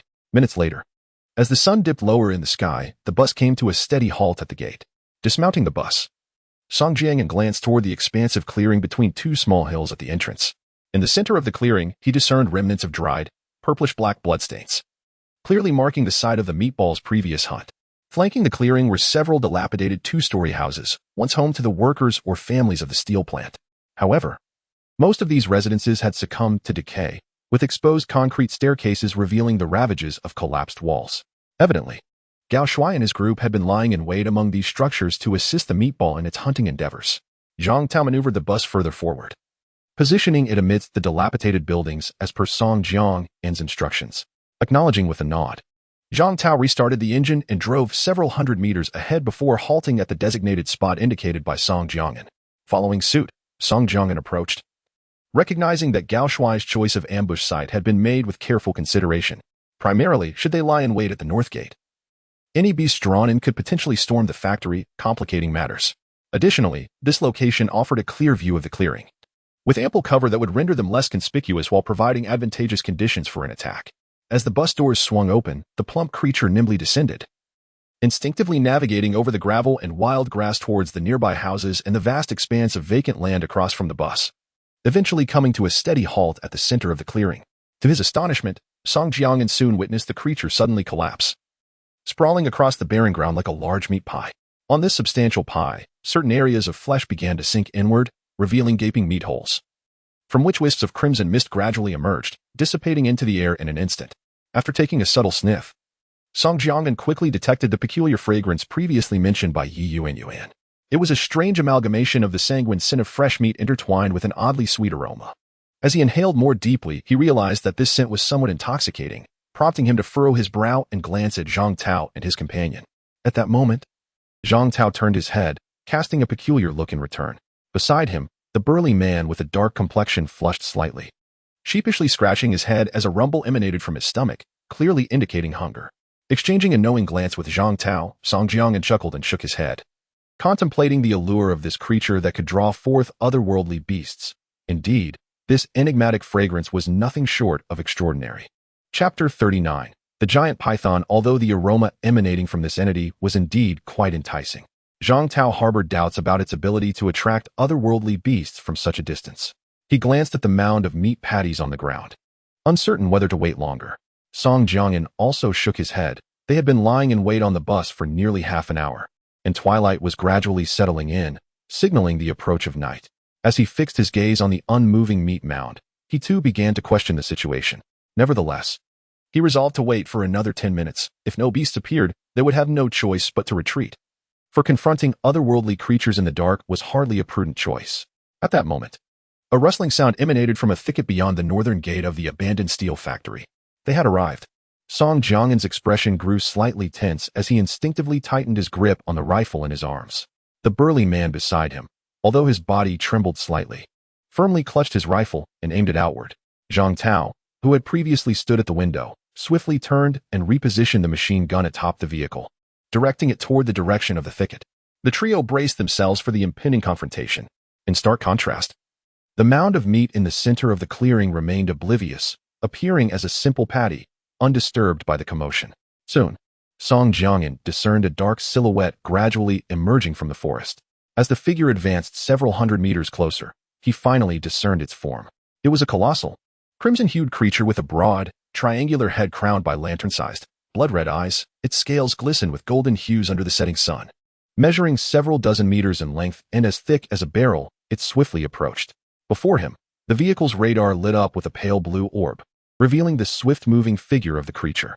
As he scrutinized the silhouette of the monstrous python within the orb, he noticed a prominent red dot marking its head, F-grade. A surge of alarm coursed through him, for this giant python was the second F-grade mutated beast he had encountered, following the aberrant wild boar. Song Jiangyan dared not be negligent. The previous wild boar had collided forcefully with the E-grade steel armor of his vehicle before he managed to incapacitate it by shooting out its eye. This python, however, appeared to be in its prime. If the mound of meat could not pacify it, he and his companions would have no choice but to contain the creature. For allowing it to infiltrate the steel factory would spell disaster. In the blink of an eye, the crimson giant python slithered forth, dragging a mass of grass and stones, until it reached the clearing in front of the houses. It then slowed its pace, inching closer to the meat mound. Raising its massive head, it leaned forward, seemingly ascertaining whether the delightful aroma originated from the mound before it. To his astonishment, Song Jiangyan observed the creature's eyes widen in excitement, its entire serpentine body quivering with anticipation as if it had encountered a rare treasure. In the next moment, the giant python could no longer contain itself. It opened its cavernous maw, revealing two enormous, curved fangs, and lunged towards the meat mound. The meatball, transformed into a patty, was swiftly pierced by the sharp fangs of the colossal python, which then picked it up and swallowed it whole. Witnessing this scene, Song Jiangyan furrowed his brow, poised to pull the trigger. Just then, a tearing sound erupted as the massive, crimson serpent's jaws were suddenly forced open, oozing thick saliva as a gaping wound appeared, blood gushing forth. Song Jiangyan focused intently on the gigantic python, now mere hundreds of meters away, its mouth agape with a substantial mass lodged within. With a furious roar, the mutated serpent, feeling excruciating pain, slammed its enormous head against the ground, littered with rubble and weeds, in a desperate attempt to dislodge the meatball trapped in its maw. Yet, despite the relentless impacts, the meatball remains steadfastly wedged, its bloodied form beginning to cave in, revealing numerous fist-sized holes. In the next moment, with a resounding boom, projectiles resembling fleshy cannonballs erupted from the wounds on the meatball, hurtling forth with astonishing speed, striking the python's neck and causing it to bulge outward. The serpent released torrents of dark blood mixed with putrid flesh and shattered organs. Unable to endure any longer, the colossal creature emitted a pained roar before convulsing violently on the ground, rolling madly as it finally expelled the meatball, which tumbled into the nearby thicket. Severely wounded, the python headed directly towards Song Jiangyan and his companions, now fully aware of the terror and lethal threat the meatball posed. It sought to flee from the dilapidated houses nearby. Zhang Tao, fire at it. With that command, Song Jiangyan and the burly man beside him simultaneously pulled the triggers, determined not to let the beast escape. The sound of gunfire erupted as 2 rifles and a machine gun roared to life. As the fleeing crimson python caught sight of 3 flashes of fire, its body erupted in a cloud of crimson mist. After a brief struggle, it succumbed entirely, lying still. With a sigh of relief, Song Jiangyan observed the meatball emerging from the thicket, seemingly unscathed. He nodded slowly, contemplating the resilience of this F-class mutated creature, which had withstood the serpent's assault without significant harm, even able to retaliate. He couldn't help but feel a sense of exhilaration, realizing he had stumbled upon a remarkable find. Zhang Tao, Heiwa, you. Just as he was about to instruct them to transport the python's carcass into the bus for further processing at the main workshop, a thunderous roar echoed from the woods where the crimson python had emerged. Song Jiangyan and his companions froze momentarily, their expressions swiftly turning grave. Not just one. Gripping his rifle tightly, Song Jiangyan cast his gaze toward the meatball, which, instead of reverting to its previous form, stood upright, poised for action. A sense of foreboding crept over Song Jiangyan as he cast his gaze towards the expansive intersection bordered by trees. A resounding rustling echoed from the woods, where several towering cypress trees, still verdant in the depths of autumn, swayed violently, as if pushed by an unseen giant hand. The sound of crashing branches and snapping twigs filled the air. Suddenly, a dark figure emerged from the thicket, sending trees crashing down and leaves swirling in its wake. Following this, a mutated python, several times larger than the previous crimson serpent, reared its head high, its massive form towering over the entire grove. With its blood-red eyes fixed upon Song Jiangyan and his companions from several miles away, it unmistakably identified them as its chosen prey. Chapter 40. The Struggle in the Black Box of Synthetic Meat Production. A colossal mutated python, several times larger than the previously encountered crimson serpent, rapidly slithered toward them, its mouth emitting a continuous roar. Damn it, we've disturbed the young one, and now the elder has come. Zhang Tao, gripping the machine gun atop the bus, couldn't help but slam his fist onto the vehicle's roof, cursing vehemently. What should we do? We've never attracted such a monstrous creature before. Black Hua, who had been following Song Jiangyan, said anxiously. Song Jiangyan's heart raced, ignoring the frantic Black Hua, uncertain of the creature's capabilities. He glanced toward the main factory building of the steel plant before redirecting his gaze to the blue radar projection sphere before him. Soon, the creature's level was revealed, F. Fixating on the data displayed on the sphere, Song Jiangyan hesitated momentarily, gritted his teeth, and commanded, Zhang Tao, when it approaches, aim for that beast's head. In that fleeting moment of indecision, a multitude of thoughts flooded Song Jiangyan's mind. He was certain that if the creature had a level above E, which the radar could not detect, he would not hesitate to flee in the bus. At least his vehicle was armored with E-grade steel, offering a chance of survival. However, the creature was classified as F, providing them with a 50-50 chance of victory. Fleeing might result in being pursued. It was better to confront the creature and ascertain just how resilient this giant serpent could be. In the blink of an eye, the giant python launched its assault. This time, the meatball did not opt to withstand the python's strike. Instead, it writhed and rolled directly toward the oncoming serpent. Once again, it manifested numerous flesh holes, though Song Jiangyan could distinctly sense that these holes were slightly smaller than before. Boom, boom, boom. Each meatball struck the massive serpent, embedding themselves into its thick body, leaving behind a series of bloody punctures from which dark blood oozed. However, the hit did little to deter the giant python. It merely swayed for a moment before its ferocious glare intensified, and its speed suddenly surged once more. With a crack, the serpent violently swung its tail, slamming into the meatball, sending it flying several meters into the air, before crashing heavily onto the ruins of a collapsed building, leaving its fate uncertain. Suddenly, the bus amidst the rubble roared to life, surging forward with a tremendous force. Damn it, you're quite tough. At that moment, Song Jiangyan seized the opportunity created by the meatball's predicament, leaping into the driver's seat, igniting the bus, and flooring the accelerator. The bus accelerated rapidly, hurtling toward the swiftly advancing giant serpent. Zhang Tao, keep that trigger pressed. Song Jiangyan's expression darkened, a fierce determination resonating in his voice as he shouted. Understood. Come here and taste your Grandpa Zhang's gun.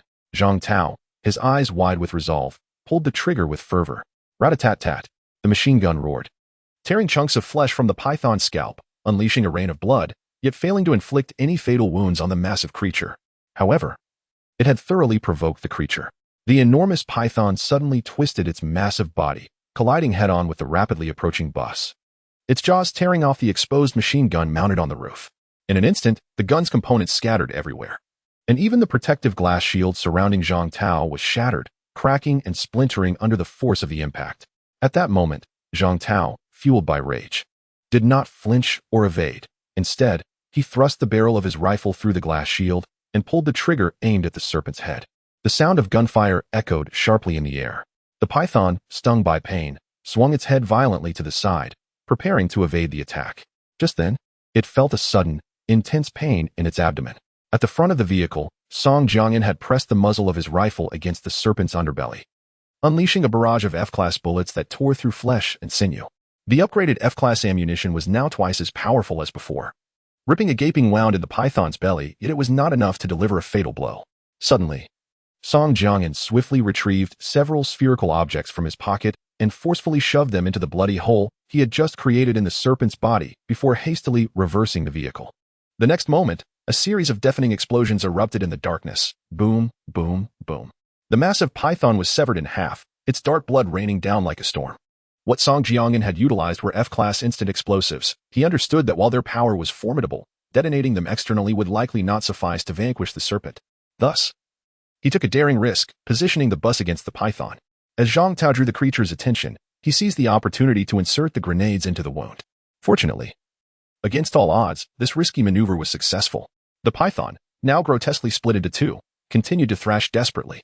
Suddenly, a series of headlights approached from the steel mill's northern gate as several trucks barreled out, racing toward the serpent. The vehicles collided forcefully with the massive creature, and the night erupted with the sounds of gunfire as dozens of flashes illuminated the scene. Under the relentless barrage of bullets and the continuous impacts from the trucks, the once mighty serpent fell silent, meeting the same fate as a smaller python that had perished earlier. At that moment, Song Jiangyan received another notification from the system. You have consecutively defeated 2 mutated pythons. System reward, synthetic meat production black box. Note: producing synthetic meat requires the consumption of timber and vehicle energy. A wave of joy surged within Song Jiangyan. He had not anticipated such a bonus beyond the serpent's meat. As he pondered where to find a stable meat source for his group, the system had provided him with an unexpected reward. Engu, we are late. Are you all right? At that moment, the diminutive Gao Shui leaped from one of the trucks. Behind him, Lao Mao, Zhang Xiaofan, and dozens of others hurriedly followed. Phew, we're fine. As a few individuals approached, Song Jiangyan let out a long sigh of relief and descended from the bus. Previously, when the colossal serpent had appeared unexpectedly, he had already informed several squad leaders via walkie-talkie. At that moment, Lao Mao and Gao Shui had just emerged from the mine, their bodies still covered in soot. Suddenly, the plump creature, resembling a ball, staggered out from a thicket, adorned with withered branches and leaves. Damn it, who brought this thing here? Gao Shui exclaimed in frustration upon seeing the plump creature. He pointed towards the 2 massive serpent carcasses in front of the bus and swiftly approached, delivering a kick that sent the creature tumbling. The F-class aberration, despite the kick from this individual who was somewhat less capable than an ordinary person, emitted a series of gurgling sounds, seemingly expressing its grievances to Gao Shui. That's enough, Gao Shui, Song Jiangyan interjected, stepping forward to pull Gao Shui back. After all, this creature had bravely faced the giant serpent first, and it was unfair to place excessive blame upon it. After about 10 minutes, noticing that there was no further commotion in the woods directly opposite the northern gate of the steel factory, Song Jiangyan gazed at the now deflated creature, shaking his head helplessly. He instructed the others, Lao Mao, Xiaofan, gather your team and transport these serpent carcasses onto the truck. We need to process them into meat chunks at the main factory and give some sustenance to the plump creature. Both responded in unison and began the task of cutting and moving the serpent remains. Observing the bus, now marred and unrecognizable due to the black blood, with dents and deformations, Song Jiangyan couldn't help but chuckle and shake his head. He realized he must promptly seek out the iron mine to upgrade and repair the bus as soon as possible. Chapter 41. The Sword Bearer 2 days later. The sound of clattering echoed. "Ango, it has all been excavated," Monkey exclaimed, breathless and covered in soot. As he and a fellow team member placed the final basket of crystal copper ore onto the bus, wiping the sweat from his brow and addressing Song Jiangyan. "Indeed." Song Jiangyan nodded, reflecting on the past 2 days which had been relatively uneventful, a period of stability. Through the concerted efforts of over 30 individuals, the copper mine had finally been fully excavated. Over this span, nearly 11,000 pieces of crystal copper ore had been extracted, complementing the approximately 4,000 units of F-grade copper ore remaining from a previous consumption of 21,000 units for upgrades. Thus, Song Jiangyan's actual copper ore holdings had swelled to around 15,000 units. In the value system of this world, the exchange ratio among F-grade copper ore, iron ore, wooden planks, and energy crystals is approximately 10:5:3:1. This implies that Song Jiangyan's current assets are valued at no less than 150,000 units of F-grade energy crystals. He instructed a recount of the remaining energy crystals on the bus. Previously, Old Cat's brother, Zhou Lang, had provided them with a total of 3,000 energy crystals, considerable. Yet their daily expenditures were substantial. Maintaining the bus's normal operation was just the beginning. The energy crystals consumed in producing items via the black box accounted for a significant portion, with daily consumption reaching dozens of units. Adding to this, the few hundred energy crystals seized from Ma Lauer had dwindled to almost nothing. Now, Song Jiangyan felt somewhat helpless. He held over 10,000 pieces of copper ore in his possession, but had managed to upgrade the 2 main vehicle accessory systems to E-grade. The remaining 4 essential components, however, required a combination of iron ore and copper ore for upgrades, leaving him in a state of inaction. His primary objective now was to convert the copper ore he possessed into a substantial quantity of energy crystals to sustain the operation of the entire team. Fortunately, the trading fair at the ruins of Daju City was on the horizon. With his mining efforts now concluded, departure was inevitable, and he looked forward to acquiring valuable items. However, preparations were essential. Arrangements needed to be made for the abandoned steel mill. Thus, he instructed Old Cat, "Gather the squad leaders and have them change into clean attire for assembly here." "Understood," Old Cat replied, signaling 2 members from the independent security team to follow him. And the 3 departed swiftly. Approximately 10 minutes later, a group of individuals jogged to Song Jiangyan's side, forming an orderly line, standing tall and proud. Although their attire was not uniform, they appeared clean and tidy. This was a reflection of Song Jiangyan's expectations. He had not mandated a uniform due to the current circumstances. His primary goal was to cultivate this group as his foundational team, starting with the basics of standing formation. Song Jiangyan planned to conduct a round of intensive training once conditions stabilized. He believed that enhancing the overall strength of the team as swiftly as possible was paramount. Class leader Zhang Tao, Song Jiangyan addressed with an impassive expression. "Present." Zhang Tao responded loudly. "Report on the status of each class and summarize the existing materials within the steel mill." Song Jiangyan, with a stoic expression, issued commands to Zhang Tao. Previously, he had instructed Zhang Tao to conduct a thorough investigation, including details of personnel in each team, as well as the current inventory of vehicles and other resources within the steel mill.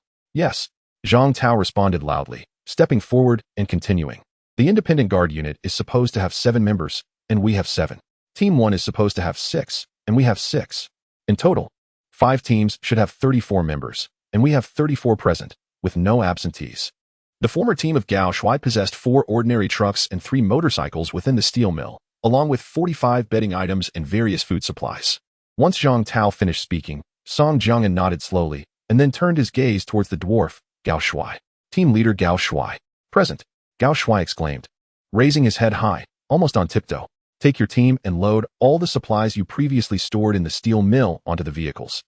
We will depart for the urban area of Daju City tonight," Song Jiangyan said, his eyes reflecting determination as he glanced at the distant sunset, his expression stern. "Understood," Gao Shui replied, turning to quickly lead his 6 team members away. "Zhang Xiaofan." "Here." Zhang Xiaofan stepped forward 2 paces, his legs straightened. "Take your team to the vehicle and retrieve the pickaxes. Block the entrance of the mine for me, and take this as well, set it inside to collapse the entire mine." Song Jiangyan instructed Zhang Xiaofan, handing him several F-class instant detonation explosives and granting him the authority to use them. These explosives could be detonated with mental control from several hundred meters away, alleviating concerns about potential injuries from a cave-in. Song Jiangnan had already planned for this. Restoring the copper mine's original capacity would require years of effort. His group could not remain in the mine indefinitely, so he decided to bury the entire mine to minimize the chances of discovery by other vehicles. This could serve as a form of savings for the future. If he were to return here in a few years, he might be able to excavate once again. Understood. Zhang Xiaofan replied and departed with his companions. Zhang Tao, Old Cat, continued to maintain vigilance in the surrounding area. As soon as night falls, we depart. Song Jiangnan instructed the two men before him. They nodded and left, armed and alert. Having assigned all tasks, Song Jiangnan returned to the front passenger seat of the bus, cradling his weapon in his arms, contemplating the recent gains. In just a few days, they had amassed over 10,000 pieces of copper, a feat unimaginable in relatively safe human settlements. Previously, Old Cat, an ordinary individual, had stumbled upon a newly formed iron mine in the deep mountains near the wilderness, which had yet to be excavated, an extraordinary stroke of luck. However, the wilderness held too many unknowns for him, rendering Song Jiangnan unable to see the path ahead clearly. He could only navigate step by step, crossing stones to forge his way forward. As for the prospect of Song Jiang halting his advance and turning back to the east, such a notion is utterly implausible. Since his arrival in this apocalyptic world, he has perpetually felt the ominous presence of a sword suspended above his head. This sensation intensified dramatically upon his encounter with the colossal F-grade serpent, stretching several dozen meters in length. He pondered, what if the serpent he faced was not of the F-grade, but rather an E-grade? Where could he flee to escape its grasp? Could he possibly elude it? In a confrontation, what could he rely upon? Just a sheer tenacity. Clearly, that would be insufficient. Nevertheless, he considered himself fortunate. Unlike many others, he possessed a unique vehicle system, allowing him to amass strength to this extent in less than a month. Henceforth, his objective is to leverage the aid of his system to swiftly enhance his capabilities. Seizing that metaphorical sword of the apocalypse and firmly grasping it within his own hands. Chapter 42. The Light at the Crossroads Boom. A tremendous explosion reverberated through the main factory building, causing a significant portion of the exterior walls to crumble. The mine was shattered, collapsing in the middle. While Zhang Xiaofan and several team members were diligently conducting the final burial operations at the mine's entrance. As Zhang Xiaofan completed his task, Gao Shuai and his team arrived, driving trucks and motorcycles laden with various essential supplies. Once again, the group gathered in front of the Doomsday bus. Song Jiangnan instructed Gao Shuai and the others to unload the considerable amount of goods and supplies from the truck into the compact bus, leaving only 7 team members to operate ordinary vehicles. These vehicles were not meant to be abandoned. After all, there was only one bus, which could not accommodate every team member. Having a few ordinary vehicles would significantly enhance the team's mobility. Moreover, the compact bus was 5 meters high, providing ample space for the trucks, allowing for immediate deployment without the concern of excessive visibility. Old Cat, let's move. Once everything was in order, all 30 or so members boarded the bus. With a command from Song Jiangnan, the bus roared to life. The massive tires spun rapidly, crushing the overgrown grass of the abandoned steel mill, leaving deep ruts in their wake that stretched toward the cracked road leading to the north gate of the factory. Ma Lauer, are you saying your father truly cannot remember who you are? On the 3rd level of the speeding bus, Monkey, feeling bored, turned to tease Ma Lauer, who had recently been on the receiving end of a beating and was now mingling with the other team members. How could I possibly deceive you? I'll go and test it right now. Ma Lauer replied, his square face displaying an expression of utter detachment. Go ahead. Go ahead. Cheered several members from Zhang Tao's team. All right, watch closely, Ma Lauer declared before unsteadily rising and making his way to the back of the bus where his father, Ma Bankue, was seated. Approaching his father, Ma Lauer waved his hand before him and asked, Old man, what is your name? Zhang Bankue nodded his head in confusion. Do you recognize me? Who am I? Ma Lauer continued, pointing to himself. I don't know. Ma Bankue shook his head, his expression one of bewilderment. Think harder. Who is your son? Am I not your son? Ma Lauer pressed, his gaze fixed on his father. I don't know. Who are you? Ma Bankue replied again, clearly perplexed. Ha ha. At this moment, the crowd at the front of the bus erupted into laughter at the scene. Then who the hell am I? Who is Ma Ji if not your son? Ma Lauer's expression turned serious, his eyes slightly reddening as he quietly shouted at his father. The laughter of the onlookers only grew louder at this poignant moment. Upon hearing the cacophony of voices, Song Jiangnan did not smile, but instead sighed and shook his head at Zhang Tao, who bore a similarly impassive expression. That lad, Ma Lauer, is rather pitiable. When you first assigned him to my team, I inquired about his situation. He revealed that ever since his father, Old Ma, succumbed to dementia, He has kept him close for the past few years, scarcely leaving his side. He is indeed dutiful, yet his temperament resembles that of a monkey, somewhat daft. Zhang Tao shook his head while observing Ma Lauer's distant silhouette and offered a wry smile to Song Jiangyan. Silence. What is all this ruckus? Do you not recall how Master instructed you to maintain discipline? Have you heard me? Zhang Tao bellowed, as the clamor gradually subsided. The crowd quickly quieted, and those who had recently grown familiar with Ma Lauer, noticing his troubled expression, approached him to coax him back to his original position, offering quiet reassurances. Very well. You keep an eye up there. I shall take my leave, Song Jiangyan said with a smile to Zhang Tao before turning to depart. He was not so rigid as to demand absolute silence within the confines of the vehicle. After all, they were human, and in such a perilous environment, engaging in light banter could effectively alleviate stress and maintain optimal performance. Furthermore, it would enhance team cohesion, allowing the two groups to meld more seamlessly, especially since Gao Shuai and his crew were newcomers, likely to feel a sense of estrangement. In Song Jiangyan's view, facilitating their swift acclimatization to his team's rhythm was paramount. Returning to the co-pilot seat, Song Jiangyan surveyed the surroundings of the bus under the gentle glow of the moonlight. The expansive fields and forests had receded, replaced by dilapidated high-rise buildings entwined with vines. Some of these structures appeared as if they had been cleaved in twain, collapsing onto the cracked, weed-ridden asphalt below. The bus soon transitioned from the relatively smooth terrain to the fractured roadway, causing the vehicle to jolt and sway. Song Jiangyan recognized that they had now entered the heart of the ruins of Daju City. Cat, take a right at the upcoming intersection, Gao Shuai leaned in, addressing the old cat. At the outset of their journey, Song Jiangyan had summoned him to the front of the bus, for despite Gao Shuai's shorter stature, he seemed considerably more reliable than Ma Lauer. Furthermore, Gao Shuai and his group had resided in this area for nearly 8 years, granting them a better understanding of the local roads. Old Cat nodded in acknowledgement. How much farther? Song Jiangyan inquired of Gao Shuai.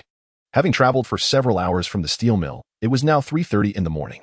Previously, Gao Shuai had only vaguely described the distance. Now that they had reached the city, preparations were in order. Not long now, Masterin. The Black Street is still 20 to 30 kilometers away. We should arrive in about an hour. We might still be among the first to get there, Gao Shuai replied with a smile directed at Song Jiangyan. Very well. Song Jiangyan nodded. The roadways in the urban area were obstructed by collapsed buildings. Although the issue of traffic congestion was not a concern, he still had to take longer routes, covering 20 to 30 kilometers in an hour, which did not surprise him. As for being among the first group to reach Black Street, Song Jiangyan shook his head. He preferred to remain discreet. Upon nearing Black Street, he planned to find a secluded spot to halt, awaiting the commencement of the trade fair the following day before making any further plans.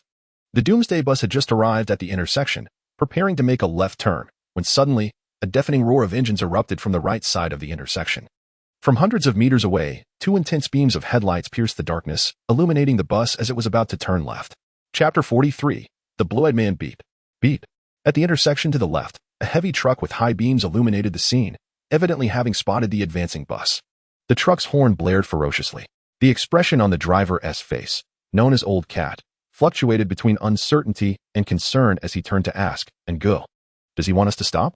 What should we do? Song Jiangyan furrowed his brow. The information about the truck had already materialized in the blue radar sphere before him, classified as Level F. After a moment's hesitation, he spoke into the bus's internal microphone, commanding, Old Cat, hit the brakes. Everyone, be on guard. Creak. Whoosh. As soon as Song Jiangyan's words fell, Old Cat slammed on the brakes and sharply turned the steering wheel to the left, causing the rear of the bus to swing to the right, halting it across the road, which was largely covered by the debris of a collapsed building. Suddenly, dozens of gun barrels protruded from the bus windows, while on the roof, Zhang Xiaofan aimed the machine gun, which had been destroyed by a giant snake and subsequently rebuilt. At the rapidly approaching truck, all were on high alert.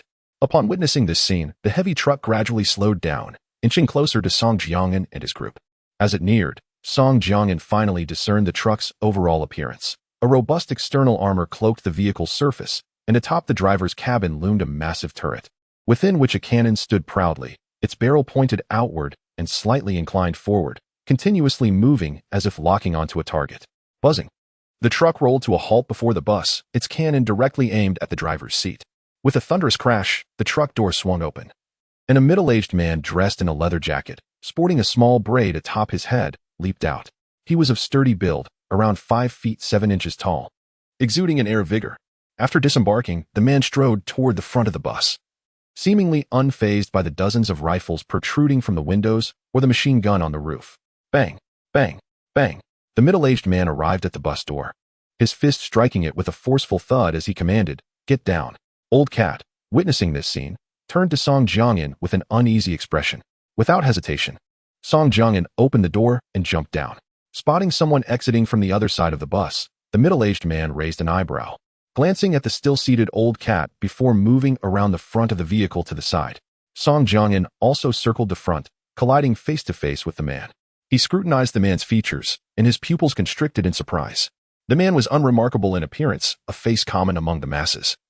Yet his right pupil was a striking blue, appearing somewhat eerie under the reflection of the headlights in the night. Their eyes locked for a moment. And the blue-eyed man spoke first, spitting words with fervor. "Where are you from? You have quite the nerve to point guns at me in Dajio."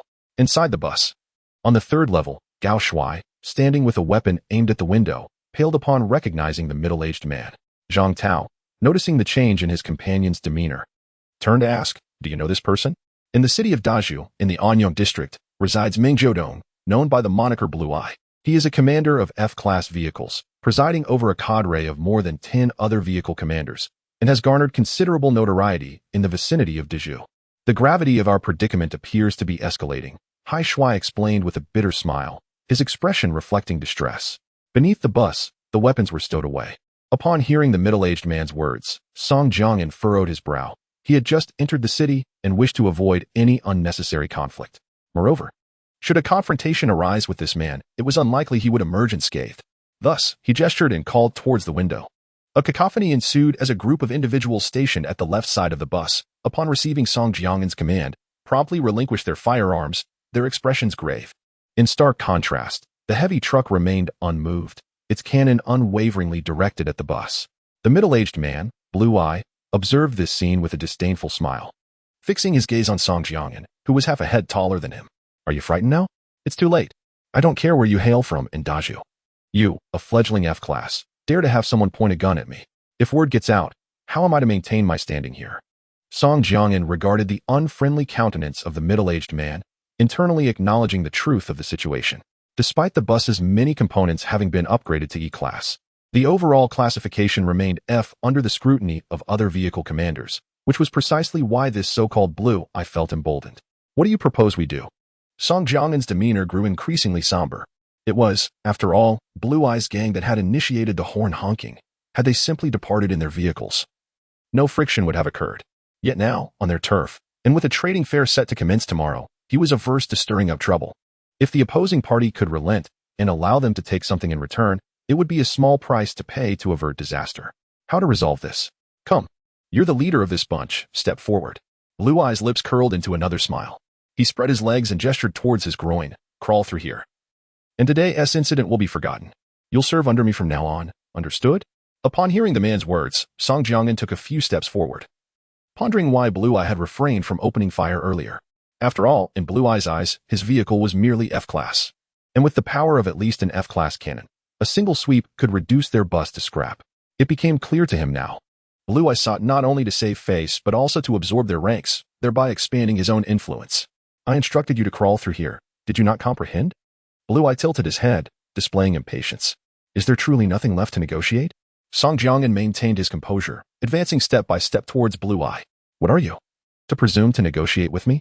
Were it not for your potential utility, you would have been disposed of long ago," Blue Eye retorted, his eyes widening in disbelief at Song Jiangyan's audacity. Then, he commanded a heavily muscled man with a buzz cut and tattoos all over his body, Big Tiger. "Unleash a few rounds. This group still hasn't grasped the gravity of their situation." "Understood, Master Meng," replied the man known as Big Tiger, a disdainful smile spreading across his face as he took control of the cannon that seemed almost to merge with the heavy truck. Boom! A tremendous sound erupted, and debris from the concrete wall of a nearby residential complex scattered in all directions. With another resounding blast, the half-meter-thick wall crumbled under the onslaught, collapsing in a single sweep. "Do you comprehend now? Come over and crawl here on your knees." Blue-eyed, saliva flying with each word, some even landing on Song Jiangyan's collar. "Yes, I understand," Song Jiangyan nodded, slowly bending his waist. Chapter 44, Dare to Move and Die Indeed. As long as you comply, once you come to my side, there will be meat to eat and women to enjoy, far superior to wandering aimlessly with a bunch of useless fellows. Blue Eye observed as Song Jiangan's body slowly arched, a hint of a smile finally breaking through his expression as he nodded slightly. At this moment, Zhang Tao and the others, standing in a row on the bus, wore solemn expressions.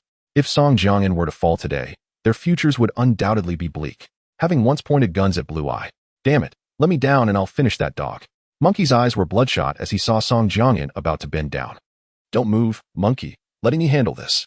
"Don't create more chaos," Zhang Tao said, stopping Monkey's hands from raising the gun again.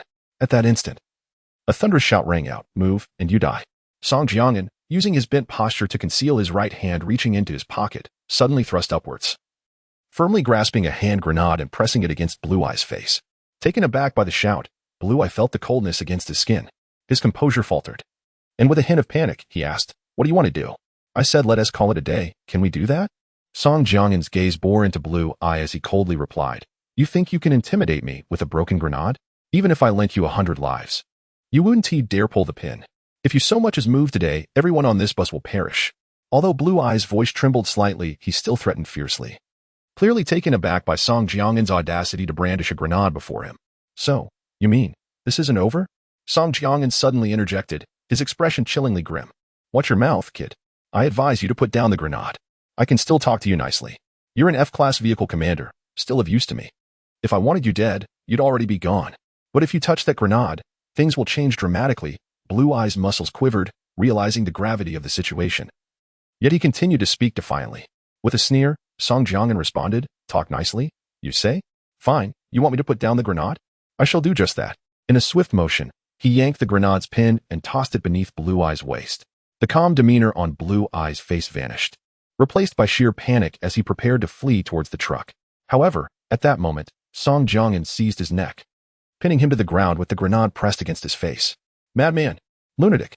Blue Eye had never encountered such a scenario. He realized that this man was utterly reckless, willing to perish alongside him rather than utter a single word of concession.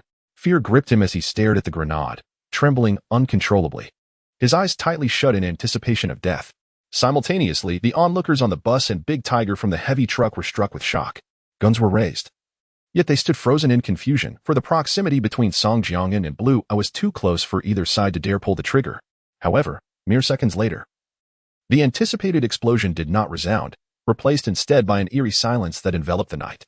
In the next moment, Song Jiangan seized the terrified Blue Eye, whose face was slick with cold sweat, and fixed his gaze upon the ordinary eye beneath the trembling eyelids, as well as the wide-eyed Blue Eye.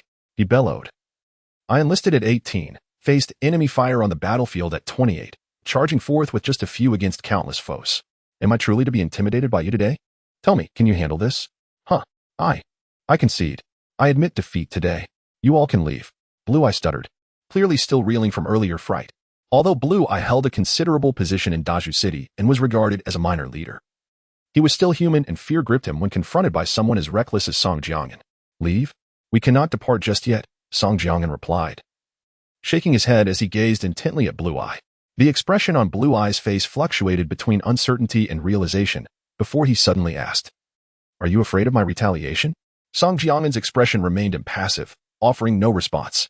Blue Eye turned to the heavy truck's driver, Big Tiger, and instructed, "Redirect the cannon."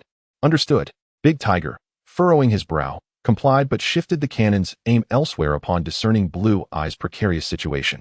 "Not sufficient," Song Jiangan countered, his intentions extending beyond merely redirecting the cannon. "How much longer do you plan to remain in Daju City?" Blue Eye queried, turning suddenly to Song Jiangan. "Not for long," he replied, clearly indicating that Blue Eye had grasped the underlying meaning of his earlier words. "All right, then I shall stay by your side for these few days.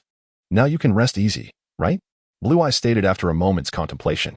Indeed, Song Jiangan nodded, as this was precisely what he desired. After all, Blue Eye held significant influence in the vicinity of Daju City. If he were to eliminate him now, it would surely invite considerable trouble. Conversely, letting him go would yield endless repercussions. Thus, the most prudent course of action was to keep him under control for the time being, allowing him to remain close until they could safely depart Daju City and reconsider their options. Blue Eye, fully aware of this reality, proactively suggested remaining by Song Jiangan's side, driven by a genuine fear that this madman might take his life at any moment. "Get in the vehicle. Rest assured, I shall not allow them to harm you. As it benefits neither of us." Song Jiangan gestured toward the bus, taking a few steps forward and indicating for Blue Eye to follow him. He sensed Blue Eye's anxiety, likely stemming from a fear of being assaulted by the occupants of the vehicle once inside. You are called Big Tiger, correct? Keep the truck running and follow closely behind. Song Jiangyan remarked, casting a sidelong glance at Big Tiger, whose expression was notably dark with anger, clearly displeased with having his leader captured. However, Big Tiger ignored him entirely, his face a mask of fury.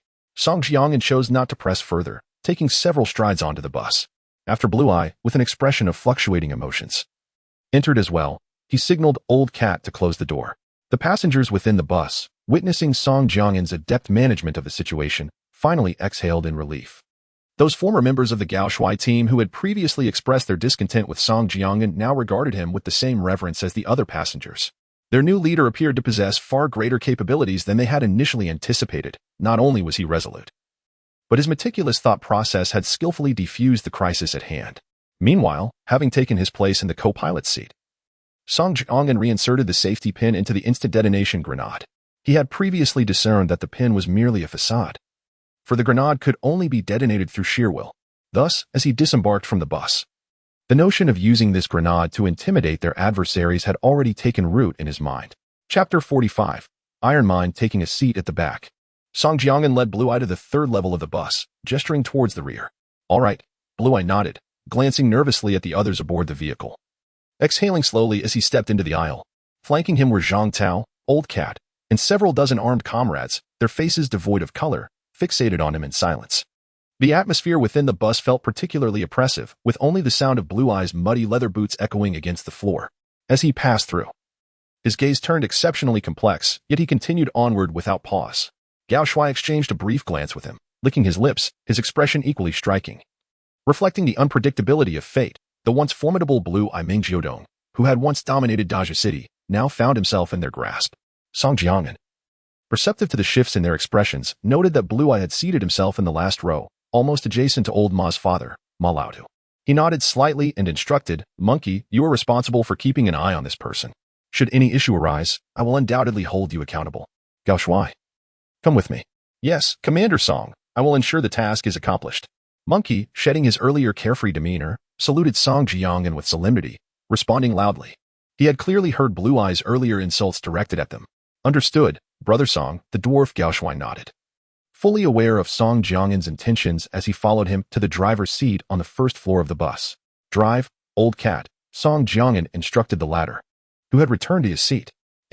Old Cat nodded slightly, starting the bus, steering to the right, and pressing the accelerator. The vehicle straightening as it began its journey forward. Behind the bus, a heavy truck loaded with an artillery piece, driven by Da Hu, closely trailed them. Turning his gaze to the approaching Gao Shui, Song Jiangyan spoke slowly, share what you know. Well, regarding Blue Eye, Gao Shui recounted the details he had previously shared with Zhang Tao about Blue Eye, adding some previously unmentioned specifics. Upon hearing everything, Song Jiangyan nodded slowly. From Blue Eye's tone, he had already inferred the man's significance. He was certainly not an ordinary individual in the vicinity. However, he had not anticipated that this person held the title of district chief in Dazhou City, albeit self-proclaimed, yet his power was undeniably formidable. This was one of the reasons why Song Jiangyan had initially decided to detain him temporarily. Engaging in direct conflict at that juncture would likely have yielded no benefits for either party. Establishing enmity with the locals upon his arrival was evidently unwise.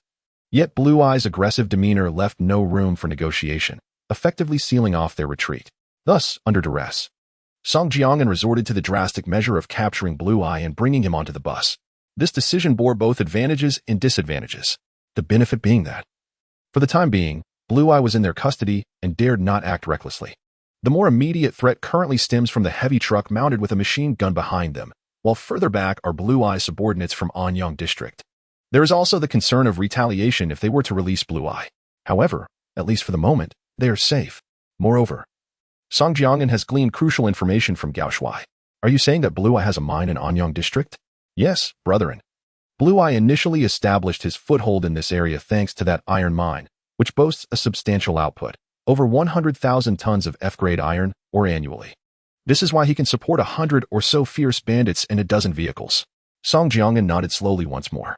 In this apocalyptic world, particularly in the wilderness, those who can manage to put food on the table are never ordinary. Merely having a mine is insufficient. One must also be able to defend it. Although Blue Eye possesses a somewhat reckless demeanor, he undeniably has some capability. The thought of the iron mine stirred something within Song Jiangyan. What he currently lacked most was iron ore. The battered state of the bus had yet to be repaired, and the levels of the 4 main component systems could not be upgraded, all due to the absence of iron ore. Thus, he vacated the passenger seat, straightened his slightly wrinkled attire, donned a stern expression, and made his way to the 3rd level of the bus. Upon reaching the entrance of the 3rd level, Song Jiangyan cast his gaze towards the rows of seats. He observed Monkey leading several armed members from the 3rd team, surrounding Blue Eye. The expression on Blue Eye's face was one of complexity, as the elderly Ma placed his wrinkled hand on Blue Eye's face, affectionately calling out, "Son, you are my son." From the left front seat, Ma Er also witnessed this scene, his head filled with dark lines, wearing an expression of utter despair. "Monkey, take the old man to the front for now. I have some matters to discuss with Blue Eye." Song Jiangyan gestured for Monkey and the others, who were merely spectators, to leave. Once they departed, Song Jiangyan chose a seat a short distance from Blue Eye and lit a cigarette for himself. The smoke spiraled upwards, drifting towards the window, swiftly whisked away by the rush of air generated by the bus's high speed. Gulu, seated beside Song Jiangyan, swallowed hard. Song Jiangyan naturally noticed this detail, pulled out a cigarette case from his pocket, and tossed a lighter onto Blue Eye's glossy leather jacket, which gleamed under the moonlight. Blue Eye looked down at the 2 items, hesitated for a moment, then picked up the cigarette case, drew one out, and lit it. With his eyes narrowed, Blue Eye did not turn to face Song Jiangyan, but instead asked, seemingly to himself, "Did that little dwarf tell you about my affairs?" "Yes. I came to inquire about the mine." "Don't even think about it. I admit that I was frightened today, and I do value my life. But that mine will not fall into your hands even if you were to kill me today. My entire family, along with over 100 people, relies on that for survival. You may not believe it, but go ahead and try. You certainly lack the courage to take my life, whether you believe it or not. If you lay a finger on me today, none of you will emerge alive from Daju tomorrow. You truly overestimate yourselves if you think you can meddle with my mind." Blue Eyes abruptly interrupted Song Jiangyan, his pupils wide with fury as he threatened him, a resolute glint evident in his gaze. "What the hell do you mean, old man? Who do you think you were talking to? Do you believe you can act so brazenly in this car? No one dares to touch you, right? You think you're invincible? I'll take you down right now." The monkey, standing at about 1.6 meters tall, instantly leaped from his seat upon hearing Blue Eye's words, hastily approaching the back seat with his rifle in hand, while several of his comrades also rose in unison. Chapter 46. The transaction stop right there. Are you planning a rebellion? Did Master instruct you to move? Zhang Tao's voice resonated within the confines of the bus as he gestured backward. In an instant, Ma Lao Er and several team members sprang into action, forcefully dragging the bewildered individuals back. "What the hell do you mean, Zhang Tao?" With a swift motion, Zhang Tao raised his right hand and struck the back of the neck of the bewildered figure, known as Monkey. "What? You think you're in charge now? This isn't the time for you to act like a big shot just because you took a few hits before. Master is conducting business here. Why are you stirring up trouble? Did you forget the instructions given to us by the squad leaders?" After a series of pointed inquiries, Monkey exhaled in frustration, biting his lip as he sank back into his seat. "Damn it, I was impulsive. Hand over the gun," Zhang Tao commanded, his expression devoid of emotion as he fixed his gaze on the subdued Monkey. "What do you mean?" Ignoring Monkey's question, Zhang Tao reached out and snatched the weapon from Monkey's grasp. "You." Monkey was momentarily taken aback, believing Zhang Tao intended to disarm him. Yet the next moment, with a decisive click, Zhang Tao removed the magazine and tossed it back into Monkey's lap. "Here, take it." Zhang Tao slung the now unloaded rifle over his shoulder and strode toward the back of the bus. The surrounding team members exchanged puzzled glances, their eyes fixed on his imposing figure. Meanwhile, Song Jiangyan, who had earlier been reprimanded by Blue Eye, remained silent, smoking and gazing out the window. Soon, Zhang Tao approached Blue Eye, who looked up with furrowed brows and narrowed eyes at the towering figure before him. "You, bang!" Before Blue Eye could finish his sentence, a dark gunstock crashed down before him. "Ah, you son of a bang!" Zhang Tao struck again, his expression unwavering. Bang! Crack!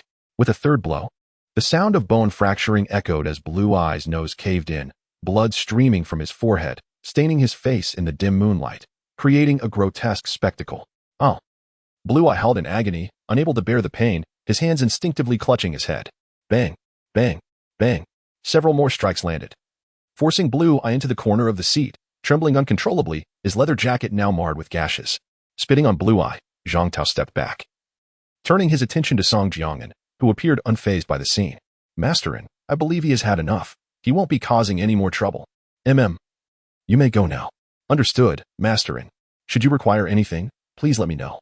After speaking, Zhang Tao, without a moment's hesitation, sheathed his bloodied rifle butt and departed, his chest rising and falling slightly. Song Jiangyan nodded and cast an appreciative glance at Zhang Tao, contemplating to himself that although the monkey was quick to react, he still exhibited a certain youthful impulsiveness, while Zhang Tao, who was over a decade his senior, approached matters with greater steadiness and discernment. Previously, when the blue-eyed one had bellowed at him, he had already lost interest in communicating, recognizing that the blue-eyed man was in a frenzied state. Further discourse would yield no fruit. It would be more gratifying to simply endure a beating.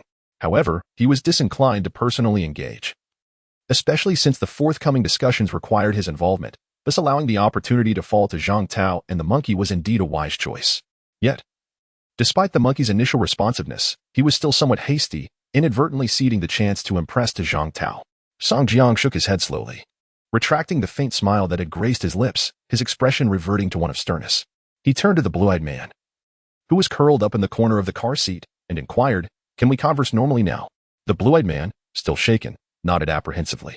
In that earlier moment of panic, he had genuinely feared he might be obliterated by a thunderous blast or shot dead by Song Jiangyan. However, the image of the burly man charging at him with a firearm, delivering blows that landed heavily, had rendered him nearly unconscious from the sheer intensity of the pain. He could scarcely endure it. "Firstly, I have no interest in seizing your mine, not to mention how much iron ore remains after your extraction.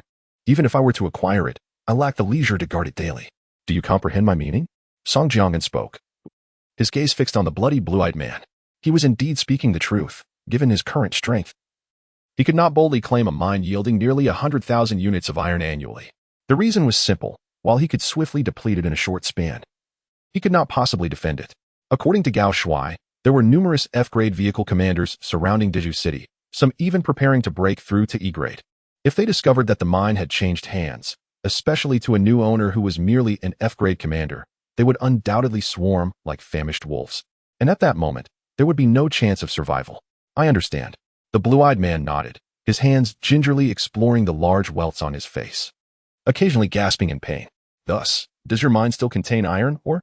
We could arrange a trade," Song Jiangyan proposed, his gaze unwavering on the blue-eyed man. "So you merely wish to purchase iron ore? Wait, are you here for tomorrow's trading event?" The blue-eyed man's expression shifted to one of realization. "Are you not?" Song Jiangyan chuckled softly, having previously noticed that the heavy truck they drove was covered with a tarpaulin, which bulged conspicuously in the middle, clearly laden with substantial goods. Coupled with the impending trading event, it was not difficult to deduce that the blue-eyed man and his companions were, like them, participants in the black market trade in Daju City. "Well, it seems we have indeed run out in the mine, however. I still possess several tens of thousands of stockpiles in a warehouse over in Anyang district, which I have yet to sell urgently.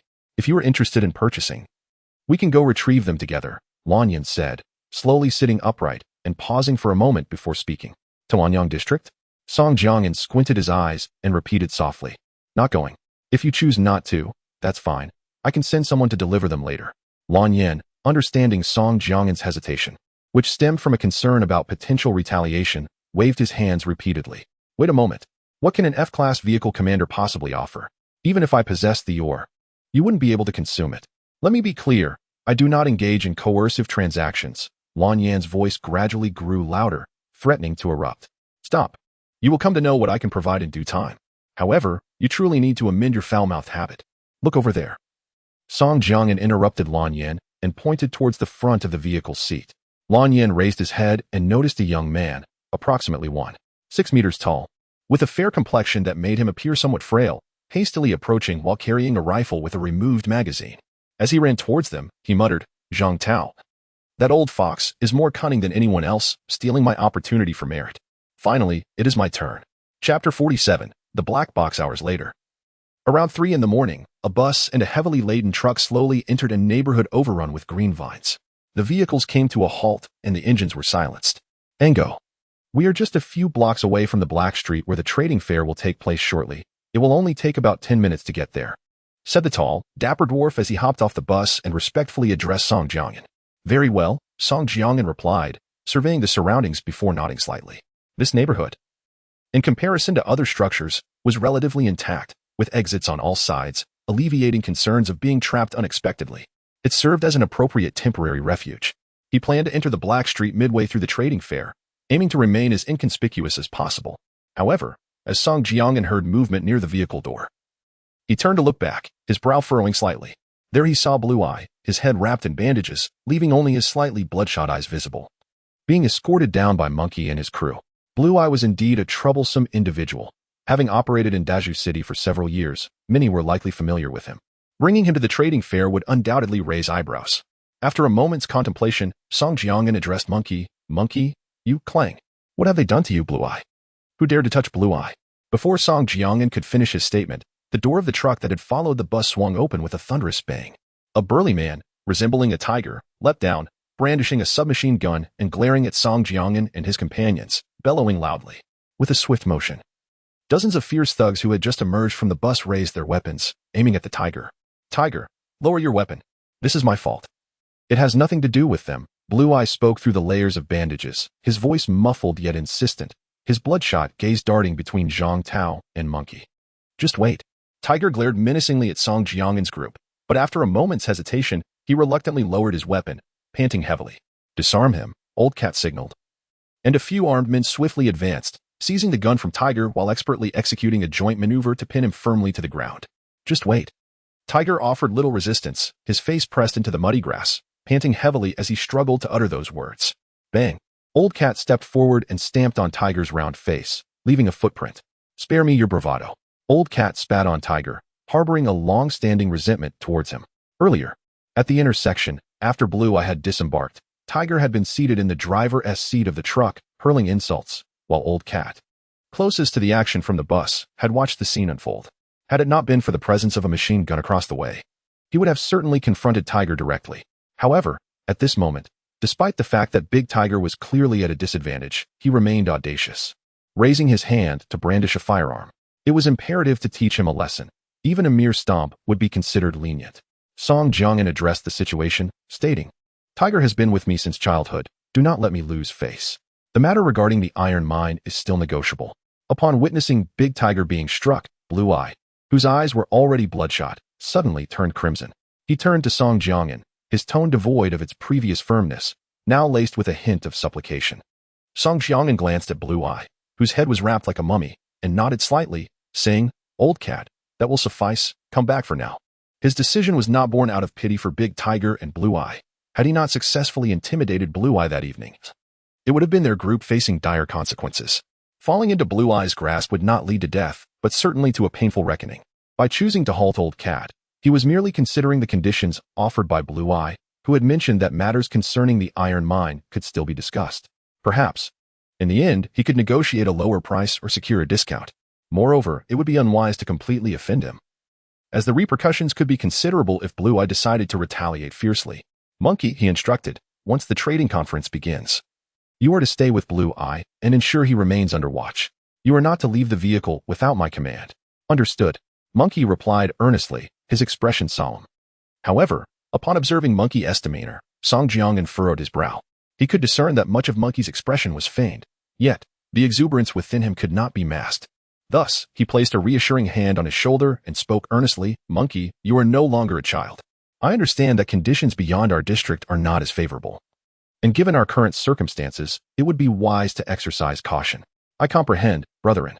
I have been learning from Brother Zhang these past few days, striving to become a more prudent and composed individual. Monkey replied with sincerity, his words resonating with conviction. Seeing Monkey's response, Song Jiangyan felt a sense of helplessness. Realizing that his heartfelt counsel had been wasted, he waved his hand and called out, Zhang Xiaofan. Yes. Zhang Xiaofan stepped forward. You will remain here with Monkey and keep an eye on Blue Eye and Big Tiger. Understood. Zhang Xiaofan nodded in affirmation, turning his attention to Blue Eye. Song Jiangyan continued, you will stay here without any objections, I trust. Rest assured, I will not detain you for long. Once the trading conference concludes and I purchase your iron mine, we shall part ways amicably. Indeed, Song Jiangyan had no intention of keeping Blue Eye for an extended period. To him, Blue Eye was akin to a hot potato. Killing him would invite trouble, and sparing him would lead to complications as well.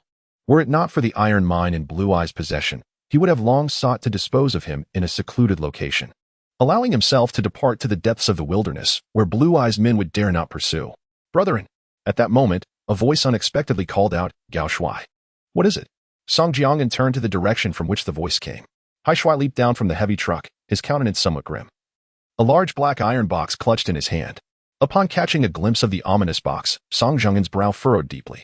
Earlier, after Dahu had been subdued by the grappling gun, Song Jiangen had noticed the door of the blue-eyed truck ajar. He gestured to Hai Shuai, intending for them to temporarily secure the heavy vehicle, recognizing that the mounted cannon posed a significant threat. He did not relax simply because Dahu had exited the truck. Based on his understanding, within a certain range, some vehicle-mounted weapons could be manipulated through mental commands, necessitating vigilance. To his surprise, Hai Shuai and his companions had stumbled upon an unexpected find. The large black box bore an almost identical resemblance to the smaller communication device Hai Shuai had previously shown him, nearly in an enlarged form. Approaching Song Jiangen with the box in hand, Hai Shuai spoke gravely. They may have called for reinforcements. Chapter 48. The Dark Street. How many people did you call, and how long until they arrive? Song Jiangen did not bother to inquire whether Dahu had summoned anyone. Instead, he withdrew his firearm from its holster and pressed it against the head of Dahu, who was already subdued and kneeling before him. Regardless of whether he asked or not, the outcome remained unchanged. Dahu had undoubtedly been busy on the truck, as evidenced by the abrupt alteration in his demeanor upon witnessing Gao Shuai extracting a black box from the vehicle. Thus, Song Jiangen deemed further conversation unnecessary. The adversary had likely called for reinforcements hours ago, and they were presumably en route, although he was uncertain of their numbers or proximity. As Dahu stared down the ominous barrel of the gun, he cast a sidelong glance at Lan Yin, who was encircled by armed individuals. After swallowing hard, Dahu gritted his teeth and spoke. There may only be a dozen or so nearby. I've notified those in Daju City and Anyang District. Damn it. Upon hearing this, Lao Mao kicked the kneeling Dahu, sending him sprawling to the ground, and shouted angrily, Are you truly unafraid of death? Your leader is already in our grasp, and you still dare to act recklessly. I swear I'll take you out right now and eliminate every last one of those bastards coming behind. Lao Mao, visibly agitated, raised his rifle, ready to pull the trigger. Enough, Lao Mao, killing him won't resolve our predicament. Zhang Tao intervened, pushing Lao Mao's gun aside while delivering a sharp kick to Dahu. With a long, drawn-out breath, Song Jiangen approached the similarly subdued Lan Yin, who was also kneeling, and extended the black communication box toward him, frowning. Can you manage this situation? Song Jiangen was averse to complications, yet the circumstances had already unfolded, and the enemy was likely bringing dozens of men toward them. The most prudent course of action was to compel Lan Yin to suppress the matter, especially since he was still under Song Jiangen's control, making it unlikely for him to act recklessly. I can. Just give me the box. Lan Yin's gaze flickered momentarily, and after surveying the ominous gun barrels before him, he finally reached out. Your survival today hinges on your performance shortly.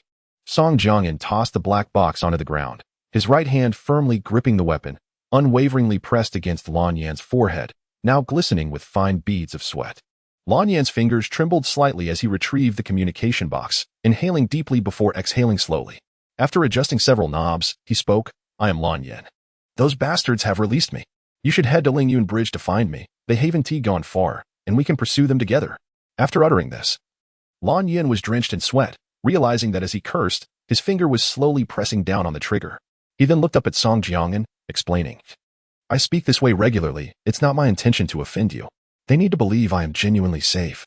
I've tuned into a local public channel, and everyone under my command will receive the message.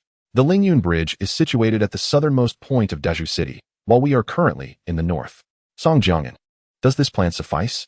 Wiping the large beads of sweat rolling down his forehead, the blue-eyed man looked up at Song Jiangen and inquired, When will they get back to you? Song Jiangen's expression remained unchanged. He did not provide an answer, but instead posed a question. Soon, very soon. As long as they receive it, they will respond immediately, the blue-eyed man stammered. A few minutes later, the voice from the black box echoed, received. Are you all right, boss? Boss, who are those people? Just say the word, and I will ensure they are dealt with. The sound resonated continuously in the desolate grassy area of the community, where silence prevailed. Hearing this, the blue-eyed man let out a long breath, silently acknowledging that his life was spared. Song Jiangen, however, remained vigilant. He turned and began to issue commands. Zhang Xiaofan, take some men to the heavy truck and keep an eye on Dahu. Have him drive the truck into the community and hide it.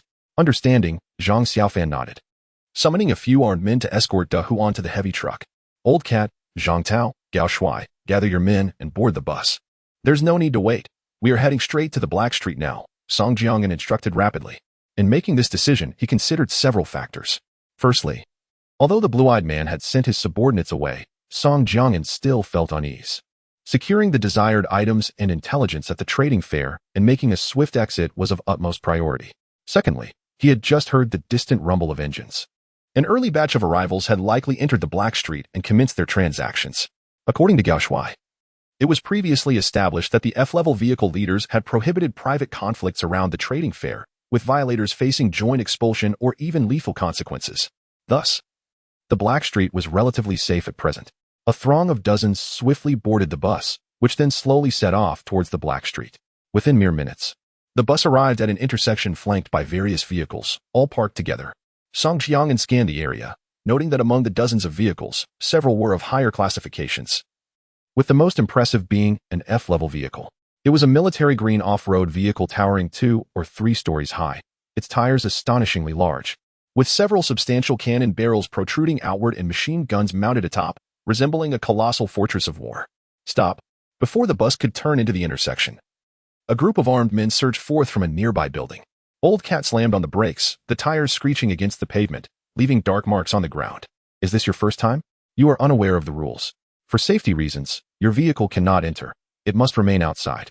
We have personnel stationed here who can assist you if you have items to sell. A burly Caucasian man dressed in camouflage spoke in fluent Chinese. Get off the bus. Upon hearing the man's words, Song Jiang nodded slightly and simultaneously issued a command. Reflecting on the commendable foresight of a team capable of organizing a trading fair in this area, the pretense of assisting with loading and unloading goods was, in truth, a convenient means of cataloging items intended for trade, thereby enabling a commission to be drawn from the transactions, while also mitigating the risk of illicit buying and selling. Nevertheless, despite this arrangement, a substantial number of individuals were eager to participate in such organized gatherings, primarily due to the assurance of safety. There was no need to worry about the occurrence of underhanded dealings between buyers and sellers, at least within the confines of the trading fair. Such concerns were alleviated. Chapter 49. News: Even firearms are prohibited.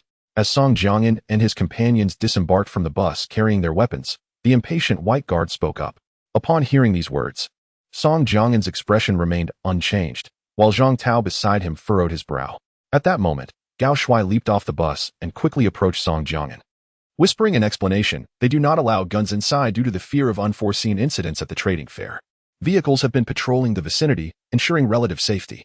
I have participated in dozens of trading fairs, and generally, very few incidents occur. If there are any, they are merely minor scuffles. And at least no lives have been lost. Song Jiangyan nodded slowly and instructed, Zhang Tao, Gao Shuai, you two each select 2 individuals to accompany me. Lao Mao, take the remaining people and guard the vehicle. Keep the walkie-talkie on you at all times. Song Jiangyan prepared to bring everyone inside, and the 3 of them nodded in understanding.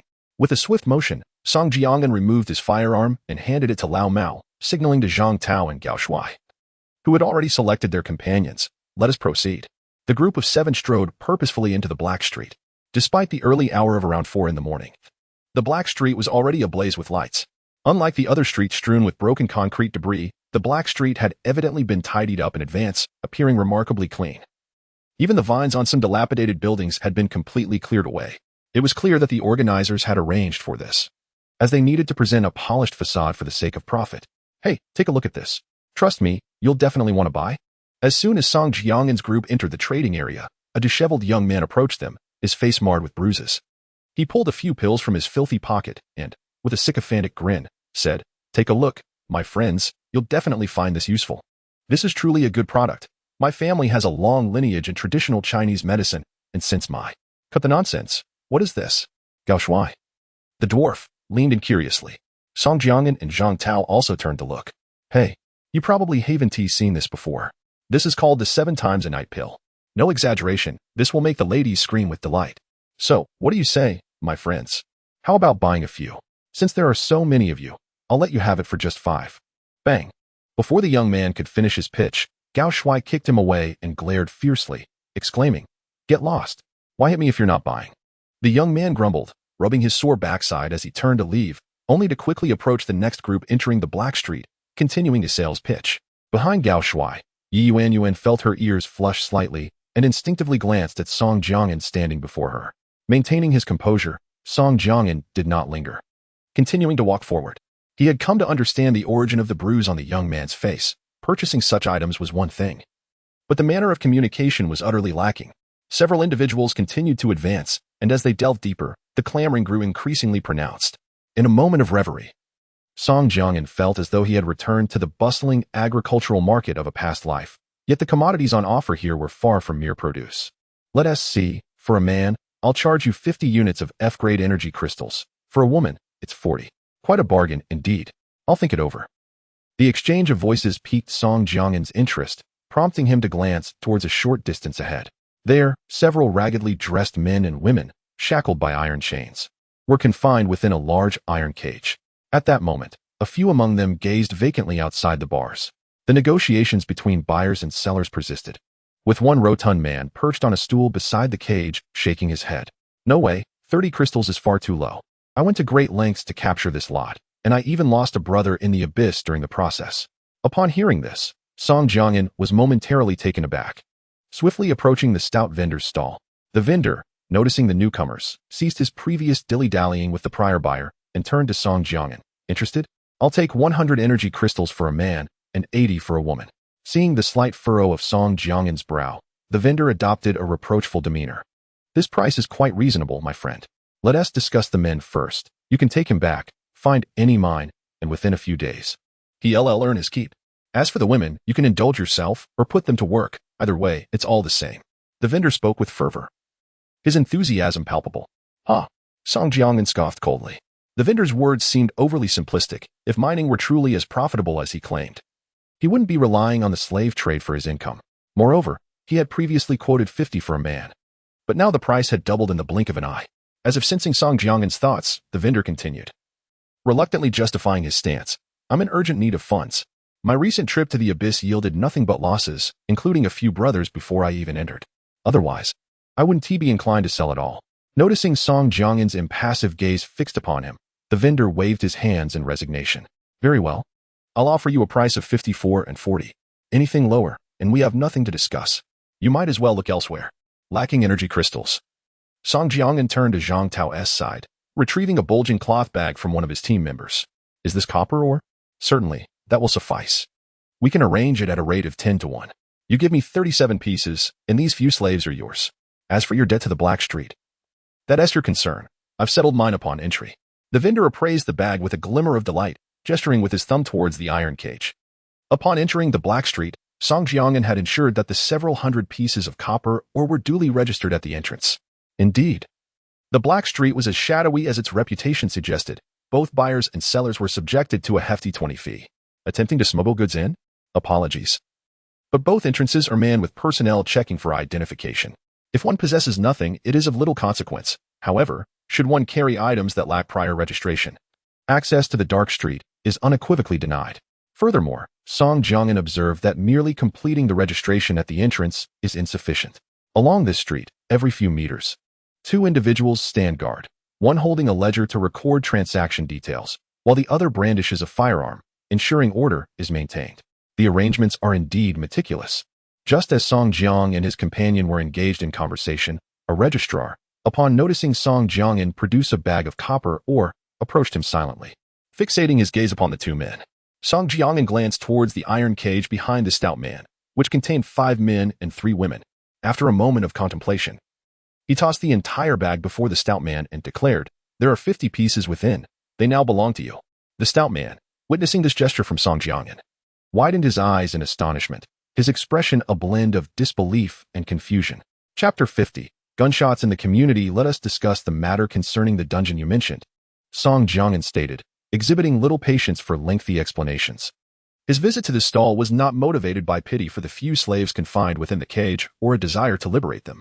Rather, he had just overheard intriguing information regarding the dungeon from the portly vendor. Based on his analysis, the vendor's description likely pertained to the underground abyss. Previously, the vehicle system had issued him a quest to locate this subterranean lair. He had not anticipated hearing news about it today, and thus intended to exchange a handful of copper ores for further insights from the vendor. Of course, feel free to inquire. I plan to depart once I sell out, the vendor responded, momentarily appearing oblivious but soon regaining his jovial demeanor. For it was merely a matter of speaking, and he could pocket a few more copper ores without effort. Share all you know regarding the dungeon, Song Jiangyan demanded directly after completing the transaction, wishing to circumvent any further delay. Due north of Daju, approximately 200 to 300 miles away. At the junction of the ruins of Duca City and Yinbei City, the dungeon lies nestled between two great mountains, having only recently emerged, the vendor divulged. Upon receiving this information, I immediately gathered a group to explore, hoping to reap some rewards. However, upon arriving at the dungeon's entrance, we encountered not the monsters within, but rather a few vehicle leaders lying in wait outside. Before we could venture deeper, we were driven back. The slaves we collected were likely scattered during our retreat. Those brutes are truly inhuman, appearing from nowhere. If I ever return, I shall ensure their demise. The vendor clenched his teeth in frustration. Have your men escort these slaves back. We shall proceed ahead, Song Jiangan instructed. Clearly, the vendor only possessed a general sense of the dungeon's location and could not elaborate on the conditions inside. Uninterested in the vendor's impotent rage, he led his companions onward. As for the dungeon, knowing its position now meant that he could explore it at a later time. After all, as the vendor had said, there were already individuals lying in wait at the entrance, indicating the peril involved. He did not wish to linger. Blue, I represented an uncertain variable, and he needed to traverse the street swiftly to finalize the iron ordeal before nightfall brought further complications. After approximately 10 minutes of navigating the entire black market, Song Jiangan found nothing particularly useful. Most ordinary stalls displayed a meager assortment of iron ores, copper ores, and various firearms, with vendors primarily seeking buyers. Indeed, they were merely searching. The vast majority would not engage in bulk transactions within the black market but would instead negotiate quantities before proceeding with one-on-one exchanges. Given the exorbitant commissions charged by the black market, aside from these commonplace items, Song Jiangan was unexpectedly intrigued to see individuals trading in production black boxes, which caught his attention. However, upon witnessing the exorbitant prices for energy crystals that often exceed hundreds of thousands, one cannot help but feel a sense of resignation. After all, the mere production of items through a black box is astonishingly miraculous, requiring only energy crystals and basic materials, enabling an almost endless production of goods. It can be posited that anyone possessing a production black box would likely never have to worry about making a living, even if it were merely the most rudimentary bread production box. Utilizing this contraption comes with no specific limitations, as long as it is loaded onto a vehicle. Items can be produced at any time. As Song Jiangan passed by a stall, he merely glanced at the black boxes, which were exclusively designed for the production of F-grade firearms, such as pistols and rifles, since he already owned an F-grade XM8 assault rifle production black box. He saw little need to expend substantial resources on further purchases. Before long, they arrived at the checkpoint at the end of the Black Street. After paying nearly 20 pieces of copper or in taxes, they were finally granted passage. After taking a circuitous route, Song Jiangan returned to the bus. The previous slaves had been issued relatively clean and tidy clothing, and they had already changed. There were only about 30 individuals on his side in Song Jiangan's plan. This number was woefully insufficient, and he intended to gradually integrate these slaves into his team over time. He climbed aboard the bus, taking the seat next to the driver, Old Cat, and issued instructions. He did not intend to linger here for long. A recent radar scan had detected numerous vehicles in the vicinity, and Song Jiangan was not inclined to engage in any games with them. The priority was to return to the community, pick up Monkey, Zhang Xiaofan, and others, and transport the cargo along with the heavy truck. The blue-eyed individuals would inevitably realize that their leader was still in peril if a group converged upon him. It would spell trouble. With a hum, the bus started, turning away from the Black Street. As Song Jiangan observed several red markers labeled F-grade gradually fading from the floating radar sphere, he breathed a sigh of relief. Clearly, during their brief stay, several new F-grade vehicles had arrived. While he might manage to contend with one, being beset by a group would undoubtedly overwhelm him. As a newcomer to Deju City, he had to remain vigilant and anticipate the worst. After all, absolute safety was a fantasy in the wilderness. Especially when confronted by blue-eyed individuals who valued brute force over reason, one had limited options: either stand firm and confront them or submit to their demands. Just then, moments after the bus had traveled several miles from the Black Street, a distant gunshot echoed from ahead. Upon hearing the shot, Old Cat, who was driving, froze momentarily and turned to look at Song Jiangan. The latter furrowed his brow. The gunfire unmistakably originated from the vicinity of the community they were hastening towards. Drive faster. Song Jiangan instinctively tightened his grip on his rifle, a sense of foreboding creeping in. Had something happened at the community? At that moment, Zhang Tao approached the front of the driver's seat, gun in hand. Yes, it's very possible. Song Jiangan nodded, though his countenance was far from pleasant. They had only departed from the community for a mere half hour, and upon reflection, Song Jiangan estimated that who had been under the gun's threat at that moment In such circumstances, he would not deceive him. The group with the blue-eyed individuals, even without receiving the message from their leader to head to Lingyun Bridge, should not have arrived so swiftly. At the very least, an hour's wait was to be expected. Could it merely be a solitary zombie? After all, the gun had only fired once. Zhang Tao, noticing the furrowed brow of Song Jiangyan, ventured his own hypothesis. Let us hope so, Song Jiangyan replied, shaking his head. Chapter 51. Arrival. The bus maneuvered closely along the walls of the surrounding buildings, aided by the F-grade stealth crystal previously awarded by the system. Even at high speed, from the outside, it appeared as nothing more than a fleeting shadow gliding silently against the walls. "Go, shall we drive in?" Old Cat inquired. His brow furrowed as he turned to Song Jiangyan. At this moment, the entrance to the earlier residential complex lay merely a few hundred meters away. "No. Let's slow down and circle the perimeter of the complex," Song Jiangyan replied, shaking his head. The moment the gunfire rang out, he attempted to reach out via the intercom to the monkeys and Zhang Xiaofan, who were stationed within the complex to guard Lan Yin and Dehu. However, neither responded. If it were merely a lone zombie that had breached the area, the dozen or so individuals on their side would surely be able to handle it. Now, it seemed the situation had escalated considerably. Thus, Song Jiangyan opted against a direct entry into the complex. He intended to use the bus's radar to ascertain the precise conditions inside before making a decision on their next course of action. "Understood," Old Cat replied gravely, nodding as he began to apply the brakes, gradually reducing speed as the bus crept along the outer wall of the complex. Song Jiangyan also activated the radar projection orb, fixating his gaze on the image projected within, which extended over a radius of 500 meters. The surroundings were eerily silent after the gunshot. No further sounds emerged from the complex. The skeletal trees seemed to shift backward, and Song Jiangyan could even hear the rhythmic thumping of his companions' hearts nearby. Suddenly, two red dots materialized before Song Jiangyan, each marked prominently with the letter F. Upon seeing the designation, his pupils dilated sharply. "What's wrong, Engu?" Zhang Tao asked, noticing the change in Song Jiangyan's expression, while Old Cat slightly turned his head from the driver's seat. "There are intruders in the complex, at least one F-grade vehicle," Song Jiangyan replied, his breath slightly quickening, his demeanor grave. "Damn it, it must be Lan Yin's people. That old bastard dares to play us.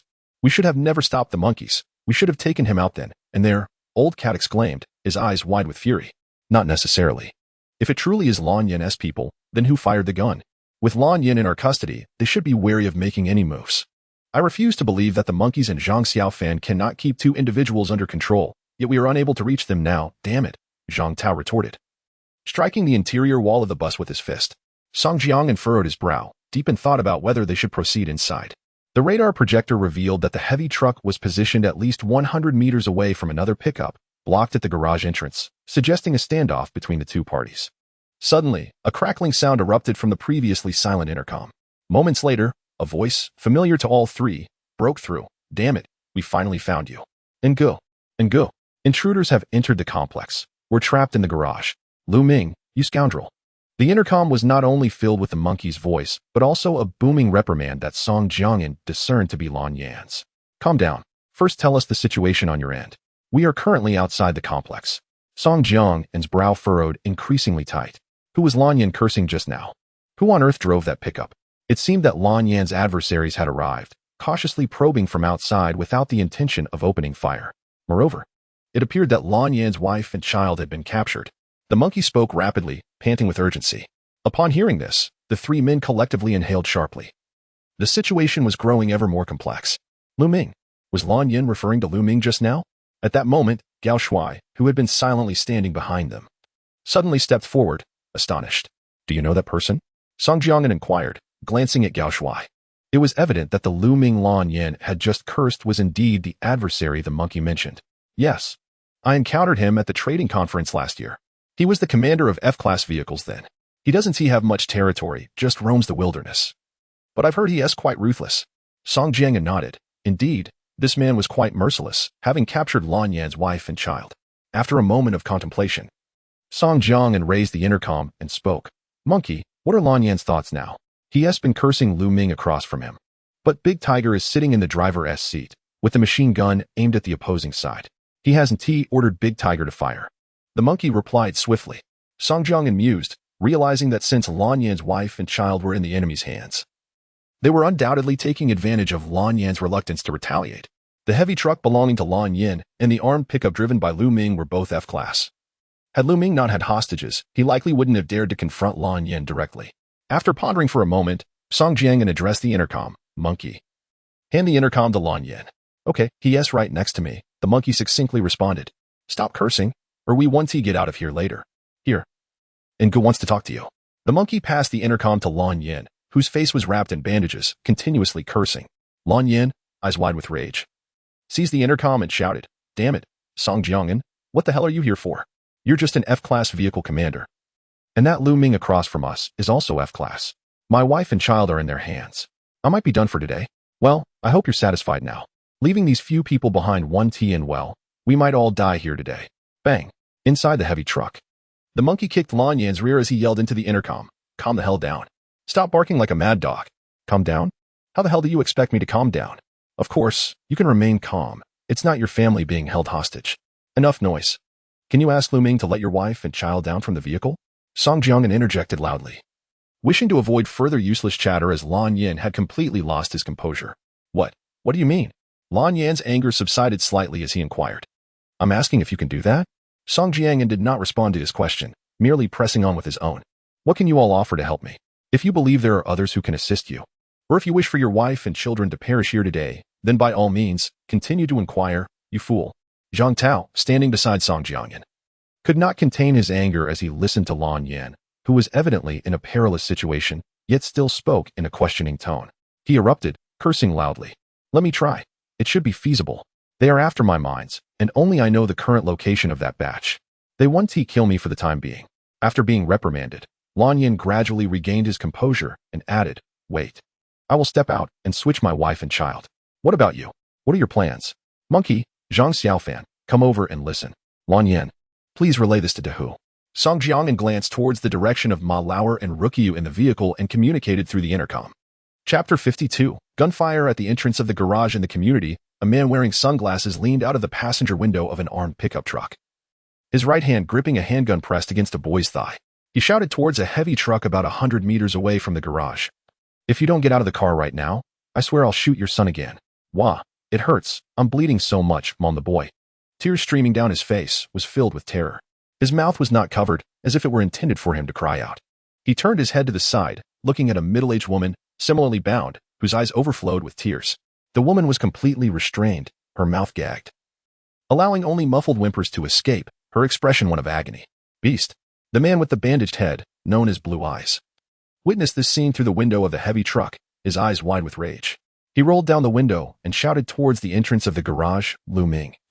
You bastard. Don't you just want iron, or? Fine, I'll take you to it. But first, let my wife and child go. They have nothing to do with this. Of course, this has nothing to do with them. You only have yourself to blame. I warned you to sell me the mine, but you stubbornly refused, and now you're feeling the consequences, Lu Ming sneered, wearing sunglasses with an air of disdain. Do you know why it was so easy for me to find your location and capture your wife and child? Lu Ming continued, his tone mocking. What do you mean? Blue Eyes' pupils constricted sharply. What I mean is that your mind is now mine. Can you guess why I didn't bring anyone with me today? Do you really think I'm the only one who wants to deal with you? Lu Ming's expression was one of contempt. Upon hearing Lu Ming's words, Blue Eyes' face turned ashen, as if all the vitality had been drained from him, collapsing against the window. He realized that he had fallen into a larger scheme. There were certainly others besides Lu Ming who sought to harm him. I thought you would have figured it out by now. Weren't you sending people to rescue you earlier?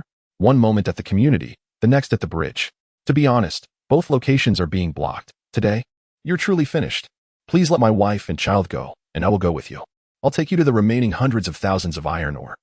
Blue Eyes said, his face pale and resigned. That's more like it. If you've never played before, you must accept your fate. Lu Ming shook his head, popping pills into his mouth, his demeanor unusually exuberant. I don't want your wife and child. If you come up, they'll be safe. All right. I'll get out of the car, and you'll let my wife and child come over. Blue Eyes weakly opened the car door, lowered his head, and jumped down from the heavy truck, approaching its front. TSK, TSK, TSK. Blue Eyes, I've heard you cherish your precious son dearly. Haha. I didn't expect it to be true. All right, I respect you as a man.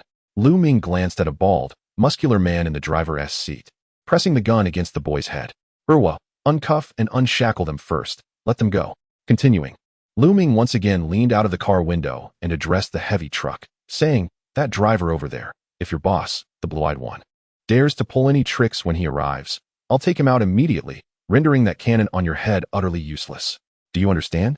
Lu Ming continued to shake his head, clearly intoxicated. The driver of the heavy truck, De Hu, merely glared at him menacingly, grunting in response without uttering a word. Bang! Bang! Come over here. Lu Ming flung open the door of the pickup truck and forcefully kicked Blue-Eye's wife and child out of the vehicle. Thud. The woman and child fell from nearly 2 meters onto the grassy ground. After a moment of struggle, the woman managed to stand, while her son, tears streaming down his face, clung to her leg, sniffling incessantly. Blue-Eyed looked up at his wife and child across from him, gritting his teeth as he spoke. Wang Lan, bring Meng Xiaojiu over. Judong, what should we? The woman replied, her eyes and nose reddened, her voice weak. Just take our son up to the car. Damn it. Blue-Eyed Meng Jodong's eyes were now bloodshot. Stop dawdling, hurry up. Lu Ming scoffed, his impatience evident as he pulled out a small vial and popped several brightly colored pills into his mouth, shaking his head even more violently. As Lu Ming's words faded, Blue-Eyed began to approach the pickup truck armed with a machine gun, while Wang Lan held tightly to her trembling son Meng Xiaojiu's small hand, stepping forward. Rest assured, Blue-Eyed. For now, you will be safe. You have your people in Anyang district, and I need you to ensure they follow my lead. As for the future, that will depend on your performance, Lu Ming said with a sinister smile, his pupils wide and exuberant. Moments later, Blue-Eyed brushed past his wife Wang Lan. As he slowly approached, Lu Ming's smile widened even more. In the next instant, Blue-Eyed suddenly turned, knocking Zhang Lan and his son to the ground. In the chaos, his walkie-talkie fell from his grasp, and he shouted into it, Song Jiang'an, I'm entrusting my family's lives to you. Damn it, Blue-Eyed, what are you playing at? Do you want to die? Lu Ming, sitting in the passenger seat of the pickup, froze for a moment, then raised his gun out the window, preparing to fire. Just then, the walkie-talkie that had fallen into the grass crackled to life with a strong male voice. Make your move. Bang, bang, bang. The sound of gunfire erupted, and the lights of Lu Ming's pickup were instantly extinguished, shards of glass scattering everywhere. Blue-Eyed was also hit in the backside, letting out a muffled grunt of pain. Simultaneously, the heavy truck at the garage entrance had its lights snuffed out, its engine roaring as it charged toward the pickup. Rat-a-tat-tat.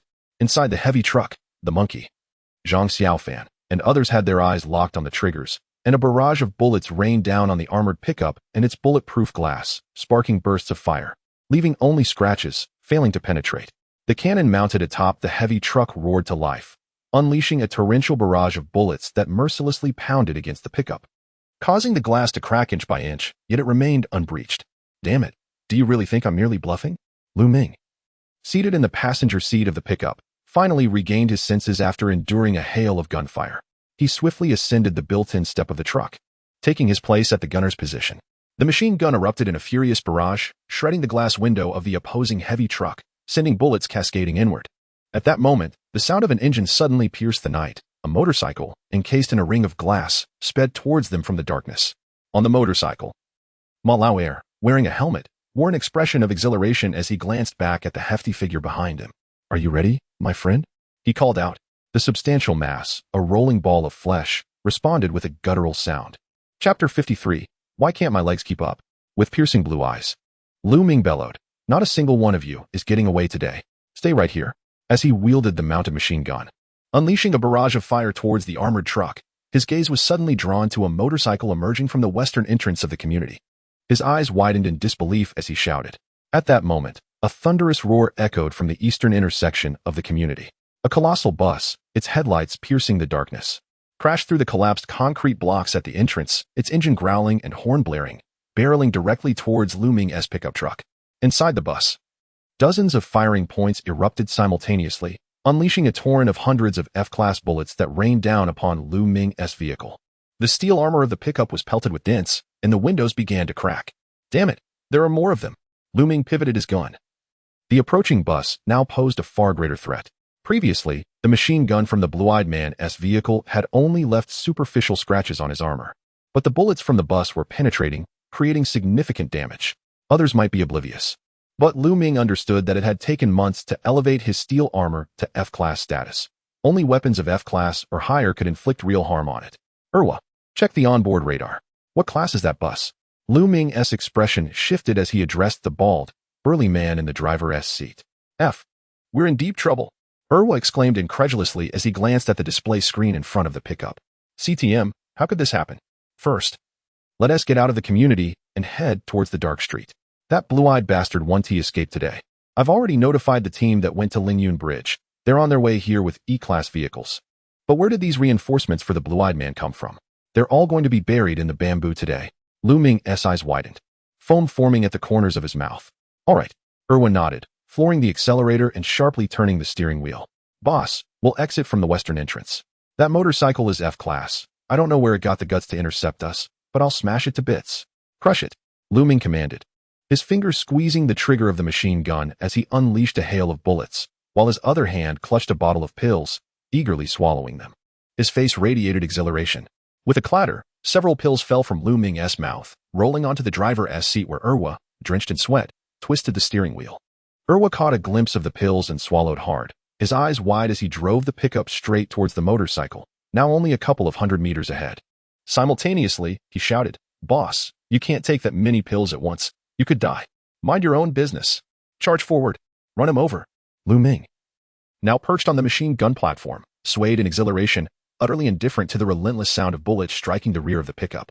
The tires screeched against the asphalt, producing a jarring sound just as Ma Lao's motorcycle was about to close in on the pickup truck. In a sudden motion, he sharply turned the handlebars, causing the entire motorcycle to drift dramatically to the left side of the truck. Damn it, if you have the guts, don't you dare dodge. The driver, Erwa, seemed to be swept up in Lu Ming's frenzied emotions. Seeing the motorcycle barreling towards them, he felt a surge of excitement wash over him. For him, the logic was simple. If they could just outmaneuver this motorcycle, they would undoubtedly evade disaster tonight. The western entrance of the neighborhood was within reach. All they needed to do was dash out and enter the protective perimeter of the black market trading event. Those within the neighborhood, regardless of their origins, would be doomed to face retribution. As this thought crossed his mind, Erwa in the driver's seat let out a deep sigh of relief. The sounds of bullets striking the steel plating behind the vehicle no longer seemed so jarring. Just then, a series of piercing whistling sounds erupted from behind the truck. Instinctively, Erwa glanced into the rearview mirror, where he saw a motorcycle, its upper body cloaked in glass, positioned several hundred meters behind the pickup. On the motorcycle sat a man wearing a helmet. Erwa recalled that this man had previously been masked, but now, with the mask removed, he revealed a square, sinister grin. What was he smiling about? And behind him, wait, what the hell was that? Erwa's pupils dilated in horror as he caught sight of a massive bloody object tied to the back of the motorcycle. Several gaping wounds on the bloody mass were slowly contracting. He noticed a few dark objects hurtling towards him, growing larger, transforming into enormous fleshly projectiles. Erwa, what the hell are you doing? Lu Ming, perched atop the vehicle, noticed Erwa fixated on the rearview mirror. Just as the truck was about to collide with the security booth at the neighborhood entrance, he intended to scold him, but before he could utter a word, boom. The left side of the pickup's door was suddenly riddled with basketball-sized holes, the steel armor on the exterior torn asunder, and the windshield shattered into 1,000 pieces. Erwa felt a sudden chill at his waist, instinctively loosening his grip on the handlebars and releasing the accelerator, looking down in disbelief. In the next instant, a heart-wrenching scream escaped his lips, quickly morphing into muffled groans. He realized that half of his waist had vanished, and beneath his feet, a gruesome array of shattered organs lay strewn across the floor. Soon, he succumbed to the darkness, his head slumped against the window, his demise utterly horrific. In his final moments, he glimpsed the grotesque projectiles that had penetrated the pickup, some losing momentum and sticking within the truck. Gradually, the bloody remnants began to slide down, revealing several pitch-black spheres. The spheres rolled down, landing onto the steel floor of the pickup, producing a chilling sound. Erwa, what the hell is wrong with you? The sudden turn of events left Lu Ming, who was already in a state of euphoria, momentarily bewildered. He struggled to comprehend why there were several gaping holes in what had been a perfectly functioning vehicle. How could Erwa, seated at the driver's position, have fallen asleep while driving? Was he not aware of the perilous situation they were in? Then, an earth-shattering explosion reverberated within the confines of the car. Before Lu Ming could utter a single word, he felt himself propelled into the air. Under the influence of the narcotics, pain transformed into an overwhelming ecstasy. Wait, why the hell did my legs not follow me? Caught in the throes of intense stimulation, Lu Ming believed he was on the verge of ascending to a celestial realm until he beheld his own upper body severed, his thighs and buttocks brutally torn asunder. Chapter 54 Conclusion. With a thud, Lu Ming fell from the sky, his upper body crashing to the ground amidst the weeds, a torrent of blood gushing from his waist. Despite his grievous injuries, his head continued to sway from side to side. At the garage entrance, a robust and handsome man emerged from the collapsed building nearby, holding a rifle. Following him was a towering figure, nearly 2 meters tall, with an exceptionally large frame. Subsequently, a diminutive figure, a dwarf carrying a gun, squeezed out behind several team members from the building. The leader of this group was none other than Song Jiangyan. According to his meticulously devised plan, he, along with Zhang Tao, Gao Shuai, and several team members, stealthily infiltrated the adjacent building by the garage. It was he who had fired the 2 shots to extinguish Lu Ming's headlights. In his strategy, the initial step involved sending Lan Yin to negotiate for the safe return of his wife and child, while he would take charge of disabling Lu Ming's pickup truck's lights, ensuring the safety of Nan Yin and his family to the greatest extent possible. Following this, the heavy truck driven by Da, who would initiate the attack, to draw fire away, while the Doomsday bus piloted by Lao Mao would launch a surprise assault from the east gate of the community, diverting more firepower. Finally, Ma Lao Air, accompanied by Ro Chiu, would execute the concluding phase. To ensure absolute security, he had even concealed several F-grade instant detonation grenades within Ro Chiu's body, instructing him to encase these grenades within the meat projectiles. Initially, he had not anticipated Lu Ming's swift decision to flee, which prompted a slight alteration in their plans, allowing Ma Lao Air to take the lead in intercepting. Fortunately, this adjustment proved effective, marking a significant success in their scheme. Lanyi, Lanjia, Xiaojiu, are you all right? As the dust settled, Dahu from the heavy truck promptly opened the door and leaped out, his face etched with concern as he turned towards Lan Yin, who had already managed to drag his wife and child to safety behind a massive collapsed concrete wall amidst the chaos. Enough of your nonsense. You try getting shot in the ass. With his head wrapped in bandages, Lan Yin glared at Dahu, a hint of anger in his voice. He then glanced at his son, trembling in his wife's arms, his complexion alarmingly pale, a wave of heartache washing over him. He shouted at Dahu, "Don't worry about me. First, save my son. That beast Lu Ming shot him in the leg. Hurry and fetch some bandages." "All right. I'm on it right away." Dahu, unfazed by the outburst, scrambled back onto the heavy truck, frantically searching for medical supplies. And go. Noticing Song Jiangyan and his group approaching, Ho Zi and Zhang Xiaofan hurried to greet them. Song Jiangyan merely nodded, his brow still furrowed as he gazed towards the direction of the Black Street. He then turned to Nan Yin, who was leaning against the concrete wall, and inquired, "Is what Lu Ming said true? How long until those people arrive, and what is their strength?" Earlier, he had overheard Lu Ming's threats to Lan Yin while in the building by the garage, but the veracity of those claims and the specifics of Lan Yin's affiliations were unclear to him. Yet one thing remains certain: lingering here is not an option. The gun has already fired. Although everything transpired within a mere few minutes, the urgency in Song Jiangyan's heart constantly reminded him to depart swiftly. Even if the earlier threats were mere words, the presence of numerous vehicle commanders from the Black Street loomed ominously. Should they converge, it would spell disaster for them all. The likelihood is grave. Those who wish to harm me are likely the very beasts participating in today's transaction at the Black Street, all of whom are F-level vehicle commanders. Just months ago, they conspired with Lu Ming to forcibly acquire my mine, yet I dismissed them then. Alas, what good is it to dwell on the past? I must accept my fate this time. Song Jiangyan, today you have aided me. The tens of thousands of iron ore deposits, known only to you and Dahu, are now yours, as per our prior agreement. Blue Eye, with a disheveled demeanor, appeared utterly transformed from the spirited individual Song Jiangyan first encountered. With a bitter smile, Song Jiangyan shook his head and replied, "Let us first focus on escaping with our lives." Earlier, he had shared some of his hidden cards with Blue Eye via the intercom, which was the true reason behind Blue Eye's decision to cooperate in executing the plan. The considerable risk Blue Eye undertook to assist him was not merely an act of benevolence. Besides rescuing the likes of Monkey and Zhang Xiaofan, Blue Eye had promised over the intercom that if his family survived this ordeal, he would surrender all the concealed F-level iron ore to Song Jiangyan. Upon hearing Song Jiangyan's words, Blue Eye felt as if doused with cold water, muttering softly, "Indeed, your vehicle is still F-level. It simply cannot match their speed, and it's only a matter of time before they catch up." Song Jiangyan's expression remained unchanged at this statement. Blue Eye was aware they possessed F-level weapons, yet he remained oblivious to the fact that the steel armor and engine of their bus had already been upgraded to E-level. "Here comes Brother Blue." Dahu returned from the heavy truck, carrying rolls of bandages and various medications, a complex expression adorning his face. "Stop dawdling. Get my son into the vehicle. We need to leave immediately," Blue Eye urged, his impatience evident. Initially, Song Jiangyan had not prompted him, and he had been momentarily overwhelmed with the euphoria of surviving. But now his mind cleared, and he realized they could not linger. Gulp. Upon hearing Blue Eye's words, Dahu swallowed hard and turned to glance at the battered heavy truck behind them, his face darkening. The truck now bore countless wounds, the once black cannon, where it connected to the truck, was now shattered, and puffs of black smoke occasionally billowed from the hood. What do you mean, Dahu? Don't tell me. Blue Eye, illuminated by the moonlight, gazed at the heavy truck that had been with him for 7 or 8 years, a sudden chill gripping his heart. The engine was just damaged by that brute Lu Ming, rendering the heavy truck inoperable. A look of despair gradually crept across Dahu's face. He had previously numbly obeyed Lan Yan's orders, unwilling to confront this harsh reality, for this heavy truck represented their only hope of escape. But now, it was all over. Lan Yan's visage turned completely ashen, slumping against the concrete wall, his fingers unconsciously caressing the pale face of his son. It was understandable.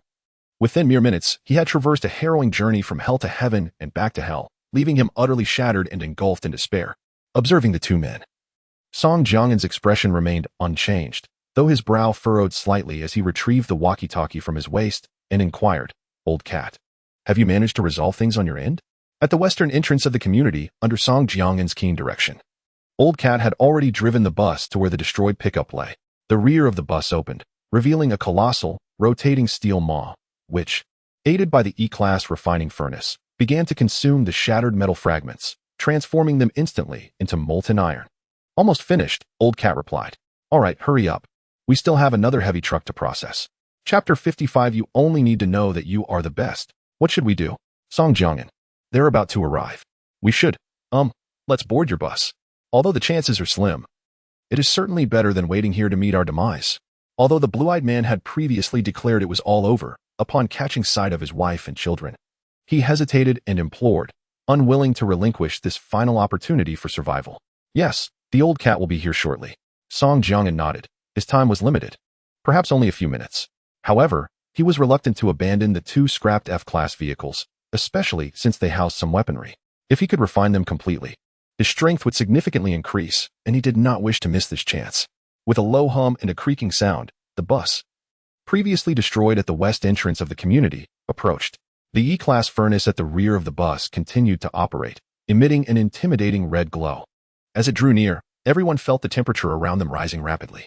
In the near 0-degree night, their faces were illuminated by the red light, and some even felt a slight burning sensation on their skin, indicating the intense heat. At that moment, a prompt echoed in Song Jiangan's mind.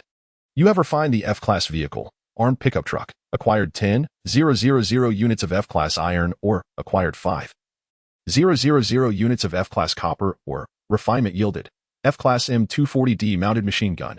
Would you like to reconstruct it? Refinement yielded, F-class Glock handgun production black box. Would you like to reconstruct it?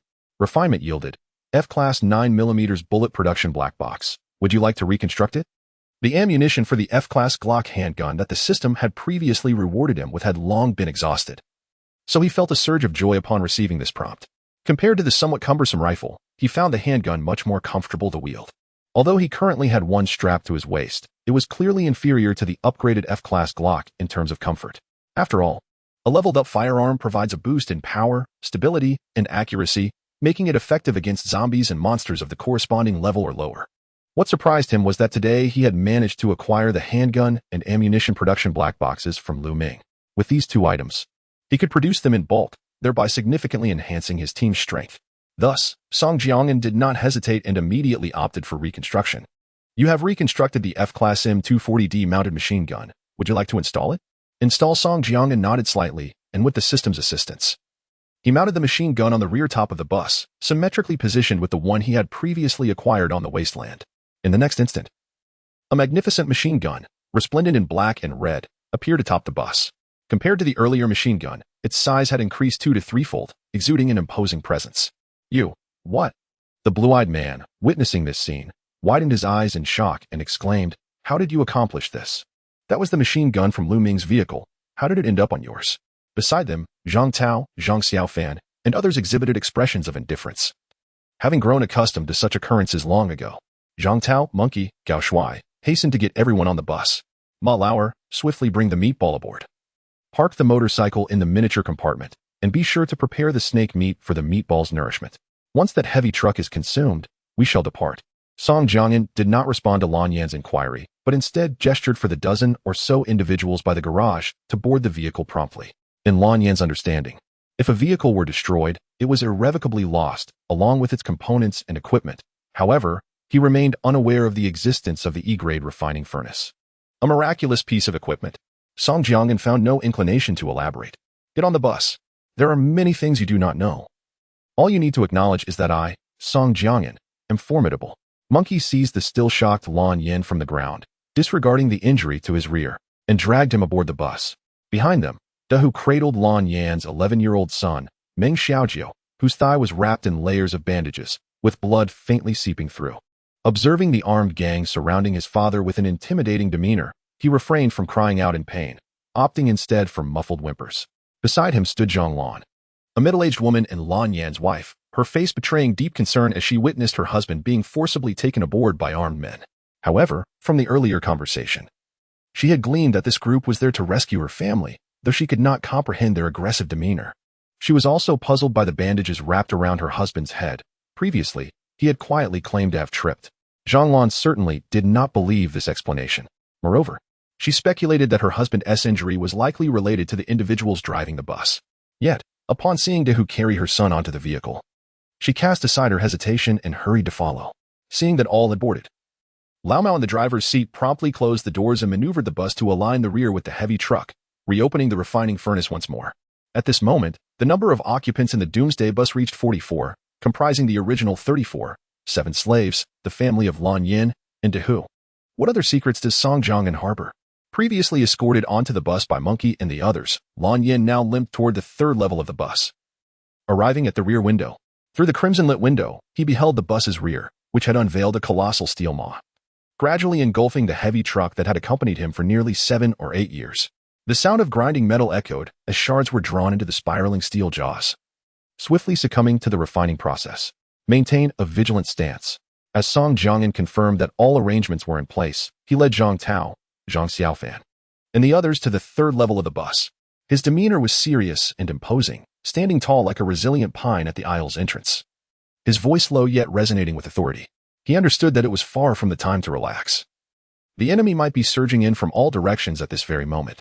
Furthermore, this operation against Blue Eyes was intricately linked to several high-ranking drivers involved in the organization's dealings at the Blackstreet Trading Conference. It was precisely for this reason that Lu Ming had the audacity to intercept Blue Eyes here. Untroubled by the potential displeasure his gunfire might provoke among those attending the trading conference, as they were essentially in cahoots. The fact that the individuals from Blackstreet did not rush over immediately upon hearing the gunfire was partly attributable to this situation. However, Song Jiang knew that as time wore on and they could not establish contact with Lu Ming, their suspicions would inevitably arise. The journey from Blackstreet to this location took no more than 10 minutes, leaving them with precious little time. Chapter 56. The Doctor with a swift command from Song Jiangyan. The members of each class promptly brandished their firearms through the slightly ajar windows, adopting a vigilant stance. Zhang Xiaofan and the Monkey, at Song Jiangyan's signal, ascended to the machine gun positions atop the bus, bracing themselves for what was to come. In an instant, the entire compartment fell into a heavy silence, and the 7 newly arrived slaves trembled slightly, uncertain of the impending confrontation. As Song Jiangyan approached, the blue-eyed man, enduring excruciating pain, struggled to rise from his seat at the rear of the bus. Previously, the Monkey had tossed him a large roll of gauze. Concerned that the blood-soaked wound on his rear would stain the seat, now, the extensive gauze was completely stained crimson. He limped forward to face Song Jiangyan, gradually bending at the waist, and implored, Song Jiangyan, please save my son. He was shot by that beast Lu Min.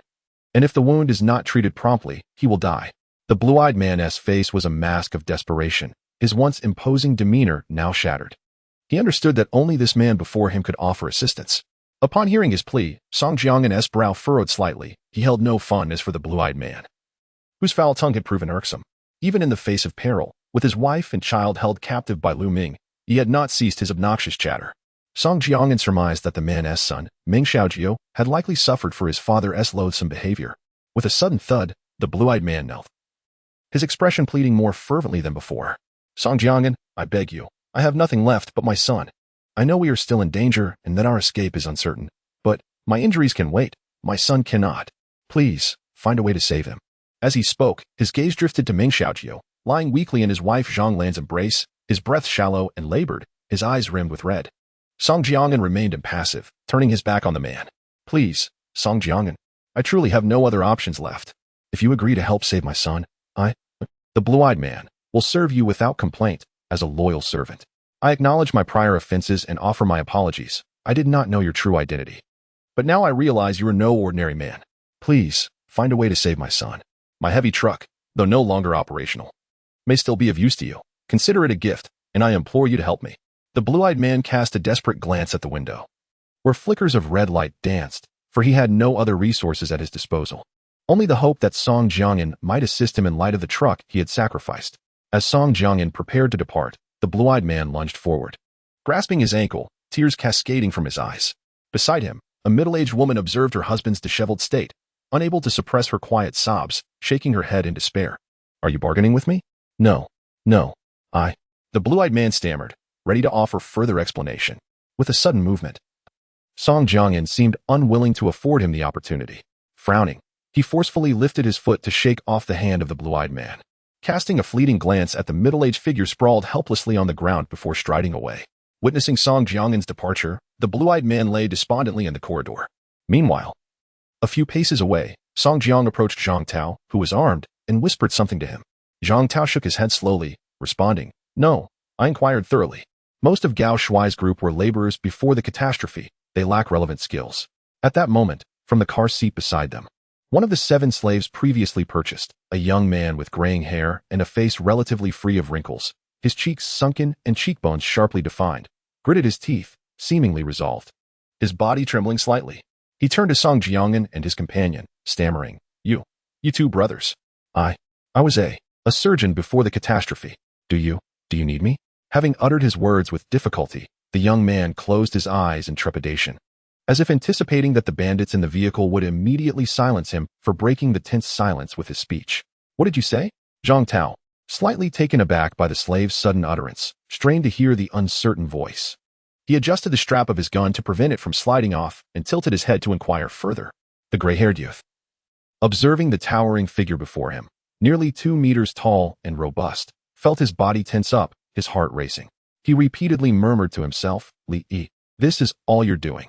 You've struggled to survive until now. Why did you speak out? Now, just wait for your death." However, moments later, the anticipated gunshot did not ring out, and the scene of his head exploding failed to materialize. Hesitant, he gradually opened his eyes. "Your name is Li Yi?" Song Jiangyan inquired, his expression devoid of emotion as he noted the man's awakening. "Ah, yes, brother, that's correct. I am Li Yi," the young man replied, exhaling a sigh of relief, trembling as he spoke, relieved that the 2 men did not intend to eliminate him immediately. "You claim to be a surgeon?" Song Jiangyan pressed further. "Yes, brother, I overheard you discussing surgery, so I thought, of course, I wasn't eavesdropping. Just happened to hear." Li Yi stammered, realizing that his words were beginning to lose coherence in front of these 2 men. Upon hearing Li Yi's accurate response, Song Jiangyan's eyes glimmered slightly, and he nodded. He had not anticipated that among the slaves he had casually purchased, there would be a doctor. In the post-apocalyptic world, especially in the wilderness, a physician was an exceedingly rare and valuable asset. Moreover, given that this individual was a surgeon, his potential utility was significantly heightened. With a group of around 40 individuals, injuries were inevitable, making the presence of a doctor exceptionally important.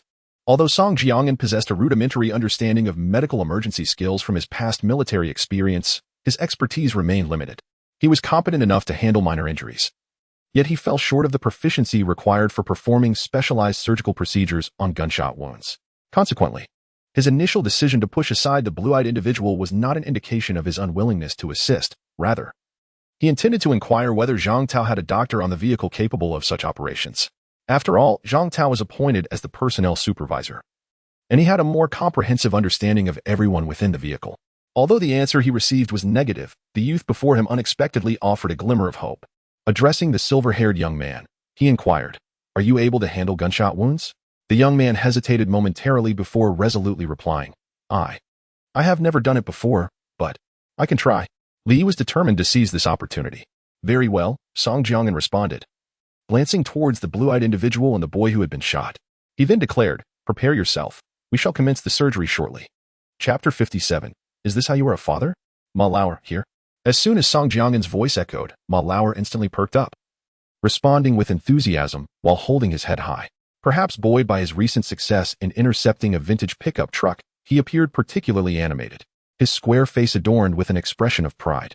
"Take him to the first floor and fetch some medical supplies. You, bring 2 others to assist him with the surgery," Song Jiangyan instructed, gesturing towards the silver-haired young man, Li Yi, who was seated beside him. Earlier, as they departed from Dongwang village and ventured into the wilderness, they had procured a considerable amount of medical and daily necessities from the Dafeng living village, managed by Zhou Lang. After all, injuries were a commonplace occurrence in such remote areas. Fortunately, they had managed to acquire these supplies thanks to the connections of Zhou Lang, the older brother of Old Cat, in the settlement of Tsuilin City. While daily essentials were relatively easy to obtain, medical supplies and certain commonplace equipment were scarce and not easily acquired. Understood. Stop dawdling. Follow me, Ma Lauer exclaimed, beckoning to the still-dazed Li Yi, urging him to come along. Oh, all right, Li stammered, trembling as he rose to his feet. He attempted to quicken his pace, but soon realized he lacked the strength, dragging his weary body forward instead. Observing this, Song Jiangyan furrowed his brow and spoke. Ma Lauer, when you get downstairs, make sure to bring him half the ration of food. Of course, and go, Ma Lauer nodded. Noting that Li Yi was lagging behind, he turned back and promptly signaled 2 individuals to assist him. As for the ration size Song Jiangyan referred to, it could also be termed as the soldier's portion. Just a few days prior, after establishing a scaled-down military system, Song Jiangyan's team had been receiving daily allocations. Ordinary members, such as Yi Yuan and Wang Mizai, who had previously served under Gao Shuai, received a portion of synthesized meat, 3 loaves of bread, and nearly 2,000 milliliters of purified water each day.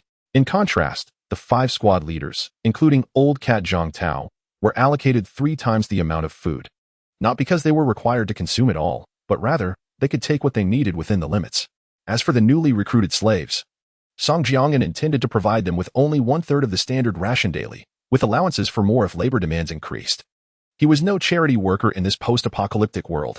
Every unit of food and water produced required corresponding materials and energy. With nearly hundreds of F-grade energy crystals expended daily, a considerable drain on resources. The reason he instructed Ma Lauer to provide Li Yi with half the ration was not solely due to his evident hunger, which hindered his ability to perform surgery, but also due to Li Yi's intrinsic value. In Song Jiangyan's perspective, there was no need for pretense, as long as one possessed the capability to propel the team forward. Favorable treatment would naturally follow. Without further deliberation, Song Jiangyan turned his gaze once more to the middle-aged woman in the back seat, cradling a child. Your name is Zhang Lan, is it not? The wife of the blue-eyed man? The woman spoke with a slight stutter, her gaze hesitatingly averted from Song Jiangyan. Acutely aware of her family's current destitution and the grim reality that their survival hinged upon his favor. In the span of a single night, she had undergone a harrowing transformation from the esteemed wife of an F-class vehicle commander to a pitiful, ordinary middle-aged woman. The disparity weighed heavily on her heart.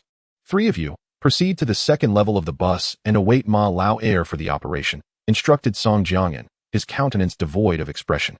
Although his eyes remained fixed on Zhang Lan, his words were directed at the entire family. Thank you, the woman stammered. Her voice choked with emotion upon hearing Song Jiang's words.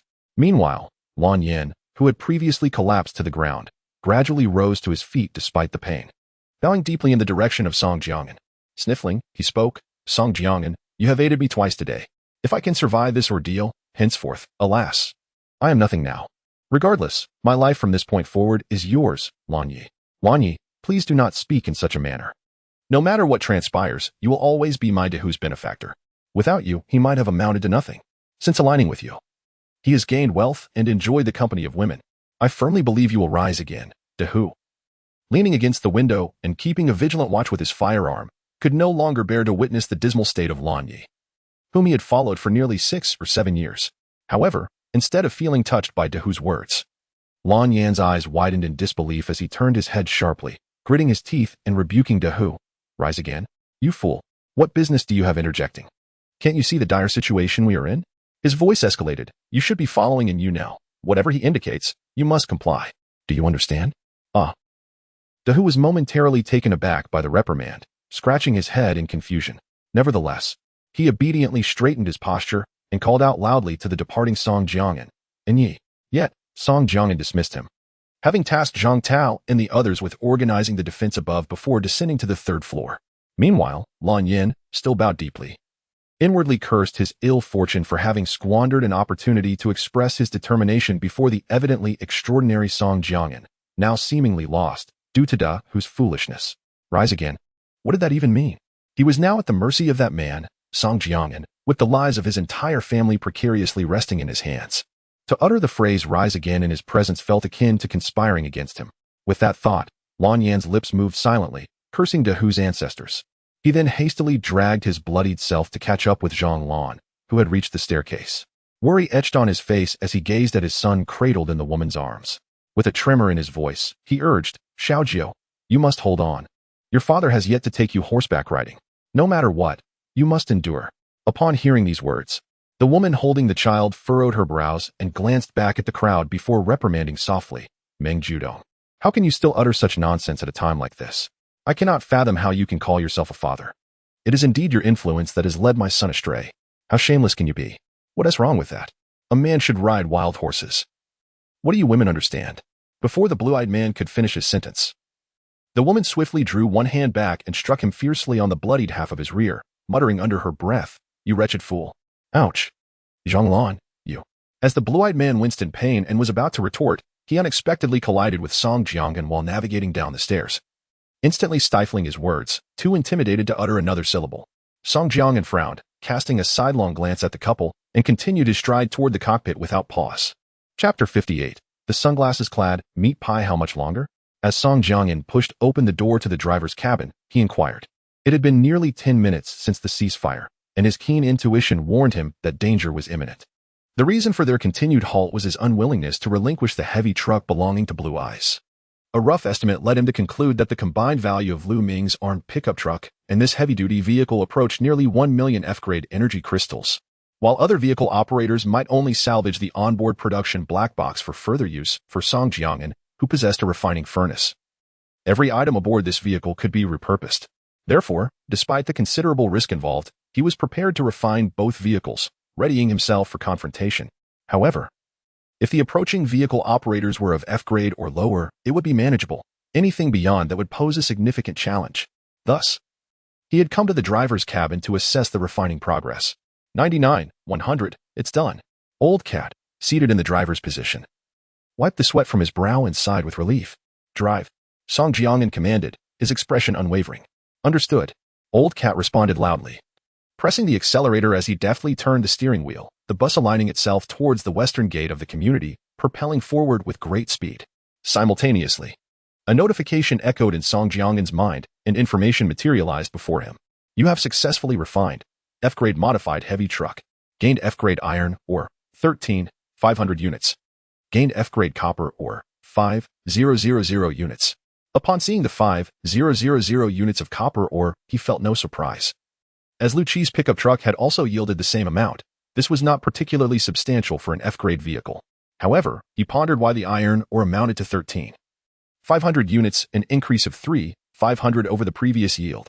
Moments later, he deduced the reason. Blue Eyes had come to the black market trade fair today, and the cargo hold of the heavy truck he had just refined likely contained those 3,500 units of iron ore. With this realization, Song Jiangan nodded slightly, considering it a minor but pleasant surprise. As of now, his total F-grade iron ore had approached 23,600 units, and his copper ore was nearing 30,000 units. Without hesitation, he allocated 10,000 units towards the repair and upgrade of the bus's body and steel armor.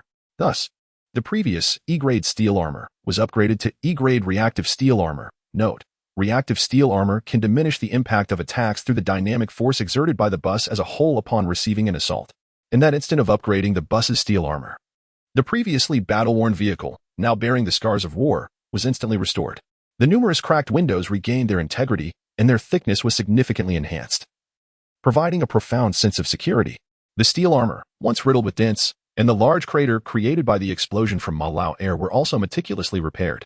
The original vehicle was adorned with an additional layer of robust steel armor, its black and red patterns exuding an increasingly striking texture, impenetrable in strength. Observing this, Song Jiangan nodded in satisfaction. He had long desired to restore this battle-damaged bus but had been hindered by a lack of iron ore, which had delayed his ambitions. Now, his wishes were finally fulfilled. The trio of vigilant individuals aboard the bus, upon seeing the remarkable new layer of steel armor, felt a measure of their anxiety dissipate, their postures straightening slightly.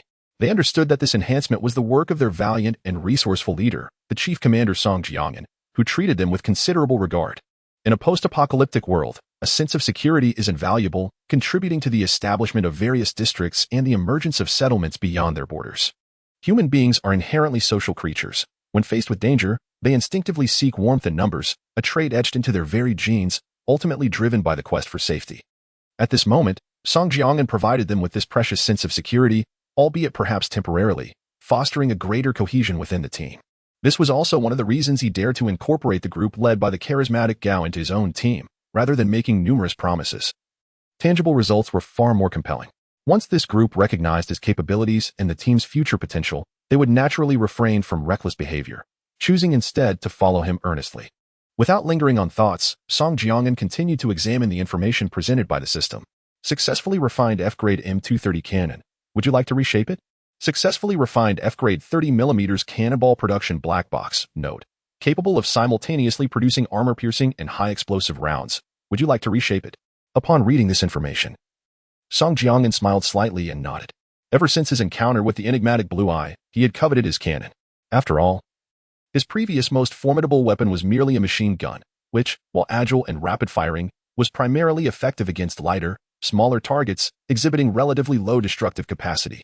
In contrast, the cannon boasted greater power and range, excelling particularly against heavier targets. However, due to level restrictions, Blue Eye's F-grade cannon had not inflicted significant damage on Lu Ming's armed pickup. Rather, it was the latter's F-grade machine gun that had been dominant. Yet, Song Jiang'an considered this a minor issue. He possessed unlimited upgrade privileges. As long as the cannon's level increased, it would undoubtedly become a formidable weapon among its peers. He promptly opted for reshaping. Successfully reshaped F-grade M230 cannon. Would you like to load it? Successfully reshaped F-grade 30mm cannonball production black box. Without hesitation, he initiated the loading process, choosing to position the cannon at the center of the bus's roof. In the next moment, a small defensive turret emerged atop the vehicle, with a cannon magazine the size of a suitcase subtly materializing above it, and a thick, dark cannon barrel protruding ominously. Guided by the system, Song Jiang'an quickly located the control panel for the cannon and immediately chose to activate it. In the next moment, he seemed to merge seamlessly with the entire artillery, and the scene before him vividly depicted the roof of the bus and its surrounding environment. Song Jiang'an attempted to manipulate it, and soon discovered that with merely a thought, the cannon could be directed toward his desired target, making the operation remarkably convenient. He exited the control panel and simultaneously granted Zhang Tao operational authority. Addressing him through the intercom, Zhang Tao, try to control the cannon on the roof and familiarize yourself with its operation. Zhang Tao responded immediately. Chapter 59, Skulls. Subsequently, Song Jiang'an opened the panel of the 30mm cannon ammunition production black box. The black box was capable of manufacturing armor-piercing shells and high-explosive rounds. With each production chain, comprising 1,200 rounds, consuming 300 units of F-grade copper ore and 8 of the vehicle's energy, and could be automatically loaded into the cannon. Song Jiang'an nodded slightly, having expended 1,200 units of copper ore to produce 2 sets of armor-piercing shells and high-explosive rounds. This manufacturing cost was relatively acceptable to him, considering these were cannon shells, which were nearly 5 times more expensive than ordinary bullets. As the bus approached the entrance of the community on the west side, it shuddered slightly, a faint tremor felt by the passengers, who were almost oblivious.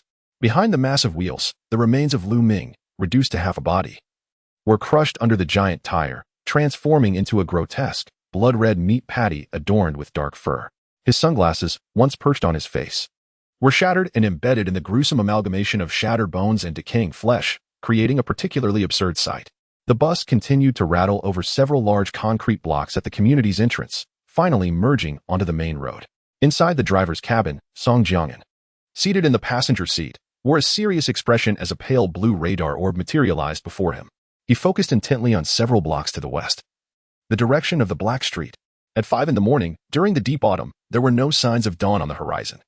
A layer of frost clung to the green vines draping over the dilapidated buildings. The surroundings were enveloped in silence, with only the sounds of the bus reverberating through the darkness. Song Jiang'an relied solely on the radar to discern the distant scenery. He had to remain vigilant regarding movements from the Black Street, as adversaries could approach at any moment. Despite the bus engine having reached level E, they were in a city rather than an expansive wasteland. Due to the size of the bus, they could only traverse the main roads. Are you suggesting we can only head north for now? Song Jiang'an inquired, slightly tilting his head toward Gao Shuai, whom he had summoned to the driver's cabin. Gao Shuai had been residing in Dazhu since the onset of the catastrophe, and Song Jiang'an had called him to analyze the route for their departure from Dazhu. Indeed, We must exit through the northern city entrance. I just consulted with Blue Eyes. The forces active in the east and west near Daju are the ones stirring trouble. Most of them have now moved to the mining site in Anyang district, south of Daju, while some are hastening toward our location. Therefore, the northern city entrance presents the largest gap and is relatively the safest exit, Gao Shuai articulated, carefully considering his prior dialogue with Blue Eyes.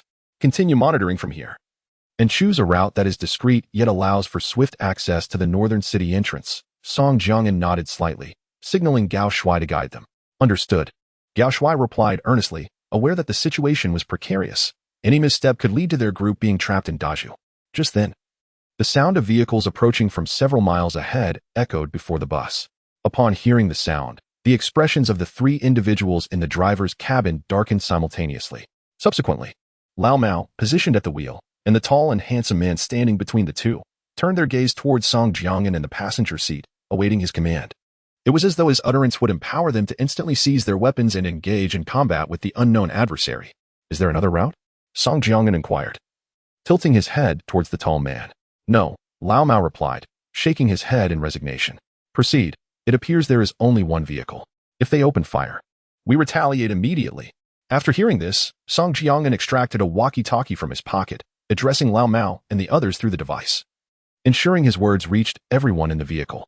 Understood, came the responses from Zhang Tao, Zhang Xiaofan, and the monkey, among others. As the distance between the two vehicles diminished, the roar of the approaching car grew increasingly distinct. Soon, headlights appeared in the distance, and Song Jiangyan caught a glimpse of the car's silhouette within the blue light sphere, marked with a large red letter F. It was a red four-seater sedan, yet unlike any car from the pre-catastrophe era, this one had evidently been modified. A layer of steel armor enveloped the vehicle, adorned with a plethora of conical spikes. Fixed atop the hood were several skulls of similar size, arranged in a circle, their jaws rhythmically opening and closing with the car's movements, casting an eerie sight under the headlights. The trio in the cabin, upon witnessing this spectacle, furrowed their brows. The occupants of the opposing vehicle simultaneously noticed the bus approaching and began to decelerate. Have you seen that car before, Gao Shuai? Song Jiangyan asked, his gaze fixed on the peculiar red sedan that was slowly coming to a halt a few hundred meters away, wondering if Gao Shuai might recall it from his time in Daju. No. I've been here for years, and this is the first time I've seen someone place skulls on a car hood, Gao Shuai replied, shaking his head, swallowing hard as he squinted at the oddly designed red sedan. After a moment's contemplation, Song Jiangyan spoke into the walkie-talkie. Lao Mao, pull the vehicle over to the side and have the men on the third level stow their weapons. Let's assess the situation first. With a swift reply, Lao Mao pressed the brake, and the bus that had been speeding began to decelerate gradually. The two rows of individuals stationed at the windows of the bus lowered their weapons. Song Jiangyan's sole desire was to exit the Daju city area swiftly, aiming to remain inconspicuous. Encountering another individual, like Lan Yin, could complicate matters further. As the bus came to a slow stop, the driver's window of the red sedan gradually descended, revealing the head of a man donning a hip-hop cap. As the car window slid open, Song Jiangyan and his companions finally discerned the pulsating beats of the DJ emanating from the crimson sedan. Inside, a kaleidoscope of lights flickered. And even with the vehicle at a standstill, its occupants continued to sway rhythmically to the music. Where are you headed? Inquired a middle-aged man, adorned with a hip-hop cap and chewing gum, his head held high as he gazed towards the bus's driver's seat. Within the confines of the bus, Old Cat once again shifted his attention to Song Jiangyan. The latter nodded slightly, indicating that communication could commence. Upon receiving this affirmation, Old Cat cracked the window just a fraction, addressing the sedan below. We just procured some items from Black Street and are preparing to leave the city. Chapter 60, A Shadow I See. You all arrived quite early, didn't you? We were out for a stroll, thinking we had come early enough. But it seems you youngsters are more spirited, the middle-aged man in the hip-hop hat remarked with a slight nod. After all, we're all just trying to make a living. What is the difference? Well then, if you have no other matters to attend to, hurry to the black market. Don't be late, or the good stuff will be snatched up by others. I spotted several lovely ladies inside just now. I heard they have yet to be explored, but I hesitated to spend the money. If the brothers are interested later, we could purchase a few to try, Old Cat said with a faint shake of his head, pretending to jest. You should not be stingy with your money. Let me tell you, young lads like you should indulge. When I was your age, 7 times a night was hardly excessive. The middle-aged man licked his lips, seemingly intrigued by Old Cat's words, a slight smile gracing his face. Indeed, indeed. You, my elder, have an impressive presence. You must possess true skills, Old Cat replied, plastering a false smile on his face to flatter the man. As for the middle-aged man's appearance, his skin was dark beneath the hip-hop hat, and when he opened his mouth, a set of yellowed teeth were visible. Even while chewing gum, the stench emanating from him could be detected from several meters away by those inside the vehicle, including Song Jiangyan and his companions. Even though Song Jiangyan remained silent, Old Cat wished to disengage from the man, choosing to extend a few empty compliments instead to avoid trouble, prioritizing a smooth exit. Just then, the middle-aged man interjected, "No need to rush off. Those 3 heavyweights on the roof are quite impressive." Old Cat furrowed his brow at the man's gaze shifting towards the bus roof, his voice dropping to a low murmur. "What do you mean?" "Ah, nothing much. Just curious." "What? Is it not permissible to ask?" The man in the hip-hop hat smiled slightly, shrugging innocently. Song Jiangyan cast a cold glance at the middle-aged man in the driver's seat and whispered, "Old Cat, ignore him. Just drive away." Song Jia had no intention of prolonging their encounter with the red sedan. They had already wasted a minute or two. Regardless of the man's intentions behind scrutinizing the 3 heavy weapons atop the bus, Song Jiangyan was indifferent to uncovering the truth, certain it bore no good for them. "All right." Old Cat nodded and rolled down the car window. Buzz. The bus began to move. At that very moment, as the bus window was lowered and the vehicle began to start, the hip-hop hat man retracted his head back into the car, swiftly reversing the vehicle that had been parked at the roadside into the center of the road, blocking the bus's path. He then poked his head out of the window, cheerfully stating, "Why the rush? Don't you all use your headlights when driving? It's so dark around here. How will you navigate? And this old rascal is deliberately seeking trouble. I could simply drive my car straight into him. After all, he doesn't appear to be a decent fellow." The old cat's chest heaved slightly, his patience wearing thin, as he turned his head towards Song Jiangyan, ready to slam the accelerator. Was there even a need to ponder? Anyone who could use a human skull as a mere ornament surely couldn't be anything good. The dwarf, Gao Shuai, shook his head at this remark. "Isn't fond of machine guns and cannons? Let him have a look." Song Jiangyan's expression darkened as he spoke into the intercom. From the opposing vantage point, it was clear that their vehicle hadn't turned on its headlights, thanks to the shielding effect of the concealed crystals, visible only to those inside. However, this bore no relevance to the middle-aged man. Even if they didn't switch on their headlights, what of it? He was merely looking for trouble. Without further ado, your vehicle is merely classified as F-grade, right? Those objects atop your car are beyond your control. Here's the deal. Name your price. We'll dismantle them and sell to just then. The words of the man in the hip-hop hat were abruptly cut off. In an instant, 2 rows of dark gun barrels protruded from the windows on the 3rd level of the bus. Gazing through the windows, 2 rows of armed thugs stood solemnly, their eyes fixed intently on the sedan ahead. Meanwhile, the 3 heavy weapons atop the bus pivoted to aim at the red sedan. Witnessing this turn of events, the man's words faltered. He swallowed hard, then spat towards the bus, his face twisted in a menacing threat. "Fine, you've got guts. Just you wait. If it weren't for our need to attend the trade fair today, anyone daring to pull a gun on us would not escape. They would all perish here." With that, he quickly retreated into the vehicle, and the sedan's windows closed swiftly as it backed away from the main road, parking by the roadside. The occupants of the red sedan glared with cold eyes at the bus that was accelerating towards them, buzzing. The bus soon reached the central point of the road where the red sedan had previously been. At that moment, damn you. If our and ye weren't too lazy to waste time on you fools, you'd have been corpses by now. The old cat seized the opportunity to crack open his window slightly, spitting directly onto the windshield of the parked red sedan while cursing, "You little brat. You're being given face." Just then, the left window of the red sedan suddenly opened, and a folding submachine gun emerged, aimed directly at the old cat. Bang! A gunshot rang out within the bus, followed by a heart-wrenching scream. The shooter was none other than Song Jiangyan, who, with a Glock firmly in hand, had reacted instantly, pulling his weapon and firing without a moment's hesitation upon seeing the submachine gun emerge from the vehicle. The F-class 9mm bullet, propelled with immense kinetic energy, struck the wrist of an individual extending a firearm through the window of a crimson sedan, shattering it. The severed hand, along with the compact submachine gun it grasped, tumbled onto a pile of shattered stones beside the vehicle. Blood continued to ooze from the cleanly severed end, quickly saturating the rubble and staining a nearby clump of weeds crimson. The man in the hip-hop cap, poised to unleash a tirade of expletives, swallowed his words forcefully upon witnessing the ominous rows of dark gun barrels, his expression darkening as he reversed the vehicle. Chapter 61. "I will alleviate your pain, let us depart," Song Jiangyan coldly stated, sheathing his firearm. Until now, he had been exercising restraint, not wishing to complicate matters. Given their current capabilities, dealing with a modified F-class vehicle would be more than manageable.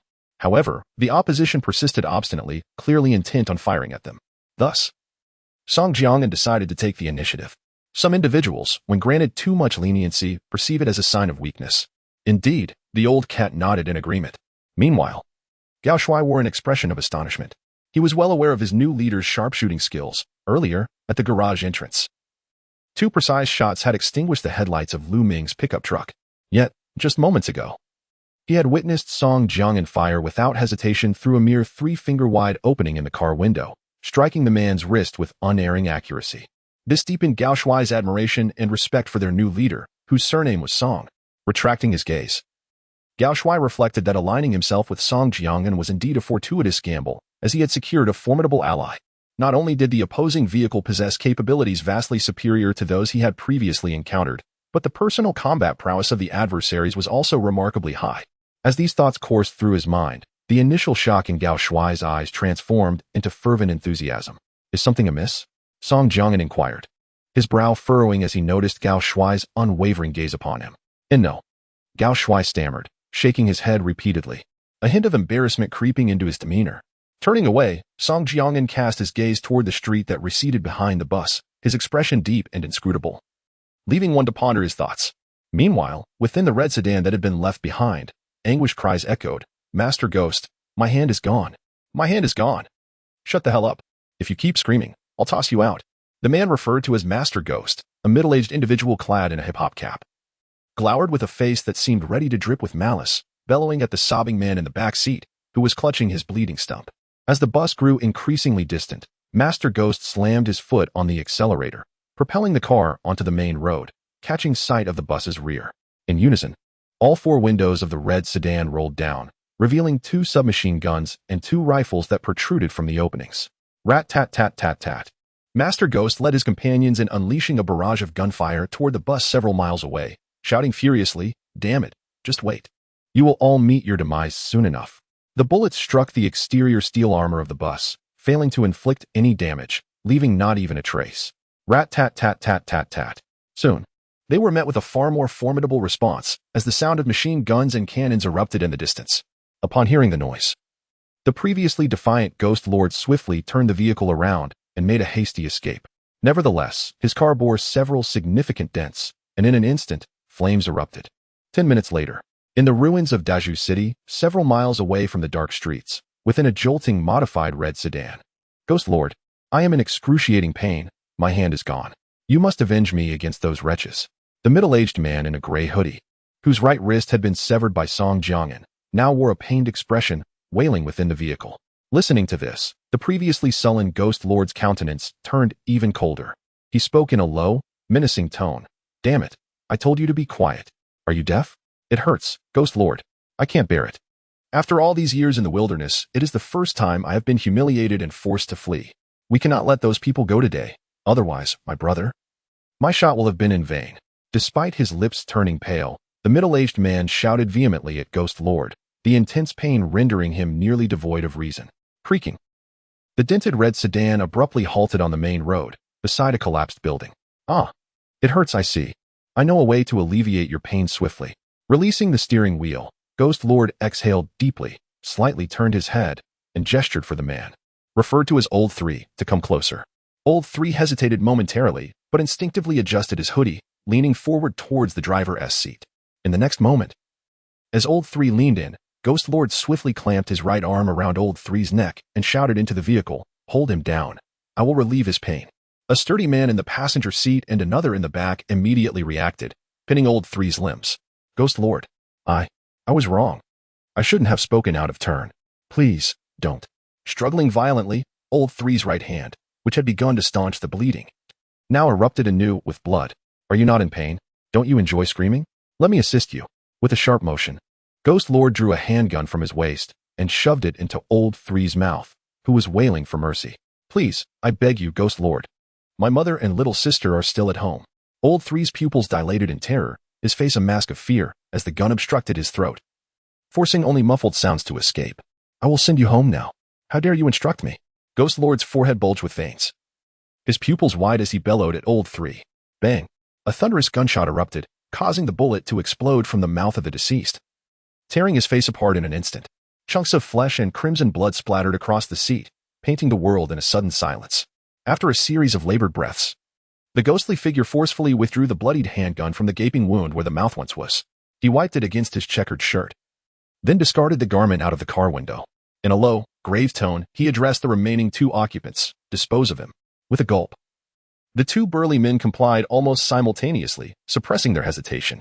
They unceremoniously heaved the lifeless body of the deceased into a weed-choked drainage ditch by the roadside, exchanging glances that revealed their shared trepidation. As the task was completed, the crimson sedan's headlights flickered back to life, setting the vehicle in motion once more. It was still the same car, yet the number of souls within had dwindled from 4 to 3. Chapter 62. Sir, the matter has been resolved. In the driver's seat, Guei gradually calmed his turbulent emotions, his demeanor shifting to a somber introspection. Ah, Lao San, today you have met your demise. Who in their right mind compelled you to draw your weapon? This is Daju, on someone else's turf. Did you think we were still in Dukou City? If trouble arises here, no one will come to our aid. We could have seized an opportunity to gain something, but you just had to escalate matters with gunfire. Seeking revenge? Did you not notice the multitude of armed men standing on that bus? And now look at the outcome. Your hand is gone, rendering you a mere shadow of your former self, destined to remain in Daju forever. It appears my judgment was indeed correct. Although the vehicle across from us is merely an F-class, its protective capabilities and weaponry far surpass our own. I wonder what stroke of fortune befell that rabble. They have 3 heavy weapons aboard. The other 2 individuals in the vehicle listened silently to Guei Ye's lamentations, fully aware that his words were likely not directed at the deceased Lao San, but rather intended for them. They recalled how, merely moments ago, their leader had confidently declared they would secure a significant haul from that F-class bus, and now all blame had shifted to the late Lao San.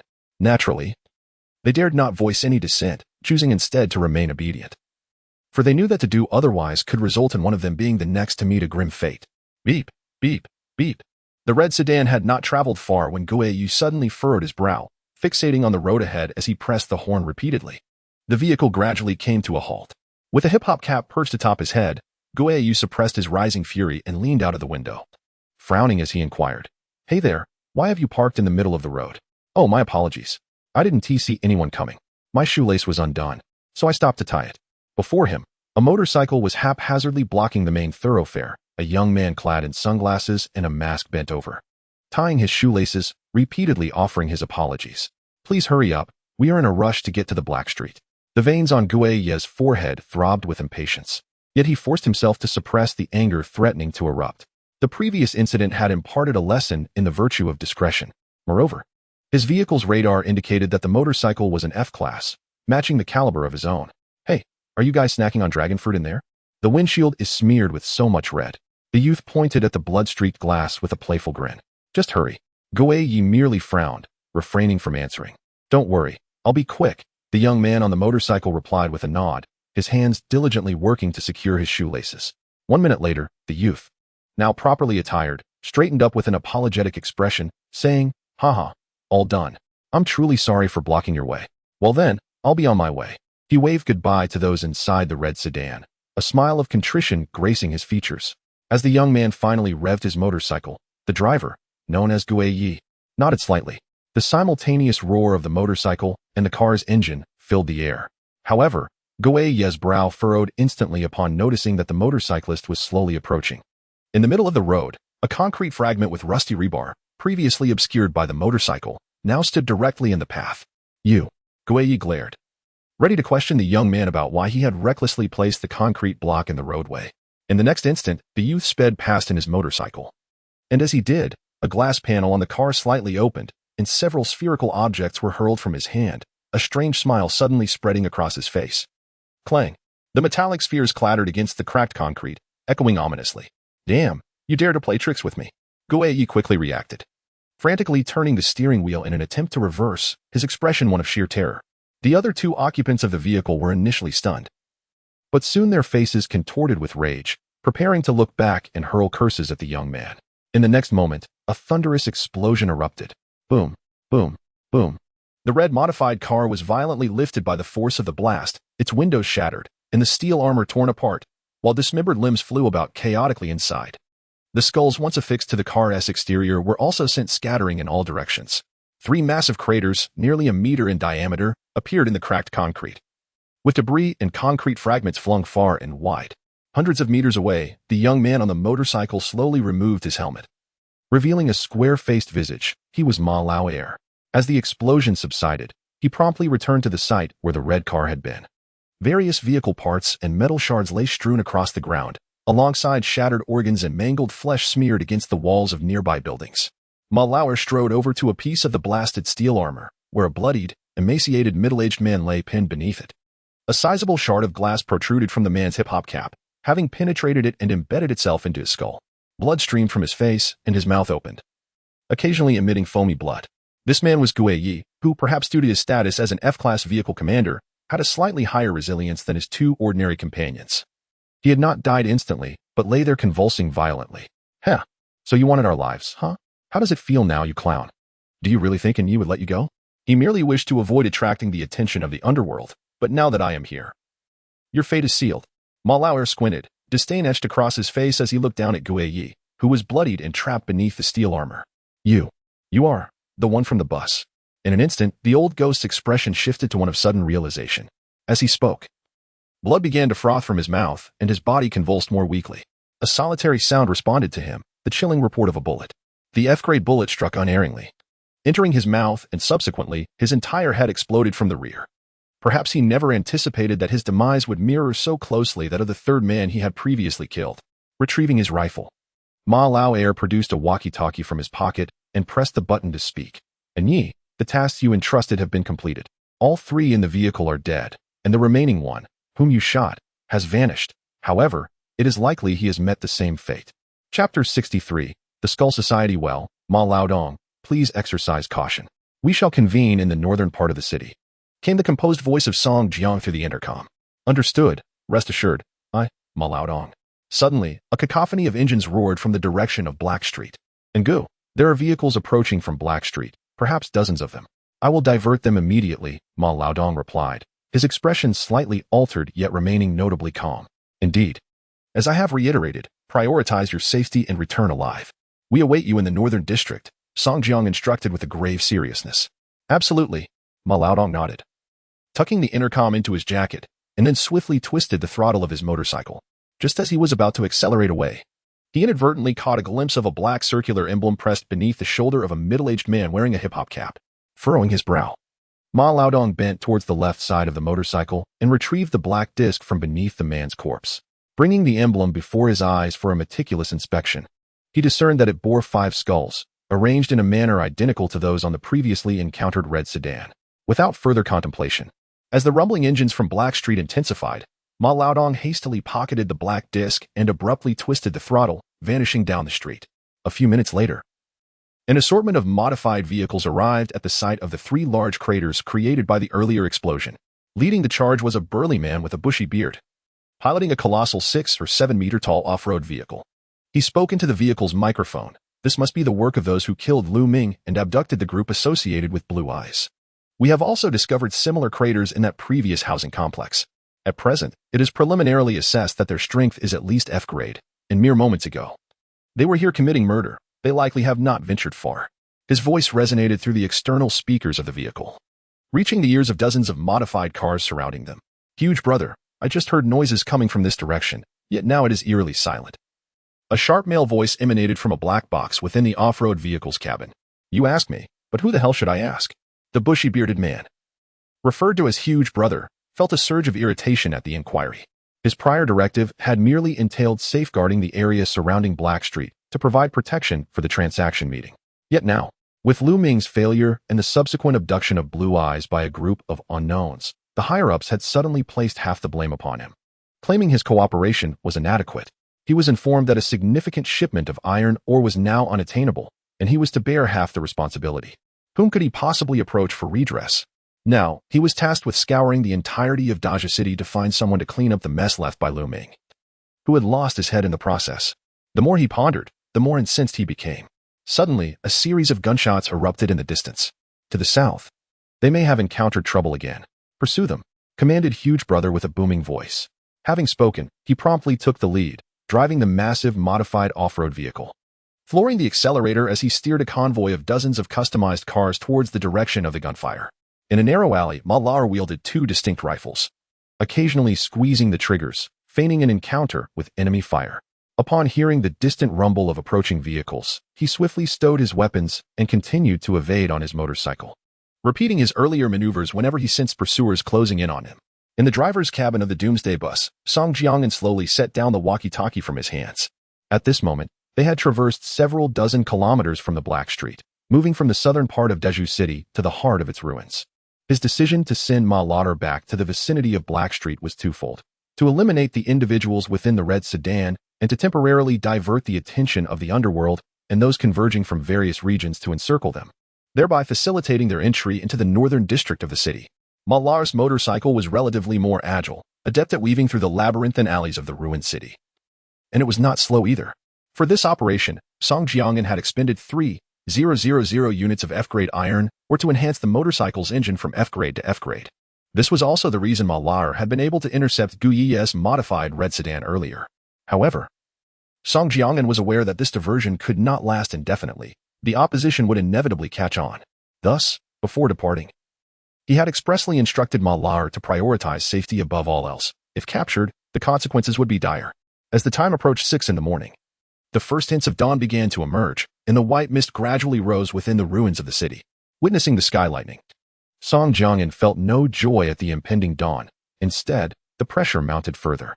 The occupants of the vehicle had scarcely rested for an entire day, and he could distinctly see the bloodshot veins in Lao Mao's eyes at the wheel.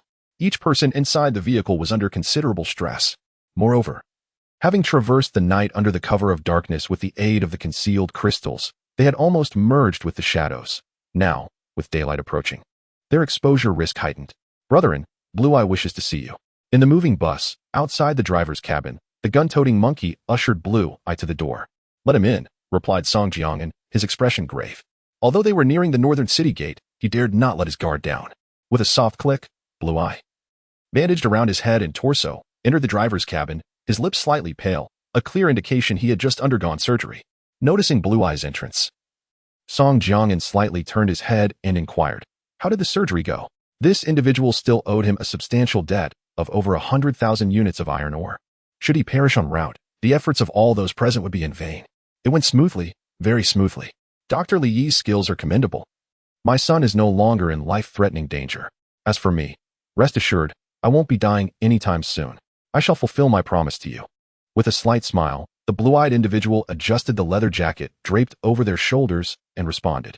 "Well," Song Jiangyan nodded slightly, then redirected his gaze from the blue eyes to the front of the bus, asking with unwavering focus, "What is it that you wish to discuss?" "I wanted to talk to you about the Skull Society." The blue-eyed individual hesitated for a moment before speaking. "The Skull Society?" A hint of confusion flickered across Song Jiangyan's face, though a vague suspicion began to take shape in his mind. "Yes, the Skull Society. It is a newly emerged force that appeared in the ruins of Dukkha City a few months ago, and their emblem consists of 5 skulls arranged in a circle." The blue-eyed individual explained with a nod. Chapter 64. The Turmoil in the Wilderness. Are you suggesting? Song Jiangyan maintained a stoic expression as he turned his head towards Blue Eye once more. The large red sedan most likely originated from Dukkha City, and it was highly probable that its occupants belonged to the Skeleton Society. Nodding subtly, Song Jiangyan urged Blue Eye to elaborate. With a gulp, Blue Eye began. "I can roughly deduce their intentions for being here." How can you possibly know? Do you have connections in Dukku?" Gao Shuai, standing nearby, remarked skeptically. "A few months ago, I facilitated a transaction involving iron ore there. It was during that time I learned that Dukkha City had been unified overnight by the so-called Skeleton Society. I heard their leader is an E-Class driver, though I cannot vouch for the accuracy of that information. However, their presence in Black Street likely signifies something beyond mere ordinary trade. Just last month, a contingent from the Skeleton Society visited Daeju to discuss establishing a joint defense line. Their current visit may bear a similar purpose." Noticing the slight perplexity on the faces of those present, Blue Eye continued to elucidate. "The cataclysm has never truly ceased. The sporadic emergence of monster layers, perilous zones, and the monstrous entities that abruptly appear from the depths of the wilderness serve as perpetual reminders that the catastrophe persists. The calamity from 8 years ago has not concluded. It has merely adopted a more gentle guise to continue." "Do we really need to hear this? Spare us the details and get to the point," Gao Shuai interjected, furrowing his brow, unwilling to endure Blue Eye's ramblings, which were evident to any discerning individual. Gulping once more, Blue Eye's expression suddenly grew grave. "The wilderness is beginning to expand." "What do you mean by that?" Gao Shuai was taken aback, his demeanor shifting dramatically as he inquired. Song Jiangyan, too, furrowed his brow from his understanding. The expanse of the wilderness had remained largely unchanged over the 8 years since the catastrophe. The total area of the relatively safe human enclaves, along with various settlements outside these zones, had shown little variation, seemingly existing in a state of dynamic equilibrium. However, if Blue Eye's assertions held true, and the wilderness was indeed beginning to expand, it would imply that the safety zones were no longer secure. Creatures from the wilderness might no longer remain confined to the depths of the wild. Moreover, perilous areas akin to subterranean lairs could suddenly materialize within the enclaves and settlements, unleashing swarms of monsters. Should such a phenomenon occur in a city with a population of 1 million, the devastation could rival that of a nuclear explosion. This revelation was far from favorable news for either ordinary citizens or drivers. For ordinary people, it went without saying that facing off against leveled monsters left them utterly defenseless. As for the drivers, they could not perpetually guard cities or settlements, and when confronted with formidable creatures, they would inevitably find themselves retreating. This news undoubtedly heralds the onset of yet another calamity for humanity. With a deep exhale, Lan Yin observed the somber expressions of those in the vehicle and continued. This is precisely why the Skeleton Society has come to Dazhu to discuss matters of joint defense with us. Previously, Dazhu and Dooku were situated at the very periphery of the wilderness, where the most formidable creatures encountered were merely F-rank beasts, and the highest number of zombies reported at any time did not exceed a few thousand. However, now, reports have emerged of E-rank ferocious beasts lurking around the ruins of several cities before us. Just a few days ago, the ruins of Chi-Chi City, over 300 kilometers away, were besieged by a horde of nearly 10,000 zombies, resulting in numerous casualties, with some vehicle captains even fleeing to our Dazhu city. Song Jiangyan remained unperturbed by this information and inquired, "So, are you suggesting we refrain from venturing further inside?" He could distinctly sense that Lan Yan's words were laden with caution regarding the dangers ahead, though the warning was articulated in a rather oblique manner. "Well, I overheard some team members discussing in the vehicle that your visit is not solely for the Blackstreet Trade Fair, but also to continue deeper into the wilderness. Initially, I believed that our journey would end in Dazhu, but I was taken aback by the speed of your vehicle and the plethora of your hidden strategies. I hadn't intended to mention this at first, but now I feel the moment is ripe. We have a high probability of escaping. Instead of plunging deeper into danger, why not take my several 100,000 iron and retreat? Proceeding northward will inevitably lead us through Dooku, which could prove troublesome when encountering the Skeleton Society members." Lan Yin elucidated carefully, his expression earnest. His counsel to Song Jiangyan and his party against further exploration stemmed from a dual motivation: gratitude for Song Jiangyan's assistance and a deep-seated concern for the safety of his own family. After enduring the previous calamity, he was thoroughly frightened. If he could not safeguard the lives of his loved ones, what was the point of it all? He believed that rather than competing for resources in the more perilous depths of the wilderness, it would be wiser to retreat to a relatively safe gathering point or special district, obtain a residence permit, and live a period of comparatively stable life. "Monkey, take him down." Song Jiangyan gestured dismissively at Lan Yan. He had his own calculations. Lan Yan's words served merely as a reference. Even before the wilderness had expanded, Song Jiangyan had chosen not to remain in the Chui Ling gathering point, instead embarking on a journey that brought him here after several arduous days, marking his initial foray into the wilderness. Now, what was once considered a gathering point no longer held the relative safety it once did. With the expansion of the wilderness, the level of danger had escalated further. His decisions had proven to be somewhat correct. Had they remained in the Chui Ling gathering point, he might have only been an ordinary F-rank vehicle captain, but now his capabilities rivaled those of some E-rank vehicle captains. Currently, the external display remains at grade F. Song Jiangyan intends to elevate the bus to at least grade F after acquiring a batch of iron from the Blue Eyes, aiming to enhance the compatibility of various foundational vehicle systems with the array of weapons and accessories currently mounted on the vehicle. Moreover, while Blue Eyes is aware of his formidable strength and exceptional potential, he remains oblivious to the fact that his bus can undergo infinite upgrades and possesses a unique task system absent in other drivers. His advantages far exceed those of ordinary drivers, and he is in dire need of abundant resources to upgrade the bus, thereby facilitating the successful completion of missions and establishing a positive feedback loop. How could he possibly relent due to a few words from Blue Eyes? Furthermore, the expansion into the wilderness presents an opportunity for their group. The frequency of discovering mines such as iron and copper would also increase. With this thought, Song Jiangyan resolutely decided that, given the world has transformed into its current chaotic state, absolute safety is no longer attainable anywhere. Thus, it would be prudent to press on and strive for a splendid future. The worst outcome would merely entail death. "Zizi, I see you all." At that moment, A young man's voice emerged from the walkie-talkie hanging at Gao Shuai's waist. Old cat, find a relatively concealed spot to park ahead. Gao Shuai. Instruct Ma Lao Air to hurry over. Song Jiang'an, his expression grave, commanded. The voice emanating from the walkie-talkie was indeed that of Ma Lao Air. Previously, Song Jiang'an had arranged for Gao Shuai to delay the enemy while Ma Lao Air communicated the precise location of the bus, enabling him to catch up swiftly after diverting the enemy's attention. In mere seconds, the bus halted between two buildings, and Ma Lao Air, riding a motorcycle, emerged from a narrow alley, seamlessly driving into the open cargo hold without a hint of hesitation. Old cat, I'm ready. Let's go? Ma Lao Air flashed an okay gesture at the camera inside the cargo hold, his face resembling that of a horse. Haha, this kid just achieved merit and now, cat brother, he has become old cat. How quickly he forgets his roots. Old cat chuckled teasingly. Not hesitating for a moment, he pressed down on the accelerator, and the bus surged forward. Chapter 65. Leaving the city as the clock struck 7 in the morning, the sky was shrouded in a hazy twilight, teetering on the brink of dawn. We are just 10 kilometers away. We will soon reach the northern city gate. Gao Shuai's gaze was intensely fixed ahead, his expression gradually relaxing. All right, everyone stay alert. We are on the verge of exiting the city. Just one final push. Keep your weapons steady, commanded Song Jiang'an, nodding as he spoke into the intercom. The reason for their current ease was perhaps because Ma Lanner's diversion had successfully drawn the adversaries from the black market far away, while those at Lingyun Bridge had not yet pursued. Consequently, the last couple of hours had unfolded smoothly, devoid of any significant obstacles.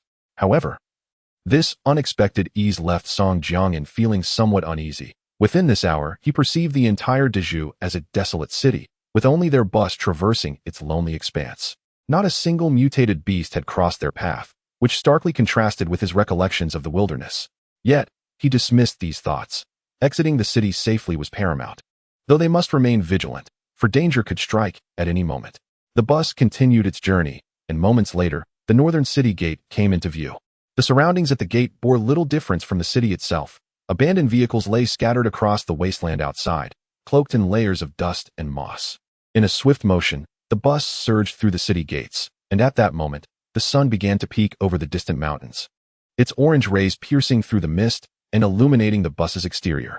The driver, an elderly man known as Lao Mao, exhaled a long breath, gradually easing his tension. Song Jiang'an's expression also softened. Once they were beyond the city, they could soar freely. In an urban environment, his greatest fear was being trapped by a mob of vehicles, despite their bus being among the most formidable in the Dezhou region. The potential consequences of being cornered by dozens of cars in the narrow alleys of the city were unfathomable. This was precisely why Song Jiang'an and his companions maintained a constant state of alertness. According to Lan Yan, the power dynamics in Dezhou City were precarious, with 3 factions, including his own, each controlling the southeastern, southwestern, and northeastern territories respectively, creating a delicate balance. Each faction boasted hundreds of followers, and if 2 factions decided to converge on their location, escape would be exceedingly difficult for Song Jiang'an and his crew. However, with the city now behind them, they could afford to relax slightly. Their next objective lay to the north. Contemplating this, Song Jiang'an turned to Gao Shuai and instructed, "Go fetch Lan Yan for me." "On it," replied Gao Shuai, jogging away. Before long, the bleary-eyed Lan Yan, appearing fatigued, was ushered into the driver's cabin by Gao Shuai and 2 others. Gao Shuai, standing behind him, chuckled lightly and remarked, "Don't let his recent injury fool you. This old fellow just dozed off in the middle of the second-floor corridor. His attitude is remarkably unperturbed." A look of embarrassment flickered across the blue-eyed man's face, yet after a moment's contemplation, he refrained from arguing. Indeed, he was utterly fatigued. Following the surgery, he had been in a state of disorientation. Just an hour ago, he had fainted in the corridor, only to be roused by a kick from the tall and handsome one. His consciousness remained somewhat hazy. "Come here," Song Jiang'an said with an impassive expression, beckoning to the blue-eyed man. "And, Brotherin," the blue-eyed man stammered, stepping forward with a gaze tinged with trepidation. "Where are those more than 100,000 iron ore deposits?" Song Jiang'an inquired directly, without any preamble. Even now, he harbored some doubts. For such a substantial quantity of iron ore was no trifling matter. Concealing it quietly would be no easy feat not too far. Just a few dozen kilometers east of here. There aren't any large towns along the way. With our bus's speed, we should arrive in at most half an hour. Come, show me the way. He slightly extended his arm, indicating a small stool placed between the driver's seat and the passenger's seat, signaling for the blue-eyed man to sit there. Song Jiang'an felt somewhat helpless. Currently, his bus lacked even a navigation system, leaving them to rely solely on human guidance, which which was exceedingly inconvenient. However, there seemed to be no other viable solution at present. They could only hope to acquire navigation later on. Not dwelling on it further, he leaned back against the seat, closed his eyes, and began to feign sleep. Having not rested for an entire day and night, his spirit had been under constant strain, rendering him somewhat fatigued. Subsequently, he pulled out the walkie-talkie and instructed Zhang Tao, organize them into shifts for rest. The entire bus had been awake all night, and now that they had temporarily escaped danger, Song Jiangyan decided it was time for them to rest. Brethren, we. Just as Song Jiangyan had barely closed his eyes, the voice of the monkey emerged from outside the driver's cabin. Slowly, Song Jiangyan opened his eyes and turned his head to look back, only to find the monkey gazing at him with an apologetic expression. Behind him, two team members were carrying a large bag of food and several bottles of drinking water. Since the monkey had joined the team, Song Jiangyan had assigned him the role of cook, responsible for the preparation and distribution of food and water each day. Now, his role had evolved into that of head cook, tasked with organizing the members of his shift to complete this essential duty. It's nothing. Go ahead and tell me what you need. Song Jiangyan waved his hand dismissively. The monkey might have thought he was asleep and feared disturbing him. But Song Jiangyan was not particularly concerned. It's like this. Brethren, our energy crystals are nearly depleted. We have around 300 left, which will last us at most 3 more days, the monkey said with a helpless expression, gazing at Song Jiangyan. Go to the left corner of the first floor storage room and look around. There should be 5,000 crystals there, which should suffice for the time being, Song Jiangyan instructed. Upon hearing this, the blue-eyed man sitting on the stool turned his head towards Song Jiangyan, wearing a fawning expression. Song Jiangyan nodded slightly. Indeed, the 5,000 energy crystals were from the blue eyes. Previously, when the big tiger witnessed their heavy truck completely wrecked, he had retrieved them from the vehicle at Blue Eye's behest and handed them over to Song Jiangyan, thus serving as their ticket onto the bus. All right, brethren, I shall not intrude any further. I have yet to finish today's quota and must attend to a few more tasks. Monkey, despite sporting a pair of dark circles under his eyes, said with enthusiasm, brimming with vigor as he departed with a few others. 5,000, 5,000. Song Jiangyan murmured, his lips moving silently. For him at this moment, these 5,000 energy crystals could indeed alleviate his immediate predicament, yet they remained woefully insufficient. Earlier, at the Black Street Trading Fair, he had refrained from selling a significant amount of copper or out of caution, which resulted in no new energy crystals being recorded. However, once the production of items commenced within the black box, it would inevitably entail a substantial consumption of energy crystals, a realization that filled him with helplessness once more. As the team expanded, their strength undoubtedly increased, yet so did their consumption. He fervently hoped to discover an energy crystal mine soon. Wishing to excavate for 7 days and nights in one go, Song Jiangyan silently prayed within, closing his eyes once again. Chapter 66. The enormous factory. Half an hour later, the old cat in the driver's seat of the bus turned to the blue-eyed companion beside him and inquired, "Is that facility you built?" "No. It was originally used for processing and storing grain before the catastrophe. However, it has been remarkably preserved since the disaster, and we now utilize it for stockpiling iron ore," the blue-eyed one replied, shaking his head in explanation. Hearing their conversation, Song Jiangyan opened his eyes and gazed into the distance. A factory loomed on the horizon. Even at a distance of several kilometers, he could distinctly discern its massive silhouette, set against the desolate wilderness, exuding a profound sense of solitude. Storing iron ore there, wouldn't that be perilous if a horde of zombies were to appear? The old cat's face momentarily reflected confusion. Zombies don't consume that sort of material. We usually post sentries outside, and if any undead creatures approach, they will alert us in advance for a temporary evacuation. Besides, the iron ore won't diminish by being stored there, the blue-eyed one explained with a smile. Shaking his head, "That makes sense," the old cat nodded, returning his focus to driving. "Brethren, over there lies Anyang District, the place where I have resided for over 30 years, the blue-eyed one said, turning to Song Jiangyan and gesturing towards the distance, a hint of melancholy adorning his face. As the bus ascended a higher slope and the daylight fully emerged, the distant scenery became visible. Following the direction of the blue-eyed one's finger, Song Jiangyan noticed crumbling buildings and residences faintly materializing further east of the factory. Ignoring the unfulfilled yearning and sorrow etched on the face of the nearly 40-year-old man beside him, Song Jiangyan furrowed his brow and asked, "You mentioned the iron ore is at the factory. How far is Anyang District from it?" Noticing the concern on Song Jiangyan's face, the blue-eyed one quickly reassured him. "Anyang District is at least 30 kilometers away. Brethren, you need not worry. I abandoned that factory several years ago due to its distance from Anyang district. And those two families pursuing me likely won't come searching here. Song Jiangyan nodded slightly. Not because he feared being discovered. His current strength was among the top in this territory, but rather due to his apprehension regarding the substantial quantity of iron ore. If it were to be publicly displayed in the factory, would it not attract the attention of those two families familiar with mining? However, seeing the blue-eyed one's confidence, Song Jiangyan chose not to press further. At worst, if the iron ore were not located, he could simply leave that family behind. Song Jiangyan felt no debt towards the blue-eyed one. In fact, he had aided him. Had he not intervened to rescue the blue-eyed family, their fate might have been dire. Death would have been a mere mercy compared to the torturous existence they could have endured. In the memories of Song Jiangyan's original host, there were grotesque slave masters who derived amusement from gruesomely torturing their slaves, rendering broken limbs a triviality by comparison. The arrival of the apocalypse had indeed transformed many aspects of existence. This also explains why I would rather risk his life to trust Song Jiang and then be captured by Lu Ming to assist in managing the mines. Perhaps at that moment, he already comprehended the dire consequences he might face. A few minutes later, the speeding bus abruptly halted before a dilapidated yet towering factory, its wheels stirring up clouds of weeds and dirt. Tower, how high do you reckon this thing is? On the third level of the bus. The monkey craned his neck upward, astonished to find he could not see the top of the factory. It must be at least 50 or 60 meters, Blue Eye remarked. This structure is meant for storing grain. Just how many people could it sustain? Zhang Tao also looked up but soon perceived something amiss.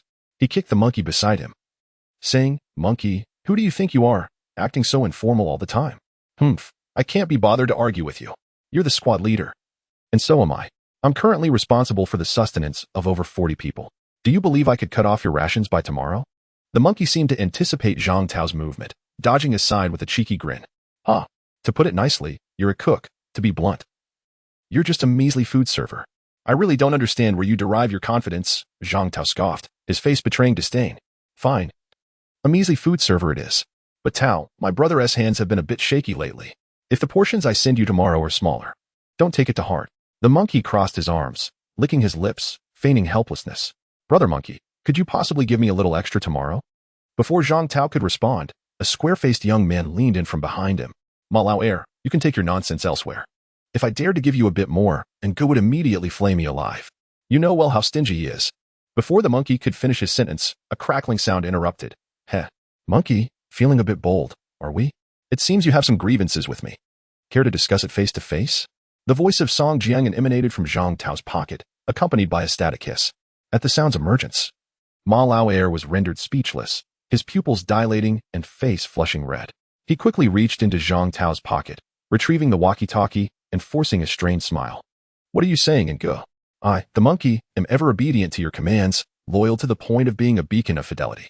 If there is nothing else, I shall hang up now. Song Jiangyan merely smiled, offering no reply. Then I shan't disturb you further. The monkey wore a rigid smile, his fingers trembling slightly as he disconnected the call, turning his gaze toward Zhang Tao with gritted teeth, muttering, "Damn it, Zhang Tao. You son of a... Who told you to turn on the walkie-talkie? Great. Now the illustrious and imposing image I built before Ngo is utterly ruined thanks to you.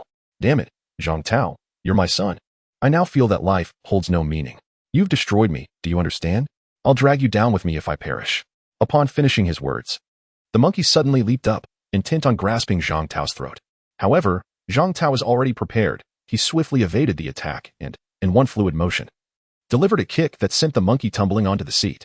Soon, the pitiful whimpers of the monkey resonated from its position. The other passengers in the vehicle, witnessing this scene, stifled their laughter, for they knew that tomorrow's meal depended on maintaining peace with the monkey. Offending it now would lead to dire consequences. Alas, the unfortunate reality was that only the monkey had suffered. Yet, old Ma'er could hardly contain his amusement, wearing a grin as he teased the situation. Chapter 67. The Black Box Inside the Cockpit. All right, Masterin, I shall proceed to retrieve the iron ore for you. You may remain in the vehicle. Blue Eyes said respectfully to Song Jiangyan. Just you alone? Song Jiangyan inquired, a hint of confusion crossing his face, though he had already begun to harbor suspicions. Indeed, I can manage it by myself, Blue Eyes affirmed with a serious nod, surveying the surroundings. Song Jiangyan noted that the area around the factory was a desolate expanse. After a moment of contemplation, he instructed, "Old cat, move the vehicle a little closer to the factory." He then addressed Zhang Tao, "Take your men and accompany me to investigate." He added, The rest shall remain in the vehicle on guard. No one is to act without my command. A steady, authoritative voice resonated through the vehicle's internal sound system, reaching every occupant's ears. Understood, the group replied in unison. Good. After hearing Song Jiangan's orders, Blue Eyes nodded slightly, his expression a mix of emotions. He recognized that Song Jiangan still harbored doubts about him, and this realization stirred a pang of bitterness within him. The feeling of being a guest in another domain was indeed discomforting. With a creaking sound, the Doomsday Bus came to a stop against the factory wall. The lower part of the factory had darkened over time, ravaged by years of rain and the aftermath of calamity. Its walls partially peeling and large chunks of cement cracked and detached. The dark red bus parked beside it blended seamlessly with the structure, almost camouflaged from a distance. It would be challenging to discern. Disembark. With Song Jiangan's command, the bus doors swung open. Two of Zhang Tao's team members assisted the injured Blue Eyes down from the vehicle. Following them, a group of robust men, armed and alert, jumped down, forming two orderly rows at the entrance. Without hesitation, Song Jiangan and Zhang Tao leapt off the bus, their movements precise and efficient. Proceed, Song Jiangan gestured forward. And under Blue Eyes' guidance, the group swiftly entered the factory. Upon stepping inside, Song Jiangan's initial impression of the factory's interior was one of vastness. It was not merely spacious. It appeared that numerous large machines had been deliberately dismantled and removed, leaving behind an expansive, empty area. The concrete floor was cracked, with weeds sprouting through the fissures, while towering shelves nearby were covered in damp moss, cluttered with disordered jars and bottles, presenting an image of long-neglected disorder. Over there. You needn't do this.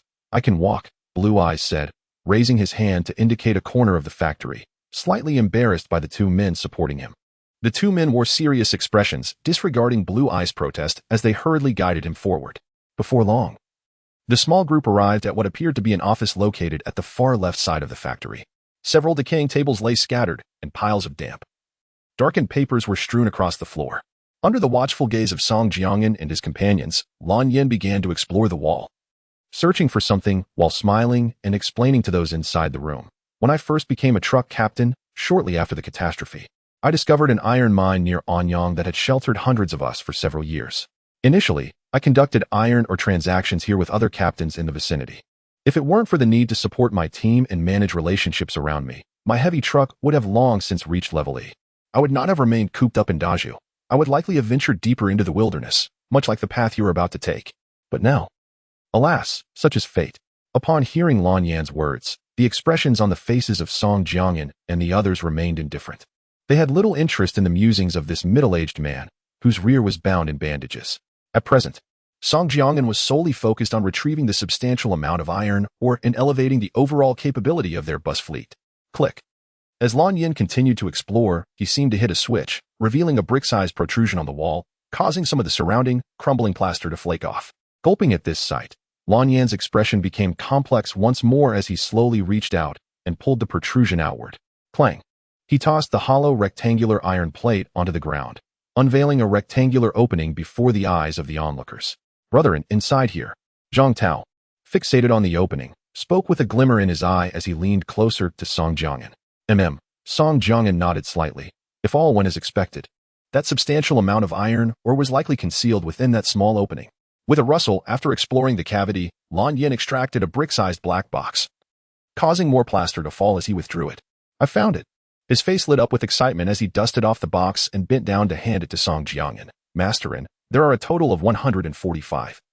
261 F-grade iron ores inside, which I have painstakingly accumulated over the past 8 years. Initially, when Xuanzi was mining iron, I didn't think much of it. I merely wished to secure a backup for myself. Little did I expect. Regardless, my family, Lan Yin, is now in your hands, brethren. I cannot claim to make significant contributions in the future, but at the very least, I assure you that I will not be a burden. I have survived for 8 whole years in this post-catastrophe world, so that counts for something. As Song Jiangan accepted the black box, he slightly nodded at Lan Yin, who stood before him, continually professing loyalty, while gesturing for him to cease further elaboration. In his view, eloquence bore no weight unless accompanied by tangible results. Behind Song Jiangan, several armed men were prepared. Yet their faces betrayed astonishment upon hearing Lan Yan's proclamation of that staggering figure. 140,000 iron ores equated to the annual yield of a medium-sized mine. If converted to energy crystals, that would amount to 700,000. If directly exchanged for pre-catastrophe currency, its purchasing power would have soared into the tens of millions.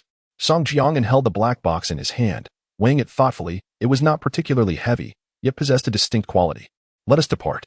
Having acquired the box, Song Jiangyan was not inclined to linger, leading the others briskly out of the room and towards the factory's exterior. Brethren, this box can only be utilized within the vehicle. Both its opening and closing require energy. The internal space is a cubic area, measuring 8 meters in length, width, and height, totaling over 500 cubic meters. This contraption is truly a treasure. When the catastrophe first erupted, after I vanquished a zombie, this item, along with the vehicle registration of my heavy truck, was revealed. Seeing Song Jiangyan's focused gaze on the box as they walked, Blue Eye could not restrain himself from elaborating. Upon hearing this, Song Jiangyan glanced back at Blue Eye, who was limping yet hurriedly keeping pace with the group, silently acknowledging the man's extraordinary fortune. However, considering that the timeline Blue Eye referred to was during the early days of the catastrophe, and that he himself possessed an even more formidable vehicle system, Song Jiangyan felt reassured. After all, during the initial phase of the disaster, the drop rate for special items was still remarkably high. Perhaps it was the heavens' design to allow humanity to experience the despair of the apocalypse without driving them to complete extinction, which led to a temporary increase in drop rates at the onset of the disaster. However, presently, the drop rates had significantly diminished. Ordinary individuals could scarcely become vehicle operators, and the vast majority were relegated to a life of servitude, struggling to survive. After several moments, the group arrived at the factory entrance, mere meters away from the bus. At that moment, a distant buzzing sound of engines reverberated through the air. Song Jiangyan could distinctly identify that the noise did not emanate from their bus, indicating that others were approaching. Chapter 68. Are you not dead? Song Jiangyan furrowed his brow, preparing to reach for the walkie-talkie nestled in his pocket to inquire about the situation. At that moment, the voice of Old Cat crackled through the device. There's an SUV approximately 3 to 4 miles from our position. It's an F-class vehicle, and there's only that one. I haven't spotted any others further away. Song Jiangyan had previously granted every formal team member in the vehicle access to the F-class binoculars, so Old Cat's accurate report did not surprise him. He lifted his gaze towards the distance, where the SUV Old Cat mentioned gradually emerged through patches of withered yellow grass, becoming discernible to Song Jiangyan and his companions. The SUV drove directly towards them, seemingly oblivious to their presence as well as that of their bus. Get in the vehicle, Song Jiangyan urged, gesturing to several others who were also observing the approaching SUV. Without hesitation, they followed suit. Upon learning that the vehicle was merely F-class, Zhang Tao and several burly team members began to relax, even finding the leisure to take a closer look. The reason for their ease was simple. Just earlier that morning, they had successfully overturned an F-class vehicle, which had bolstered their confidence immensely. In their eyes, there was hardly any trouble that their indomitable leader, Yi, could not resolve. Despite the perilous journey, none of the passengers had sustained any injuries. In fact, during these past few days, they had been far removed from the earlier hardships of cold exposure. Life aboard the bus, while not luxurious, was certainly tolerable, and they had all gained a noticeable amount of weight. Song Jiangyan and the others quickly boarded the bus without a moment's hesitation. He immediately made his way to the storage area on the lower deck, placing the black box firmly against the side of the bus. In the next instant, a faint glow emitted from the front of the black box, and then a series of 8 meter by 8 meter light screens materialized. Song Jiangyan peered into the illuminated space. 140,000 iron ores lay quietly within that seemingly hazy realm, and only then did Song Jiangyan truly feel at ease. Earlier, he had harbored a vague suspicion that these tens of thousands of iron ores would be difficult to conceal. Now, the answer was clear. They were hidden with the aid of spatial tools. As for why Lan Yin had not kept the box on the vehicle at all times, Song Jiangyan could not quite fathom. Perhaps it was out of sentimentality, choosing to hide the items in the place where he had once thrived. Or perhaps it was a precaution. After all, if the box were on the vehicle, it might be discovered by any passengers boarding. For now, Song Jiangyan could only speculate on these two reasons. Nevertheless, he was too preoccupied to dwell on it further. What mattered was that the item was now in his possession. The total quantity of F-class iron ore had now reached an impressive 150,000, with copper nearing 30,000. Both the iron and copper ores were more than sufficient. He promptly resolved to utilize them, recognizing that the bus's current F-class status needed a significant upgrade. Thus, he swiftly accessed the vehicle panel, examining the primary systems that remained at F-class. By elevating these systems collectively by several levels, the overall classification of the bus would likewise ascend. Vehicle control system, F-level, upgrade requirements. 1,000 units of F-level iron or 500 units of F-level copper or resin. Note: the vehicle control system is a pivotal component for realizing vehicle functionality and performance. Power, stability, and overall control of the vehicle are all reliant upon it. Attention! Upgrading the system to E-level will unlock the autonomous driving feature. Song Jiangyan nodded slightly, his interest piqued only by the prospect of the autonomous driving feature, which he had long coveted. However, the lack of sufficient resources had prevented him from pursuing the upgrade. He understood that in this world, the autonomous driving capability was not merely akin to the fixed destination navigation of vehicles from his past life. Here, it represented a true mastery of the vehicle through thought control, offering far greater convenience and flexibility than merely manipulating the steering wheel from the driver's seat. Without further hesitation, Song Jiangyan expended a total of 10,000 units of iron ore and 5,000 units of copper ore to directly upgrade the F-level vehicle control system to the E-level vehicle control system. Simultaneously, a prompt appeared in his mind. Your Apocalypse bus has unlocked the autonomous driving feature. Would you like to activate it immediately? Without delay, Song Jiangyan opted to activate it, though he resolved to address the current predicament before fully utilizing the feature. Blue Eye, get your ass up here. What are you doing just standing there? Zhang Tao's voice echoed from the bus door. Song Jiangyan paused the upgrade, his brow furrowing as he glanced toward the entrance. He saw Zhang Tao frowning, gesturing outside. Following his gaze, Song Jiangyan noticed Blue Eye standing in a daze several meters from the bus, fixated on the approaching SUV. Realizing the situation, Song Jiangyan's expression mirrored Zhang Tao's concern. He was perplexed by Blue Eye's intentions. The SUV was now merely a mile or two away. The screech of tires on the pavement signaled that the SUV had evidently spotted them. At that moment, Blue Eye, who had previously been frozen in place, suddenly wore an extremely grim expression and began to stride purposefully towards the distant SUV. Blue Eye, what the hell are you doing? Are you trying to get yourself killed? Zhang Tao shouted, bewildered by Blue Eye's urgency to rush to what seemed like certain doom. The wisest course of action would have been to join them on the bus, where safety could be assured. Otherwise, the 140,000 units of iron ore paid for protection would be in vain.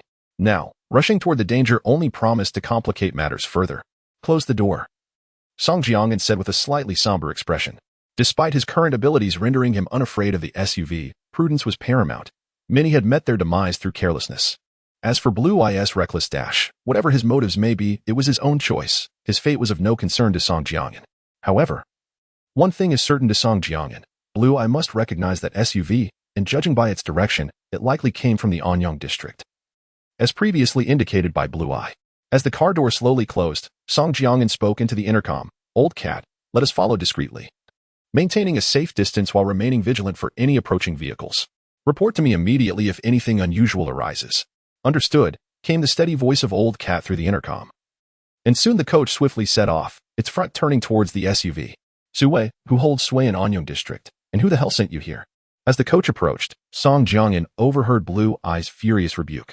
Opposite Blue Eye, a young man with a buzz cut, clad in a crisp white shirt and denim jeans, pushed open the SUV door and leapt out. Simultaneously, the rear door of the SUV swung open, revealing two burly men armed with guns. Without a word, the two men aimed their weapons at Blue Eye. What the hell are you doing?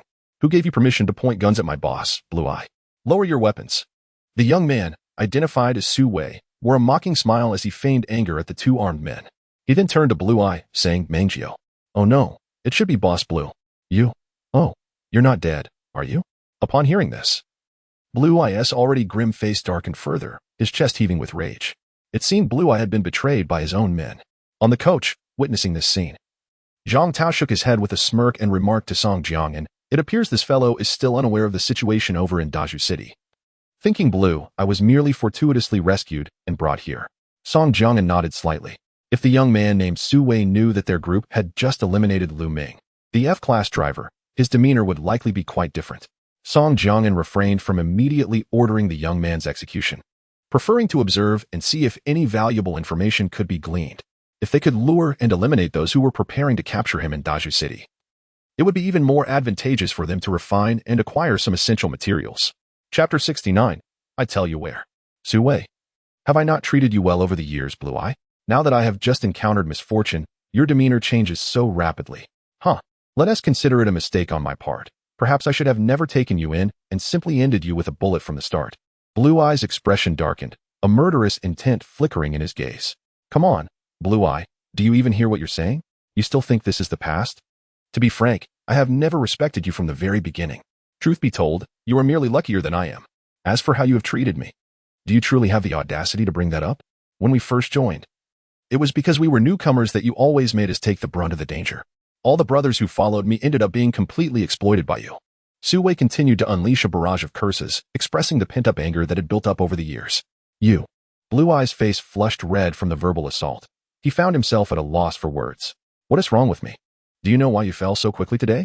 It's because you've cut off your own path. Think about it. Aside from that dim-witted fool to who in Anyang district, who would willingly follow you? If it weren't for the several hundred iron or you hand out each month, I would have long since left this behind. Sue's eyes remained wide, fixated on Blue Eye as he continued to berate him. Then, with a swift turn of his head, he glanced at the bus parked not far from him, a look of disdain crossing his face. Where did you find these stray dogs?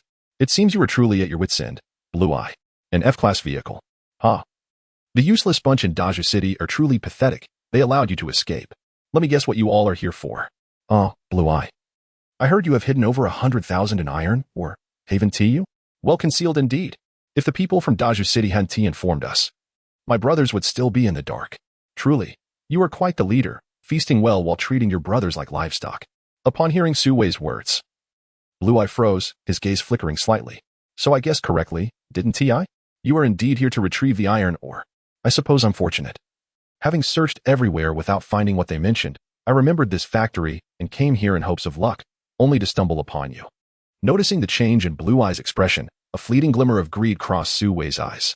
Over 100,000 in iron ore at the outskirts is a fortune for anyone. What's the matter, Blue Eye? Have you lost your voice? Bang. Seeing the once dominant figure before him frozen in place, Sue swiftly kicked Blue Eye in the abdomen, sending him crashing to the ground. Clatter. As Blue Eye remained dazed, Sue drew a pistol from his waist, racking the slide and pressing the muzzle against Blue Eye's head. Meanwhile, the two burly men behind him raised their rifles, aiming at the bus driver's seat positioned on a small slope. In the passenger seat of the bus, Song Jiangyan furrowed his brows slightly, fixating on the two ominous gun barrels, feeling no sense of threat whatsoever. Brethren, why not just eliminate them? These pathetic fools dare to flaunt their weapons in front of us. The driver, Lao Mao, revealed a hint of coldness on his face and turned slightly to inquire of Song Jiangyan. No rush. Clearly, Lan Yin is still lost in his own delusions. Thinking he is the king of Anyang, it would be prudent to help him realign his understanding of reality. Song Jiangyan shook his head. Lan Yin had indeed bestowed upon him a considerable sum of iron ore, and Song Jiangyan resolved to grant him one last opportunity. However, given Lan Yin's foolishness and inability to grasp the gravity of the situation as he charged toward the SUV, it was evident that there was something amiss in his reasoning.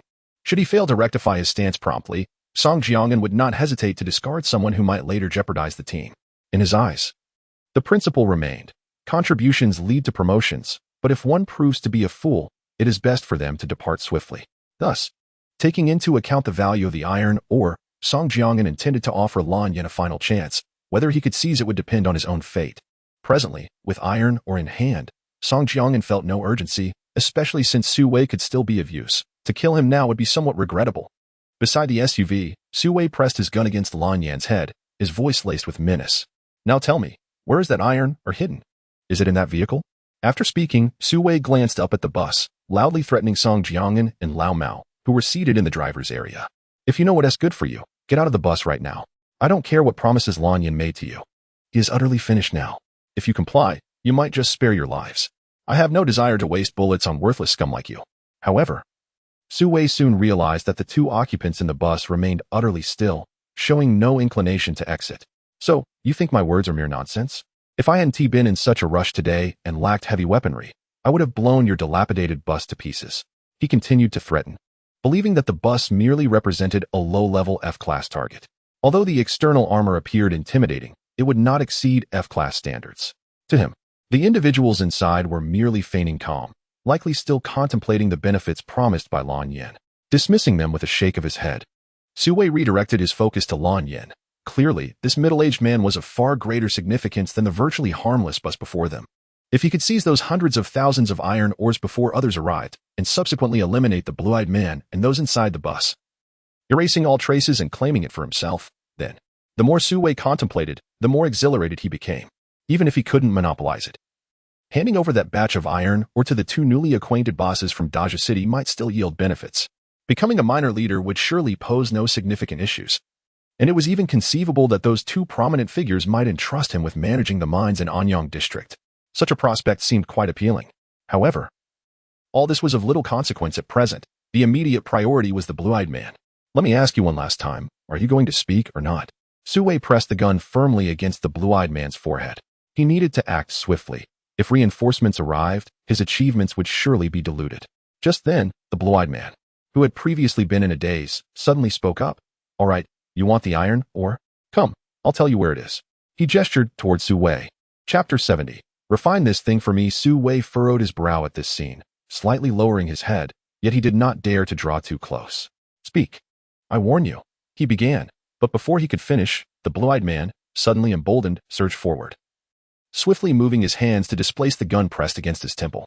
Sue, taken aback by this unexpected turn of events, found himself momentarily stunned. He hadn't anticipated that this blue-eyed individual would dare to retaliate even under the threat of death, although he had no immediate intention of killing the man. A reflexive tension coursed through him, prompting him to squeeze the trigger. Bang! The echo of a gunshot reverberated across the desolate grounds outside the factory. The bullet grazed past the blue-eyed man's scalp, leaving a crimson streak. In an instant, the blue-eyed man lunged, tackling Sue to the ground, causing Sue's firearm to clatter away. Seizing the opportunity, the blue-eyed man grabbed a palm-sized pebble and aimed it at Sue's face. Bang! In that moment, a crimson liquid erupted from Sue's nose and mouth, cascading down his cheek and staining the barren earth. Damn it! Pull this beast off me! Liu exclaimed, a flicker of panic crossing his face. However, he quickly regained his composure, shielding his head with his hands and shouting at the two burly men nearby. Bang, bang, bang. The two strong men beside the vehicle struck the blue-eyed man repeatedly with their gun stocks until he ceased his assault. Only then did they drag the blue-eyed man away from Sue like a lifeless dog. So are you all right? One of the burly men, the older of the two, looked at Sue, concern etched on his face. Bring me that thing. Sue did not respond verbally. Instead, he wiped the blood from his face with his sleeve and pointed to the pebble stained with his blood on the ground. Here you go, Sue. The burly man handed the pebble to the now slightly breathless Sue. You two, keep an eye on that bus. Not a single person is to escape today. If I don't peel their skin off later, I want to carry the surname Sue. Grasping the pebble, Sue seethed, evidently intent on settling accounts with the blue-eyed man, holding Song Jiang'an and the others accountable as well. He then turned towards the blue-eyed man, who was now sprawled on the ground. Bang! You dare lay a hand on me? If it weren't for your remaining value, I would have ended you long ago. Without approaching further, Sue hurled the pebble viciously at the blue-eyed man's face. Instinctively, the blue-eyed man shielded himself. Yet the stone struck his arm with a force that elicited a muffled groan despite his clenched teeth.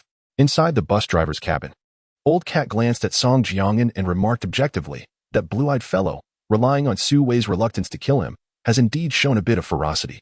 However, perhaps due to his injuries, he was unable to seize Sue's gun, resulting in his current predicament. Nevertheless, one cannot deny that the blue-eyed man possesses a certain audacity. The situation was rather mediocre. After all, he was once referred to as the King of Anyang. Without some substance, how could he uphold such a title? Song Jiang'an nodded slightly. He certainly did not wish for his team to include any liabilities. Blue Eye's current performance was deemed acceptable, albeit only just, considering this predicament was of his own making. Proceed, Song Jiang'an commanded, as Blue Eye's clumsy solo act had reached its conclusion and several minutes had already elapsed. He had no intention of prolonging the matter further. Just as Song Jiang'an's words fell, a gun barrel suddenly protruded from the third level of the bus. Zhang Tao, acting on Sue's orders, directly pulled the trigger at the burly man approaching their bus. Bang! The sound of gunfire and the thud of a bullet striking flesh resonated almost simultaneously. The F-Class 5.56mm bullet was unleashed, and the muscular figure was struck in the chest, a massive wound appearing instantly. He had no time to react, collapsing to the ground in disbelief, reduced to a lifeless body. Beside the SUV, Sue, who had picked up a pebble and was poised to hurl it at Blue Eye, halted his actions upon hearing the gunshot. He swiftly sought refuge behind the vehicle alongside the burly man. Behind the car, Sue exchanged a bewildered glance with the muscular figure, both their faces etched with astonishment. Sue was genuinely perplexed. He could not fathom the events unfolding that day. First, Blue Eye dared to strike him even when he was armed. Then, the bus, which was ostensibly only F-Class, had opened fire on them without apparent cause. He believed the opposing side would be more wary of him, especially since he had mentioned reinforcements were en route. Where did they find the audacity to shoot? However, as the bus slowly crested a dirt slope and came into view, Su Wei's confusion deepened. Previously, most of the bus had been obscured by the incline. But now upon seeing the two machine guns positioned beneath and the familiar cannon in the center, his pupils constricted sharply, an ominous premonition flooding his senses. How could it be? Was it that Blue Eye's cannon? How could it possibly be mounted on this bus? The burly man beside him widened his eyes in shock at this revelation. Su Wei swallowed hard, gritting his teeth as he spoke. Do not become too arrogant. I do not know what methods you employed to acquire Blue Eye's cannon, but I am aware it is merely F-class. If a conflict arises, you will not fare well. While my men have yet to arrive, I suggest you depart quickly. Today, I only intend to capture Blue Eye. Faced with the pressing situation, Su Wei reluctantly softened his tone. After all, a cannon was a cannon. It could not be compared to the F-class rifles they wielded.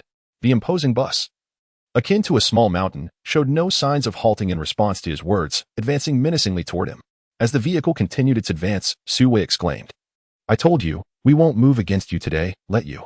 But before he could finish, a gunshot echoed within the bus. The F-grade bullet struck the rear with the force of a cannonball, swiftly exiting and obliterating the head of a burly man merely a few dozen centimeters away from Su Wei, splattering him with a gruesome mixture of red and white. Damn it! Witnessing the demise of the two individuals he had brought, Su Wei abandoned his hesitation and picked up the rifle that had fallen at his feet. He pulled back the bolt and raised the weapon above his head. The sound of gunfire erupted as a volley of bullets rained upon the bus's windshield. Yet, to his astonishment, the bullets merely ricocheted off the glass in the vehicle's body, leaving no mark and scattering almost immediately. What on earth is this monster? It was only then that Su Wei realized the imposing bus before him was no ordinary F-class vehicle. In a moment of despair, he discarded the now empty rifle and collapsed onto the ground. Inside the bus's driver cabin, Song Jiang maintained his composure, extending his hand to point at the SUV in front of the bus and calmly instructed, Old cat, refine this thing for me. Chapter 71, Where's my phone? A few minutes later, as the SUV was transformed into a molten mass of iron, Song Jiangin received another notification from the system. Successfully refined vehicle, F-grade modified SUV. Refinement yield, 3,000 units of F-grade iron ore.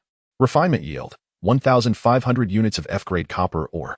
Seeing the notification, Song Jiangin nodded slightly. This was a decent profit. Although he lacked any special items akin to the production black box this time, he was nonetheless quite satisfied. At that moment, another message appeared. You have successfully refined 3 F-grade AR-15 assault rifles. Do you wish to reconstruct them? Without hesitation, Song Jiangin chose to proceed. These 3 rifles were the very ones used by Su Wei and his companions. Before the apocalypse, they fell under the category of civilian firearms, clearly inferior to the XM8 military assault rifles previously awarded by the system. However, Song Jiangin did not disdain them, as these rifles utilized 5.56mm ammunition, alleviating any concerns about depleting a magazine too quickly. Even in the worst-case scenario, the refinement would yield only a few dozen units of iron ore, which was not particularly valuable. You have successfully reconstructed 3 F-grade AR-15 assault rifles. Note, a fully loaded magazine contains 30 rounds and can effectively harm F-grade and lower creatures or vehicles. Upon reading the relevant notes, Song Jiangin nodded in acknowledgement. He was already aware that ordinary F-grade vehicle occupants could only wield F-grade or lower weapons. This was one of the reasons why they had shown no fear towards the bullets fired by Su Wei earlier. Their vehicle's body system had been upgraded to E-grade due to the enhancement of its steel armor. Apart from this grade and those of higher caliber, other projectiles posed negligible threat to their bus.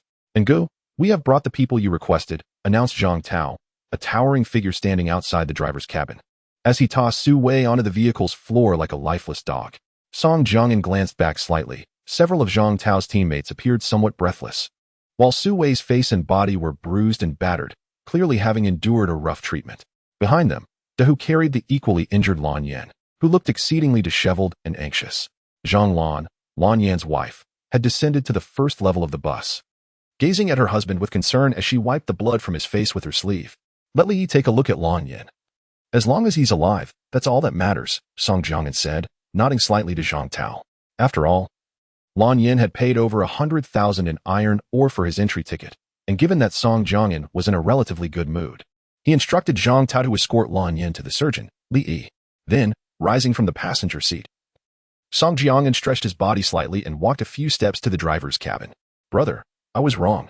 Just spare my life, and I will tell you anything you wish to know."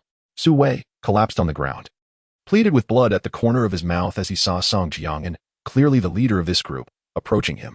Very well, let us see your sincerity. How long until your people arrive, and how many are there approximately? Song Jiangyan nodded slightly and succinctly inquired. Earlier, when Su Wei had just exited the vehicle, Song Jiangyan had noticed him fiddling with a black box. If he were not mistaken, it was likely that Su Wei had alerted others the moment he discovered the blue eye. There remained at least 10 minutes before they could arrive. And given that your vehicle was merely of F-class, its speed might prove insufficient. However, if you release me, I could immediately inform them that Blue Eye has been captured and advise them not to come. Would that be acceptable to you? Though Su Wei presently exuded a demeanor of humble supplication, a subtle undertone of threat lingered in his voice. Oh, are you negotiating terms with me? How can you be so certain that we would depart? Song Jiangyan inquired, a faint smile gracing his features. What do you mean? Brother, please do not jest with me. When that group arrives, you will have no chance of escaping. I wish to survive, and I presume you do as well. Thus, if I convince them not to come, will you set me free? Moreover, if you still doubt my sincerity, then let us wait until you have reached a secure location. And only then can you discard me. I truly beseech you, I have made mistakes, and I do not wish to perish. My 2 young daughters await my return. Su Wei pleaded desperately, and as he spoke, his eyes suddenly grew moist, tears cascading down his cheeks. Song Jiangyan merely smiled, refraining from speech.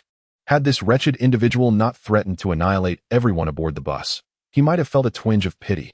Instead, he found Su Wei to be utterly ludicrous, presuming superiority simply due to his F-class SUV. Song Jiangyan speculated that if Su Wei were to obtain iron or from Blue Eye, he would likely eliminate their entire party. However, he lacked the capability to do so and had instead fallen into his own trap.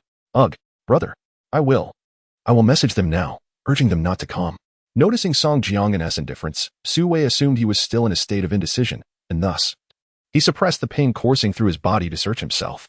After a brief search, Su Wei's brow furrowed, panic rising on his face as beads of sweat rapidly formed on his forehead. Where is my phone?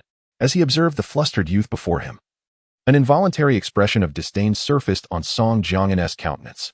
Regardless, he had already procured the information he sought.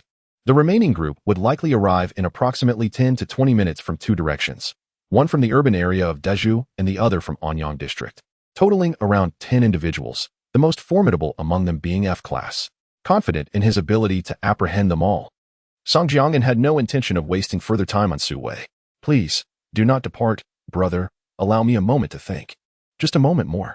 Su Wei's anxiety intensified as he perceived Song Jiangyan's departure. At that moment, a voice called out, Masterin. I found this object on the ground. It seems someone is still speaking within it. A monkey, armed with a gun, leapt onto the bus, clutching a black box in its hand. It turned to the old cat and said, You may close the door now. As the door shut, the monkey approached Song Jiangyan and extended the black box towards him, speaking, Masterin, please listen.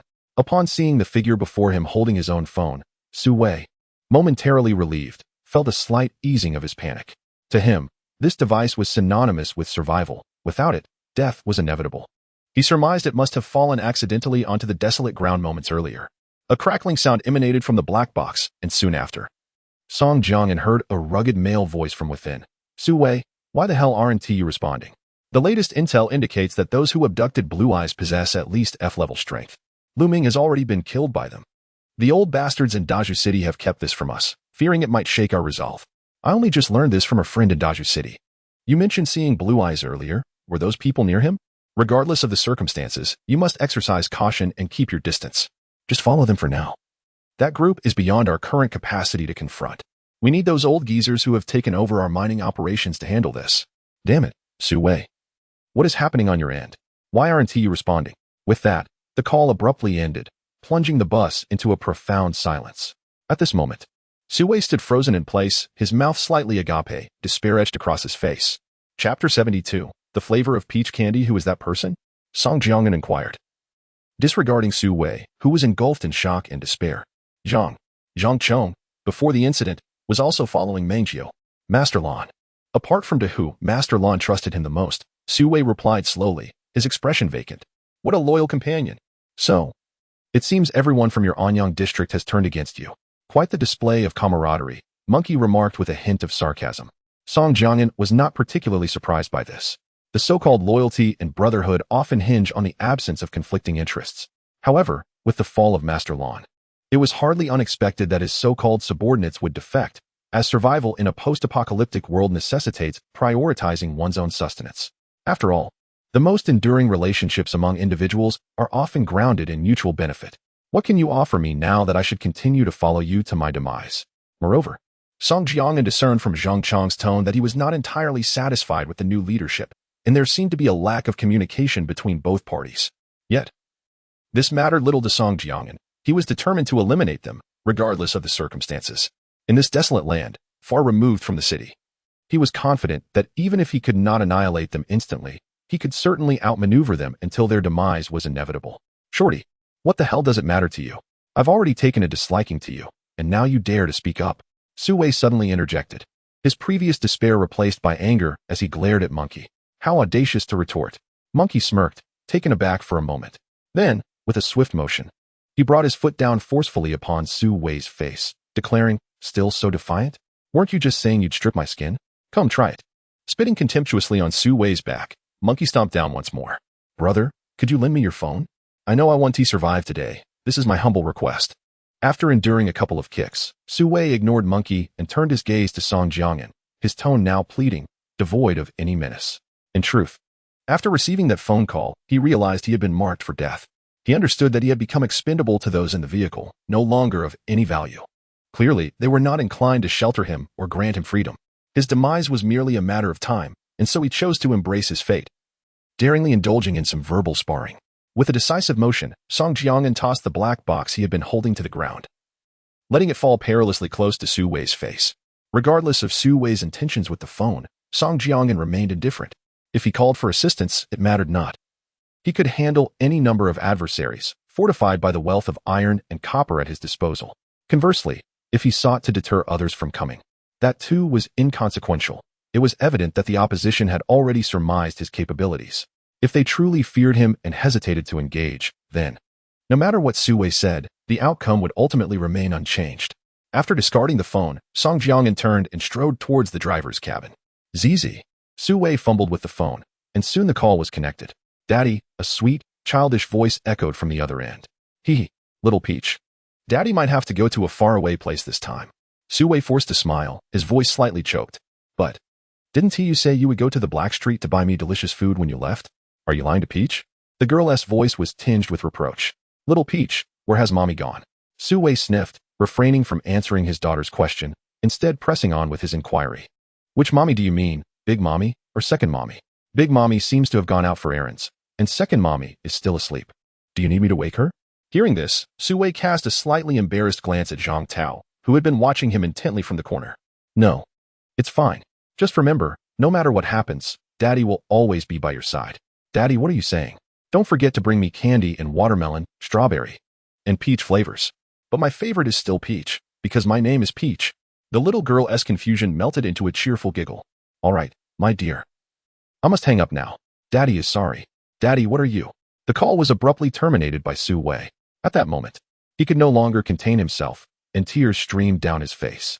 Before him, the tall Zhang Tao approached step by step. Bang! Crash! Zhang Tao kicked the phone from Su Wei's hand, his expression dark as he spoke. Enough, and is being merciful to you, even allowing you to send a message back before your demise. It's time to hit the road. Inside the driver's cabin, Song Jiangyan addressed Old Cat. Drive. Let us head out to intercept them, and also test the newly unlocked autopilot feature. I've granted you the necessary permissions. Understood.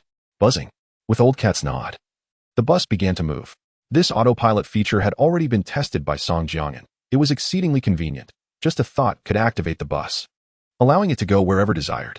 However, he entrusted the operation of this feature to Old Cat, as he had been the one driving throughout the journey, thus conserving his own energy.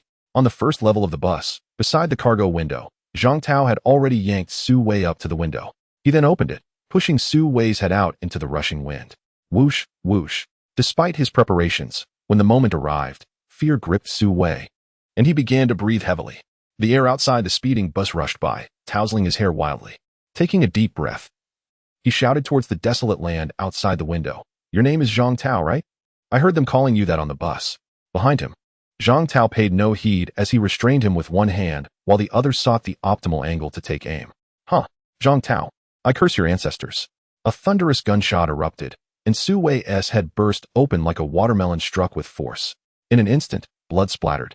Yet perhaps due to the bus's high speed or Zhang Tao's precise angle of fire, the crimson liquid streamed backward, landing on the barren grass. Not a single drop staining the bus. With a swift motion, Zhang Tao grasped the legs of the decapitated corpse and hurled it out the window, where it quickly vanished into the overgrown grass, disappearing from sight. In the front passenger seat, Song Jiangyan lightly tapped his right index finger.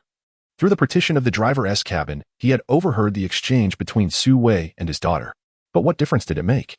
If they found themselves at a disadvantage today, would Su Wei and the residents of Daju City show them any mercy? The answer was undoubtedly negative. It could be said that in this apocalyptic world, those who survived, thriving beyond the ordinary, were hardly virtuous individuals. Indeed, Song Jiangyan perceived himself as no paragon of morality either. Yet, all were fighting for their futures with their lives at stake. If he did not die today, then it might well be his own demise that awaited. Thus, one must perish. Chapter 73. Enhancement of Limits. The bus continued its journey. And in the co-driver's seat, Song Jiangyan once again accessed the vehicle panel. He opened the 6 primary vehicle systems one by one to examine them. First was the power system. This component was almost entirely bound to the engine, and thus, when the engine reached grade E, this system ascended to grade E as well. Presently, the maximum speed of the entire bus had reached a staggering 288 km/h. It is worth noting that the bus itself was nearly the size of a 3-story building, with a weight approaching 100 tons. It could aptly be described as a land fortress. The various road conditions and load-bearing capacities in this world had also evolved with the apocalypse. Unlike in Song Jiangyan's previous existence, where traversing such roads would have posed a significant challenge, the body system had similarly advanced to grade E. Thanks to Song Jiangyan's prior upgrade of the steel armor, the braking system and suspension system, both requiring pure copper or for upgrades, had already been elevated to grade F. However, with merely 20,000 units of grade F copper or remaining, Song Jiangyan refrained from elevating them to grade E all at once, as he needed to preserve some resources for production, particularly for essential consumables like ammunition. Thus far, all 6 major systems of the apocalyptic bus had reached a minimum of grade F, enabling an overall upgrade of the vehicle. With this in mind, Song Jiangyan opened the main panel of the apocalyptic bus's vehicle system. Vehicle, apocalyptic bus, vehicle level, F, note, upgradable. He clicked to view the upgrade requirements, which promptly appeared. To elevate the bus's overall level to grade F, the following resources are required: 10,000 units of grade F iron ore, 5,000 units of grade F copper ore. A sharp intake of breath escaped Song Jiangyan upon seeing the upgrade conditions. Although he had previously reviewed this information, it still caused him a pang of discomfort. Upgrading to grade F necessitated the basic resources that could only be obtained from 2 grade F vehicles. However, after a moment's reflection, he resolved to proceed with the upgrade. The first reason was his current wealth of resources, which allowed him to afford such an expenditure. The second reason was his concern. While the primary systems had advanced beyond grade F, some of the relatively minor components remained at grade F. He genuinely worried that, should one of these components face excessive strain, it might dislodge several screws, leading to disastrous consequences. Thus, he confirmed, you have consumed 10,000 units of grade F iron ore and 5,000 units of grade F copper ore. Current iron ore remaining, 138,964 units. Current copper ore remaining, 27,564 units. Your vehicle has been upgraded from grade F ordinary apocalyptic bus to grade F advanced apocalyptic bus. As a result of the overall upgrade, your related vehicle components will receive a synchronized enhancement for improved compatibility. Song Jiangyan nodded slightly, yet when he observed the remnants of his resources, he couldn't help but twitch at the corners of his mouth. Although it may seem that there is an abundance, in reality, it is hardly sufficient. Setting aside grievances, it is worth noting that to elevate his E-Class engine to the next level would require a staggering 5,000 E-Class copper ores, equivalent to nearly 50,000 F-grade iron ores. Shaking his head, Song Jiangyan was about to close the system panel when suddenly, the system detected an unknown permission. Due to his vehicle's upgrade to F-Class, the overall crew capacity surged from 10 to 20 individuals. Additionally, the limit for auxiliary vehicle personnel increased from 2 to 5. And the standard bedroom area expanded from 5mx3m to 7mx6m, doubling the total number of standard bedrooms from 10 to 20. It is important to note that this increase in space pertains solely to the built-in area. The actual volume of the vehicle remains unchanged. This, incredible. A smile spread across Song Jiangyan's face as the earlier anguish from resource consumption dissipated. However, it was all thanks to that black dragon ring. He raised his left hand. His gaze fixated on the tattoo of the black dragon ring adorning his ring finger. The unknown permissions mentioned by the system likely stemmed from this very artifact. As he understood, standard vehicles could typically only increase their crew capacity after advancing a major level, yet it appeared that he only needed to achieve a minor upgrade. In other words, at the same level, his bus could accommodate more members.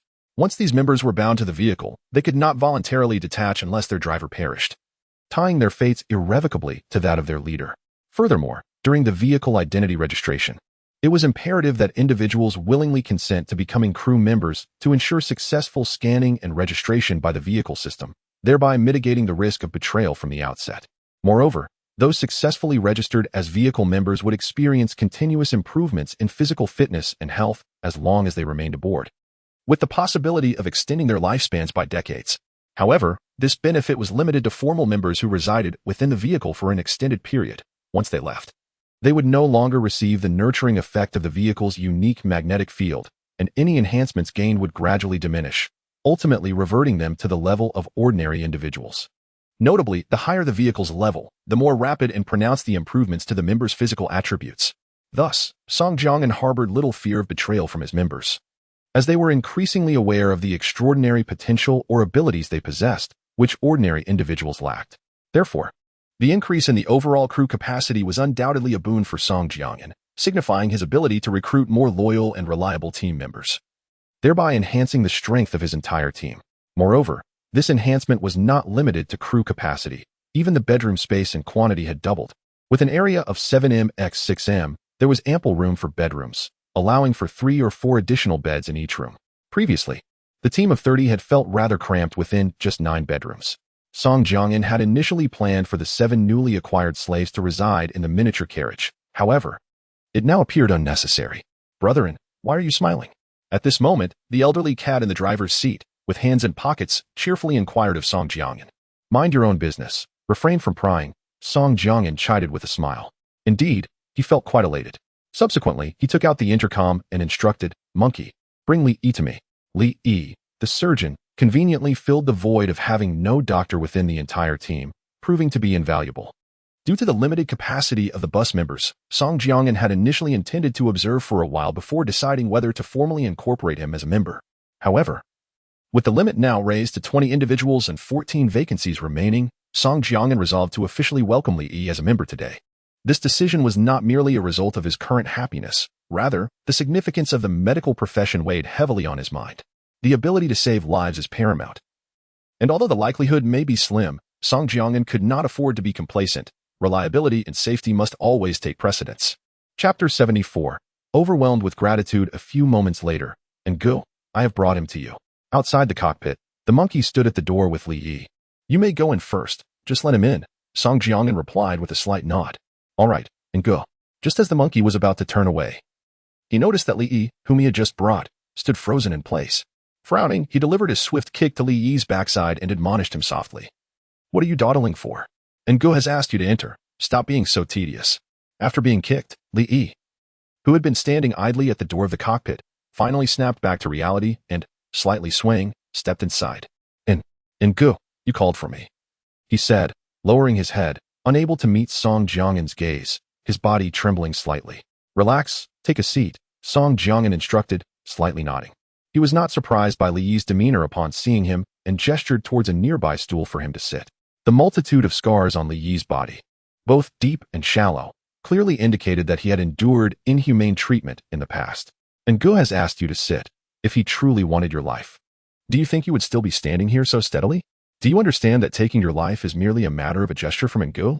There is no need for him to waste words on you," Old Cat interjected, unable to contain himself as he observed Li Yi's conflicted expression, wanting to sit yet hesitant. I understand. You are different from the others. You provided me with ample food," Li Yi said, finally finding his voice after hearing Old Cat's words. Cautiously, he seated himself on the stool and expressed his gratitude. "Do you know why the other 6 individuals, who entered at the same time as you, received less food?" Song Jiangyan seized the opportunity to inquire as Li Yi mentioned the food. I know. "Engu, it's because I am a doctor, I can help.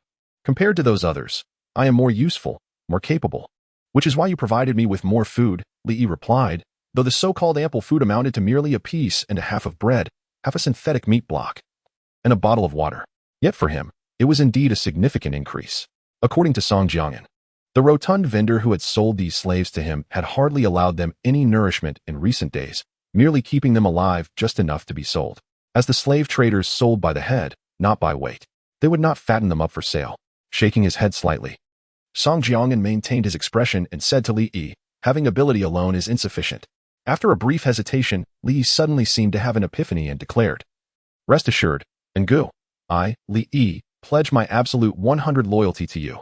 Since the disaster began, I have not slept a single night peacefully. Unsure of how many times I have been sold, but ever since I boarded the bus, I have felt a unique sense of security, a long-lost feeling. Clearly, you are different from the other transport teams, and good, you are destined for significant endeavors." Song Jiang'an nodded slightly, signifying his approval.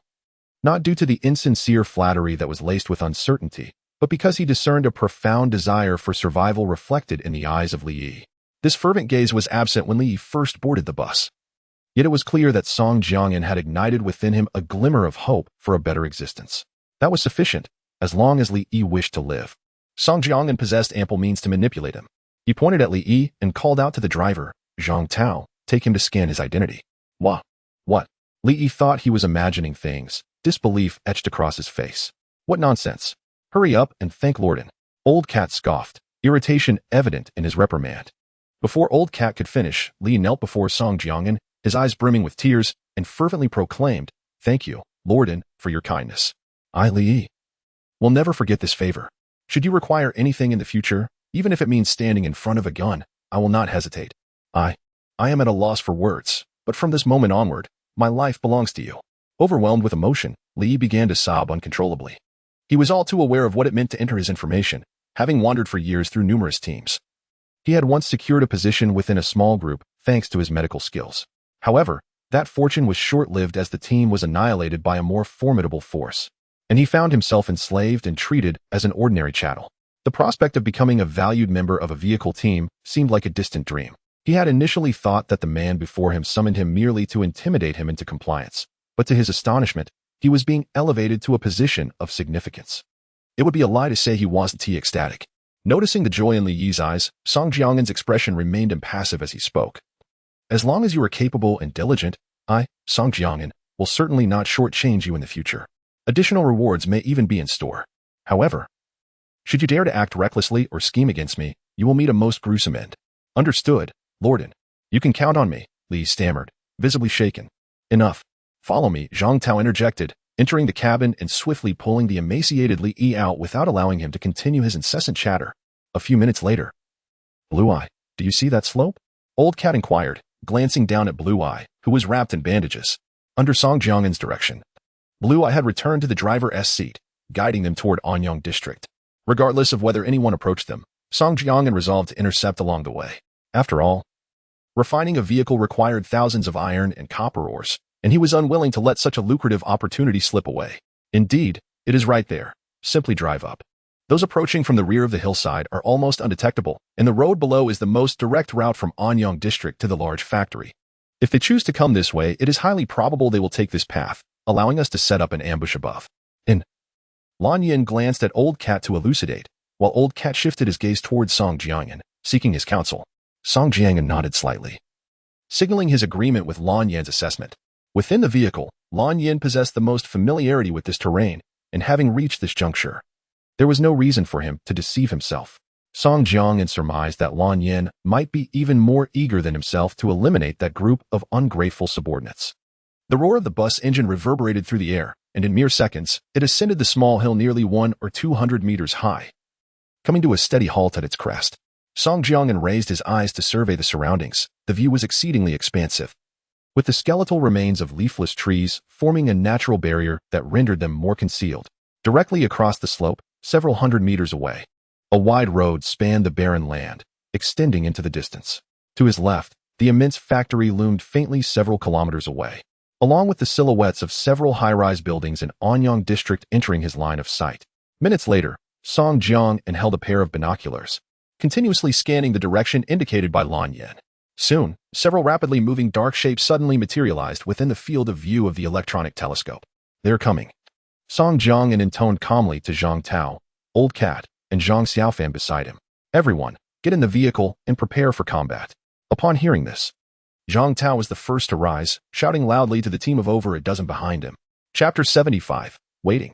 As Zhang Tao summoned individuals to board the vehicle, Song Jiangyan meticulously observed the distant scene through his binoculars. Several swiftly moving dark spots gradually enlarged, and soon the outline of a vehicle emerged, concurrently revealing pertinent information within his binoculars. A total of 6 vehicles approached from afar. The lead being a modified truck classified as F-grade, equipped with a machine gun atop and heavily armored on its body. Following this modified truck were 5 modified sedans, all also rated F-grade, each with gun barrels protruding from their window, evidently prepared for an imminent confrontation. Are these all your people? Song Jiangyan inquired, handing the binoculars to the blue-eyed man beside him, eager to uncover the identity of the approaching individuals. Upon receiving the binoculars, the blue-eyed man brought them to his eyes for scrutiny. After a brief moment, his brows furrowed tightly, and his chest began to rise and fall slightly as he trembled with indignation, uttering, "Indeed, they are mine. No, they were my men just a day ago." As he spoke these words, his teeth chattered audibly, for despite his anticipation of their betrayal, witnessing his once loyal subordinates now driving in droves to capture him was undeniably disheartening. He continued to elucidate to Song Jiangyan. The driver of that lead truck is named Zhang Chong, the very individual who just called Su Wei. He was once my right-hand man. I entrusted him with a significant portion of operations in Anyang district. A few months ago, I sensed something amiss about him, and recently, he has been visiting Daju district with alarming frequency. However, I did not suspect him too deeply at the time. It seems that his swift arrival may have been facilitated by him. Yet, it appears the individuals from Daju do not hold this traitorous dog in high regard, and they... No, you have not even informed him about the demise of Lu Ming. I can hardly wait to witness how brutally he meets his end. Listening to the blue-eyed man's words, Song Jiangyan's brow slightly furrowed. He had not intended for the blue-eyed man to vent his frustrations through the binoculars. Noticing the peculiar expression on Song Jiangyan's face, the blue-eyed man promptly realized his error. And then, he slapped himself resoundingly, repeatedly apologizing while continuing to analyze. "My apologies, Master In, I was merely too agitated. It is true that while Zhang Chong's truck is rated F, the machine gun mounted on it is also of F grade, and the sedans trailing behind him would pose no significant challenge for you." As he spoke, the blue-eyed man inadvertently began to flatter Song Jiangyan. Yet he had little inclination to listen further. "You may proceed." Song Jiangyan nodded slightly, gesturing for the blue-eyed man to board the vehicle. His thorough inquiries were not born out of concern for his ability to confront them, but rather to facilitate the most efficient decisions based on the specifics of the situation. Even when facing adversaries of a slightly inferior grade, Song Jiangyan understood the principle that even a lion must exert its full strength when hunting a rabbit. There are numerous instances of misfortune occurring in dire circumstances. Regardless of whether one is driving a D-class or even a C-class vehicle, they are still but flesh and blood. Without the protection of any safety gear, sustaining a few more bullet wounds could prove fatal. From the lips of Blue Eye, it was revealed that Zhang Chong's F-class vehicle was armed solely with F-class heavy weaponry. In response, Song Jiangyan felt no astonishment. After all, Blue Eye's previous machine gun was also of the F-class, and he himself possessed merely an F-class machine gun. Upgrading to such a relatively heavy weapon indeed demands considerable resources, often requiring thousands upon thousands of iron ore. Without a substantial fortune, one cannot ascend to this level. Observing that the adversary remained several kilometers away, Song Jiangyan opted not to act immediately, instead choosing to utilize his binoculars to seek the optimal moment for engagement. However, it was not long before Song Jiangyan detected something amiss. The 6 modified vehicles, which had been racing forward, suddenly came to a simultaneous halt. "And ye, have they discovered us?" The voice of Zhang Tao crackled through the intercom nestled within Song Jiangyan's attire. At that moment, Zhang Tao was leading his team, concealed among a few patches of withered yellow shrubs near the front of their vehicle, ready to respond to any potential emergencies surrounding the bus. This team would only board the vehicle after Song Jiangyan had done so. Clearly, Zhang Tao had also noticed that the distant black spots had ceased their movement, prompting him to inquire via the intercom. "I'm not entirely sure, but it seems unlikely. Maintain your vigilance. I will notify you promptly should the situation change." Song Jiangyan's steady voice resonated through the intercom held by Zhang Tao. A sigh of relief escaped Zhang Tao upon hearing this. After all, danger lurked in every corner of the wilderness. Over the 8 years following the catastrophe, despite Zhang Tao's proximity to the Quilin gathering, he had remained in constant peril. Yet, over the past fortnight, he had experienced a long-awaited sense of security. He was no longer the downtrodden businessman of yore, but a genuine deputy to the vehicle commander. He was unwilling to risk losing this identity, nor did he desire any misfortune to befall his team. Without further contemplation, he tightened his grip on the rifle that Song Jiangyan had once personally bestowed upon him. It was only by holding this weapon that he could find solace. Meanwhile, Song Jiangyan continued to survey the distant scene through his binoculars. His earlier conjecture that their adversaries had not halted due to a discovery of their presence was grounded in reason. After all, they were separated by a considerable distance, with half-grown dry grass and dead trees providing ample cover, and their elevated position made them less likely to be detected unless the opposing side possessed binoculars capable of revealing vehicle classifications through the terrain. Moreover, Song Jiangyan noted that a dark-skinned middle-aged man had disembarked from the passenger seat of the truck, glancing intermittently down the road in the opposite direction of their travel, holding something in his hand. They're awaiting someone. Ensure everyone is prepared and ready to follow orders. Song Jiangyan commanded calmly into the intercom. Understood. Within the intercom, the voices of the old cat, Zhang Xiaofan, the monkey, and the other 4 members resonated together. As for who Zhang Chang's group on the opposite side was waiting for, Song Jiangyan had already formed a vague conjecture. His earlier reluctance to act was indeed influenced by this consideration. From the previous call Zhang Chong made to Su Wei, it was evident that he was acutely aware of his group's approximate strength from several hours prior. Thus, it was highly probable that he would not dare to recklessly approach the large factory. He was likely waiting for those individuals from Daji City. Song Jiangyan found this entirely unsurprising and even hoped that Zhang Chong would summon more people, as it would save him the trouble of hunting them down one by one. A collective eradication would undoubtedly be far more convenient. Therefore, should Song Jiang decide to act now, it would most likely cause alarm among his enemies, as his strength had indeed escalated since a few hours ago. If the individuals from Daji City were to learn that he could eliminate 6 formidable captains in a short span, they would undoubtedly opt to flee and hide. In such a scenario, locating them again would prove to be a formidable challenge. Chapter 76. Driving moments later. Several swift-moving black dots emerged in Song Jiangyan's line of sight, clearly divided into 2 groups originating from different directions. However, they soon converged at the location where Zhang Chang's vehicles were stationed. Observing this scenario, Song Jiangyan nodded slightly, inwardly affirming his suspicions.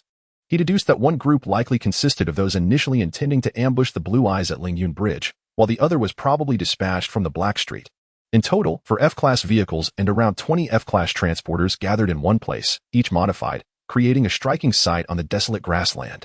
Among the 4 F-class vehicles, aside from Zhang Chang's truck, one was a colossal military green off-road vehicle, while the other 2 were pickup trucks. The remaining 20 or so F-class transports were predominantly modified 4-seater sedans, as the probability of obtaining car-summoning transport tokens in this world is relatively high. Upon witnessing nearly 30 vehicles sprawled across the wasteland, Song Jiangyan felt a twinge of astonishment, realizing that the 2 factions aiming to capture the Blue Eyes possessed considerable strength. Even this mere display of power, if they were to seize the previous stronghold of several 100,000 at the Emerald Forest, would be substantial, granting them at least control over a significant town. After observing for a while, Song Jiangyan's gaze settled on the massive military green off-road vehicle among the 4 F-class cars. He had encountered this vehicle upon entering the Black Street, and distinctly recalled it parked beside a small building outside the entrance, towering 6 to 7 meters in height. 2 rows of formidable cannon barrels protruded from either side, exuding an intimidating presence, which instilled a sense of surrealism in Song Jiangyan. Such peculiar structures were reminiscent of older ships he had seen, though unlike those, the cannon barrels on this off-roader were almost seamlessly integrated with the vehicle, as if they had grown from it. The base of the barrels featured thick, layered protrusions, clearly indicating defensive turrets, with a closed design that conveyed a sci-fi aesthetic. However, considering the peculiarities of this world's technological advancements, Song Jiangyan found a sense of understanding. Without further contemplation, he stowed away his binoculars, gradually rising to return to the bus, calling for Zhang Tao and his team to board. Meanwhile, on the barren expanse, the nearly 30 vehicles that had previously been stationary began to roar to life. Heading toward the broad concrete road on the opposite slope where Song Jiangyan and his group were situated, with the destination unmistakably being the enormous factory.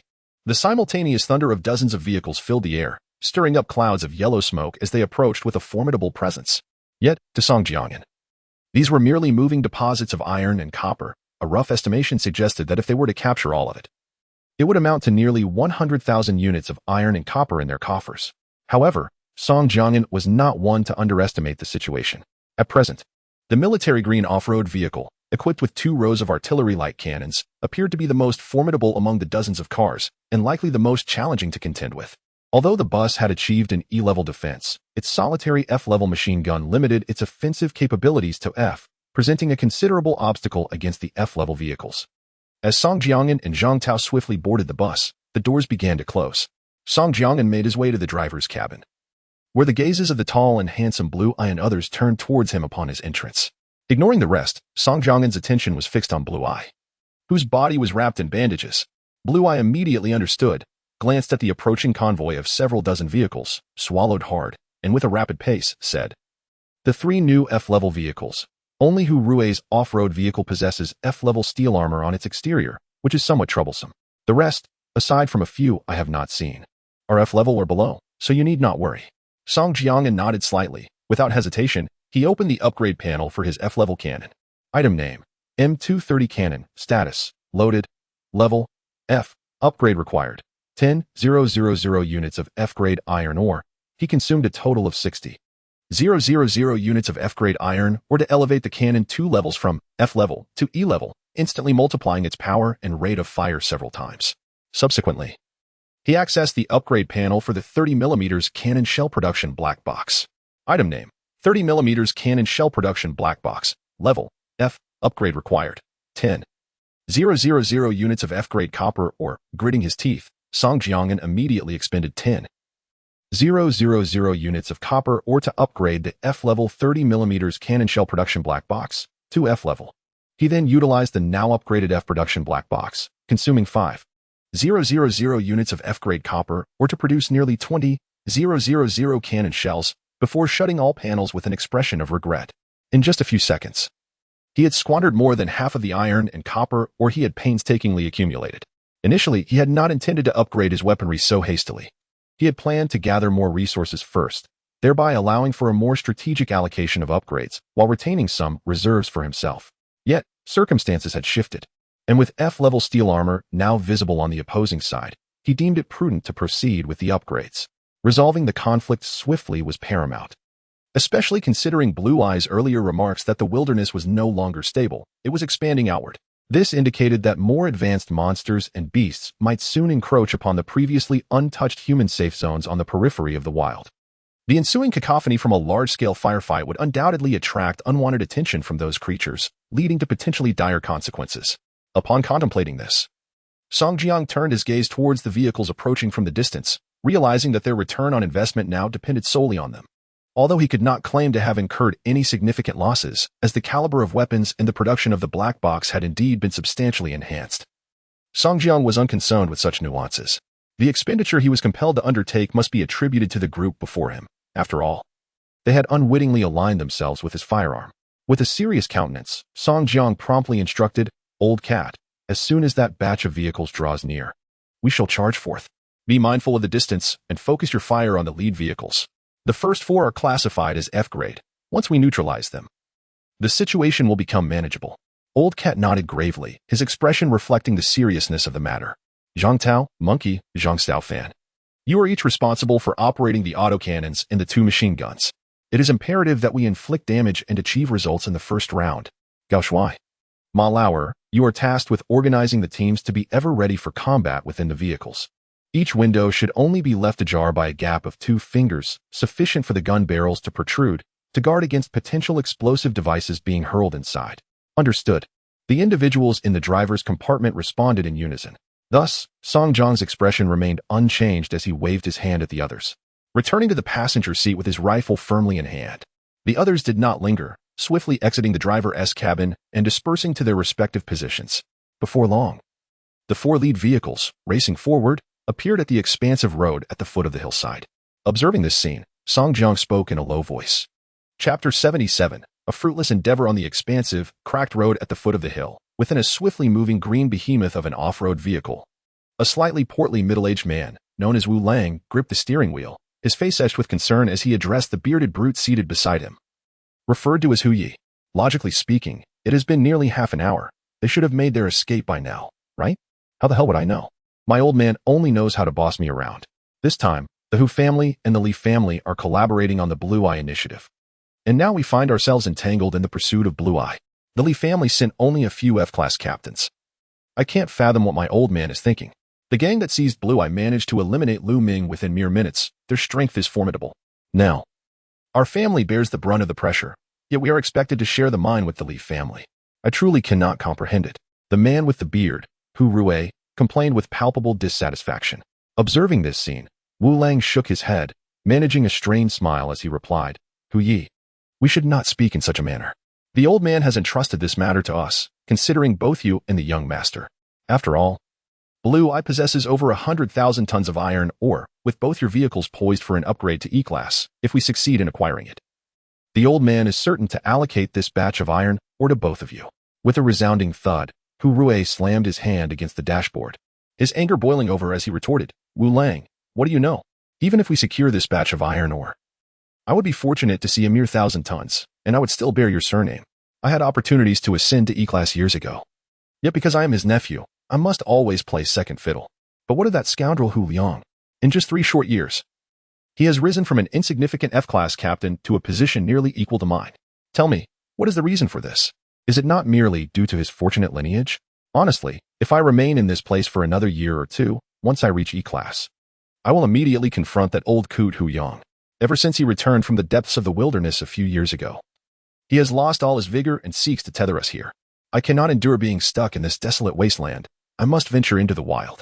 The man named Wu Lang, seated in the driver's seat, shook his head in resignation and then spoke earnestly, Hu Yi, regardless of the circumstances.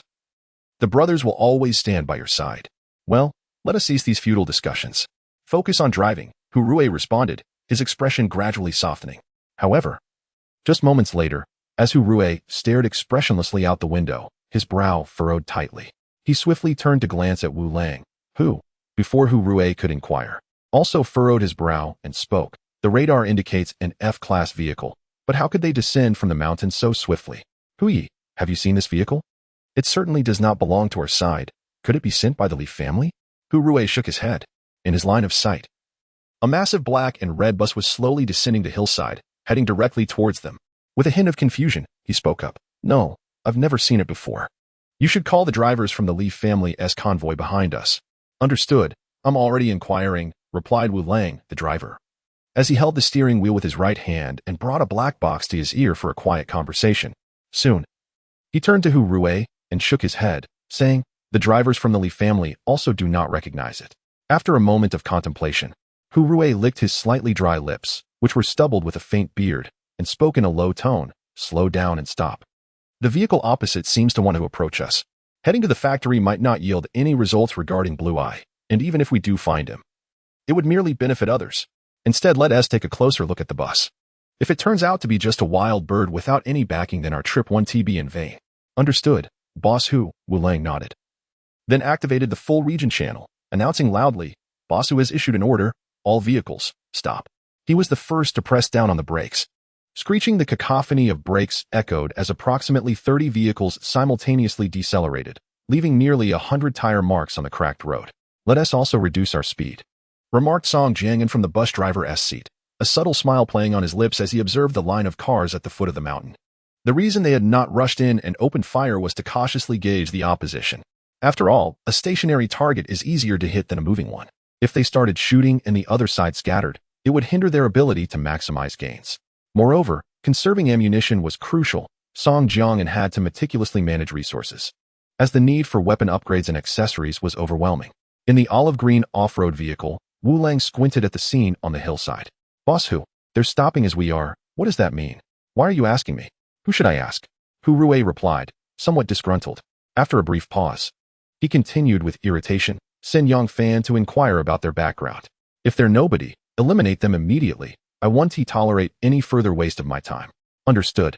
Wu Lang nodded, then picked up the phone to relay the command. Before long, a modified black sedan abruptly emerged from the cluster of vehicles, heading towards Song Jiang'an and his crew. Boss, they've only sent a single F-class sedan. Should we? Old cat in the bus's cabin spoke with a hint of amusement. Let him come over first. The other party seems quite cautious, Song Jiang'an replied, shaking his head slightly to signal Old Cat and the others to hold off on taking action. He had discerned that the leader of the olive-green vehicle was likely the commanding officer of this convoy. The optimal solution at present is to first seize that off-road vehicle, in hopes of compelling the others to surrender. Beyond that, the only recourse would be to engage in combat. Although Song Jiang has mentally prepared himself for confrontation, he still aspires to avoid unleashing a single arrow. Once hostilities commence, the opposing vehicles will inevitably sustain some degree of damage. Should some of these vehicles be rendered too shattered, even the process of smelting them in a refining furnace would significantly diminish their recovery rate.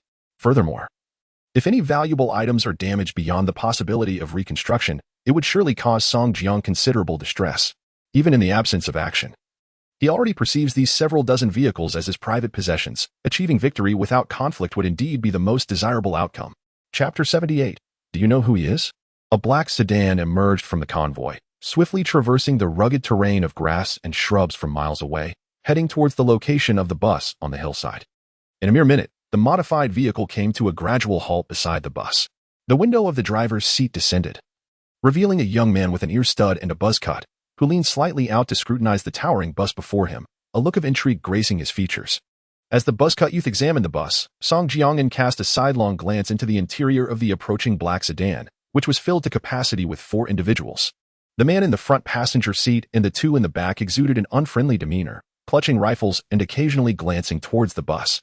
However, their gaze predominantly lingered on the roof of the bus, where 2 machine guns and an automatic cannon were situated. The 2 parties remained in a tense stalemate for several dozen seconds, their expressions impassive as they regarded one another. Suddenly, the young man broke the silence with a chuckle, shaking his head. All right, where are you guys from? I haven't seen you around here before. Inside the driver's compartment. Song Jiang subtly nodded to Lao Mao.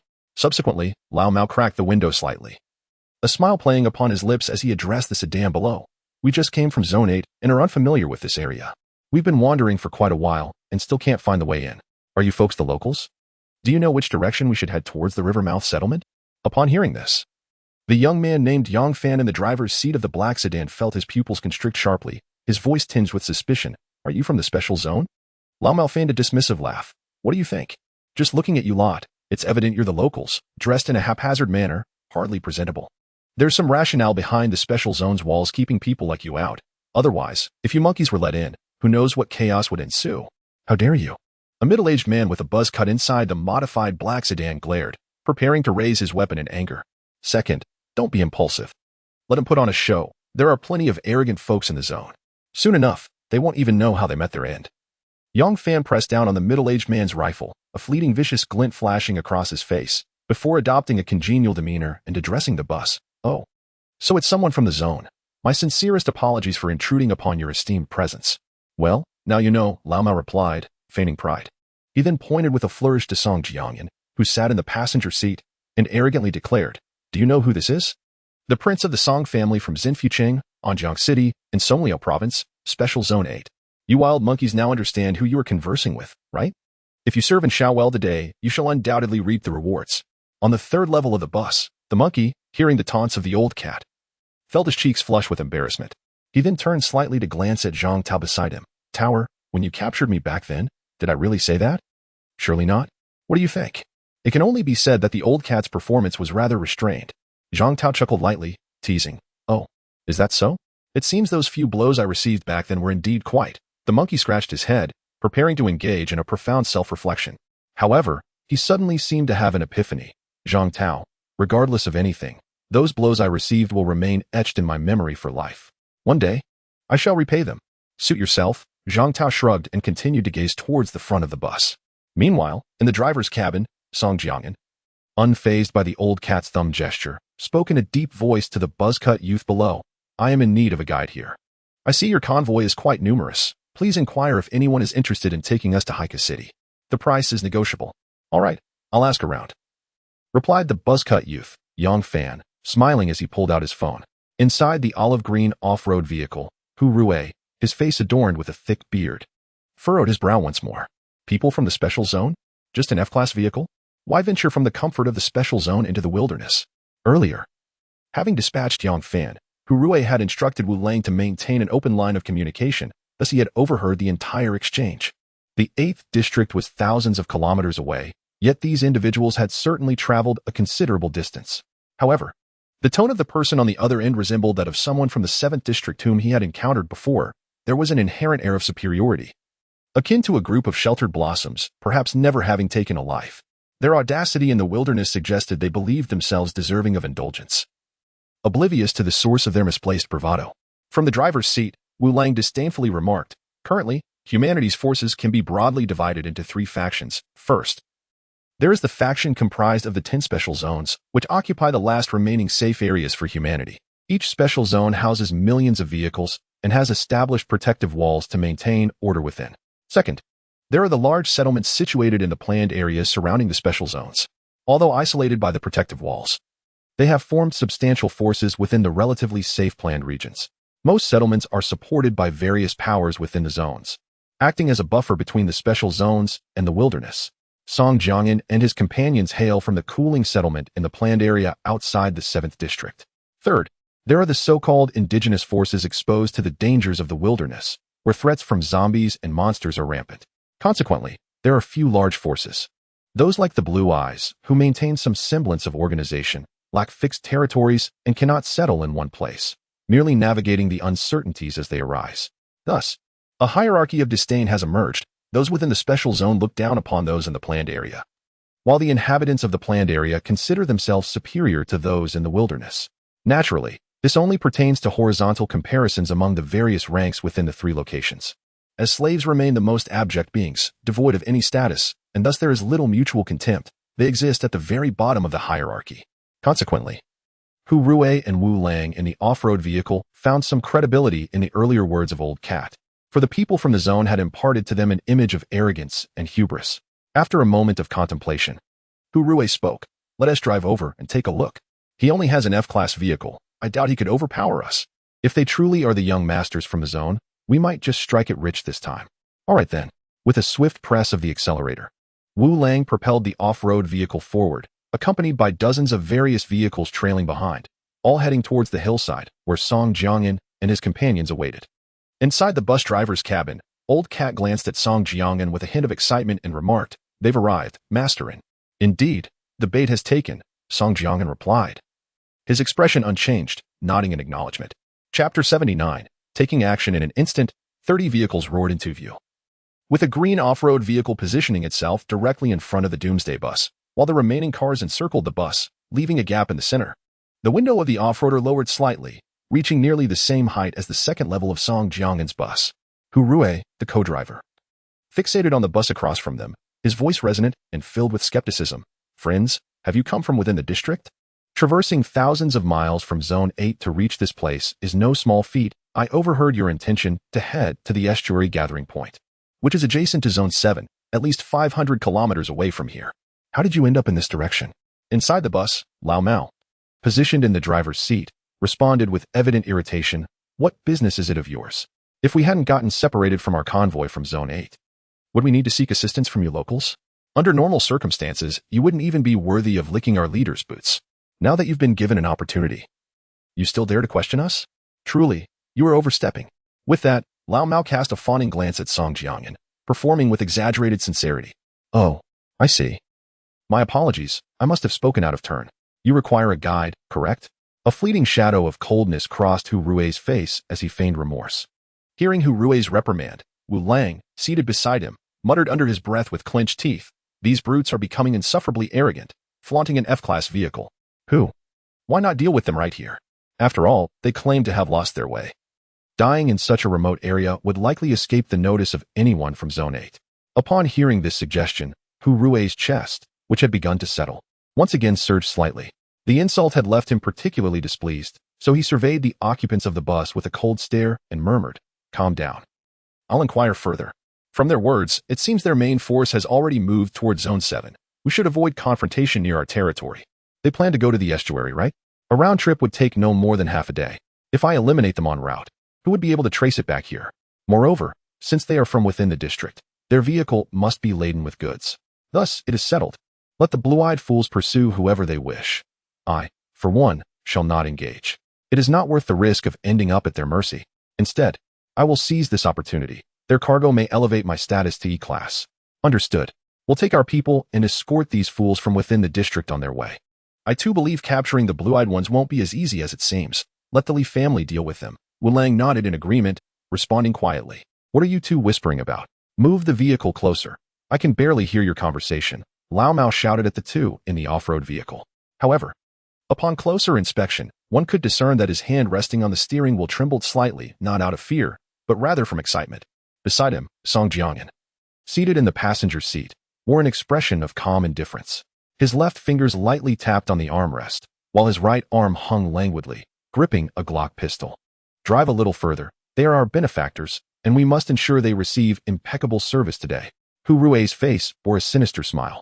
Convinced that the invitation from across the way was undoubtedly to discuss the escort to the estuary, not only could they profit handsomely, but they might also seize the bus before them. Hey, let us see how long they can maintain their bravado. I hope they remain this defiant when the time comes.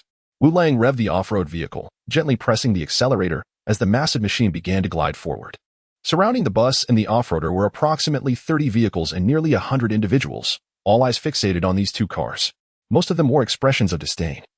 Some were even filled with rage, clearly having overheard the earlier exchange. The locals looked down upon them, and they, in turn, held the locals in contempt. Inside the bus's cockpit, and they are approaching. Old Cat's gaze was locked onto the military green off-road vehicle that was gradually closing in. His breathing quickening. Previously, whether inciting the other party or luring them over was all executed under Song Jiangyan's direction. He was acutely aware of what was about to unfold and had faith that Song Jiangyan would handle the situation adeptly. Nevertheless, facing the dozens of vehicles encircling them still stirred a mix of excitement and anxiety within him. This was his first encounter with such a formidable display. Before the apocalypse and even after, he had merely been an ordinary bus driver, tasked with transporting goods and slaves for various employers. However, ever since he was abducted by Song Jiangyan in the desolate land outside Su Da's temporary living village in Chigu, his life had undergone a seismic shift. The experiences of the past half-month had imbued him with a surreal sense of dislocation. As he transitioned from an ordinary person to the vice-captain wielding genuine authority, an unexpected turn of events indeed. Moments later, the off-road vehicle drew ever closer. And as it approached within mere meters of the bus, ready to brake, Song Jiangyan's calm voice commanded through the intercom, "Act now." Upon hearing this, Old Cat ceased all contemplation, gripping tightly the rifle he had previously placed on his lap to feign nonchalance. He understood. The game was about to commence. In the next instant, the turret atop the bus pivoted suddenly, aiming directly at the military green off-roader. Inside the vehicle, Wu Lang and Hu Rui, seated in the front, exchanged alarm glances. "What the hell are you trying to do?" Their question was swiftly met with the deafening roar of machine gun fire. The windshield of the military green off-road vehicle shattered in an explosion of F-class 30mm armor-piercing rounds, and in an instant, the spacious cockpit erupted into a mist of blood. How could this be possible? They were merely a vehicle of the F-class. How could it possibly be? At this moment, Wu Lang, instinctively ducking his head to evade the gunpoint aimed at him, wore an expression of sheer disbelief. His act of avoidance was merely a reflex. Yet he was utterly unprepared for the reality that their glass could indeed be penetrated. However, as he turned his head to the other side of his body, an agonizing scream escaped his lips. My hand is gone. It was evident that his evasive maneuver had only spared him from a fatal injury. Yet a single armor-piercing round had shattered his right arm completely, leaving nothing but a bloody stump at his right shoulder, from which blood gushed forth incessantly. Damn it!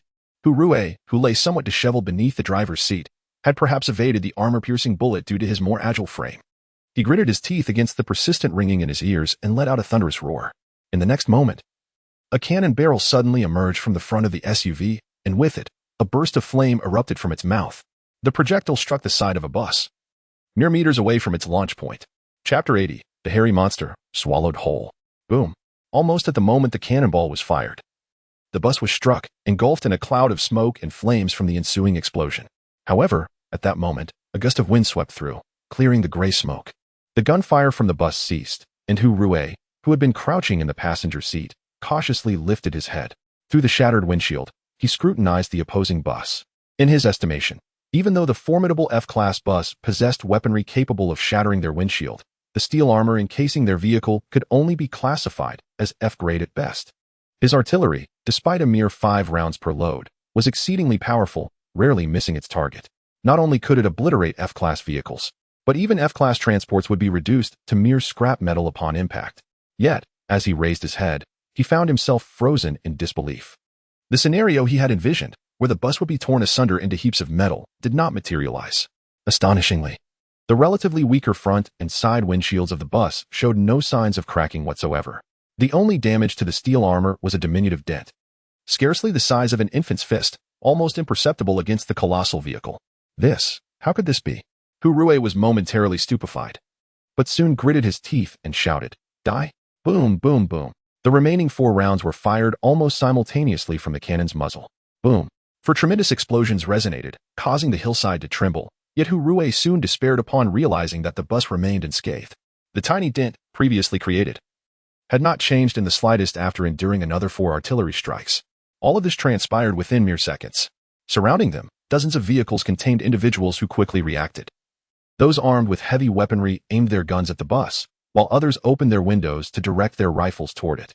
However, upon witnessing their most formidable vehicle, the off-road car belonging to Hurue failed to inflict any substantial damage after the barrage. Nearly 100 people stood frozen in place, too apprehensive to fire, their expressions a mixture of shock and disbelief as they stared at the bus encircled by them. "Stand up." At that moment, Song Jiangyan, who had maintained a stoic demeanor since the gunfire commenced, addressed the military green off-road vehicle before him. His words were clearly directed at Hurue, who remained crouched in the passenger seat. The reason the earlier barrage only shattered the opposing windshield was, in fact, by design, a calculated strategy to preserve Hurue's life. After a cursory observation, he had discerned that the burly man with a full beard seated in the passenger seat of the SUV was indeed the leader of the group encircling them. If he could be subdued, everything would become considerably simpler. Huff, huff. Hurue staggered as he leaned against the passenger seat, bending low to rise. And with a roll, he embraced the gun in his arms, seeking refuge behind the seat. "Damn it, even if I die." Song Jiangyan, the monkey, spoke softly into the intercom once more. "Understood, and go." The monkey instantly grasped Song Jiangyan's intent and replied with excitement. Back against the seat, Hurue raised his head, his eyes fixed intently on the dark ceiling of the SUV, and shouted at Song Jiangyan and the others inside the vehicle across from him. However, before he could finish his sentence, a barrage of gunfire erupted. "Who go? Who go? Save me." Wu Lang, crouched beneath the driver's seat, looked up at Hurue with a face contorted in pain and panic. At that moment, his body was entirely exposed beneath the gun of the machine mounted on the roof of the bus, and he instinctively attempted to crawl towards Hurue, dragging his bloodied legs with his remaining left arm. But in the next instant, as the machine gun operated by the monkey at the front of the bus erupted, flames shot from its muzzle. Uffed. Bang, bang, bang. A dozen bullets rained down upon the struggling Wu Lang, tearing his body apart in an instant. His agonized cries abruptly silenced, leaving behind a mass of mangled flesh in the driver's compartment of the SUV. "Damn." Huff. Who? With a thud, Hurue, hiding behind the passenger seat, was splattered with blood. Just moments ago, he had witnessed Wu Lang, who had followed him for nearly 7 years, explode before his eyes, the splattered blood coating his face. One fragment of viscera, the origin of which he could not discern, clung to the corner of his mouth, and he involuntarily swallowed, the lingering taste of iron rust faintly bitter on his tongue. "Spit." "All right, I concede." Expelling the blood-tainted saliva, Hurue leaned back against the seat, slowly turning his back to the bus. "Put down the gun in your hand." Song Jiangyan's flat voice resonated, devoid of any emotion, commanding him. "Damn it, you're the boss now. You have the final say." With a heavy expression, Hurue trembled slightly, forcing himself to appear calm as he tossed the gun onto the floor of the driver's compartment. "Strip off your clothes and turn around." Song Jiangyan ordered again. "You." Hurue felt an immense sense of humiliation today. Not only had he been slapped in the face by a vehicle he had previously scorned, but now the person opposite him commanded him to remove his clothing. If he complied, where would his dignity lie? However, recalling the fearsome cannon, he gritted his teeth and resolved that preserving his life was paramount. Before long, he found himself clad only in a pair of four-cornered underpants, his limbs and chest covered in dense body hair. "Is this enough?" The monkey in the driver's seat frowned upon witnessing the scene. "This guy has an abundance of hair. It's truly disgusting to behold." "Do not speak any further. Old cat, I am on the verge of retching. This fellow bears an uncanny resemblance to a gorilla. Is it true that his father?"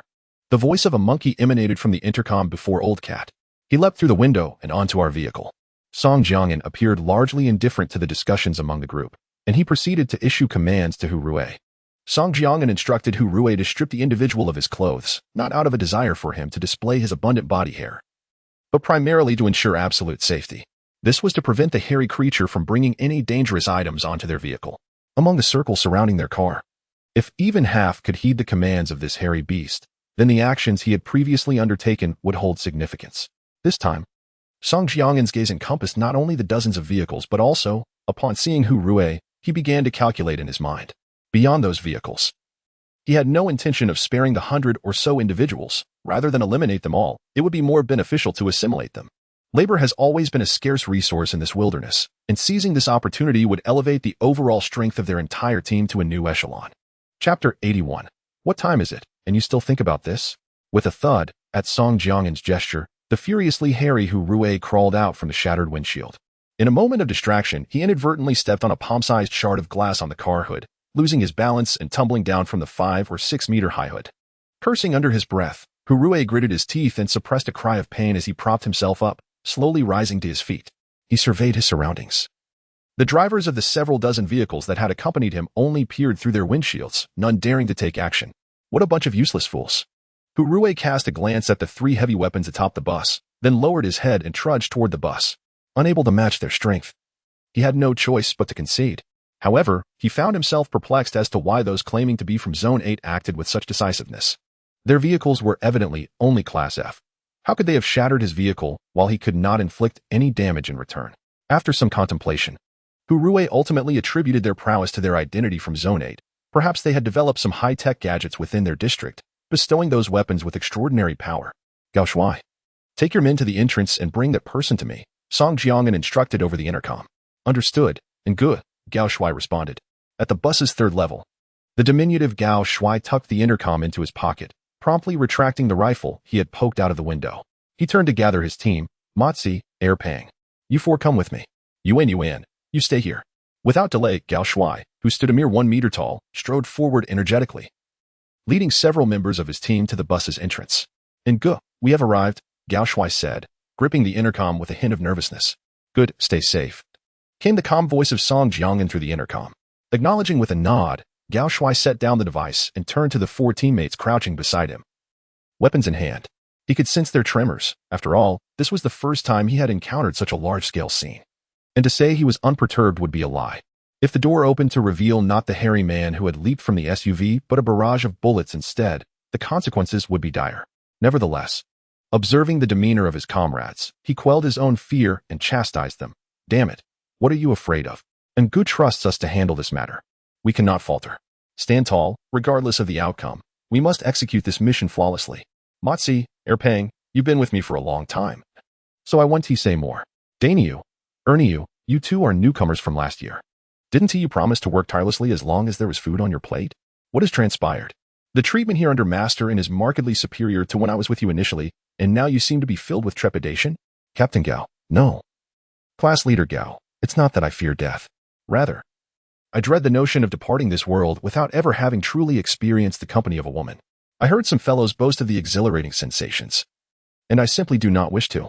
Pang scratched his head, a sheepish grin adorning his face as he stammered. I'm just like my brother Air Pang, who was squatting behind Pang, timidly gazed at Gao Shuai as he spoke. Damn it, what on earth is going on? Even at such a time, thoughts of women linger in their minds. I am truly astounded. As Gao Shuai prepared to reprimand Pang and Air Pang, their foolish expressions softened his heart, and he could only smile in resignation. All right. Once we thrive under Masterin, I shall take you both to procure 10 or 100, ensuring you never have the same experience twice. Reveling in the nights as newlyweds. Haha, all right. That's your word, Captain Gao. Upon hearing Gao Shuai's promise, both Pang and Air Pang beamed with innocent smiles. Witnessing their foolish demeanor, the ever-silent Air Hua, who had been squatting behind Gao Shuai, could not help but burst into laughter as well. At the car door, the previously tense atmosphere lightened considerably. However, Gao Shuai's face regained its seriousness. Jokes aside. Steady your weapons. Once we capture that individual, we'll make our swift escape. Understood. The 14 members responded in unison, their bodies no longer trembling involuntarily. Their gazes fixed intently on the doorway. He is coming. The voice of Song Jiang echoed once more through the intercom. Buzz. The bus door, located at the front middle section, began to ascend slowly. Huff. After exhaling, Gao Shuai held his breath, his expression grave.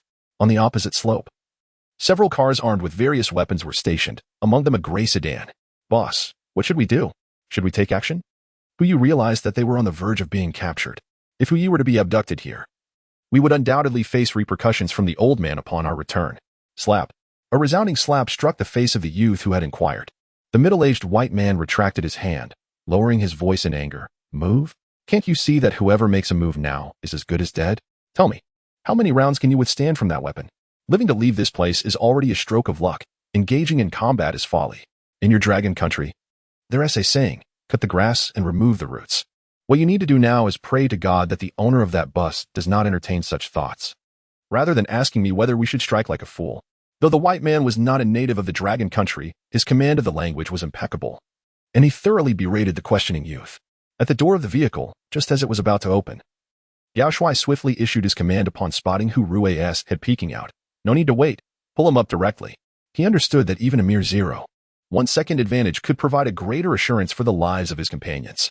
After all, the vehicle in front was not occupied by well-meaning bystanders, but rather a group of armed bandits, just like them. Despite possessing a 90 certainty, Gao Shui dared not to let his guard down. Having spent 8 arduous years in the wilderness, he knew that lacking vigilance could have cost him his life in the very first year. As soon as Gao Shui issued the command, his companions instinctively reached down. Standing outside the car, clad only in a pair of shorts, Hu Rui, already on high alert, instinctively recoiled as 10 hands suddenly reached out from within the vehicle. However, a hand, resembling that of a 12 or 13-year-old boy with slightly wrinkled skin, unexpectedly grasped his hair. Run! Gao Shui barked from inside the car. Gripping the door frame, he forcefully yanked Hu Rui's hair, pulling him into the vehicle with the assistance of his comrades, who swiftly helped drag him inside. The car door, which had been rising halfway, ceased its ascent and began to descend slowly until it closed. Song Jiangyan, seated in the passenger seat, observed the agile movements of Gao Shui and the others through the front monitor, nodding slightly in approval. The task is accomplished and go.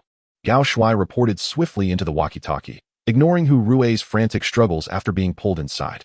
Yes, I see it. Well done, came Song Jiangyan's approving voice. He continued. Bring him up to me immediately. I have use for him. Understood, and go.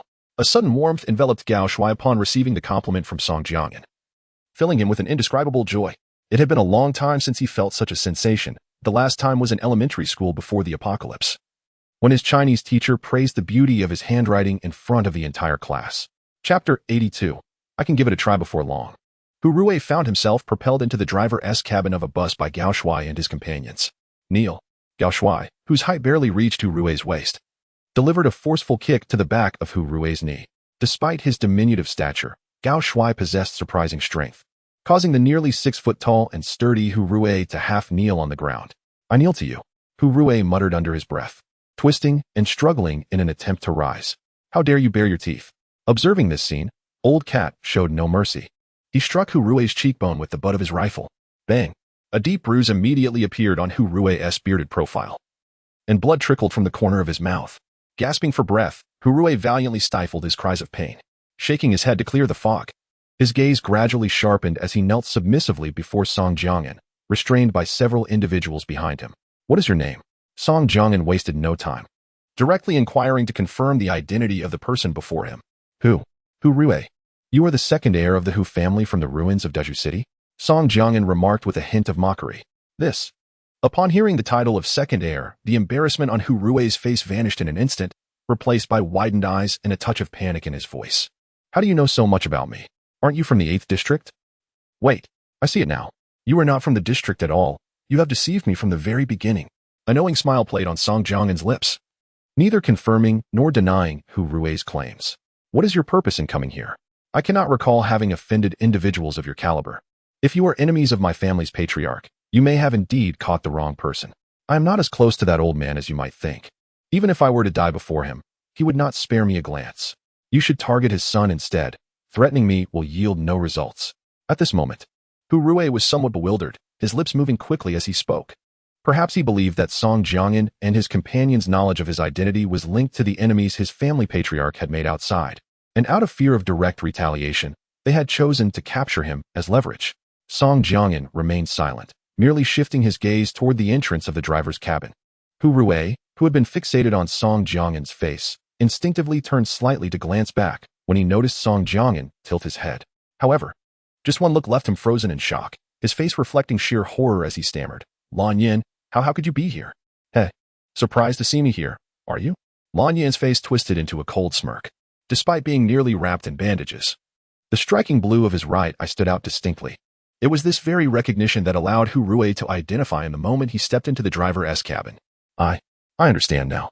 After a brief moment of contemplation, Hu Rui suddenly exhibited a look of dawning realization. He then turned to Song Jiangyan and exclaimed, I understand now. Lu Ming was killed by you, wasn't he? You are not truly from Area 8, rather. You are the band of reinforcements that Lan Yin brought in from who knows where. If that is the case, then the news from Su Wei is also false. You are not even in the factory. You merely used Su Wei to lure us here. How despicable. That traitor Su Wei, a servant to 3 surnames. Even if I perish here today, I shall forever disdain that betrayer. As Hu Rui's agitation grew, he seemed to forget his precarious situation. Bang!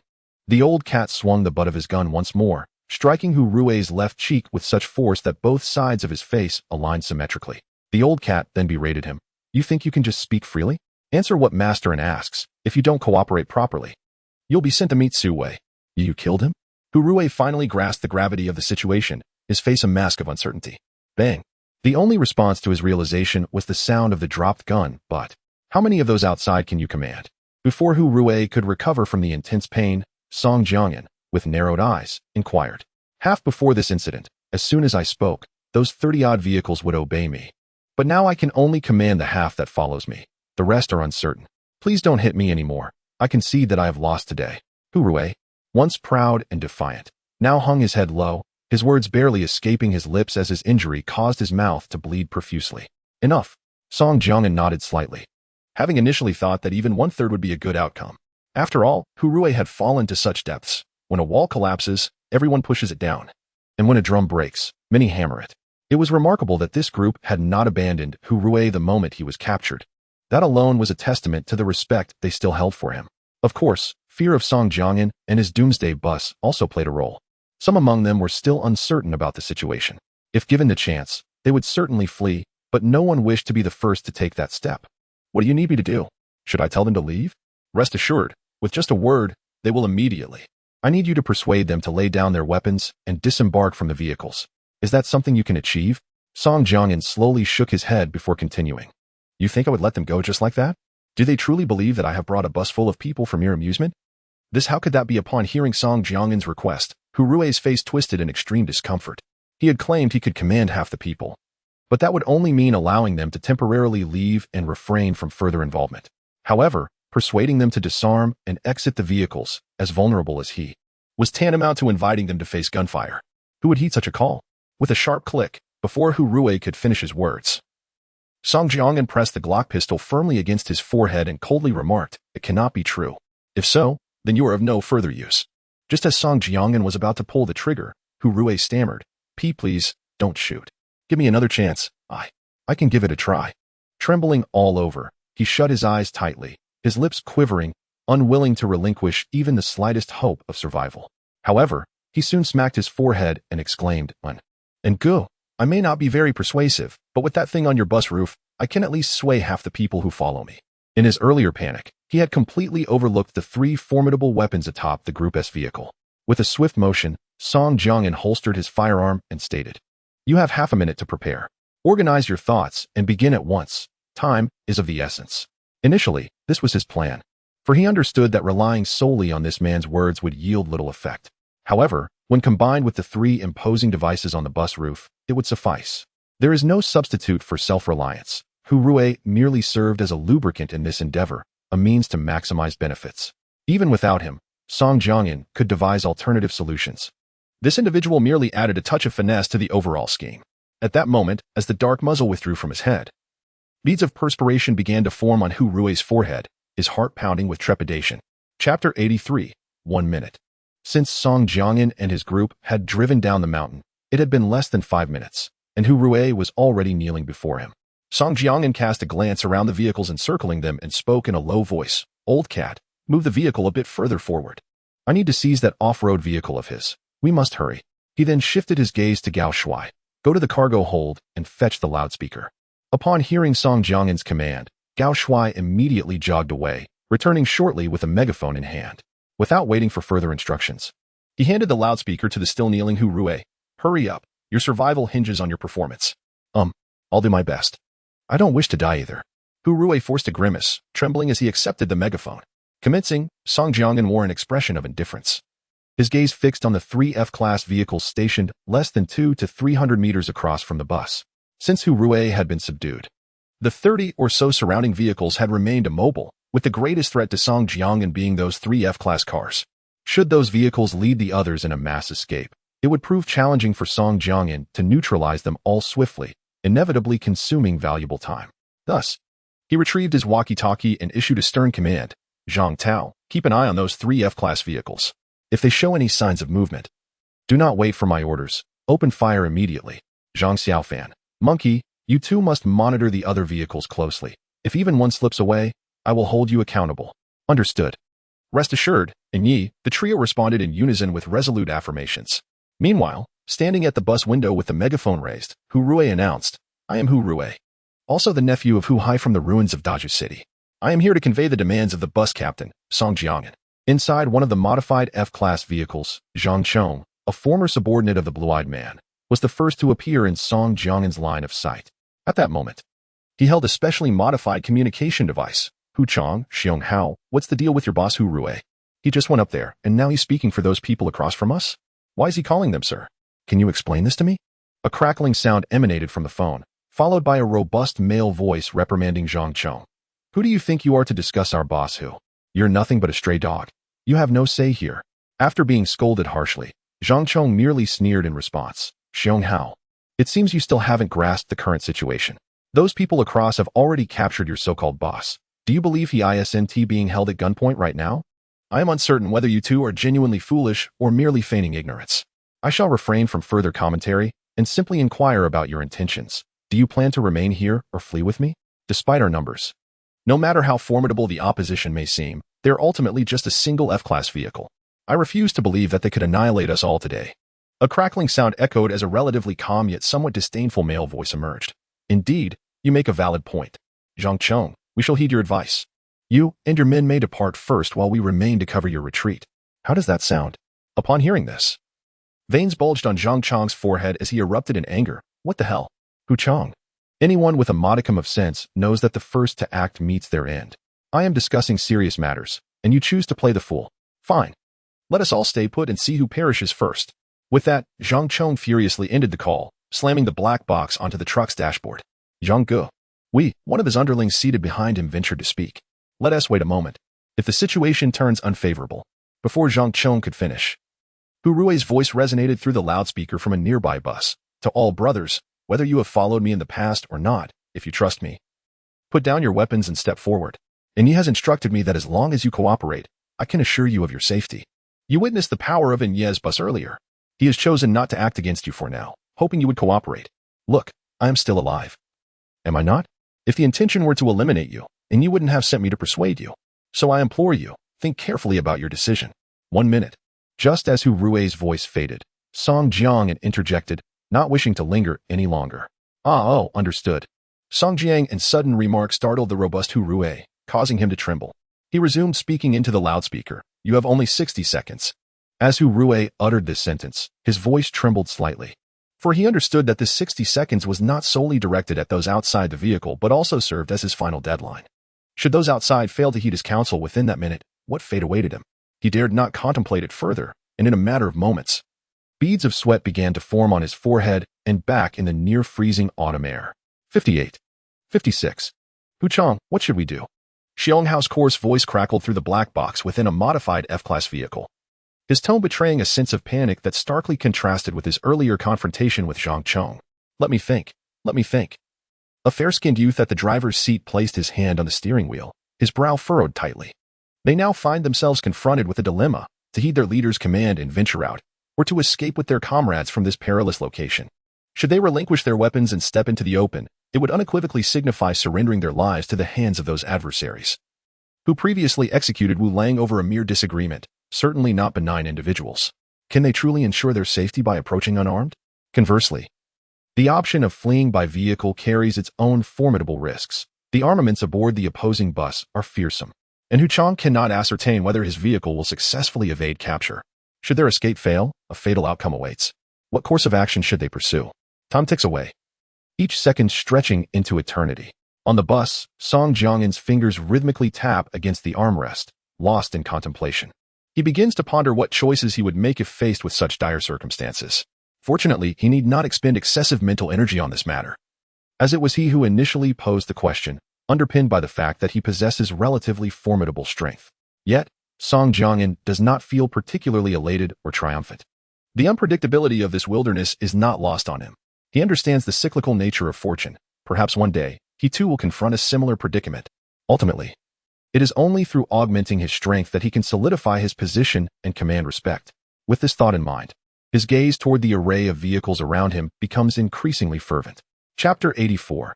Traffic lights. The entire hillside was enveloped in an eerie silence, interrupted only by Hu Rui's methodical counting. With each number he uttered, his heart quivered. Although he had anticipated this scene, witnessing the unwillingness of anyone to heed his words and exit the vehicle left him feeling a chill, though chill hardly encapsulated his true sentiment. It was rather a profound fear of death. Hu Rui admitted to his trepidation. Even if these people were to turn their weapons on him in that very moment, it would still be preferable to the agonizing wait for death to claim him. As he counted down to the final 10, Hu Rui's mind had gone completely blank. At that moment, despair had fully consumed him. He simply numbly clung to the numbers, eyes tightly shut. Suddenly, a sound broke through the stillness. A car door creaked open from a gray sedan parked a few hundred meters to the left of the bus. Hearing this, Song Jiangyan turned his head slightly, curiosity etched on his face. A youth with bleached hair emerged from the vehicle, appearing emaciated and resembling a slender bamboo pole. Standing nearly 175 meters tall, he hesitated for a brief moment after opening the door, then leaped down from the driver's seat, calling back into the car, "Everyone, get out. Have you forgotten how you treated us?" At his words, 3 more young men tumbled out of the vehicle, each sporting hair dyed in red, yellow, and green respectively, trembling as they stood behind the white-haired youth. "Ah, who would have thought you'd be saved by these traffic light fellows?" An older man, known as Lao Mao, remarked playfully, giving Hu Rui a light pat on the shoulder. Startled by the touch, Hu Rui jolted back to reality. After a moment of confusion, he realized he had not been struck by a bullet and was, indeed, still alive. Slowly, he lifted his eyelids. As he gazed at the approaching figures, relief washed over him. He was not destined for death just yet. The white-haired youth led the trio of colorful-haired companions closer to the bus, shedding their clothing as they walked. "Well, they certainly know the drill," Lao Mao quipped, observing the group's initiative. Seeing their boldness, Song Jiangyan nodded slightly, acknowledging their courage. After all, it took considerable gall to be the first to step forward in such a dire situation. With one brave soul taking the lead, others would inevitably follow. This set a precedent for those still hesitating. Moreover, their distinctive appearances had left a lasting impression on him, prompting Song Jiangyan to resolve to keep an eye on them in the future. "Gao Shuai, you lead them to board," he instructed. Noting that the group had removed all clothing concealing any weapons and had gathered at the bus door, heads cradled in their arms. "Follow me," Gao Shuai beckoned, guiding the young men away from the driver's seat. Moments later, Gao Shuai returned with several team members, each holding on to one of the brightly haired youths outside the driver's cabin. "Leave the white one. Take the other 3 into the miniature compartment." Song Jiangyan did not glance back as he issued the command. Over the past few days, he had thoroughly grasped the functionalities of the 8,000 cubic meter miniature compartment. This compartment could only be accessed by authorized vehicle occupants. Anyone confined within would remain trapped indefinitely without assistance. Thus, it served quite well as a makeshift prison. However, due to the condition that this item could only be utilized inside the bus, Song Jiangyan found himself unable to directly employ it against adversaries or any lurking monstrosities. Nevertheless, considering that this miniature compartment was merely of E grade, he was uncertain whether its functional restrictions would change upon upgrading. Ideally, any enhancements would be welcome. Yet even its current capabilities were quite satisfactory. Even if the upgrade merely expanded its spatial dimensions, Song Jiangyan would be content. The team member accompanying Gao Shuai, the deputy leader of the 4th squad, held the white-haired individual as they entered the driver's cabin. With a respectful demeanor, he addressed, "Masterin, I have brought the person in." This individual had initially been a troublemaker within Gao Shuai's team, but after nearly 10 days of experiences, he had come to appreciate Song Jiangyan's abilities. In retrospect, he found his previous remarks to be particularly juvenile and absurd. Fortunately, Masterin had spared his life and had not sought to undermine him afterward. Thus, he resolved to follow this Masterin unwaveringly, sensing that he was destined for greatness. "Release him," Song Jiangyan said with a slight nod, directing his gaze towards the white-haired one. "What is your name?" Masterin, my surname is Su. You can call me Xiaobai." "Very well, Su Xiaobai. Observe Hu Rui closely. Whatever he does, you shall do as well."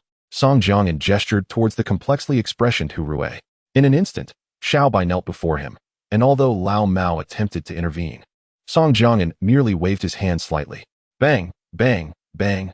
In the next moment, Xiao Bai repeatedly bowed his head before Song Jiangyan, exclaiming, "Thank you, Masterin, for sparing my life." At that moment, Xiao Bai's heart finally settled. Initially, he had been gambling with his life, but judging by the reactions of those present, it seemed he had made the right wager. The occupants of the vehicle would not harm them for the time being. Thus, he expressed his sincere gratitude. Song Jiangyan turned away without responding, continuing to gaze out of the bus. Xiao Bai promptly stood and approached Hu Rui, who held a loudspeaker. Whispering, Hu Rui, hand that over to me. Consider it a token of my affection." Hu Rui's lips twitched, and though he kept his voice low, he felt no anger when Xiao Bai addressed him so directly. Instead, he appeared quite pleased. These words reached Song Jiangyan's ears without fail, but he chose to remain indifferent, focusing solely on resolving the current issues swiftly so they could depart. "I am still alive, neither Masterin nor brother who deceived us. Hurry over." Masterin assured us that as long as we cooperate diligently, our lives would be spared.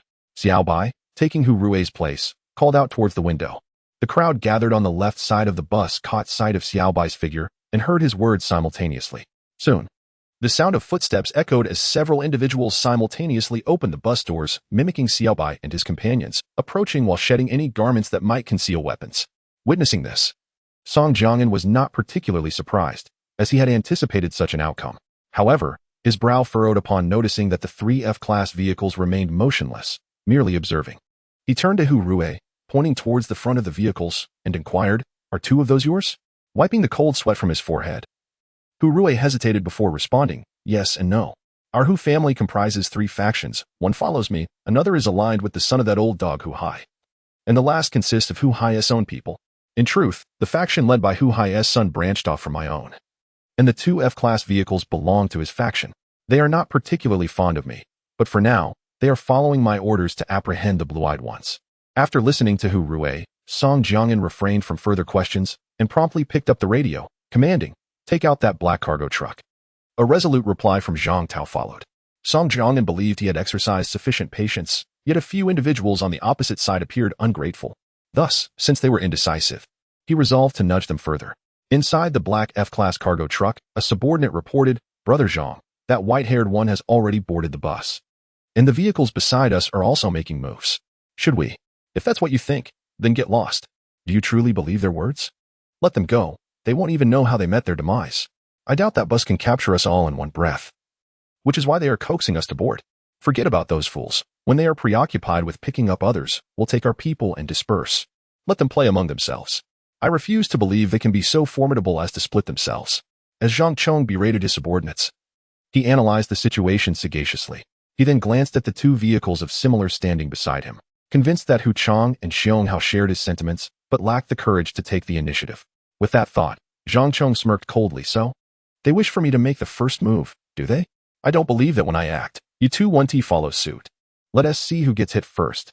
Just as Zhang Chong envisioned a scenario where Hu Chong and Xiong Hao lagged behind him, serving as shields, a panicked shout from the back seat interrupted his musings. "Master Hu, it seems the machine gun on the bus is aimed at us." Chapter 85, The Conclusion. Run. As the situation unfolded, Zhang Chong, seated in the driver's seat, pressed the accelerator with fervor, simultaneously bellowing at the communications black box before him. A deafening hum filled the air, and in the next instant, the five vehicles flanking his truck abruptly reversed with remarkable speed. Observing this scene from the bus, Song Jiangyan felt no surprise. The cars alongside Zhang Chong had accompanied him from the onset.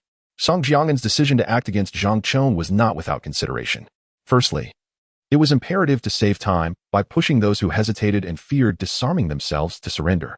Secondly, he intended to capture around 100 individuals to serve as slaves, with particular focus on the four F-class vehicle commanders, including Hu Rui. These individuals were pivotal, as they led the near 100 people present. Upon absorbing them into his ranks, he would require capable individuals to oversee operations, and entrusting this task to Zhang Tao and his associates would likely encounter resistance. Hence, these individuals represented an excellent alternative to serve temporarily as senior slaves, facilitating the acclimatization of their former subordinates to their new roles before gradually integrating them. However, despite the strained relations among Hu Chong, Xiong Hao, and Hu Rui, their familial ties rendered them relatively stable and easier to manage. Thus, Song Jiangyan chose to target Zhang Chong, who was perceived as an outsider by the others. Meanwhile, in the open space outside the bus, the group of individuals who had previously disarmed and exited the vehicle found themselves frozen in place, hesitant to advance. Their gazes shifted toward Zhang Chong and the vehicles of his subordinates. Although they had emerged from the bus, a sense of gamble lingered. They were uncertain if their choice was the correct one. If Zhang Chong managed to escape, would that not imply they had erred in their decision? Yet, the die was cast, and their choice was irrevocable. Aside from the machine guns mounted atop the bus aimed at the surrounding vehicles, they noticed dozens of armed individuals on the third tier of the bus, prepared to fire at the slightest sign of movement. It became evident that there was no retreating from this predicament. However, soon after, the machine guns atop the bus erupted with a thunderous roar. Flames and smoke billowing forth as nearly 100 enormous shells were launched, crashing onto the bus with a cacophony of clanging sounds. In shock, the group still rooted in the barren land dropped to the ground, fearing stray bullets would find their mark among them. In the distance, Zhang Chong's vehicle, which was making its way down the slope, was struck by a barrage of machine gun fire. The explosive 30mm rounds detonated violently against the steel armor at the rear of the vehicle, unleashing a tremendous explosion. The F-grade steel armor was torn asunder like mere paper. Various car parts strewn across the desolate terrain, with some larger components emitting black smoke as they tumbled down the slope. Ah, damn it. In the fleeting moments before the truck was utterly obliterated, Zhang Chong, with his accomplice in the passenger seat, leapt from the window onto the wasteland below. The accomplice was first struck by cannon fire, then propelled by Zhang Chong, crashing down from the truck's right window, several meters above the ground, serving as a cushion against the unforgiving earth. After expelling several mouthfuls of blood, he lay motionless, evidently transformed into a lifeless corpse. Zhang Chong, too, was subjected to the relentless inertia, rolling several times down the hillside before coming to a halt. At that moment, he was covered in dirt and grime, his face marked by several gashes from shattered glass, splattered with blood and mud, his clothes tattered and filthy. Then, he felt a searing pain and, upon glancing down, let out a wretched scream. His entire knee and lower leg were grotesquely twisted, with his right calf severed in the middle, a broken bone protruding ominously from the fracture. Gritting his teeth, he forced his body to move, seeking refuge behind a massive boulder, gasping for breath. Just as he settled behind the rock, several speeding modified cars whizzed past him. Damn it, a bunch of worthless scoundrels. Zhang Chong cursed vehemently, recognizing that the occupants of those vehicles were his former subordinates. His vehicle, being of F-grade and the fastest, had allowed him to race far ahead, leaving his companions in the dust. However, the cannon on the bus seemed to have fixated on him, and before he could escape any significant distance, he found himself in this dire predicament. He was certain his subordinates must be aware of his concealment behind the boulder, yet they showed no inclination to halt, frantically fleeing without a care in the world. But the next second, rat-tat-tat-tat-tat, whoosh whoosh whoosh whoosh, the distant sounds of cannon fire reverberated again, and Zhang Chong could distinctly hear the bullets whizzing past his head and the boulder. Soon, kaboom. Several cars racing down the slope were engulfed in explosions upon contact with high explosive shells. The scorched vehicles, pulled by inertia, slid a short distance down the hill, leaving behind deep black tire marks before finally coming to a standstill. Even as flames intermittently flickered from within, Zhang Chong, sheltered behind the boulder, glimpsed one vehicle with a window still hanging half of a charred corpse, one of his closest subordinates. Haraha. Yet, in that moment, instead of displaying sorrow, he forced a pained smile. So, you thought leaving me here would allow you to escape? Truly fitting. Now I can finally find some solace. With that, Zhang Chong succumbed to unconsciousness. Higher up the slope, surrounding the bus, everyone bore witness to the unfolding chaos near the foot of the mountain. At that moment, Hu Rui, Xiaobai, and all those who had previously prepared to encircle Song Jiang and his companions finally comprehended the situation. The bus, in comparison to them, possessed an overwhelming power. Extinguishing their existence could perhaps be as simple as a mere gesture from the one known as Masterin. Consequently, including the two F-class captains, Hu Chong and Xiong Hao, the 10 or so captains still inside the vehicle discarded their weapons and, accompanied by their subordinates, descended from the bus. With their hands clasped atop their heads, they approached the bus in a line, each face inscribed with the unmistakable mark of resignation. After all, in the face of absolute strength, any furtive thoughts became utterly futile. Their capture had become an inevitable fate. Chapter 86, Harvest Masterin. This time there are at least 100 people. We can say this is a bountiful harvest. Old Cat exclaimed with joy, grinning as he addressed Song Jiangyan. You and Zhang Tao must coordinate well. It's not enough just to bring them in. The most crucial task is to swiftly assimilate them and transform them into efficient and effective labor. You must exert yourselves diligently, Song Jiang cautioned, shaking his head as he looked at Old Cat. Masterin, you needn't worry. I do not require assurances. I seek only results. You, Zhang Tao, and Xiao Fan are the first batch under my command. Work diligently, and in due time, rewards will follow, Song Jiang interjected, rising slowly from his seat. Understood. Old Cat replied, gratitude etched on his face. Truth be told, he felt a tinge of inferiority. He lacked Zhang Tao's stature and charisma, and at 26 or 27, he felt less vigorous compared to Zhang Xiaofan. His martial prowess was meager, dwarfed by the imposing height of others, and he was far inferior to Song Jiang. Yet now, with Song Jiang's clear expression of trust, he found no reason not to feel grateful. Thus, he resolved to enhance his abilities swiftly, contributing significantly to the team and not betraying Song Jiang's trust in him. Song Jiang stepped out of the driver's cabin and approached the entrance of the bus. Masterin. Upon his arrival, a dozen gun-bearing men respectfully greeted him, their eyes filled with admiration and respect. Among them were Zhang Tao and a few other team members, while the rest had only recently been transferred from the third level to assist with maintaining order on site. Song Jiang nodded slightly in acknowledgement, gesturing for them to continue with their duties before directing his gaze towards the expansive bus doors. Buzzing. At that moment, the doors slowly swung open, revealing 3 orderly lines of individuals. Over 100 of them stood clad merely in shorts, their noses reddened by the biting autumn wind. Some, appearing frail, had turned pale, while many others displayed faces marked by worry and fear upon seeing the armed men inside the bus. Board the bus. With a commanding shout from Zhang Tao, a light blue barrier unfolded at the entrance and the miniature bus cabin opened. The crowd outside was initially taken aback by this spectacle, but under Zhang Tao's stern insistence, they reluctantly squeezed through the barrier and entered the compact cabin. To maintain order and minimize chaos, as soon as one in 10 stepped forward, a team member followed suit, weapon in hand, to oversee the basic decorum within the mini-cabin. With the final individual aboard, the bus doors descended once more, and simultaneously, Song Jiang received a notification from the system. You have refined an F-grade modified off-road vehicle. Acquired 5,000 units of grade F iron ore. Acquired 3,000 units of grade F copper ore. Successfully refined the grade F octuple barrel cannon. Do you wish to reshape it? Successfully refined the grade F cannonball production black box. Do you wish to reshape it? After a few minutes, Hu Rui's off-road vehicle had been completely consumed and refined by the bus. Upon seeing the system prompt, Song Jiang immediately opted for reshaping, secretly acknowledging that Hu Rui had indeed not deceived him. This individual was clearly not favored by his uncle and was rather impoverished. Otherwise, he would have struggled for so many years without even possessing a basic production black box. However, this also subtly indicated the difficulty in acquiring such a production black box. You have successfully reshaped the grade F octuple barrel cannon. Do you wish to load it immediately? You have successfully reshaped the grade F cannonball production black box. Do you wish to load it immediately? Song Jiang promptly selected yes. Finally, the bus's front and rear, as well as its body, abruptly sprouted 8 thick and long cannon barrels. Yet, in an instant, the barrels swiftly retracted back into the bus, as if merging seamlessly with the vehicle. Despite the rapidity of this transformation, Hu Rui, who was slumped against a window in a state of exhaustion from his narrow escape, stared in disbelief with wide eyes at the preceding scene. Although he had previously noticed that the bus, under the command of a man referred to as Masterin, seemed to be dismantling his off-road vehicle, he never anticipated that the cannon mounted on his vehicle would manifest on the bus's body. At that moment, his body trembled as if he had suddenly realized something, muttering to himself, I thought that machine looked familiar. It must be the one belonging to Blue Eye.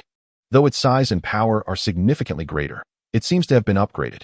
If that is the case, this group may have obtained Blue Eye's batch of iron ore. Hiss, escaping now will be even more challenging. Who the hell are these people? Ultimately, Hu Rui ceased his thoughts, resignedly closing his eyes with determination, counting each moment of survival as a victory.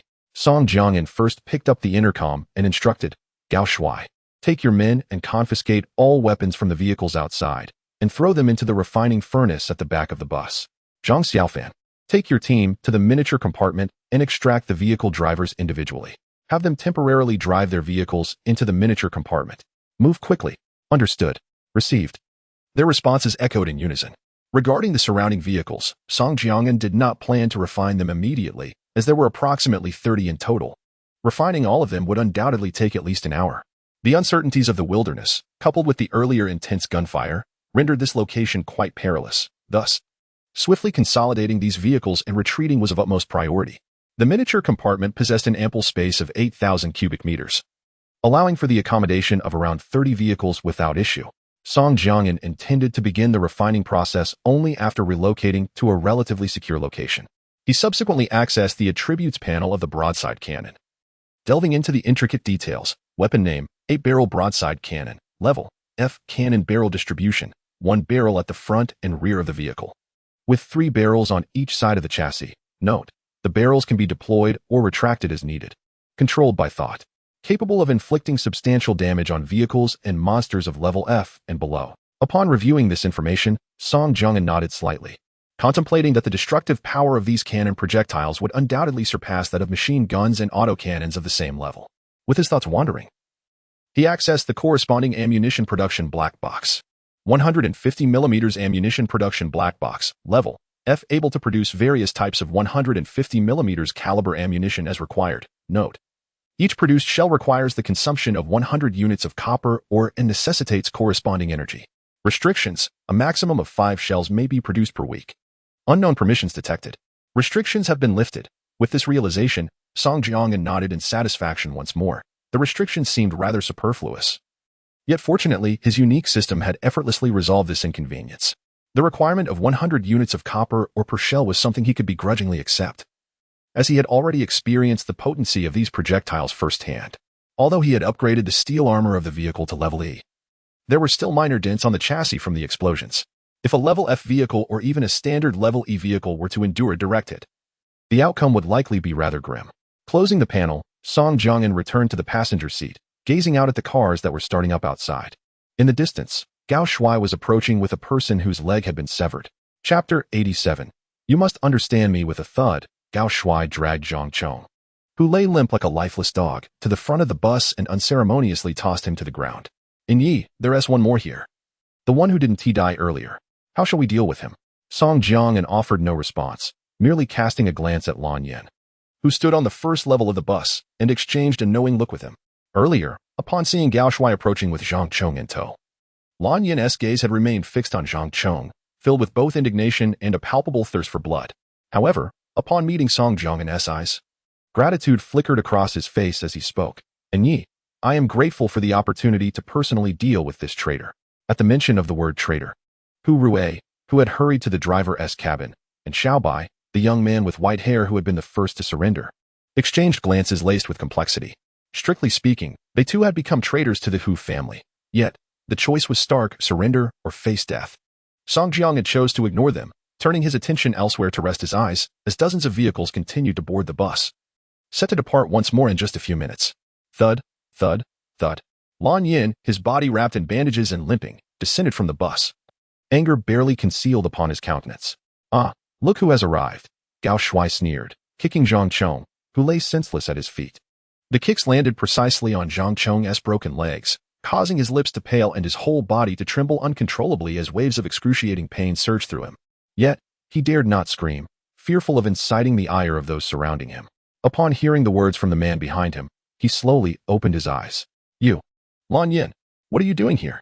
Upon locking eyes with Lan Yan's striking blue pupils, Zhang Chong's expression shifted dramatically, his face paling further in terror. Lan Yin merely smirked, fixing his gaze on Zhang Chong, who he had once considered a confidant, and spat through gritted teeth. Heh, Zhang Chong. Weren't you the one who wanted to capture me? Now I stand before you, and yet you tremble in fear. Surely, you must be surprised, yes? Why don't you guess where Sui went? If you hadn't made that phone call, we might not have found you at all. How deeply have you harbored hatred for me over the years? The moment I fell into trouble, you wished to spill my blood. As he spoke, Lan Yin advanced toward him step by step. No, it's not like that, Lan Yi. I had no choice. The Hu family and the Li family suddenly stormed into Anyang district. We were completely unprepared, and you just happened not to be around. My brothers hadn't even organized their first round of resistance before they were all captured. My wife and children are in their hands. I had no choice, Lan Yi. As Lan Yin approached, Zhang Chong desperately pushed himself off the ground, dragging his broken legs behind him. Panic etched on his face, tears streaming down his cheeks as he pleaded for understanding. Ha ha ha. You find yourself at a loss, don't you? Well, I understand. Suddenly, Blue Eyes chuckled a few times, and then the atmosphere shifted dramatically. In truth, I too am helpless. My wife and children nearly met their demise at your hands today. Now, I yearn to end your life.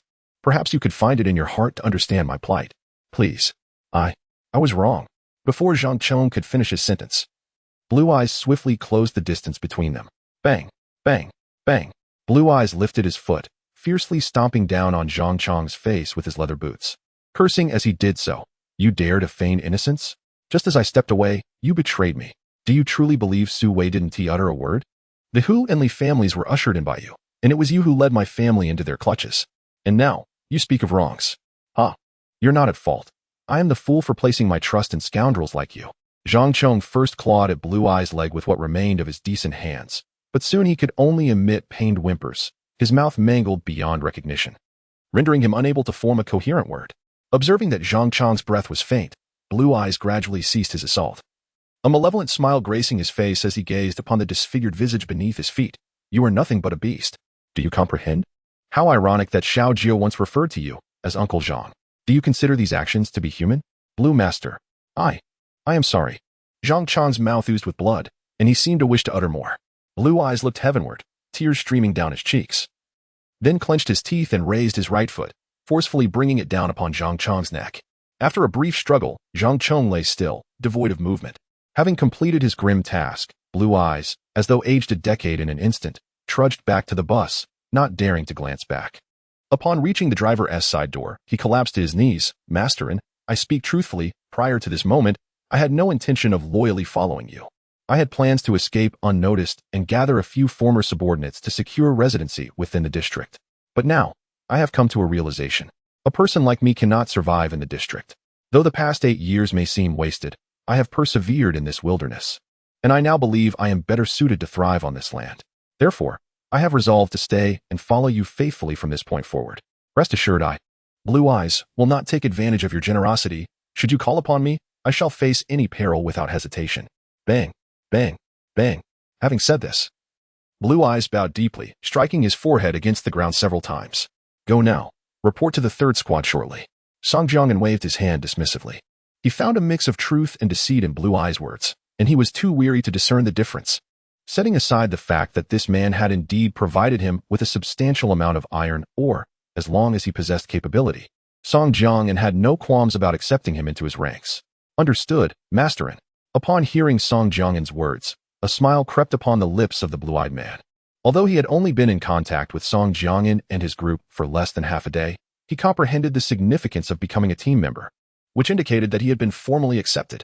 He no longer had to worry about his future predicament mirroring that of the recently acquired slaves bought by Song Jiangyan. However, the thought of the substantial sum spent on iron ore still tugged at his heartstrings. Nevertheless, he consoled himself with the notion that his life was preserved, and following Song Jiangyan could potentially lead to the establishment of a new career, perhaps even one that would rival that of the king of Anyang. With this thought, he gradually found solace within himself. Just as he was about to turn and leave, a sudden realization struck him, causing him to halt in his tracks. He then redirected his gaze towards Song Jiangyan, his expression tinged with concern. Chapter 88, The Beginning of a Great Change. Masterin. The person in charge of the Hu family, Hu Rui's uncle, may have reached E rank. If, as Blue Eye spoke, his gaze darted towards Hu Rui, who was huddled in a corner with his head in his hands. Upon hearing this, Hu Rui's expression remained largely unchanged, even revealing a hint of relief. Yes, I am aware. Hu Rui has already informed me. Song Jiangyan nodded, signaling to Blue Eye not to be overly concerned. During the brief moment when Blue Eye had exited the vehicle, Hu Rui had meticulously relayed the current remnants of the Hu and Li family's forces within the ruins of Daju City. The patriarch of the Hu family, Hu Rui's uncle, is currently an E-rank vehicle commander, while his son holds the F rank. Furthermore, the Hu family boasts 6 additional F-rank vehicle commanders. However, today, 3 F-rank commanders, including Hu Rui, have already fallen into his grasp. The sum of commanders ranked F and below reaches several dozen, establishing them as the preeminent force surrounding the ruins of Daju City. In contrast, the Li family, although slightly weaker, lacks an E-rank commander but still possesses 4 F-rank commanders as their elite combatants, alongside dozens of other commanders. The weakest faction in the vicinity is, in fact, Blue Eye's original force located in the east, which consists of merely 3 F-rank commanders. They barely maintain parity with the other 2 families due to their iron mine. Presently, within the throng that had encircled them, word has already reached the Hu and Li families. The news of Hu Rui's capture has spread, indicating that both families may dispatch additional forces this way.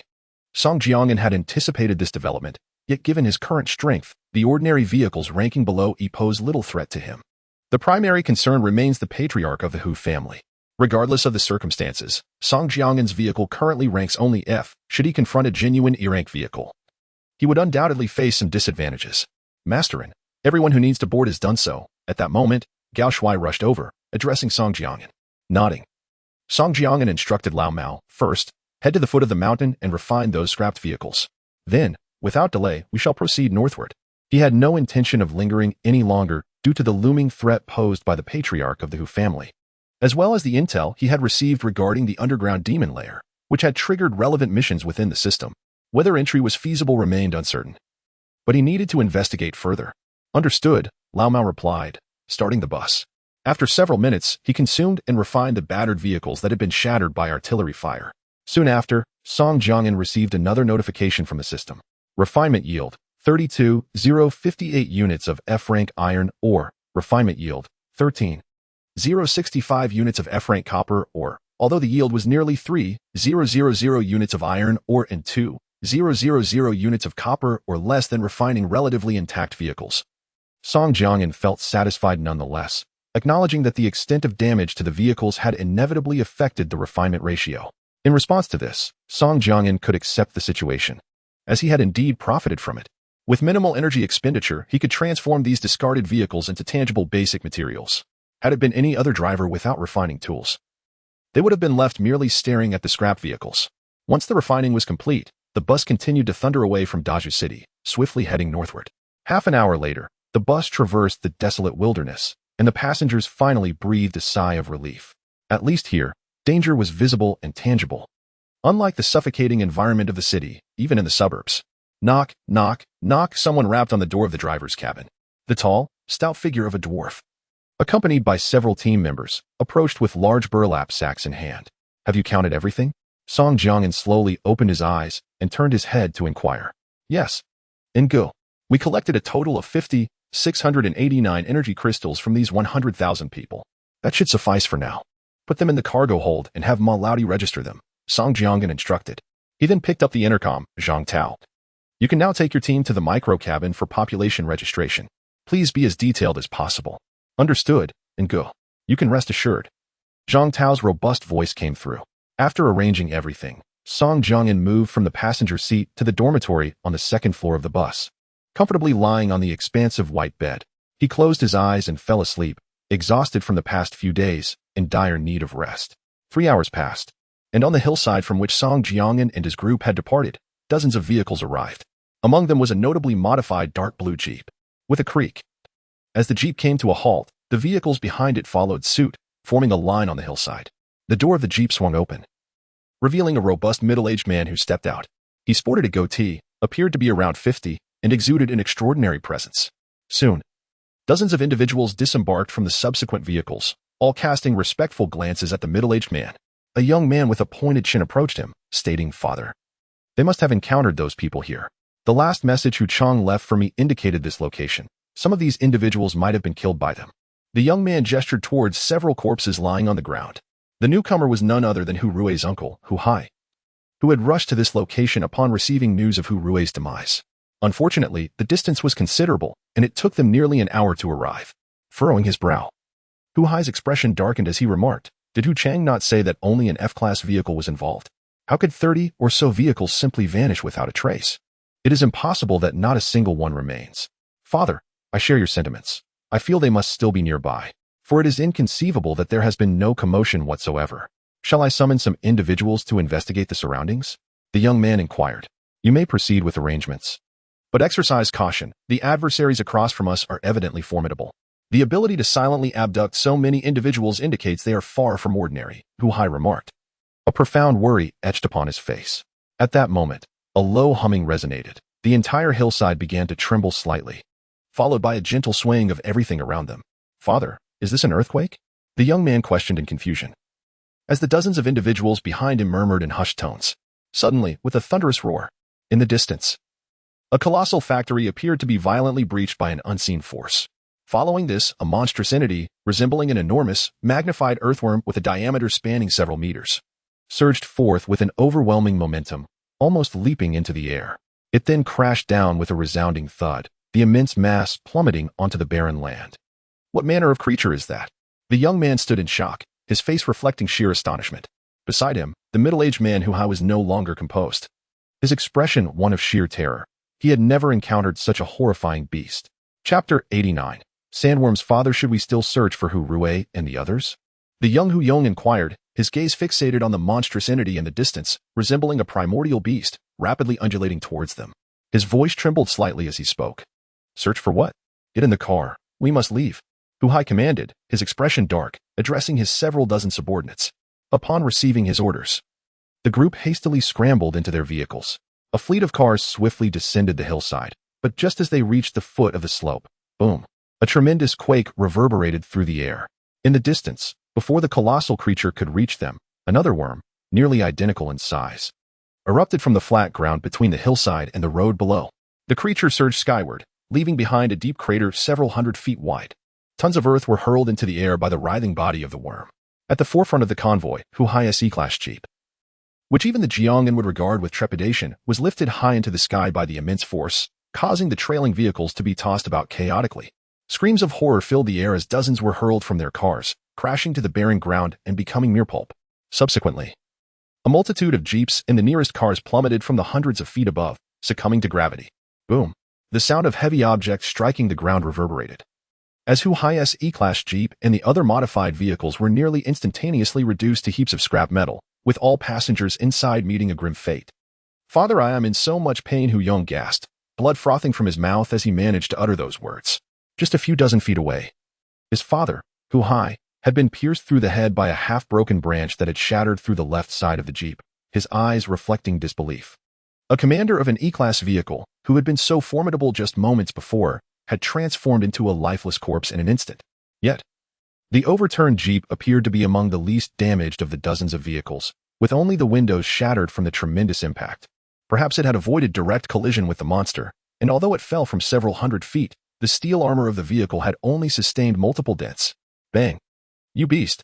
Hu Yong gritted his teeth, forcing open the door of his F-Class vehicle with his shoulder, dragging himself with his already broken legs. Taking a deep breath, he shouted defiantly at the massive worm that had emerged from the earth, standing motionless in the desolation before him. He realized he had become a mere shell of a man, and his entire family had faced calamity twice in such a short span, leaving him with no intention of continuing to survive. Then, lifting his rifle, he aimed at the towering body of the 100-foot-long worm and pulled the trigger. Rat-a-tat-tat, the bullets struck the worm's flesh like raindrops on skin, inflicting not a shred of harm, unable to even pierce its hide. Damn it! Hu Yong, having emptied the magazine, tossed his rifle aside and prepared to climb into the vehicle for a reload. However, in the next moment, the previously motionless colossal worm began to tremble violently, emitting a high-frequency buzzing sound, seemingly communicating in a unique manner with another worm, several dozen miles away, that had pierced through a vast expanse. Soon, the two worms appeared to reach a mutual understanding and commenced their movement once more. To Hu Yong, who was no more significant than an ant in the eyes of the worms, it took mere moments for him to be crushed into a pulp. Unable to let out even a scream, while the E-Class Jeep, merely grazing the worm's body, was instantly reduced to a heap of scrap metal. Within seconds, the two massive worms drew near to each other, as if guided by an unseen force, before burrowing back into the earth and continuing their journey northward. On the desolate expanse several dozen miles north of Deju City, a black and red bus roared forward. Suddenly, a slight tremor shook the surface, and Song Jiangnan, who had been in a light slumber, sharply sensed the vibrations and abruptly opened his eyes. Almost immediately, his heart began to race, a feeling of palpitations washing over him. Without a moment's hesitation, Song Jiangnan seized the firearm hanging on the wall and swiftly made his way to the driver's cabin of the bus. And gee, it seems there has been an earthquake, remarked Lao Mao, whose face bore dark circles and an expression of concern upon seeing Song Jiangnan approach. Song Jiangnan remained silent, as the tremors intensified beneath his feet. Moments later, however, the vibrations began to gradually subside, eventually calming down. And gee, it must have been an earthquake from somewhere nearby. The tremors have reached us here. Fortunately, the epicenter is not on our side, and it stopped so quickly. Yet, this earthquake is rather strange. Our vehicle is vibrating, but not swaying side to side. Lao Mao exhaled a sigh of relief, still shaken. Song Jiangyan did not respond. His brow furrowed as he gazed intently into the distance. His instincts and keen perception informed him that matters were far from simple. Lao Mao break, Song Jiangyan commanded solemnly. His heart pounding. Squeak. The sound of the brakes echoed as Lao Mao, without a moment's hesitation, brought the bus to a halt. Understanding that whatever order Song Jiangyan issued, it was imperative to execute it immediately. Once the bus had come to a stable stop, Lao Mao inquired, "What is it?" And Ji? Confusion flickered across his mind. The tremors had ceased, and the sensation was almost non-existent. Why had they stopped? However, as Lao Mao observed Song Jiangyan's unwavering gaze fixed into the distance, he too looked ahead, a hint of suspicion coloring his expression. Just then, a resounding roar erupted. In a dense forest several dozen kilometers away, two colossal pillars of flesh intertwined and soared skyward, accompanied by a tremendous roar that echoed through the air. Yet, in a swift motion, they plunged back into the ground, vanishing from the sight of those within the vehicle. A profound silence enveloped the interior. As the old cat's pupils dilated and his mouth fell slightly ajar. After a prolonged moment, he stammered, his voice quivering. What was that just now? Voices crackled through the intercom before him. Monkey, Zhang Tao, and Zhang Xiaofan chimed in one after another. What on earth? Were those two snakes? Their length must be several hundred meters. It cannot be snakes. Those two entities lacked heads entirely. Are you two seriously debating whether those things are snakes at this moment? The tremors we felt undoubtedly originated from them traversing the very earth beneath us. If they had emerged anywhere other than that forest, it would have been right here with us.